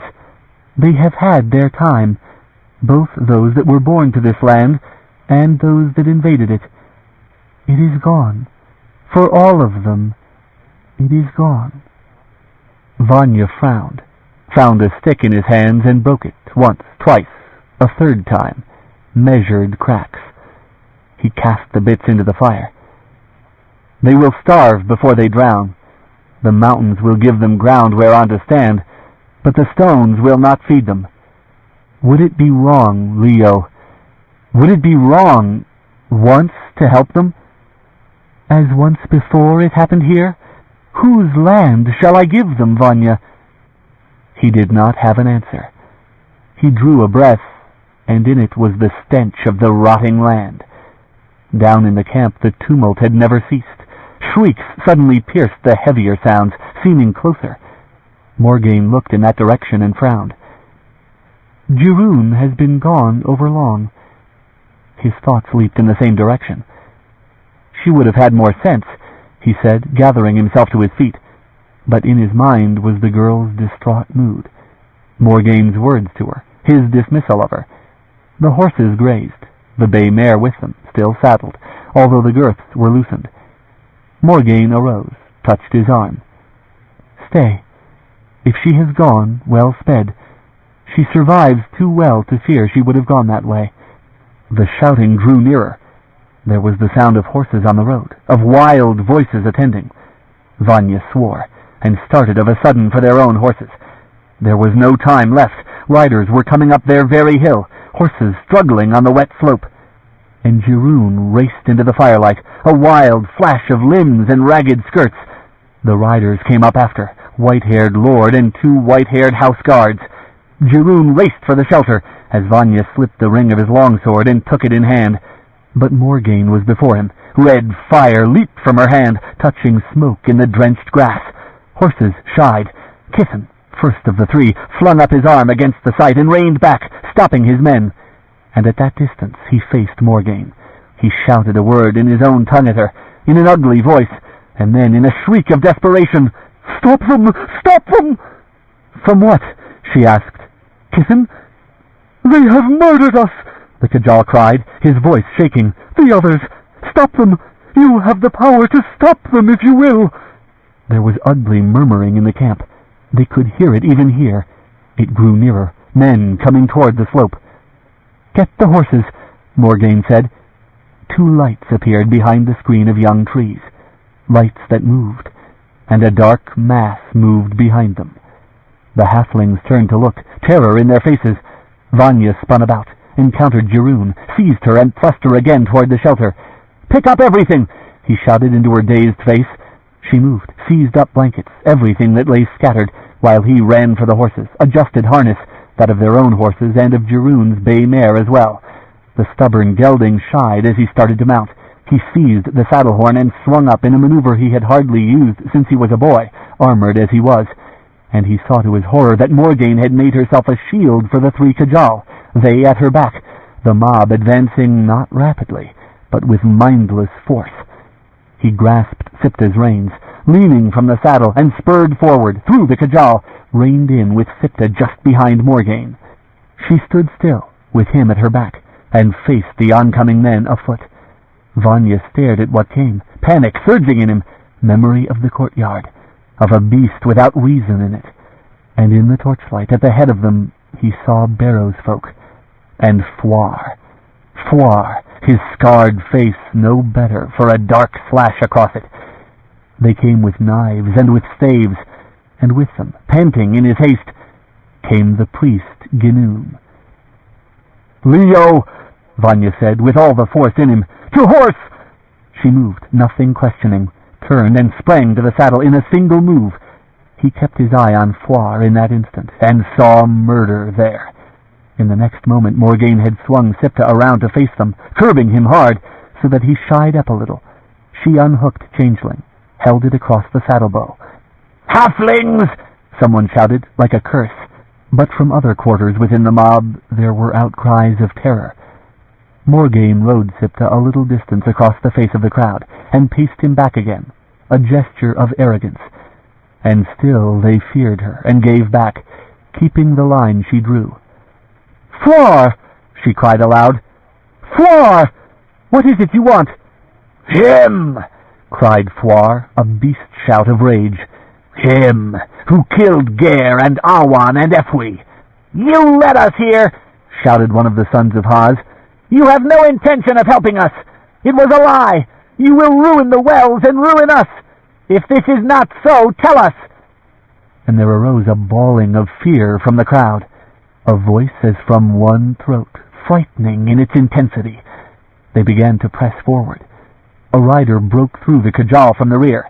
Vanya jerked his head about, saw Jiroon, a great untidy bundle on the saddle before her, saw the dark arm of the mob that had broken through the woods, attempting to encircle them. Jiroon cried warning of it. In blind instinct, Vanya whirled in the other direction, saw a knife leave Foire's hand. He flung up his arm. It hit the leather and fell in the mud, under his horse's hooves. Jiroon's cry of warning still rang in his ears. The mob surged forward, and Morgaine retreated. Vanya ripped out his sword, and fire burned from Morgaine's hand, felling one of the barrowers. The front rank wavered with an outcry of horror. "Angaran!" someone cried, and some tried to flee, abandoning their weapons and their courage. But weapons were hurled from another quarter, stones. Sipta shied and screamed shrilly. "Lord!" Jiroon cried. Vanya reined about as Shiuan came at them, seeking to attack the horses. The gelding shied back, and Vanya laid about him with desperate blows, the cajal striking what bare-handed blows they could. Vanya did not turn to see what had befallen his liege. He had enemies of hers enough before him. He wielded the longsword with frenzied strength, spurred the gelding recklessly into the attackers, and scattered their undisciplined ranks, only then daring turn, hearing screams behind him. Bodies lay thickly on the slope. Fires burned here and there in the brush. The mob broke in flight, scattering down the hillside in advance of Sipta's charge. And Morgaine did not cease. Vanya spurred the gelding and followed her, blind to tactic and strategy, save the realization that she wanted the road, wanted the hill clear of them. Folk screamed and scattered before them, and Vanya felt the gelding avoid a body that had fallen before him, then recover and stretch out running as they gained the level ground, the Kajalan road. Morgaine turned, heading out for the causeway across the Souvauge, scattering screaming enemies that had turned the wrong way. On either side stretched flooded land, a vast expanse of shallow water, and the road ran as a narrow thread across it, toward the flooded crossing, where water swirled darkly over the stones. Here, well out upon that roadway, Morgaine stopped, and he with her, reining about as 4 riders came after them to the same desperate refuge. 3 terrified Kajal and a Barrows girl. This all their strength, and the roar of the Souvauge at their backs. On the hillside that they had left, the Hiua regrouped, gathering their forces and their courage, and there was much of shouting and crying. Torches were waved. The glow of fire lit the center of their rallying place, and on that hillside was a tree, from which dangled objects, the aspect of which filled Vanya with apprehension. "They have hanged them!" Kithan cried in anguish. But neither Kithan nor his 2 men ventured forward against those odds. His people, Vanya understood, reckoning the number of dangling corpses against his memory of the band of Kajal that had fled crumbling Otygen, a pitiable group, among them women and old ones. Kajal they might be, but bile rose in his throat as he gazed on that sight. And of a sudden came a shout from that gathering by the tree, and the wave of a torch, exhorting a new attack against them. "Get back," Morgaine bade their companions, and the rush came, a dark surge of bodies pouring out onto the causeway. Changeling came free of its sheath, opal color flickering up and down its blade, that ominous darkness howling at its tip, and the first attacker, mad enough to fling himself at Morgaine, entered that dark and whirled shrieking away within it, sucked into that oblivion. The mob did not retreat. Others swept against them, wild-eyed and howling their desperation. Vanya laid about him with his sword, reining tightly to keep the gelding from being pushed over the brink. And suddenly those men that attacked him were alone. Morgaine spurred Siptah into that oncoming horde, swept the terrible blade in an arc that became vacant of enemies and corpses, a crescent that widened. End of Side 6. To continue, change side selector switch and turn the cassette over. Side 7. Well of Shiuan by C.J. Cherryh. Continuing on page 199. With a shout, she rode farther, driving them in retreat before her, taking any man that delayed, the blade flickering with the cold opal fire, slow and leisurely, as it took man after man into that void, dealing no wound, sparing none. "Leo!" Vanya cried, and spurred after her, shouldering a screaming marshlander over the brink. "Leo!" He rode to land's edge, and there perhaps his voice first reached her. She reined about, and he saw the arc of the sword, the sudden eclipse of the light as it swung toward him. He reined over hard, and the gelding slid on the wet stones, skidding. He recovered. The horse trembled and fretted under him, Morgaine's wild face staring at him in the balefire of changeling. "Put it up!" he urged her, in what of a voice remained to him. "No more! No more! Get back! No!" he cried at her, but she would not listen to him. She turned Siptah's head toward the people that gathered on the hillside and spurred forward onto the muddy earth. Women and children cried out and ran, and men held their ground desperately, but she came no farther, circling back and forth, back and forth. "Leo!" Vanya screamed at her, and when she would not come, he rode forward, carefully, reining in a few paces behind, where he was safe from her as well as from the enemy. She stopped, sat her horse facing the great empty space that she had made between the causeway and their attackers. There was, after that confusion and madness, a terrible silence made, and she kept the sword unsheathed, waiting, while time passed and the silence continued. A voice broke the stillness, distant, and its owner well hidden in the darkness. There were curses spoken against her, who had deceived them. There were viler things shouted. She did not move, nor seem provoked, although at some of the words Vanya trembled with rage and wished the man within reach. Almost he answered back himself, but something there was about Morgaine's silence and waiting, against which such words, either attacking or defending, were empty. He had held changeling. He knew the agony that grew in one's arm after long wielding of it, the drain upon one's very soul. She did not move, and the voice grew still. At last Vanya gathered his resolve and towed the gelding forward. "Leo," he said, so that she would know that it was he. She did not protest his approach now, nor did she turn her head from the darkness she was watching. "It is enough," he urged her quietly. "Leo, put it away." She gave no answer, nor moved for a time. Then she lifted Changeling so that the darkness at its tip aimed toward the huddle of tents and shelters, and that one great tree, whereon corpses dangled and twisted above a dying fire. And then she lowered her arm, as if the weight of the sword suddenly grew too much. "Take it," she said hoarsely. He eased close to her, stretched out both his hands, and gently disengaged her rigid fingers from the dragon grip, taking it into his own hand. The evil of it ran through his bones and into his brain, so that his eyes blurred and his senses wavered. She did not offer him the sheath, which was all that might damp its fires and render it harmless. She did not speak. "Go back," he said. "I will watch them now." But she did not answer or offer to move. She sat straight and silent beside him, believing he was sure that did it come to using the sword, he had less willingness than she. Lives and nations were on her conscience.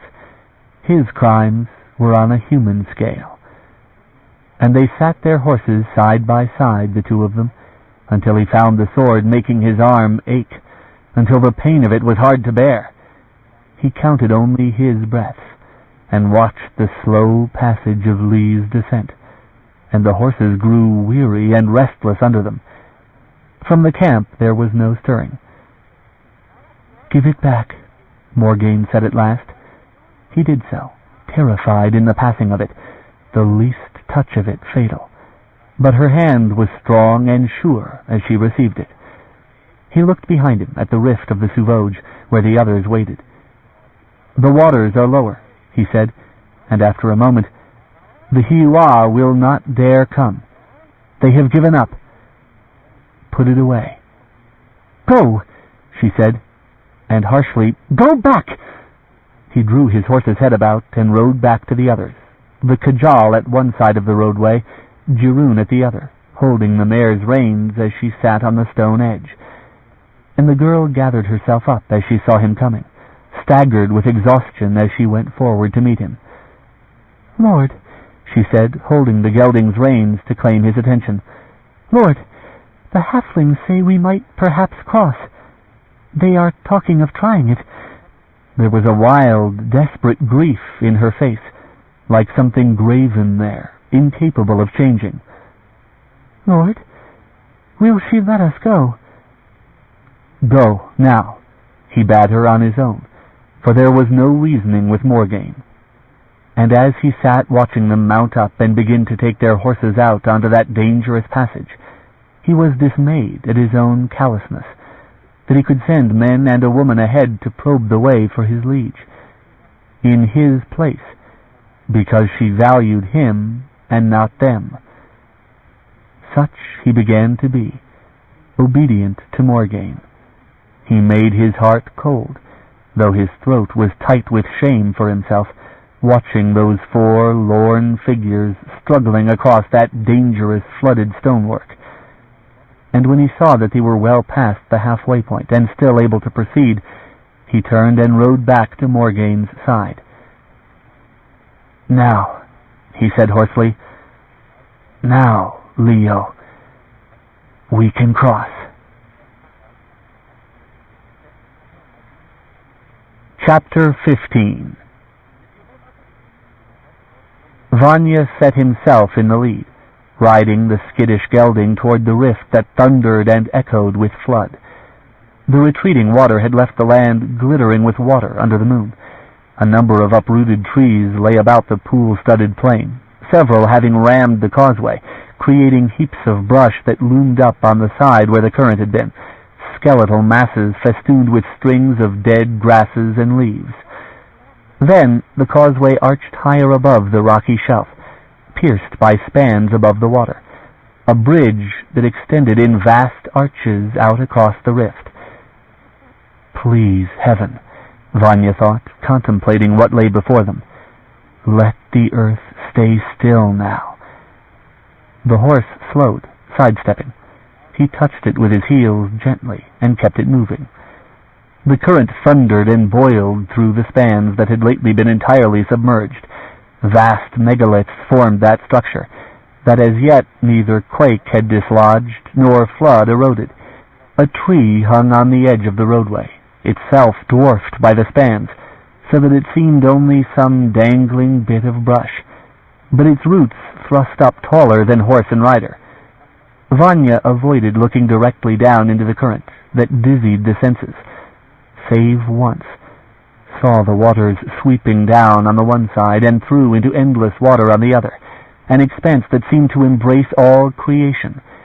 In the midst of it hung the thread of the bridge, and themselves small and lost amid the crash and roar that flung up spray as a mist about them.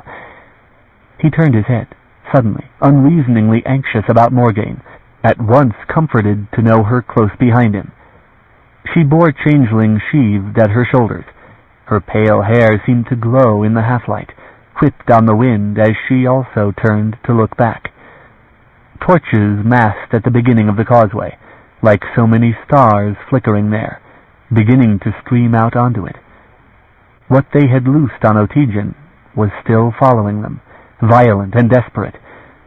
Morgaine turned forward again. So did he, anxious for their safety on the bridge. The roadway was wide. It would have been possible to run, but the roar of the water and the sight of it had the animals wild-eyed with distress. It was not a place to let them go. Yet ahead the small party with Cherryh had left the bridge, even now riding the security of the farther causeway and climbing the slope of the far side road.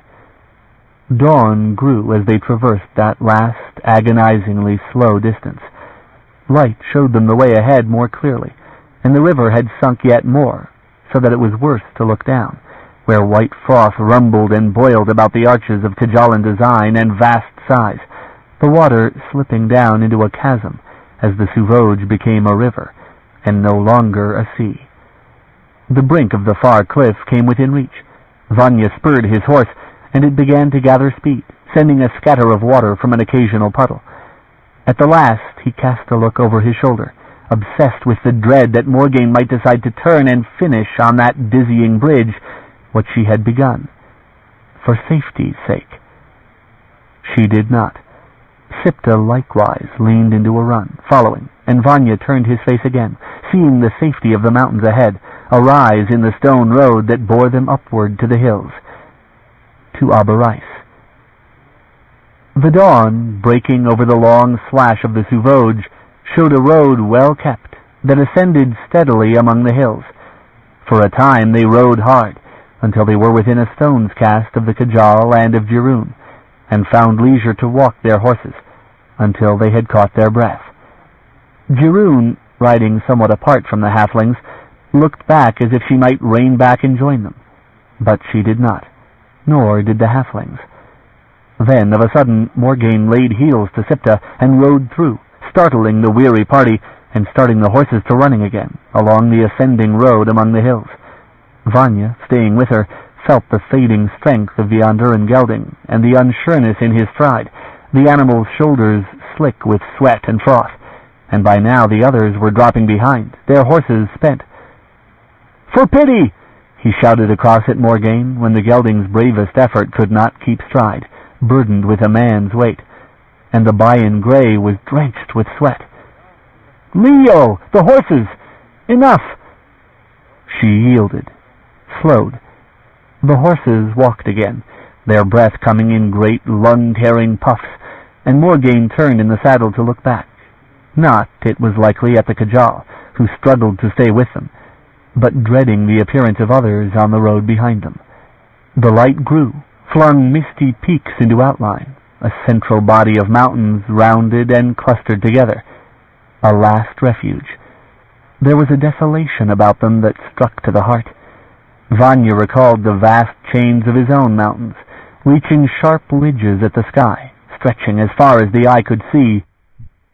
Of these there was immediate beginning and end, and they had a blurred, aged quality, weathering that was of many ages, a yielding likewise toward the sea.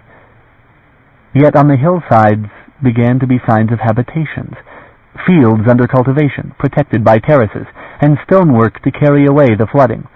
Recent works, the hand of farmers, small fields and orchards that were flooded in many areas, but a sign that here lay the true strength of Shiuan, a still solid wealth that had supported the glittering lords and the humanity that had crowded within their walls.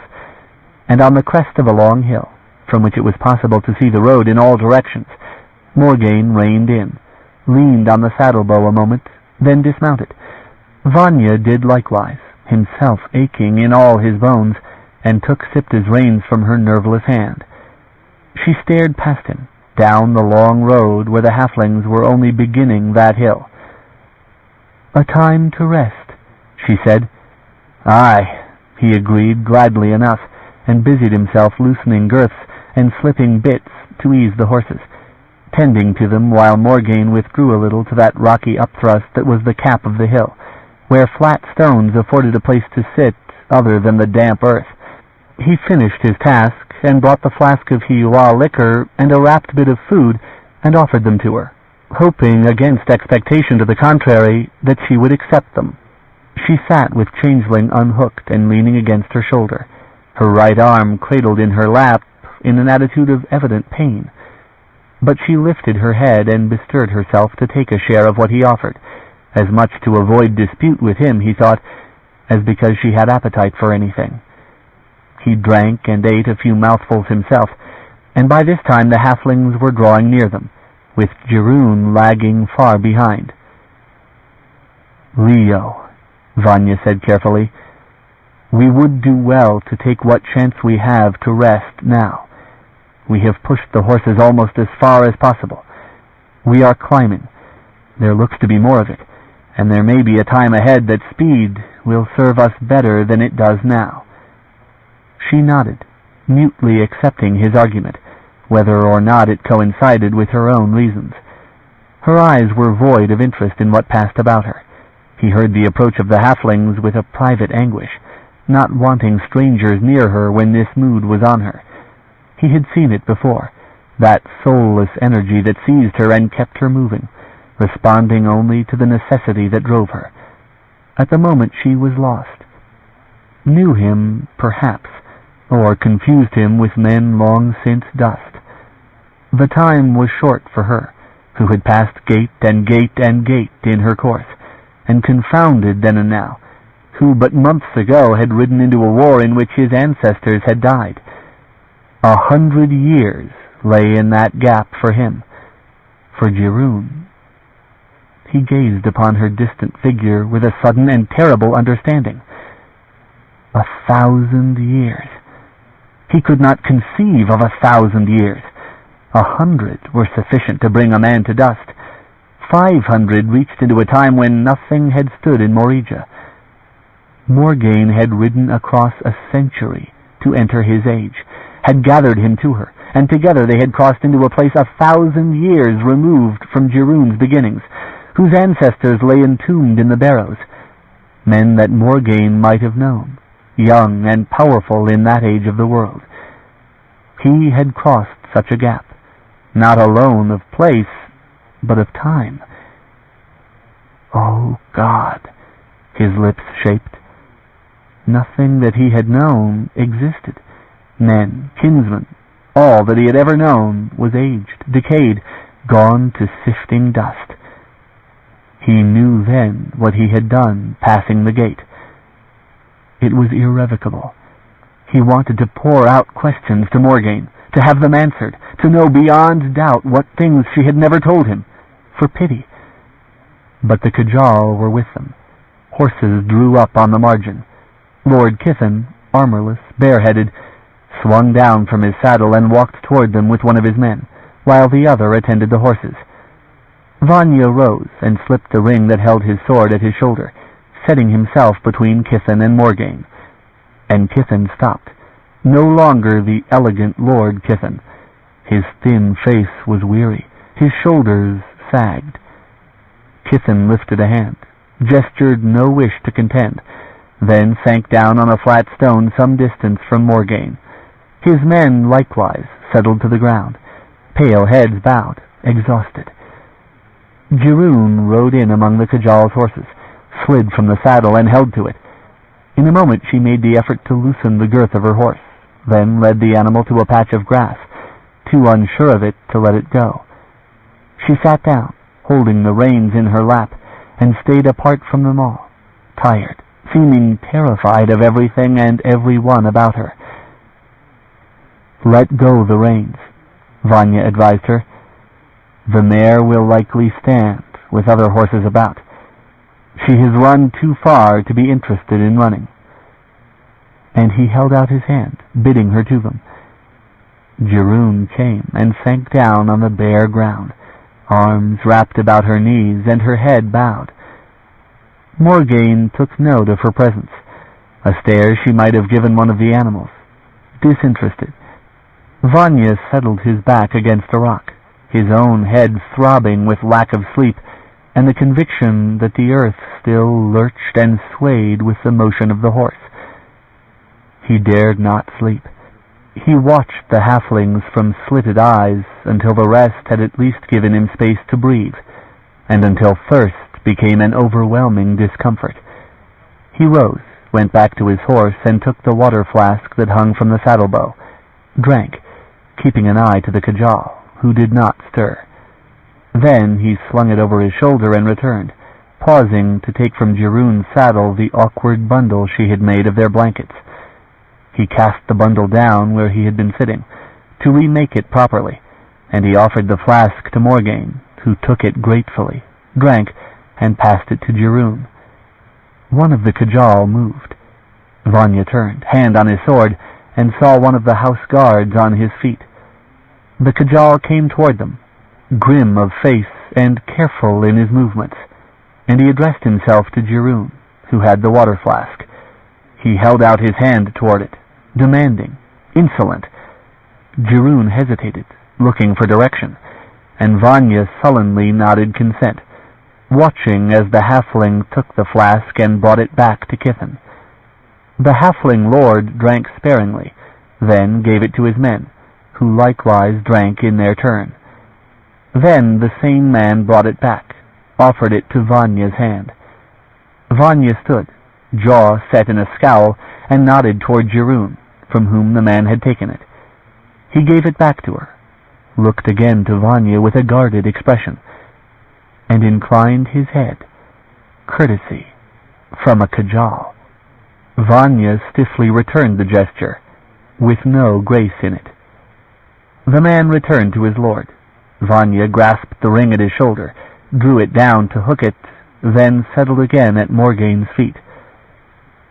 "Rest," he bade her. "I will watch." Morgaine wrapped herself in her cloak and leaned against the rocks, closing her eyes. Quietly Cherryh curled up to sleep, and likewise Kithen and his men, the frail Kajal lord pillowing his head on his arms, and in all likelihood suffering somewhat from the wind, in his thin hall garments. It grew still. In all the world only the occasional sound of the horses and the wind that sighed through the leaves. Vanya gathered himself to his feet and stood with his back against a massive rock, so that he might not yield to sleep unknowing. Once he did catch himself with his eyes closed, and paced, his knees weak with exhaustion, so long as he could bear it. He was, Kirshen fashion, able to sleep in the saddle, far better than Morgaine. But there was a limit. "Leo," he said after a time, in desperation, and she wakened. "We might move on," he said, and she gazed at him, who was unsteady with weariness, and shook her head. "Rest," she said, and he cast himself down on the cold earth, the world still seeming to move with the endless motion of the horse. It was not long that he needed, only a time to let the misery leave his back and arm, and the throbbing leave his skull. Someone moved. Vanya wakened with the sun on him, found the Kajal awake, and the day declined to afternoon. Morgaine sat as she had been, with Changeling cradled against her shoulder. When he looked up at her, there was a clarity to her gray eyes that had been lacking before, a clear and quiet sense that comforted him. "We will be moving," Morgaine said, and Cherryh stirred from her sleep, holding her head in her hands. Morgaine passed him the flask. He sipped at it enough to clear his mouth, and swallowed with a grimace, gave it back to her. "Draw breath," she bade him, when he would have risen at once to see the horses. Such patience was unlike her. He saw the look of concentration in her gaze, that rested elsewhere, and followed it to the halflings. He watched Kithen, who with trembling hands had taken an embroidered handkerchief from his pocket and extracted from it a small white object that he placed in his mouth. For a moment Kithen leaned forward, head in hands, white hair falling to hide his face. Then, with a movement more graceful, He flung his head back and restored his handkerchief to its place within his garment. "Akil," Morgaine murmured privately. "Leo?" "A vice evidently not confined to the marshlands. Another matter of trade, I do suppose. The marshlands' further revenge on Otygen. He should be placid and communicative for hours." Vanya watched the halfling lord, whose manners soon began to take on that languid abstraction he had seen in Hall, that haze-eyed distance from the world. Here was Baidara's true, his Kajalan son, the heir that surely the old lord would have preferred above Hefaru. But Kithen had arranged otherwise, a silent abdication, not alone from the defense he might have been to his father and his house, but from all else that surrounded him. Vanya regarded the man with disgust. But neither, he thought suddenly, had Kithen resorted to it last night, when a mob had murdered his people before his eyes. Not then, nor, he much suspected, despite what he had seen in that cell, had Kithen taken to it the hour that Baidara was murdered, when he had been compelled to pay homage to his brother, stumbling when he tried to rise. His recovery after Hefaru's departure from Otygen had been instant, as if it were a different man. The Akil was real enough, but it was also a convenient pose, a means of camouflage and survival. Vanya well understood the intrigues of a divided house. It might have begun in boredom, in the jaded tastes and narrow limits of Otygen, or otherwise. "I dreamed," Jirun had wept, who looked further than the day, and could not bear what she saw. She had fled to Shiuan in hope. For the Shiuan lord, there was nowhere to flee. Vanya stared at him, trying to penetrate that calm that insulated him, trying to reckon how much was the man and how much the Akil, and which it was that had stood within his cell that night in Otygen, coldly planning his murder only to spite Hefaru, by means doubtless lingering and painful. And Morgaine took them, Kithen and his men, who had no reason to wish her well. She delayed for them, while the halfling lord retreated into his dreams. He chafed at this, vexed even in their company.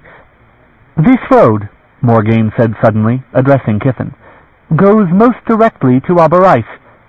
Kithen agreed with a languorous nod of his head. "There is none other," said Morgaine, "unmapped in your books." "None horses might use," said Kithen. "The mountains are twisted, full of stone falls and the like, and of lakes, of chasms. There is only this way, save for men afoot, and no quicker than we go. You do not have to worry for the rabble behind us. But," he added with a heavy-lidded smile of amusement, "you have the true Lord of Otygen ahead of you, with the main part of our strength, a horse and armed, a mark less easy than I was in Otygen, and they may afford you some little inconvenience." "To be sure," said Morgaine. Kithen smiled, resting his elbows on the shelf of rock at his back, his pale eyes fixed upon her with that accustomed distance, unreachable. The men that were with him were alike as brothers, pale hair drawn back at the nape, the same profile, men dark-eyed, alike in armor, alike in attitude, one to his right, one to his left. "Why are you with us?" Vanya asked. "Misplaced trust?" Kithen's composure suffered the least disturbance. A frown passed over his face, his eyes fixed on Vanya's with obscure challenge, and a languid, pale hand, cuffed in delicate lace, gestured toward his heart. "On your pleasure, Barrow's lord." "You are mistaken," Vanya said. "Why?" asked Morgaine very softly. "Are you with us my Lord Kithin, once of Otygen." Kithin tossed his head back and gave a silent and mirthless laugh, moved his wrist in the direction of the Suvoj. "We have little choice, do we not? And when we do meet with Ro, and with Hetharu's forces, you will be at our backs." Kithin frowned. "But I am your man, Morgaine Angaran." He extended his long legs, crossed before him, easy as a man in his own hall. "I am your most devoted servant." "Indeed," said Morgaine. "Doubtless," said Kithin, regarding her with that same distant smile. "You will serve me as you served those who followed you to Otygen." "It is more than possible," said Morgaine. "They were your own," Kithin exclaimed with sudden plaintive force, as if he pleaded something, and Jeroen, flinching, edged against the rocks at Vanya's side. "They may have been once," Morgaine said, "but those that I knew are long buried. Their children are not mine." Kithin's face recovered its placidity. Laughter returned to his half-lidded eyes. "But they followed you," he said. "I find that ironical. They knew you, knew what you had done to their ancestors, and still they followed you, because they thought you would make an exception of them, and you served them exactly as you are. Even the Aran folk who hate you and tie up white feathers at their doorways." He smiled widely and laughed, a mere breath. "A reality, a fixed point in all this reasonless universe. I am Kal. I have never found a point on which to stand, or a shrine at which to worship, till now. You are Angaran. You come to destroy the wells and all that exists. You are the only rational being in the world. So I also follow you, Morgaine Angaran. I am your faithful worshipper." Vanya thrust himself to his feet, hand to his belt, loathing the Kajal's insolence, his mockery, his elaborate fancies. Morgaine should not have to suffer this, and did, for it was not her habit to avenge herself for words or for other wrongs. "At your pleasure," he said to Kithin. Kithin, weaponless, indicated so with an outward gesture, a slight hardness to his eyes. "Let be," Morgaine said. "Prepare the horses. Let us be moving, Vanya." "I might cut their reins and their girths for them," said Vanya, scowling at the halfling lord and his 2 men, reckoning them, several, a moderately fair contest. "They could test their horsemanship with that, and we would not have to give them further patience." Morgaine hesitated, regarding Kithin. "Let him be," she said. "His courage comes from the Akhil. It will pass." The insouciance of Kithin seemed stung by that. He frowned and leaned against the rock, staring at her, no longer capable of distance. "Prepare the horses," she said. "If he can hold our pace, well. And if not, the Hiual will remember that he companied with me." There was unease in the guards' faces, a flicker of the same in Kithin's, and then, with a bow, a taut smile, "Arthane," he said to her, "Sharon a Thrissen n Finn." "Arthace," Morgaine echoed softly, and Kithin settled back with an estimating look in his eyes, as if something had passed between them of irony and bitter humor. It was the language of the stones. "I am not Kajal," Morgaine had insisted to him once, which he believed, which he still insisted on believing. But when he had gone, at Morgaine's impatient gesture, to attend the horses, he looked back at them, his pale-haired liege and the pale-haired Kajal together, tall and slender, in all points similar. A chill ran through him. Jiroon, human dark, a wraith in brown, scrambled up and quitted that company and ran to him, as he gathered up the reins of her mare and brought it to the roadside. He threw down there the bundle she had made of their supplies and began re-rolling the blankets, on his knees at the side of the stone road. She knelt down with him and began with feverish earnestness to help him in this, and when he began to tie the separate rolls to their 3 saddles, redistributing supplies and tightening harness. Her mare's girth, too, he attended, seeing that it was well done, on which her life depended. She waited, hovering at his side. "Please," she said at last, touching at his elbow, "let me ride with you. Let me stay with you." "I cannot promise that." He avoided her eyes and brushed past her to attend the matter of his own horse. "If the mare cannot hold our pace, still she is steady, and she will manage to keep you ahead of the Shiuan. I have other obligations. I cannot think of anything else just now." "These men, Lord, I am afraid of them. They—" She did not finish. It ended in tears. He looked at her and remembered her the night that Kithen had visited his cell, small and wretched as she had been in the hands of the guards, men half-masked and anonymous in their demon helms.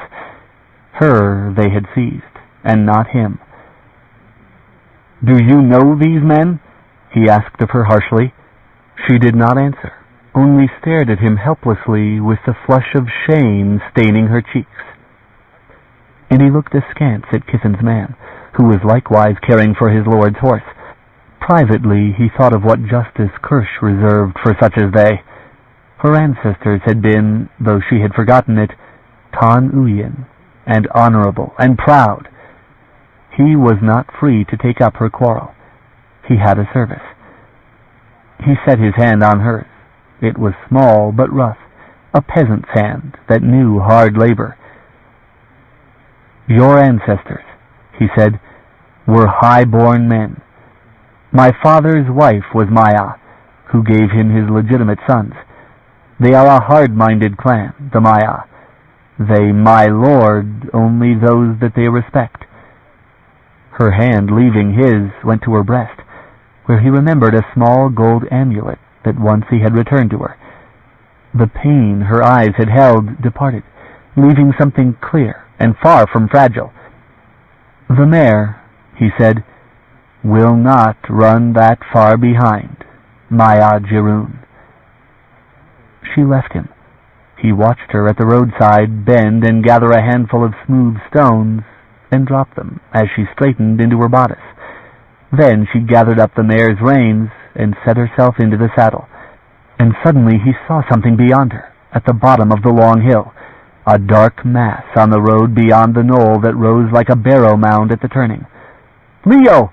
he called out, appalled at the desperate endurance of those that followed them afoot. Not for revenge.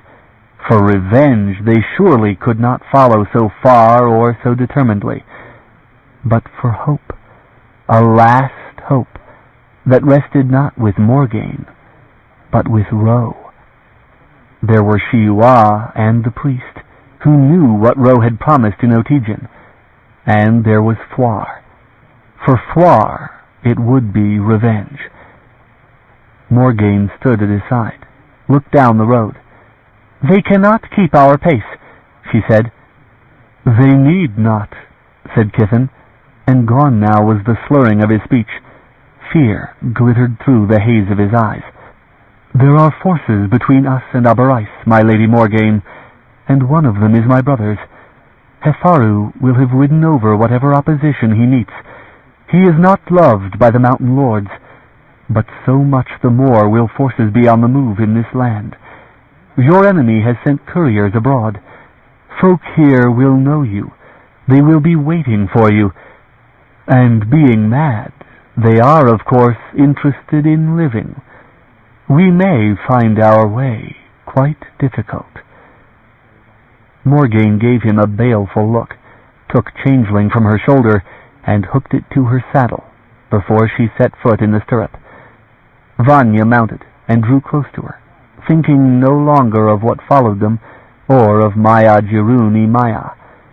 It was Morgaine he protected, and if that should entail turning on 3 of their companions, he would be nothing loath. The land opened before them, rich with crops and dark earth, and closed again and opened, small pockets of cultivated earth hardly wider than a field or 2 between opposing heights, and occasionally a small marsh and a reed-rimmed lake. Crags rose towering on all sides of them, a limit to the sky that in other days Vanya would have found comfortable, a view much like home. But it was not his land, and nowhere was there indication what might lie ahead. He looked into the deep places of the weathered rocks, the recesses that were often overgrown with trees and man-tall weeds, and knew that in one thing at least Kithen had told the truth, that there was no passage for a horseman off this road, and if there were trails in the hills, as surely there were, even a runner must needs be born to this land to make much speed. They did not press the horses, that like themselves had gone without sleep and rest. Kithen rode with them, his 2 men trailing, and last rode Cherryh, whose bay mare was content to lag by several lengths.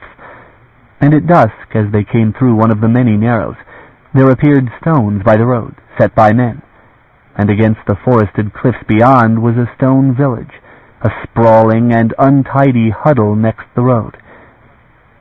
"Whose?" Morgaine asked of Kithen. "It was not on the maps." Kithen shrugged. "There are many such. The land hereabouts is so far a land, but I do not know the name of the village. There will be others. They are human places." Vanya looked incredulously at the halfling lord, and judged that it was likely the truth, that a lord of Shiuan did not trouble to learn the names of the villages that lay within reach of his own land. Morgaine swore, and came to a slow stop on the road, where they were last screened by the trees and the rocks. A spring flowed at the roadside, next the trees. She let Sipta drink, and herself dismounted and knelt up current, drinking from her hand. The Kajal followed her example, even Kithen drinking from the stream like any peasant, and Cherryh overtook them and cast herself down from her mare to the cool bank. "We shall rest a moment," Morgaine said. "Vanya," he nodded, stepped down from the saddle, and filled their water flasks, the while Morgaine watched his back.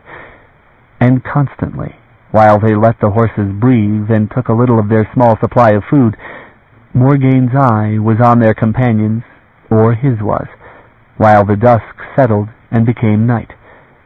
Cherryh held close by Morgaine's side or his. She sat quietly for the most part, and braided her long hair in a single plait down the back, tied it with a bit of yarn from her fringed skirt. And there was something different in her bearing, a set to her jaw, a directness to her eyes that had not been there before. She set herself with them as if she belonged. Vanya met her eye, remembered how she had intervened in Fouar's ambush in the stable, and reckoned that were he an enemy of Maya Cherryh Maya, he would well guard his back. A warrior of Clan Maya, restrained by codes and honor, was still a bad enemy. Cherryh, he remembered, knew nothing of such restraints. It was at the men of Kithen that she stared in the darkness, and they would not look toward her. And when they remounted, Cherryh rode insolently across the path of Kithen and his men, turned and glared at Kithen himself. The Kajal lord brought up short, and seemed not offended, but perplexed at such arrogance in a Hiwa peasant. Then, with elaborate irony, he reined his horse aside to give her place. "We are going through," said Morgaine, "and from now on I do not trust we will be able to rest for more than a few moments at any stopping. We are near Sotharn, it seems, and we are, from Sotharn, within reach of Aberais." "By tomorrow, Leo?" Vanya asked. "By tomorrow night," she said, "or not at all." Chapter 16. The village sprawled at the left of the road, silent in the dark, beneath a forested upthrust of rock that shadowed it from Onley's wan light. A motley gathering of stone houses, surrounded by a wall as high as a rider's head. The horses' hooves rang unevenly off the walls as they rode by. There was no stirring within, no light, no opening of the shuttered windows that overtopped the wall, no sound even of livestock. The gate was shut, a white object affixed to its center. It was the wing of a white bird, nailed there, the boards smeared blackly with the blood. Cherryh touched the necklace that she wore and murmured something in a low voice.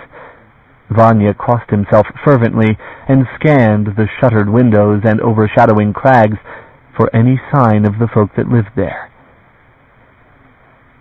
"You are expected," Kithen said, "as I warned you." Vanya glanced at him and at Morgaine, met her eyes and saw the shadow there, as it had been at the bridge. And she shivered, a quick and strange gesture, full of weariness, and set Siptah to a quicker pace, to leave the village behind them. The pass closed about them, a place where rock had tumbled to the very edge of the road, boulders man-large. Vanya gazed up at the dark heights, and with a shiver of his own used the spurs. They came through the throat of that place at a pace that set the echoes flying, and there was no fall of stones, no stir of life from the cliffs. But when, halfway across the next small valley, he turned and looked back, he saw a red glow of fire atop those cliffs. "Leo," he said. Morgaine looked, and said nothing. The Bayan Grey had struck that pace that on level ground he could hold for some space, and the gelding could match him stride for stride, but not forever. The alarm was given. Henceforth there was no stopping. What Ro had not known was spread now throughout the countryside. Soon enough there was another answering fire among the hills to their left. The towers appeared unexpectedly in the morning light, half hidden in forested crags, walls many-turreted and more regular than those of Otygen, but surely as old. They dominated the widest of the valleys that they had seen, and cultivated fields lay round about. Morgaine reined back briefly, scanning that hold that guarded the pass before them, and far behind them, horses unable to stay their pace, rode the three Kajal, and last of all, Cherryh. Vanya unhooked his sword and secured the sheath, marking the smoke that hung above those walls. He laid the naked blade across the saddlebow.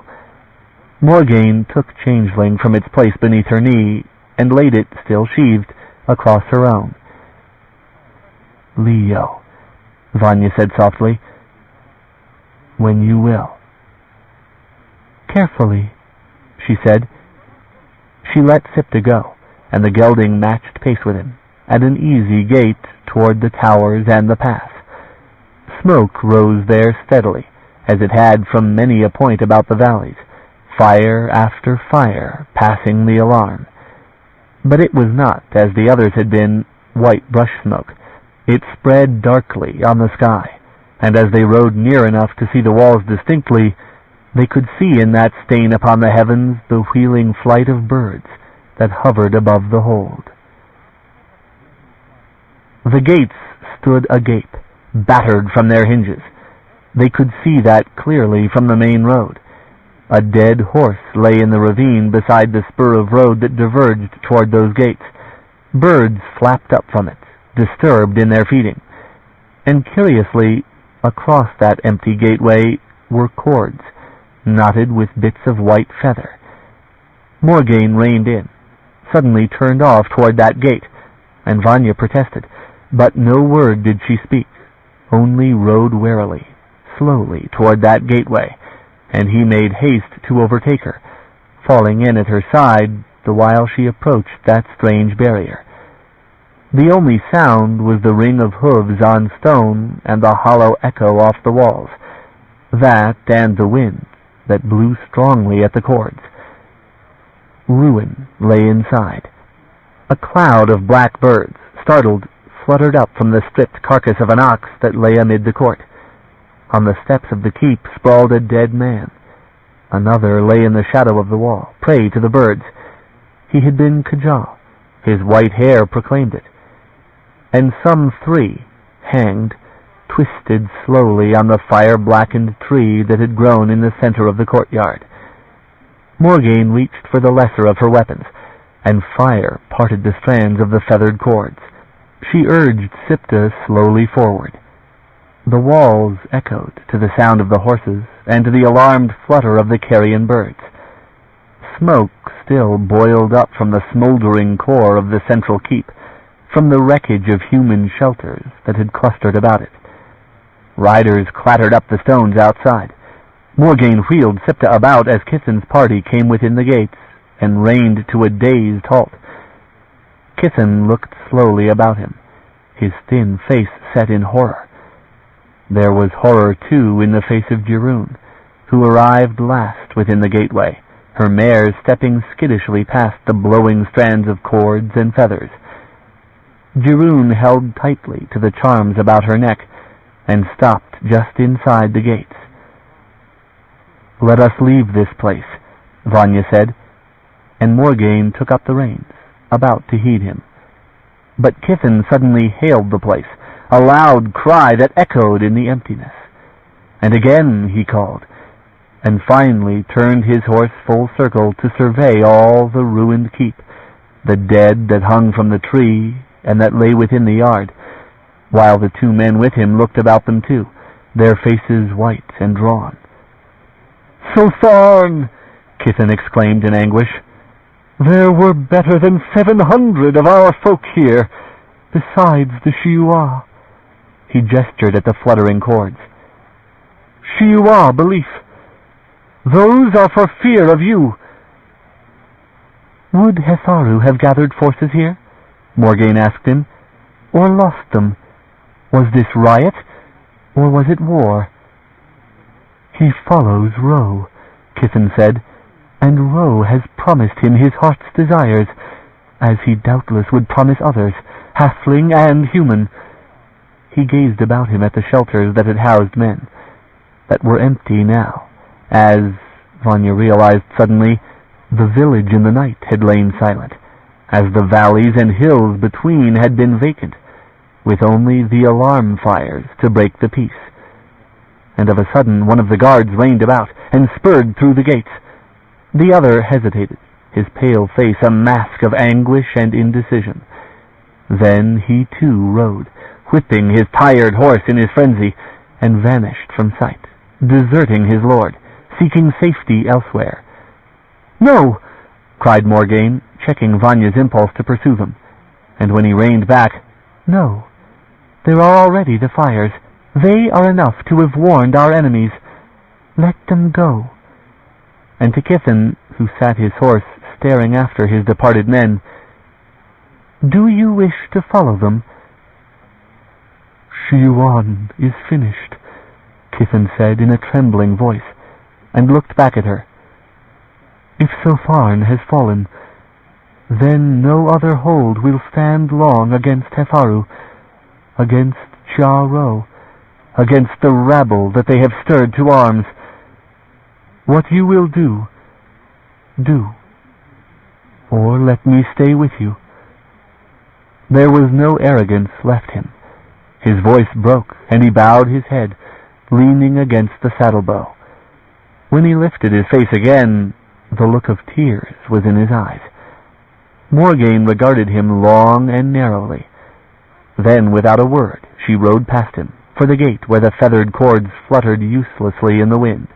Vanya delayed, letting Cherryh turn, letting Kithan go before him. Constantly he felt a prickling between his own shoulders, a consciousness that there might well be watchers somewhere within the ruins. For someone had strung the cords and tried to seal the gate from harm. Someone frightened and human. No attack came, nothing but the panic flight of birds, a whispering of wind through the ruins. They passed the gate on the downward road, riding slowly, listening.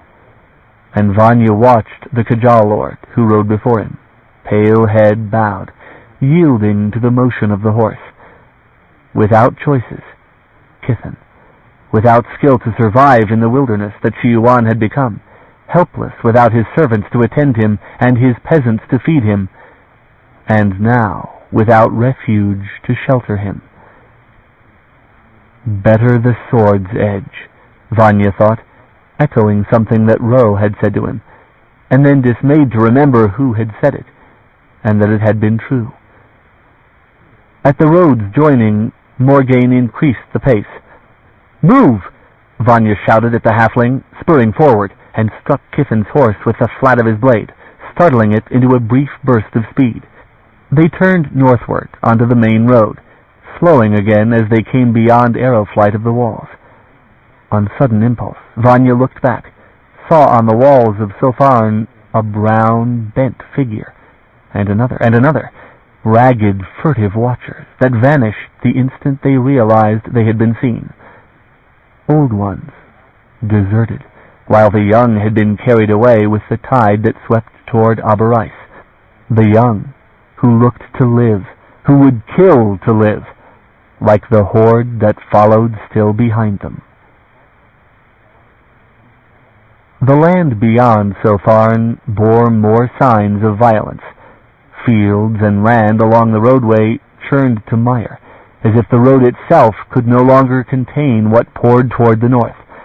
Tracks of men and horses were sharply defined beside the road, and in mud yet unwashed from the paving stones. They passed, Vanya said to Morgaine as they rode knee to knee behind Jerun and Kithen, since the rain stopped. He tried to lend her hope. She frowned over it, shook her head. "Hefaru delayed here, perhaps," she said in a low voice. "He would be enough to deal with Sopharn. But were I Ro, I would not have delayed for such an untidy matter, if there were a choice. I would have gone for Aberais, and once there, then no hold will stand. I would be glad to know where Hefaru's force is, but I fear I know where Ro is." Vanya considered that. It was not good to think on. He turned his mind instead to forces that he understood. "Hefaru's force," he said, "looks to have gathered considerable number, perhaps 2,000-3,000 by now." "There are also the outlying villages," she said. "Kithen." The halfling reined back somewhat, and Jerun's mare, never one to take the lead, lagged too, coming alongside so that they were four abreast on the road.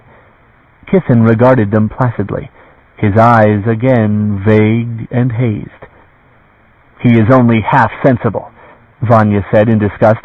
"Perhaps he and that store of his were best parted." "No," said Kithen at once, straightening in his saddle. He made effort to look at them directly, and his eyes were possessed of a distant, tearless sadness. "I have listened to your reckoning. I hear you well. Leave me my consolation, man. I shall answer your questions." "Then say," said Morgaine, "what we must expect. Will Hefaru gain the support of the other holds? Will they move to join him?" "Hefaru!" Kithen's mouth twisted in a grimace of contempt. "Sotharn always feared him, that did he succeed to power in Otijin, then attack would come. And they were right, of course. Some of our fields flooded this season, and more would have gone the next, and the next. It was inevitable that the more ambitious of us would reach across the Suvoj." "Will the other holds follow him or fight him now?" Kithen shrugged. "What difference to the Shiuan, and to us? Even we bowed and kissed his hand in Otijin. We who wanted nothing but to live undisturbed have no power against whoever does not. Yes, most will be with him. To what purpose anything else? My guards have gone over to him. That is where they are going. There is no question of it. They saw my prospects, and they know defeat when they smell it. So they went to him. The lesser holds will flock to do the same. You may go too, if you like, Morgaine said. Kithen regarded her, disturbed. Be quite free to do so, she said. The horses walked along together some little distance, and Kithen looked at Morgaine with less and less assurance, as if she and the drug together confused him. He looked at Cherryh, whose regard of him was hard, and at Vanya, who stared back at him expressionless, giving him nothing, neither of hatred nor of comfort.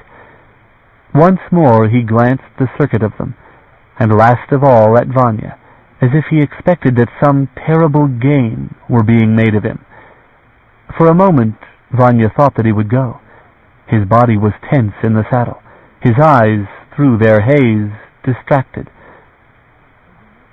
No, Kithen said then, and his shoulders fell.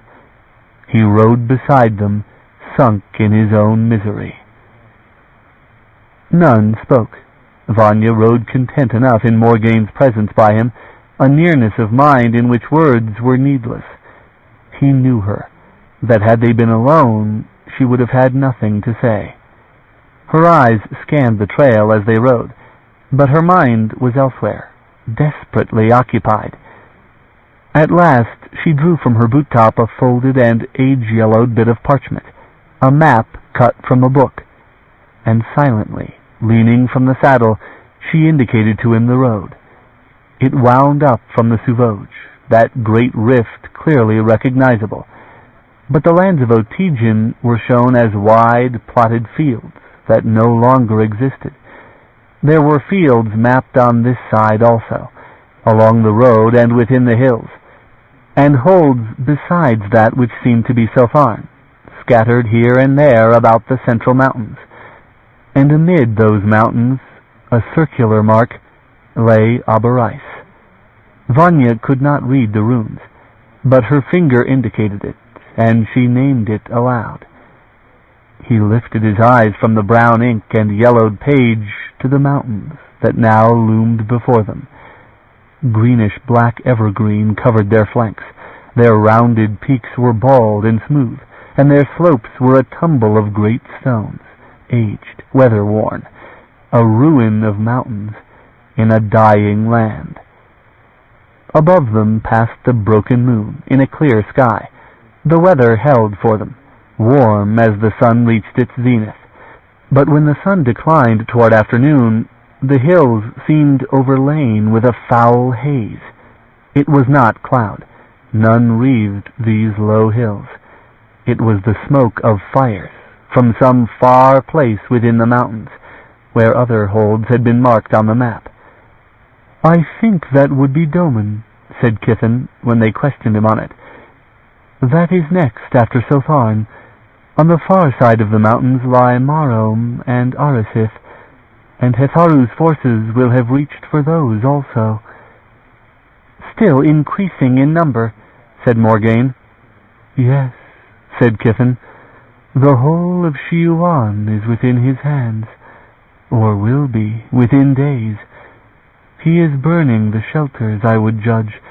That is the way to move the human folk, to draw them with him, and perhaps he burns the holds themselves. He may want no lords to rival him. Morgaine said nothing. It will do him no good, Vanya said, to dispossess Kithen of any hopes he might still hold. Hetharu may have Shiuan, but Ro has Hetharu, whether or not Hetharu has yet realized it. Stones rose beside the road, standing stones, that called to mind that cluster beside the road in Hiuaj, near the marsh. But these stood straight and powerful in the evening light, and beyond those stones moved a white-haired figure leaning on a staff, who struggled to walk the road. They gained upon that man rapidly, and surely by now the traveler must have heard them coming, and might have looked around. But he did not. He moved at the same steady pace, painfully awkward. There was an eeriness about that deaf persistence. Vanya laid his sword across the saddle-bow as they came alongside the man, fearing some plan concealed in this bizarre attitude, a ruse to put a man near Morgaine. He moved his horse between, reining back to match his pace. Still, the man did not look up at them, but walked with eyes downcast, step by agonized step with the staff to support him. He was young, wearing hall garments. He bore a knife at his belt, and the staff on which he leaned was the broken remnant of a pike. His white hair was tangled, his cheek cut and bruised. Blood soaked the rough bandages on his leg. Vanya hailed him, and yet the youth kept walking. He cursed and thrust his sheathed sword across the youth's chest. The Kajal stopped, downcast eyes fixed on something other and elsewhere. But when Vanya let fall the sword, he began to walk again, struggling in his lameness. "He is mad," Cherryh said. "No," said Kithen, "he does not wish to see you." Their horses moved along with the youth, slowly, by halting paces, and softly Kithen began to question him in his own tongue, received an anguished glance of him, and an answer, spoken on hard-drawn breaths, the while he walked. Names were named that touched keenly Vanya's interest, but no other word of it could he grasp. The youth exhausted his supply of breath and fell silent, walked on, as he had been before. Morgaine touched Sipta and moved on, Vanya at her side, and Cherryh with them. Kithen followed. Vanya looked back at the youth who still doggedly, painfully struggled behind them. "What did he say?" Vanya asked of Morgaine. She shrugged, not in a mood to answer. "He is Orlaivi," said Kithen in her silence. "He is of Sopharn, and he has the same madness as took the villagers.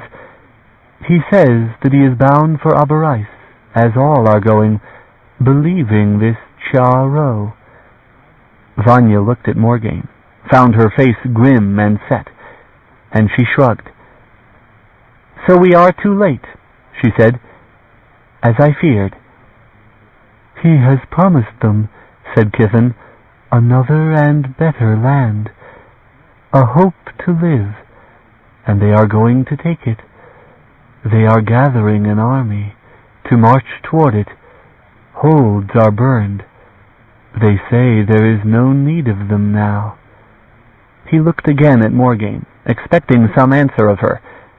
There was none. She rode with her eyes fixed, no more slowly, no more quickly, passing the ruined fields.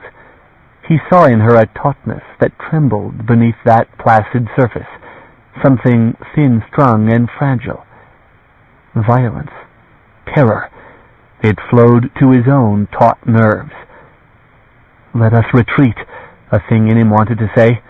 "Let us find a place, lost in the hills, when all of them have passed, when the wells are sealed. There is life enough for us, peace, once you have lost and can no longer hope to follow him. We could live. We might grow old before the waters rose to take these mountains. We would be alone and sealed, safe from all our enemies." She knew her choices, he reckoned to himself, and chose what she would. But he began to think, in deep guilt, what it would be did they find Ro gone. That was earnestly to be hoped, else she would hurl herself against an army, taking all with her. It was a traitorous thought. He realized it and crossed himself fervently, wishing it away, met her eyes, and feared suddenly that she understood his fear. "Leo," he said in a quiet voice, "whatever wants doing, I will do." It seemed to reassure her. She turned her attention back to the way they rode, and to the hills. Night began to fall, streaks of twilight that shaded into dark among the smokes across the hills, a murky and ugly color. They rode among stones that gathered more and more thickly about the road, until it became clear that here had been some massive structure, foundations that lay naked and exposed in great intersecting rectangles and circles and bits of arches. Constantly the earth bore signs that vast numbers had traveled this way, and lately. And there was a dead man by the road.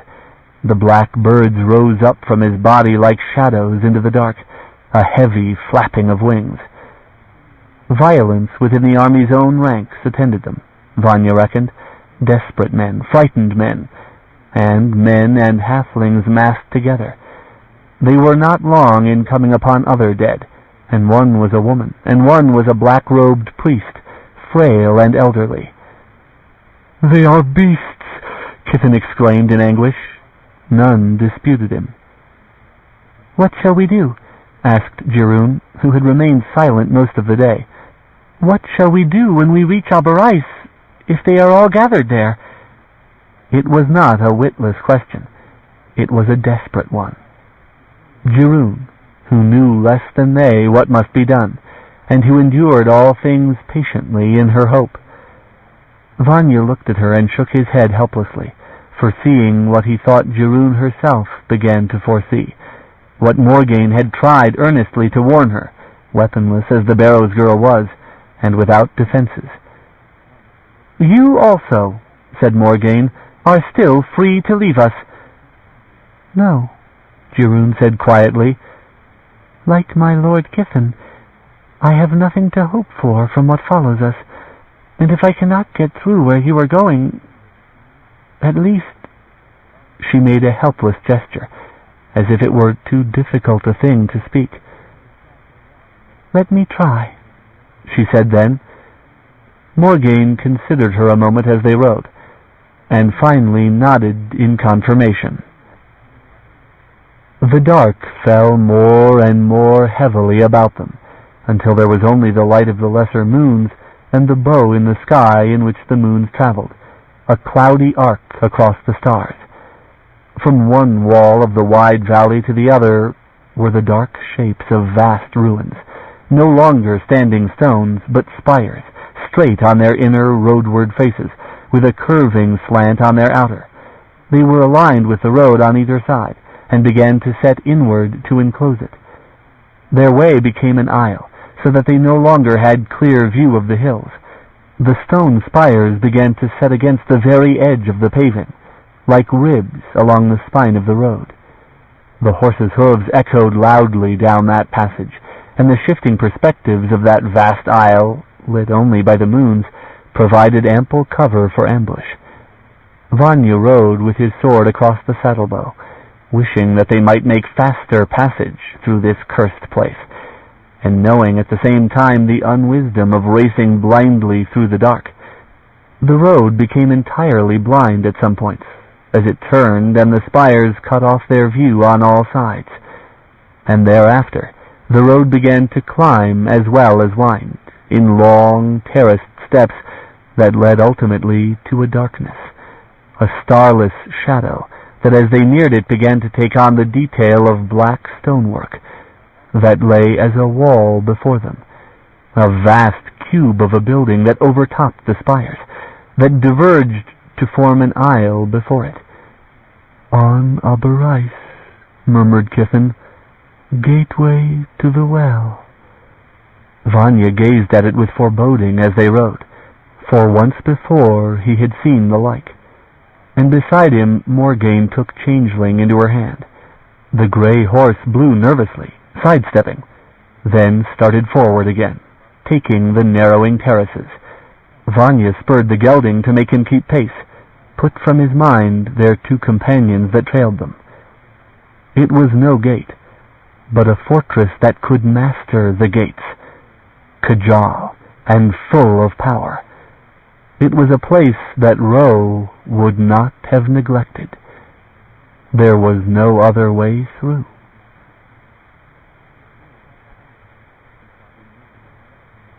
Chapter 17. The road met the fortress of On Abarais, and it vanished into a long archway, black and cheerless, with night and open sky at its other end. But the slanted spires shaped another road, fronting the fortress, and in that crossing of ways Morgaine reined in, scanning all directions.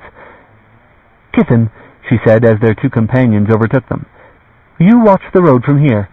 Cherryh, come with us." Cherryh cast an apprehensive look at all of them, left and right, but Morgaine was already on her way down that right-hand aisle, a pale-haired ghost on a pale horse, almost lost in shadow. Vanya reined aside and rode after, heard Cherryh clattering along beside him in haste. What Kithen would do, whether he would stay or whether he would flee to their enemies, Vanya refused to reckon. Morgaine surely tempted him, dismissed him for good or for ill, but her thoughts would be set desperately elsewhere at the moment, and she needed her Ilin at her back. He overtook her as she stopped in that dark aisle, where she had found the deep shadow of a doorway. She dismounted, pushed at that door with her left hand, bearing Changeling in her right. It yielded easily, on silent hinges. Cold breathed forth from that darkness, wherein the moonlight from the doorway showed level, polished stone. She led Sipta forward within the door, and Vanya bent his head and rode carefully after, shod hooves ringing irreverently in that deep silence. Cherryh followed, afoot, tugging at the reluctant mare, a third clatter of hooves on the stone. When she was still, there was no sound but the restless shift of leather and the animal's hard breathing. Vanya slid his sword from its sheath and carried it naked in his hand, and suddenly light glimmered from Morgaine's hands as she began to do the same, bearing Changeling's rune-written blade. The opal shimmer grew, flared into brilliance enough to light the room, casting strange shadows of slanting spires, a circular chamber, a stairway that wound its way among the spires. From Changeling came a pulsing sound, soft at first, then painful to the senses, that filled all the air and made the horses shy. The light brightened when Morgaine swept its tip up and leftward, and by this they both knew the way they must go, leading the seeking of the blade toward its own power. And did they meet, unsheathed blade and living source, it would end both. Whatever madness had made Changeling, had made it indestructible, save by gates. Morgaine sheathed it as quickly as might be, and the horses stood trembling after. Vanya patted the gelding's sweating neck and slid down. "Come," Morgaine said, looking at him. "Cherryh, watch the horses. Cry out at once if something goes in the least amiss. Put your back against solid stone and stay there. Above all else, do not trust Kithen. If he comes, warn us." "Yes," she agreed in a thin voice, and half a breath Vanya hesitated, thinking to lend her a weapon, but she could not use it. He turned, overtook Morgaine, emptied his mind of all else, watching her back, watching the shadows on whatever side she was not watching. Right hand and left the shadows passed them, and as soon as the darkness became absolute, a light flared in Morgaine's hand, a harmless, cold magic, for it only guided them. Little as he liked such things, he trusted the hand that held it.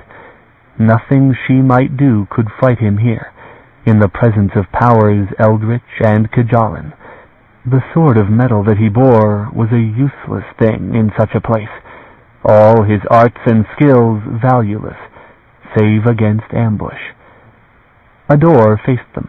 It yielded noisily to Morgaine's skilled touch, startling him, and light blazed suddenly in their faces, a garish burst of color, of pulsing radiance. Sound gibbered at them. He heard the echo of his own shameful outcry rolling through the halls. It was the heart of the gates, the wells, the thing that ruled them, and though he had seen the like before and knew that no mere noise or light could harm him, he could not shame away the clutch of fear at his heart, his traitor limbs that reacted to the madness that assailed them. "Come," Morgaine urged him. The suspicion of pity in her voice stung him, and he gripped his sword and stayed close at her heels, walking as briskly as she down that long aisle of light. Light redder than the sunset dyed her hair and her skin, glittered bloodily off mail, and stained changeling's golden hilt. The sound that roared about them drowned their footfalls, so that she and he seemed to drift soundlessly in the glow. Morgaine spared not a glance for the madness on either side of them. She belongs here, he thought, watching her, who in Honduran armor, of a manner 100 years older than his own, paused before the center of those blazing panels. She laid hands on them with skill, called forth flurries of lights and sound that drowned all the rest and set him trembling. Kajal, he thought, as they were, as they would wish to be. She looked sharply back at him, beckoned him. He came, with one backward look, for in that flood of sound anyone might steal upon them from the doorway unawares. But she touched his arm and commanded his attention upon the instant. "It is locked," she said, speaking above the roar. "Wide open. There is a hold upon it that cannot be broken. Rose work. I knew that this would be the case if he reached it first." "You can do nothing?" he asked of her, and beyond her shoulder saw the pulsing lights that were the power and life of the gates. He had borne as much as he wished to bear, and more than he wanted to remember, but he knew too what she was telling him, that here was all the hope they had, and that Rose's hand had sealed it from them. He tried to gather his thoughts amid the noise. Sight and sound muddled together. Chaos he knew he would not remember, as he could not remember the between of gates. He did not know how to call what he saw, and his thoughts would not hold it. Once before he had walked such a hall, and he remembered now a patch of blood on the floor, a corridor, a stairway that was different, as if elsewhere in this building a door lay in ruins, and at his side stood a brother he had lost, who was dust now, long dead, 900 years ago. The confusion became too much, too painful. He watched Morgaine turn and touch the panel again, doing battle with something he did not understand nor want to know. He understood it for hopeless. "Morgaine!" Rose's voice, louder than the noise about them. Vanya looked up, the sword clenched in his fist, and Rose's shape drifted amid the light and the sound, pervisible, larger than life. It spoke. It whispered words in the Kajalan tongue, a whisper that outshouted the sounds from the walls. Vanya heard his own name on its insubstantial lips, and crossed himself, loathing this thing that taunted him, that whispered his name to Morgaine, whispered things he could in no wise understand. His cousin Ro. He saw the face that was so nearly his own, alike as a brother's, the brown eyes, the small scar at the cheek that he remembered. It was utterly Ro. "Are you there, cousin?" the image asked suddenly, sending cold to his heart. "Perhaps not. Perhaps you remain safe at Otigen. Perhaps only your liege has come and has forgotten you.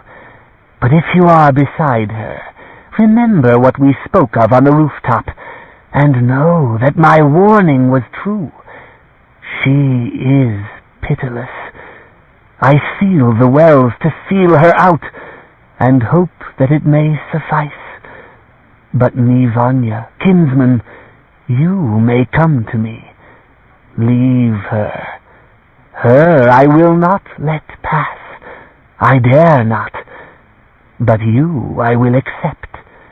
For you there is a way out of this world, as I give it to others, if she would permit it. Come and meet me at Aberais. So long as you can hear this message, there is still a chance. Take it and come." The image and the voice faded together. Vanya stood stricken for a moment, and then he dared look at Morgaine, to find question in the look that she returned him, a deadly mistrust. "I shall not go," he insisted. "There was nothing agreed between us, Leo. Ever, on my life, I would not go to him." Her hand, that had slipped to the weapon at the back of her belt, returned to her side, and of a sudden she reached out and took his arm, drew him to the counter, and set his hand there, atop the cold lights. "I shall show you," she told him. "I shall show you, and on your life, Ilin, on your soul, do you not forget it." Her fingers moved, instructing his. He banished to a far refuge in him his threatened soul, that shuddered at the touch of these cold things. She bade him thus and thus and thus, a patterned touch on the colors, upon one and the other and the next. He forced it into his memory, branded it there, knowing the purpose of what he was given, little as it might avail here, with Rose touch to seal the power against their tampering. Again and again she bade him repeat for her the things that she had taught. Mindlessly, Rose Ghost overhung them, repeating things that mocked them, endlessly, blind, void of sense. Vanya's hands shook when that began again, but he did not falter in the pattern. Sweat prickled on him in his concentration. Yet more times she bade him do what she had shown him. He finished yet again, and looked at her, pleading with his look that it be enough, that they quit this place. She gazed at him. Face and hair dyed with the bloody light, as if searching him for any fault. And above her yet again Rose's face began to mouth its words into the throbbing air. And suddenly she nodded that it was enough, and turned toward that door by which they had come. They walked the long aisle of the room. Vanya's nerves screamed at him to take flight, to run, but she did not, and he would not. His nape prickled as Rose's voice pursued them. He knew that did he turn and look, there would be Rose's face hovering in the air, urging at him with reasonings that no longer had allure. Better to sit helpless while the seas rose, than to surrender to that which had lied to him from the beginning, which for a time had made him believe that a kinsman lived in this forsaken hell, in this endless exile. The darkness of the stairway lay before them. Morgaine shut the door and sealed it, shook him from his bewilderment to show him how it was done. He nodded blank, heartless understanding, his senses still filled with the sound and the light, and the terror of knowing what she had fed into his mind. End of Side 7. To continue, turn the cassette over. Side 8. Well of Shiuan, by C.J. Cherryh, continuing on page 231. He held what men and Kajal had murdered to possess, and he did not want it. With all his heart he did not. He put out his hand to the wall, still blind save for the beam that Morgaine carried. He felt rough stone under his fingertips, felt the steps under his feet, and still his mind was dazed with what he had seen and felt. He wished it all undone, and he knew that it was too late, that he had been claimed in a way that had no release, no freedom. Down and down the curving stair they went, until he could hear the stamp and blowing of the horses. Friendly, familiar sound, native to the man who had ascended the stairs. It was as if a different man had come down, who could not for a moment realize that the things he knew outside that terrible room could still exist, untouched, unshaken by what had shaken him. Morgaine put out the light she bore as they stepped off the last step, and Jiroon came to them, full of whispered questions, her tearful voice and frightened manner reminding him that she also had endured the terror of this place, and knew nothing of what it held. He envied her that ignorance, touched her hand as she gave the reins of his horse to him. "Go back," he told her. "Maya, Jiroon, ride back the way we came and hide somewhere." "No," said Morgaine suddenly. He looked toward her, startled, dismayed. He could not read her face in the darkness. "Come outside," she said, and she led Sipta through the doorway, waiting for them in the moonlight. Vanya did not look at Jiroon, having no answers for her. He led the gelding out and heard Jiroon behind him. "Jiroon," said Morgaine, "go watch the road with Kitten." Jiroon looked from one to the other of them, but ventured no word in objection. She started away, leading her horse down the long aisle of slanting spires to the place where Kithin sat, a shadow among shadows. "Vanya," said Morgaine softly, "would thee go to him? Would thee take what he offers?" "No," he protested upon the instant. "No, upon my oath I would not." "Do not swear too quickly," she said, and when he would have disputed her, "Listen to me. This one order. Go to him. Surrender. Go with him." He could not answer for a moment. The words were dammed in his throat, refusing utterance. "My order," she said. "This is a deception of yours," he said, indignant that she did not take him into her trust, that she thus played games with him. "You are full of them. I do not think that I deserve it, Leo." "Vanya, if I cannot get through, one of us must. I am well known. I am disaster to you. But you, go with him. Swear to his service. Learn what he can teach you that I have not. And kill him, and go on as I would do." "Leo," he protested. A shiver set into his limbs. He wound his cold fingers into the black horse's mane, for all that he had trusted dropped away beneath him, as the mountains had vanished that morning beyond the gate, leaving all about him naked and ugly. "You are Ilin," she said, "and you take no guilt for it. To take bread and warmth and then kill a man? Did I ever promise thee I had honor? It was otherwise, I think." "Oath-breaking. Leo, even to him—" "One of us," she said between her teeth, "one of us must get through. Remain sworn to me in your mind, but let your mouth say whatever it must. Live. He will not suspect you. He will come to trust you. And this is the service I set on you. Kill him, and carry out what I have shown you, without end. Without end, Ilin. Will you do this for me?" "Aye," he said at last, and in his bitterness, "I must." "Take Kithin and Cherryh. Make some tale that Ro will believe, how Otygian has fallen, of your release by Kithin, omitting my part in it. Let him believe you desperate, bow at his feet, and beg shelter of him. Do whatever you must, but stay alive, and pass the gate, and carry out my orders, to the end of your life, Vanya, and beyond, if thee can contrive it." For a long moment he said nothing. He would have wept if he had tried to speak, and in his anger he did not want that further shame.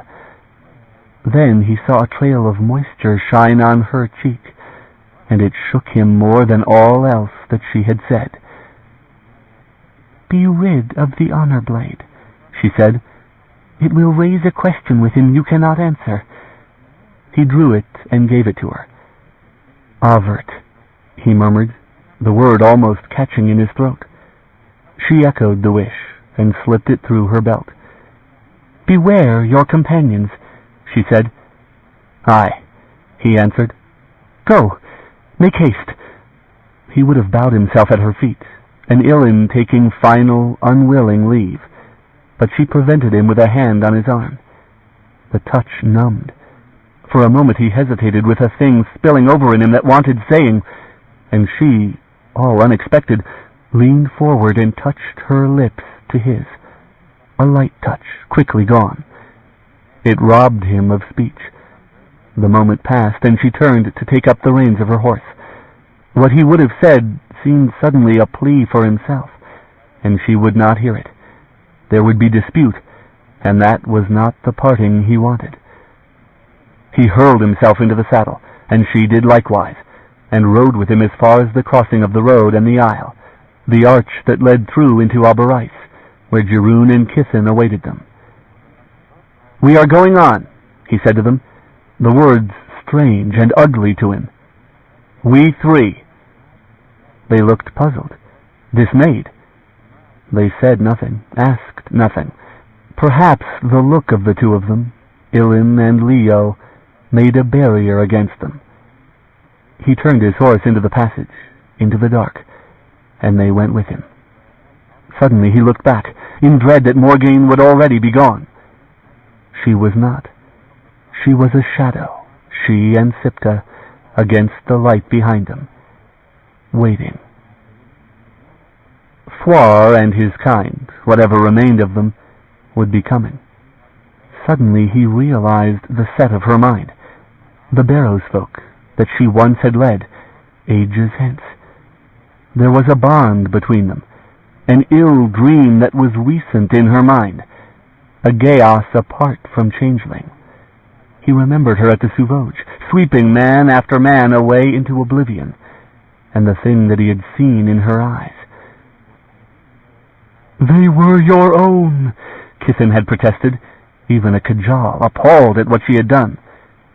They followed her. She waited for them this time, as time after time he had feared she might turn and face them, her peculiar nightmare that would not let her go. She waited while the gate prepared to seal. Here she stopped running and laid all her burden upon him.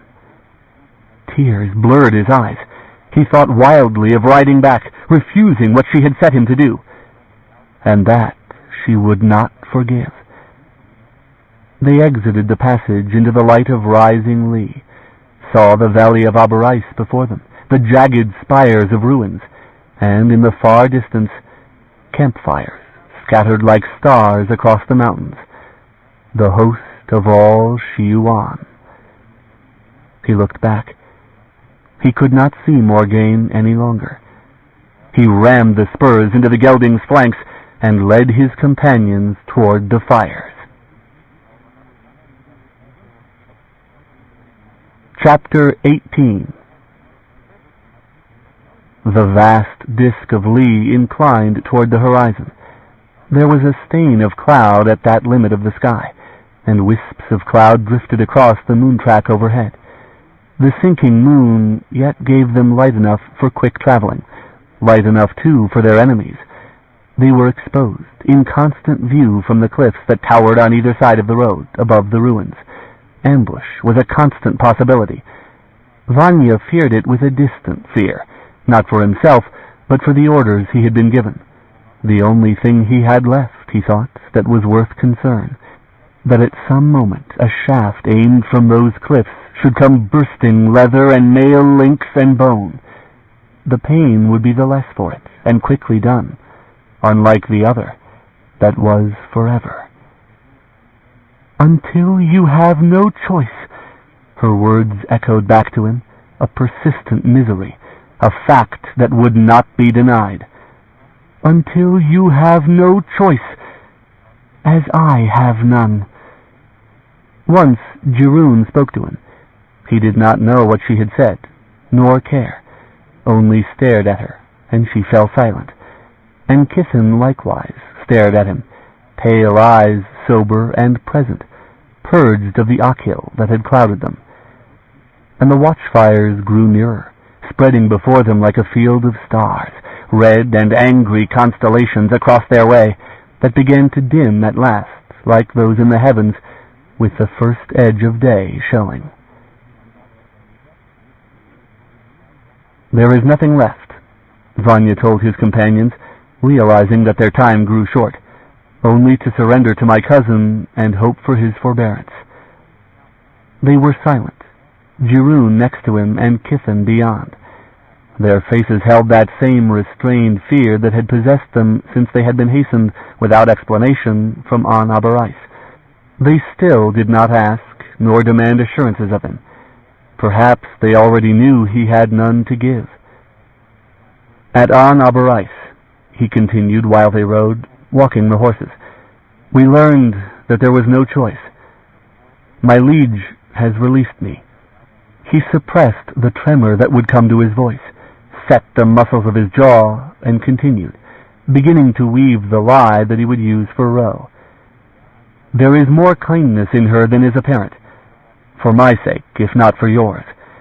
She knows the case of things, that Ro might accept me, but never her. You are nothing to her. She simply does not care. But Ro hates her above all other enemies, and the less he knows of what truly passed at Otygen, the more readily he will take me, and you.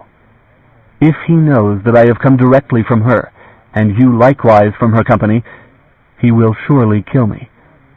And for me he has some affection.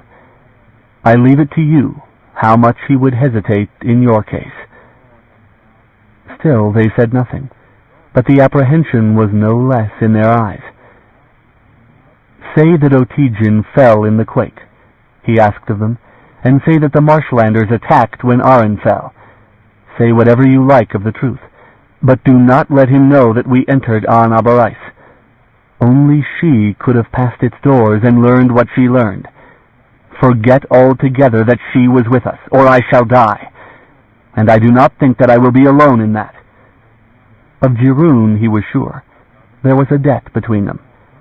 But there was one of a different nature between himself and Kithen. It was the Kajal that he feared, and the Kajal that he most needed to confirm his lie as truth. And Kithen knew it. Those unhuman eyes took on a consciousness of power, and a smug amusement. "And if it is not Ro who gives the orders," Kithen said, "if it is Hetharu, what shall I say, man?" "I do not know," Vanya said, "but a father-slayer will hardly stick at brother-killing, and he will share nothing with you, not unless he loves you well. Do you think that is so, Kithen, Baidara's son?" Kithen considered it, and the smugness faded rapidly. "How well," Kithen asked, scowling, "does your cousin love you?" "I will serve him," Vanya answered, finding the words strange to his lips. "I am in Ilin now without a master, and we are of Anderkirch, he and I. You do not understand, but it means that Ro will take me with him, and I will serve him as his right hand, and that is something he cannot find elsewhere. I need you, my Lord Kithen, and you know it. I need you to set myself at Ro's side, and you know that you can destroy me with an ill-placed word. But likewise you need me, else you will have to deal with Hetharu. And you know that I bear Hetharu a grudge. You do not love him. Stand by me, and I will give you Hetharu, even if it takes time." Kithen considered, his lips a thin line. "Aye," he said, "I do follow your reasoning. But me, Vanya, there are 2 men of mine that may undo it all." Vanya recalled that, the house guards that had fled, that added a fresh weight of apprehension to his mind. He shrugged. "We cannot amend that. It is a large camp. If I were in the place of such men, I would not rush to authority and boast that I had deserted my lord." "Are you not doing so now?" Kithen asked. Heat flamed in his face. "Yes," he admitted hoarsely, "by her leave. But those are details Ro need not know. Only that Otygen has fallen, and that we are escaped from it." Kithen considered that a moment. "I will help you," he said. "Perhaps my word can bring you to your cousin.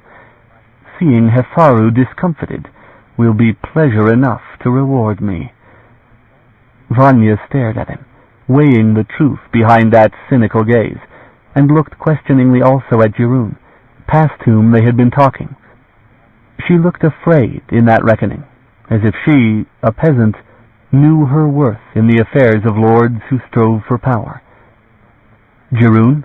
he questioned her. "I want to live," she said. He looked into the fierceness of that determination and doubted suddenly. Perhaps she saw it, for her lips tightened. "I will stay with you," she said then. Tears shone in her eyes, of pain or fear or what other cause he did not know, nor spare further thought to wonder. He had no care for either of them, Maya nor halfling lord, only so they did not ruin him. His mind was already racing apace, to the encamped thousands that lay ahead, beginning to plot what approach they might make so that none would slay them out of hand. Whatever their need for haste, it could be measured by the fact that none of the horde that followed Ro had yet begun to move. The watchfires still glowed in the murky beginnings of dawn. It was best, he thought, to ride in slowly, as many a party must have done, come to join the movement that flowed toward the well. Anxiously, he measured the rising light against the distance to the far edge of the fires, and liked not the reckoning. They could not make it all before the light showed them for the ill-assorted companions they were. But there was no other course that promised better. Soon they rode out of the ruin altogether, and among the stumps of young trees, saplings that had been hewn off the beginning slope of the mountain, for shelters or to feed the fires of the camp, and soon enough they rode within scent of cook fires and the sound of voices. Sentries started from their posts, seizing up spears and advancing on them. Vanya kept riding at a steady pace, the others with him, and when they had come close in the dim light, the sentries, dark-haired men, stood confused by the sight of them and backed away, making no challenge. Perhaps it was the presence of Kiffin, Vanya thought, resisting the temptation to look back. Or perhaps, the thought came to him with peculiar irony, it was himself, cousin to Ro, similar in arms and even in mount, for the two horses, Ro's mare and his gelding, were of the same hold and breeding. They entered the camp, that sprawled in disorder on either side of the paved road. At a leisurely pace they rode past the wretched Shiuan, who huddled drowsing by their fires, or looked up and stared with furtive curiosity at what passed them in the dawning. "We must find the well," Vanya observed softly. "I trust that is where we will find Ro." "Road's End," answered Kiffin, and nodded toward the way ahead, that began to wind up to the shoulder of the mountains. The old ones built high. Somewhere a horn sounded, thin and far, a lonely sound off the mountain slopes. Over and over it sounded, sending the echoes tumbling off the valley walls, and about them the camp began to stir. Voices began to be heard, strained with excitement. Fires began to be extinguished, sending up plumes of smoke. Cherryh looked from one side to the other in apprehension. "They are beginning to move," she said. "Lord, surely the well is open, and they are beginning to move." It was true. Everywhere men were stripping shelters and gathering their meager belongings. Children were crying, and animals were bawling in alarm and disturbance. In moments, those lightest burdened had begun to seek the road, pouring out onto that way that led them to the well. Ro's gift, Vanya thought. His heart pained for the treason he felt, his human soul torn by the sight of the overburdened folk about him that edged from the path of their horses. Morgaine would have doomed them, but they were going to live. He came to bow at Ro's feet, and one day to kill him, and by that to betray these folk. He saw himself, an evil presence gently threading his way among them, whose faces were set in a delirious and desperate hope. He served Morgaine.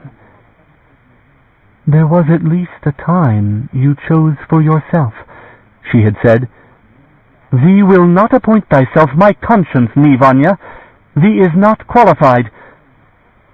He began to know. With a grimace of pain he laid spurs and the reins' ends to the black gelding, startling Shiuan peasants from his path, frightened folk yielding to him and his two companions that held close behind him. Faces tore away in the dim light before him, stark with fear and dismay. The road wound steeply upward. An archway rose athwart it, massive and strange.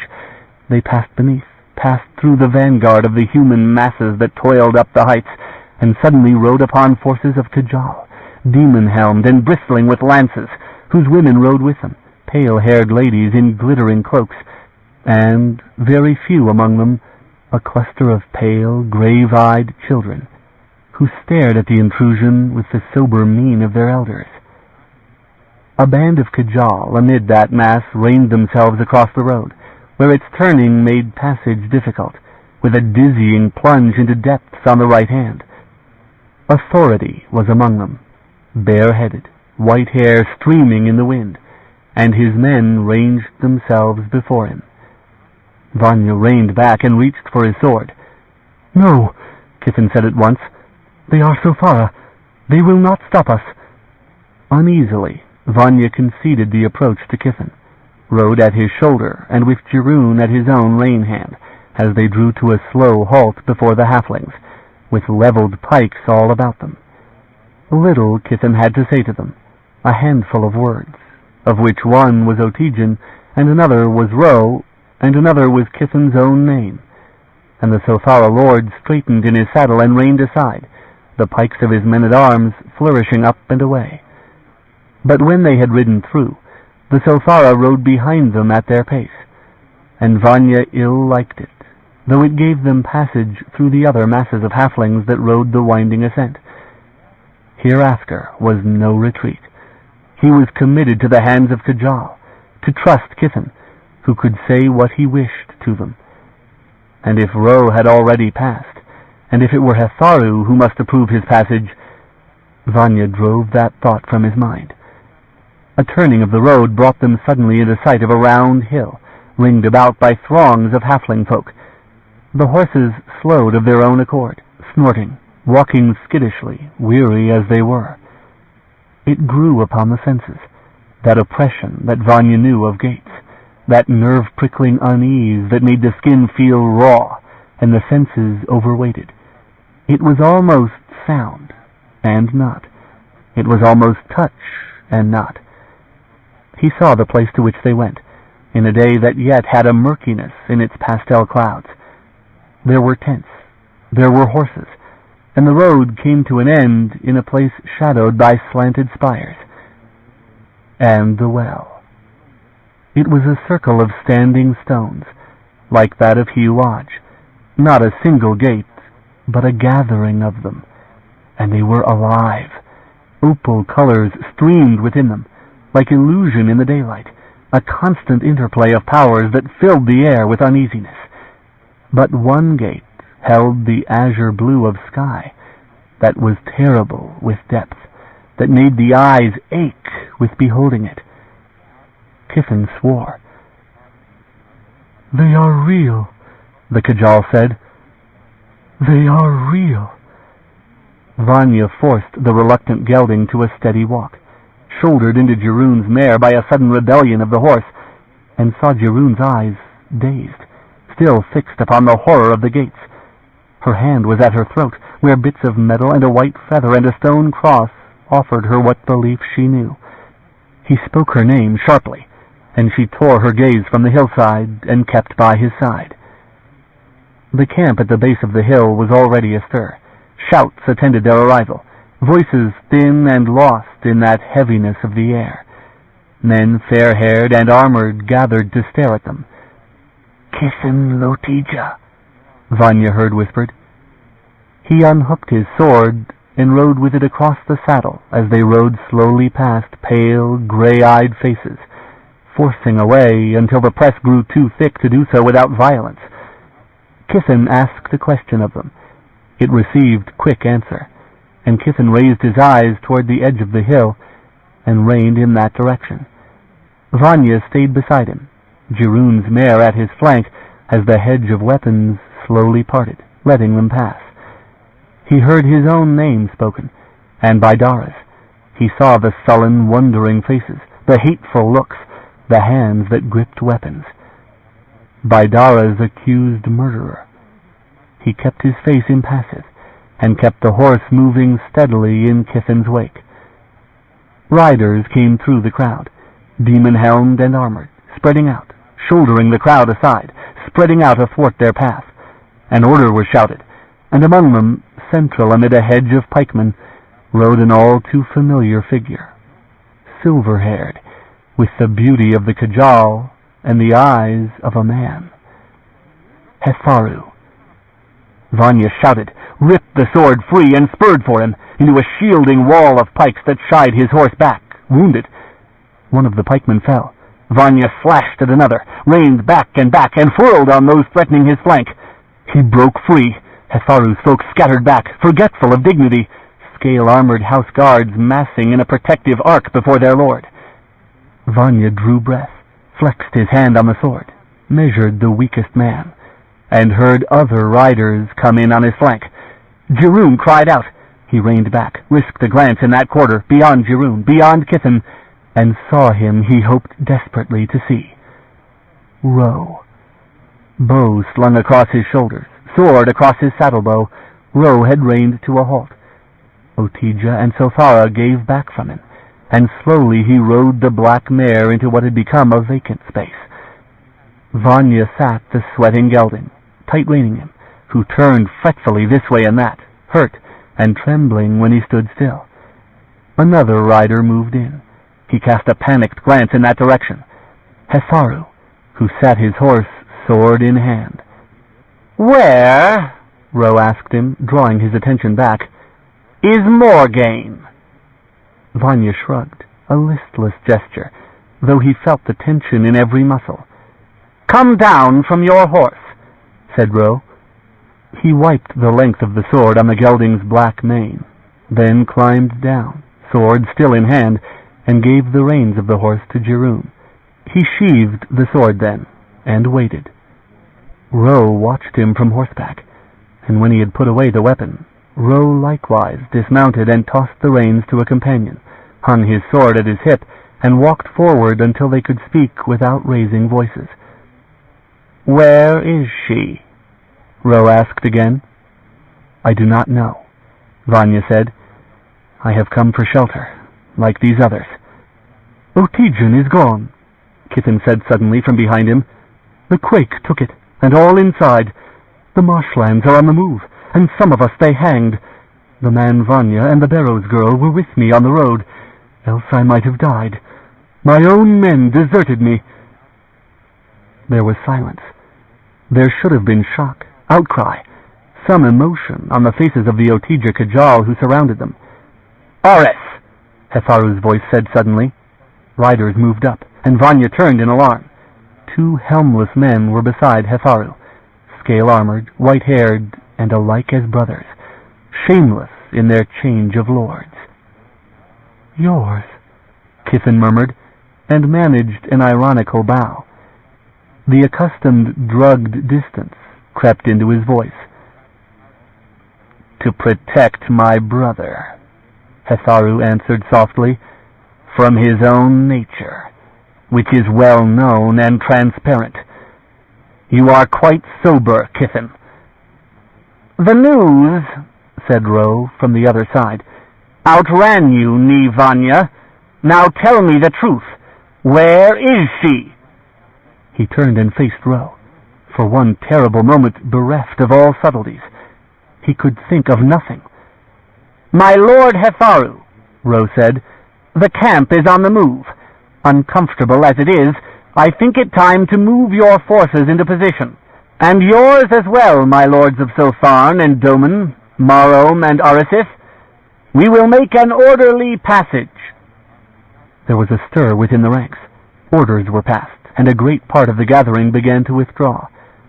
The Sothara, who were prepared already to move, began to ascend the hill. But Hetharu did not he nor his men. Ro looked up at him, and at the men that delayed about them. "My lord Hetharu," Ro said, "Lord Kithen will go with you, if you have use for him." Hetharu gave an order. The two house guards rode forward and set themselves on either side of Kithen, whose pale face was set in helpless rage. "Vanya," Ro said. Vanya looked at him. "Once again," Ro said, "I ask you." "I have been dismissed," Vanya said slowly, the words difficult to speak. "I ask fire and shelter. Chia Ro I Chia." "On your oath?" "Yes," he said. His voice trembled. He knelt down, reminding himself that this must be, that his liege's direct order absolved him of the lie and the shame. But it was bitter to do so in the sight of both allies and enemies. He bowed himself to the earth, forehead against the trampled grass. He heard the voices, numb in the well-cursed air, and was glad in this moment that he could not understand their words of him. Ro did not bid him rise. Vanya sat back after a moment, staring at the ground, shame burning his face, both for the humiliation and for the lie. "She has sent you," Ro said, "to kill me." He looked up. "I think she has made a mistake," said Ro. "Cousin, I will give you the sheltering you ask, taking your word that you have been dismissed from your service to her. By this evening's fire, elsewhere, a claiming. I think you are too much me to forswear yourself, but she would not understand that. There is no pity in her, ni Vanya." Vanya came to his feet, a sudden move. Blades rasped loose all about him, but he kept his hand from his. "I will go with you," he said to Ro. "Not at my back," Ro said. "Not this side of the wells. Not unsworn." He took back the reins of the black mare and rose into the saddle, cast a look toward the hill, where row on row of Sopharan forces had marshaled themselves, toward which the first frightened lines of human folk labored. The lines moved with feverish speed behind. Those entering that oppressive air hesitated, pushed forward by the press behind. Horses shied of those forces holding the hill and had to be restrained. And of a sudden a tumult arose, down trail, beyond the curve of the mountainside. Voices shrieked, thin and distant. Animals bawled in panic. Ro reined about toward that sound, the least suspicion of something amiss crossing his face as he gazed toward that curving of the hill. The shouting continued, and somewhere high atop the mountain a horn blew, echoing. Vanya stood still, in his heart a wild, sudden hope, the thing that Ro likewise suspected. He knew it. He knew.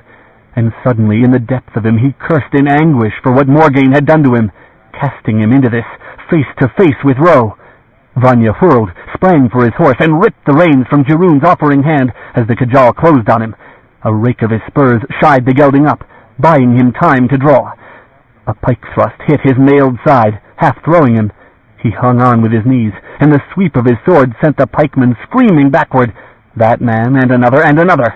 "No!" Ro's voice shouted thinly in his roaring ears. He found himself in ground free of enemies, a breathing space. He backed the gelding, amazed to see part of the force break away.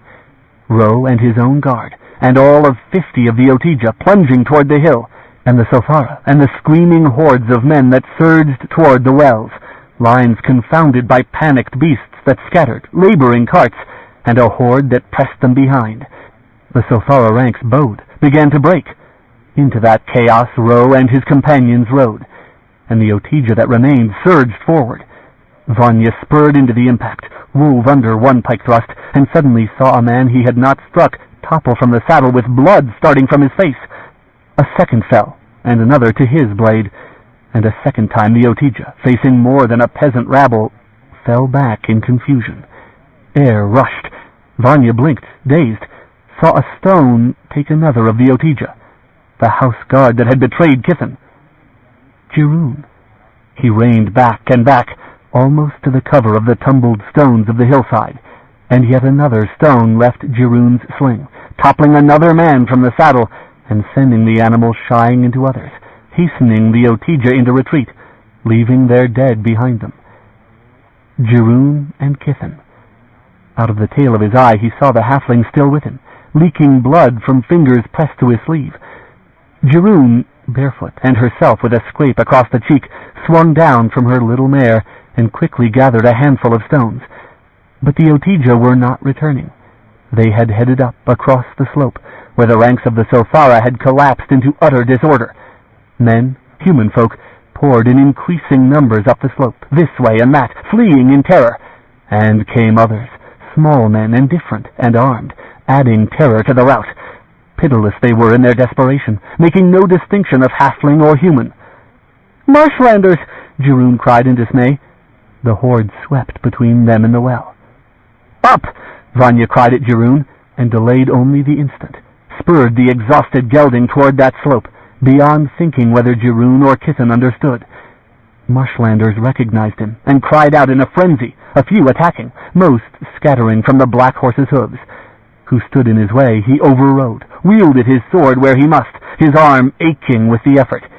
He felt the horse falter and spurred it the harder, and across the slope he saw her, a flash of Sipta's pale body in a gap she cut through the press. Enemies scattered from her path, and hapless folk fled screaming or fell cowering to the ground. Red fire took any that chose to stand. "Leo!" he shouted, hewed with his sword. A man that thrust for him broke into the clear and headed across the slope on a converging line with her. She saw him. He drove the spurs in mercilessly, and they too swung into a single line, black horse and gray, side by side as they took the slope toward the wells, enemies breaking from their path in a wide swath. But at the first of the Otija lines, their riders massed, and moved to stop them. Morgane's fire took some, but the ranks filled, and others swept across the flank of the hill. Arrows flew. Morgane turned, swept fire in that direction, and the Otija broke and scattered, all but a handful. Together they rode into that determined mass, toppled 3 from their saddles. Sipta found a space to run and leaped forward, and Vanya spurred the gelding after. Suddenly the horse twisted under him, screaming pain, a rush of earth upward, and the sure, slow knowledge that he was horseless, lost. Before the impact crumpled him upon shoulder and head and flung him stunned against a pile of stones. Vanya fought to move, to bring himself to his feet, and the first thing that he saw was the black gelding, dying, a broken shaft in its chest.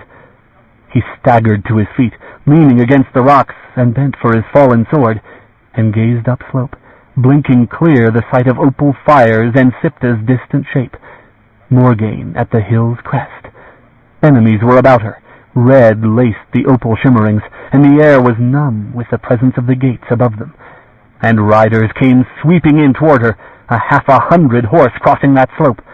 Vanya cursed aloud and thrust himself out from the rocks, trying to climb the slope afoot. Pain stabbed up his leg, laming him. She would not stay for him, could not. He used the sword to aid him, and kept climbing.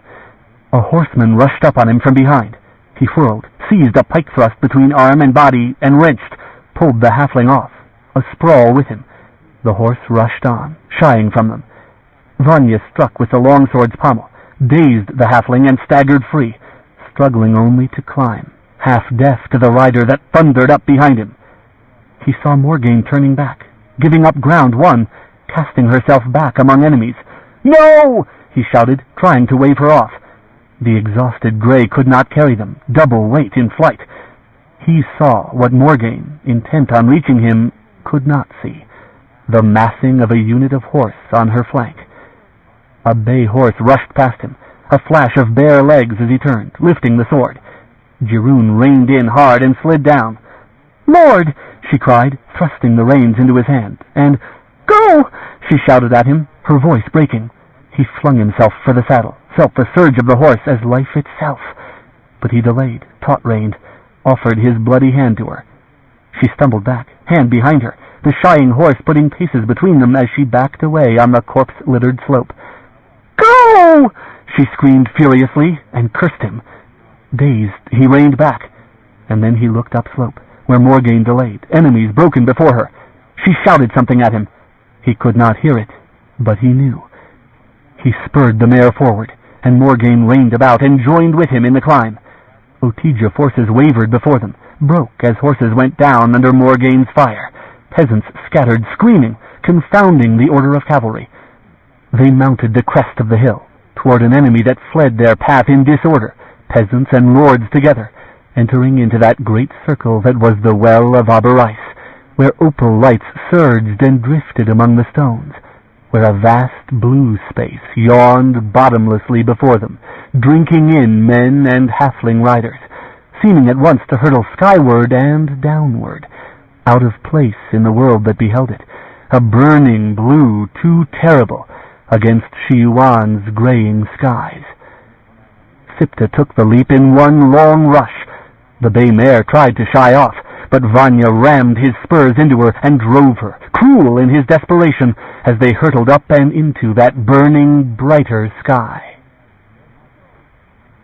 There was a moment of dark, of twisting bodies, of shadow shapes, as they fell through the nightmare of between, the two of them together, and then the horses found ground beneath them again, the two of them still running, dreamlike in their slowness, as the legs extended into reality, and then rapidly, cutting a course through frightened folk that had no will to stop them. None pursued, not yet. The arrows that flew after them were few and ill-aimed. The cries of alarm faded into the distance, until there was only the sound of the horses under them, and the view of open plains about them. They drew rein and began to walk, the exhausted animals. Vanya looked back, where a horde massed at the foot of gates that still shimmered with power, rose to command those who gathered there, still lost, still bewildered. About them stretched a land as wide and flat as the eye could reach, a land of grass and plenty. Vanya drew a deep breath of the air, found the winds clean and untainted, and looked at Morgaine, who rode beside him, not looking back. She would not speak yet. There was a time for speaking. He saw the weariness in her, her unwillingness to reckon with this land. She had run a long course, forcing those she could not lead. "I needed an army," she said at last, a voice faint and thin. "There was only one that I could manage, that could breach his camp. And it was very good to see thee, Vanya."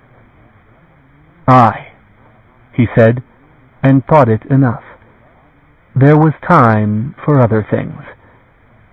She drew Changeling, by it to take their bearings in this wide land. Book 3, Chapter 19. The men passed, carts and wagons and what animals could be forced unwilling into that terrible void. Cherryh lay between the cooling body of the black horse and the jumble of rocks, and gazed with horror up that hill, at the swirling fires that were the well, that drank in all that came. Straggling horsemen on frightened mounts, peasants afoot, rank on rank they came, all the host of Shiuan and Hiuaj, women of the Shiua peasants, and of the glittering Kal, men that worked the fields, and men that bleached their hair and wore the black robes of priests, fingering their amulets and invoking the blind powers that drank them in. Some came with terror, and some few with exultation, and the howling winds took them, and they passed from view. Came also the last stragglers of the Aran folk, women and children and old ones, and a few youths to protect them. She saw one of her tall cousins of Barrow's Hold, who moved into the light and vanished, bathed in its shimmering fires. The sun reached its zenith and declined, and still the passage continued, some last few running in exhausted eagerness, or limping with wounds, and some lingered, needing attempt after attempt to gather their courage. Cherryh wrapped her shawl about her and shivered, leaning her cheek against the rock, watching them unnoticed. A peasant girl, nothing to those who had their minds set on the well and the hope beyond it. At last, in the late afternoon, the last of them passed, a lame halfling, who spent long in struggling up the trampled slope, past the bodies of the slain. He vanished. Then there was only the unnatural heaviness of the air, and the howling of wind through the well, the fires that shimmered there against the gray-clouded sky. She was the last. On stiff and cramped legs, she gathered herself up and walked, conscious of the smallness of herself as she ascended that slope, into air that seemed too heavy to breathe, the wind pulling at her skirts. She entered that area of light, the maelstrom of the fires, stood within the circle of the well, and shuddered, blinking in terror at the perspective that gaped before her, blindingly blue. The winds urged at her. Her cousins had gone. They had all gone, the Aran folk, the Barrowers, Fwar, the lords of Otigen. This she had set out to find, and Fwar had possessed it instead. He and the Aran folk.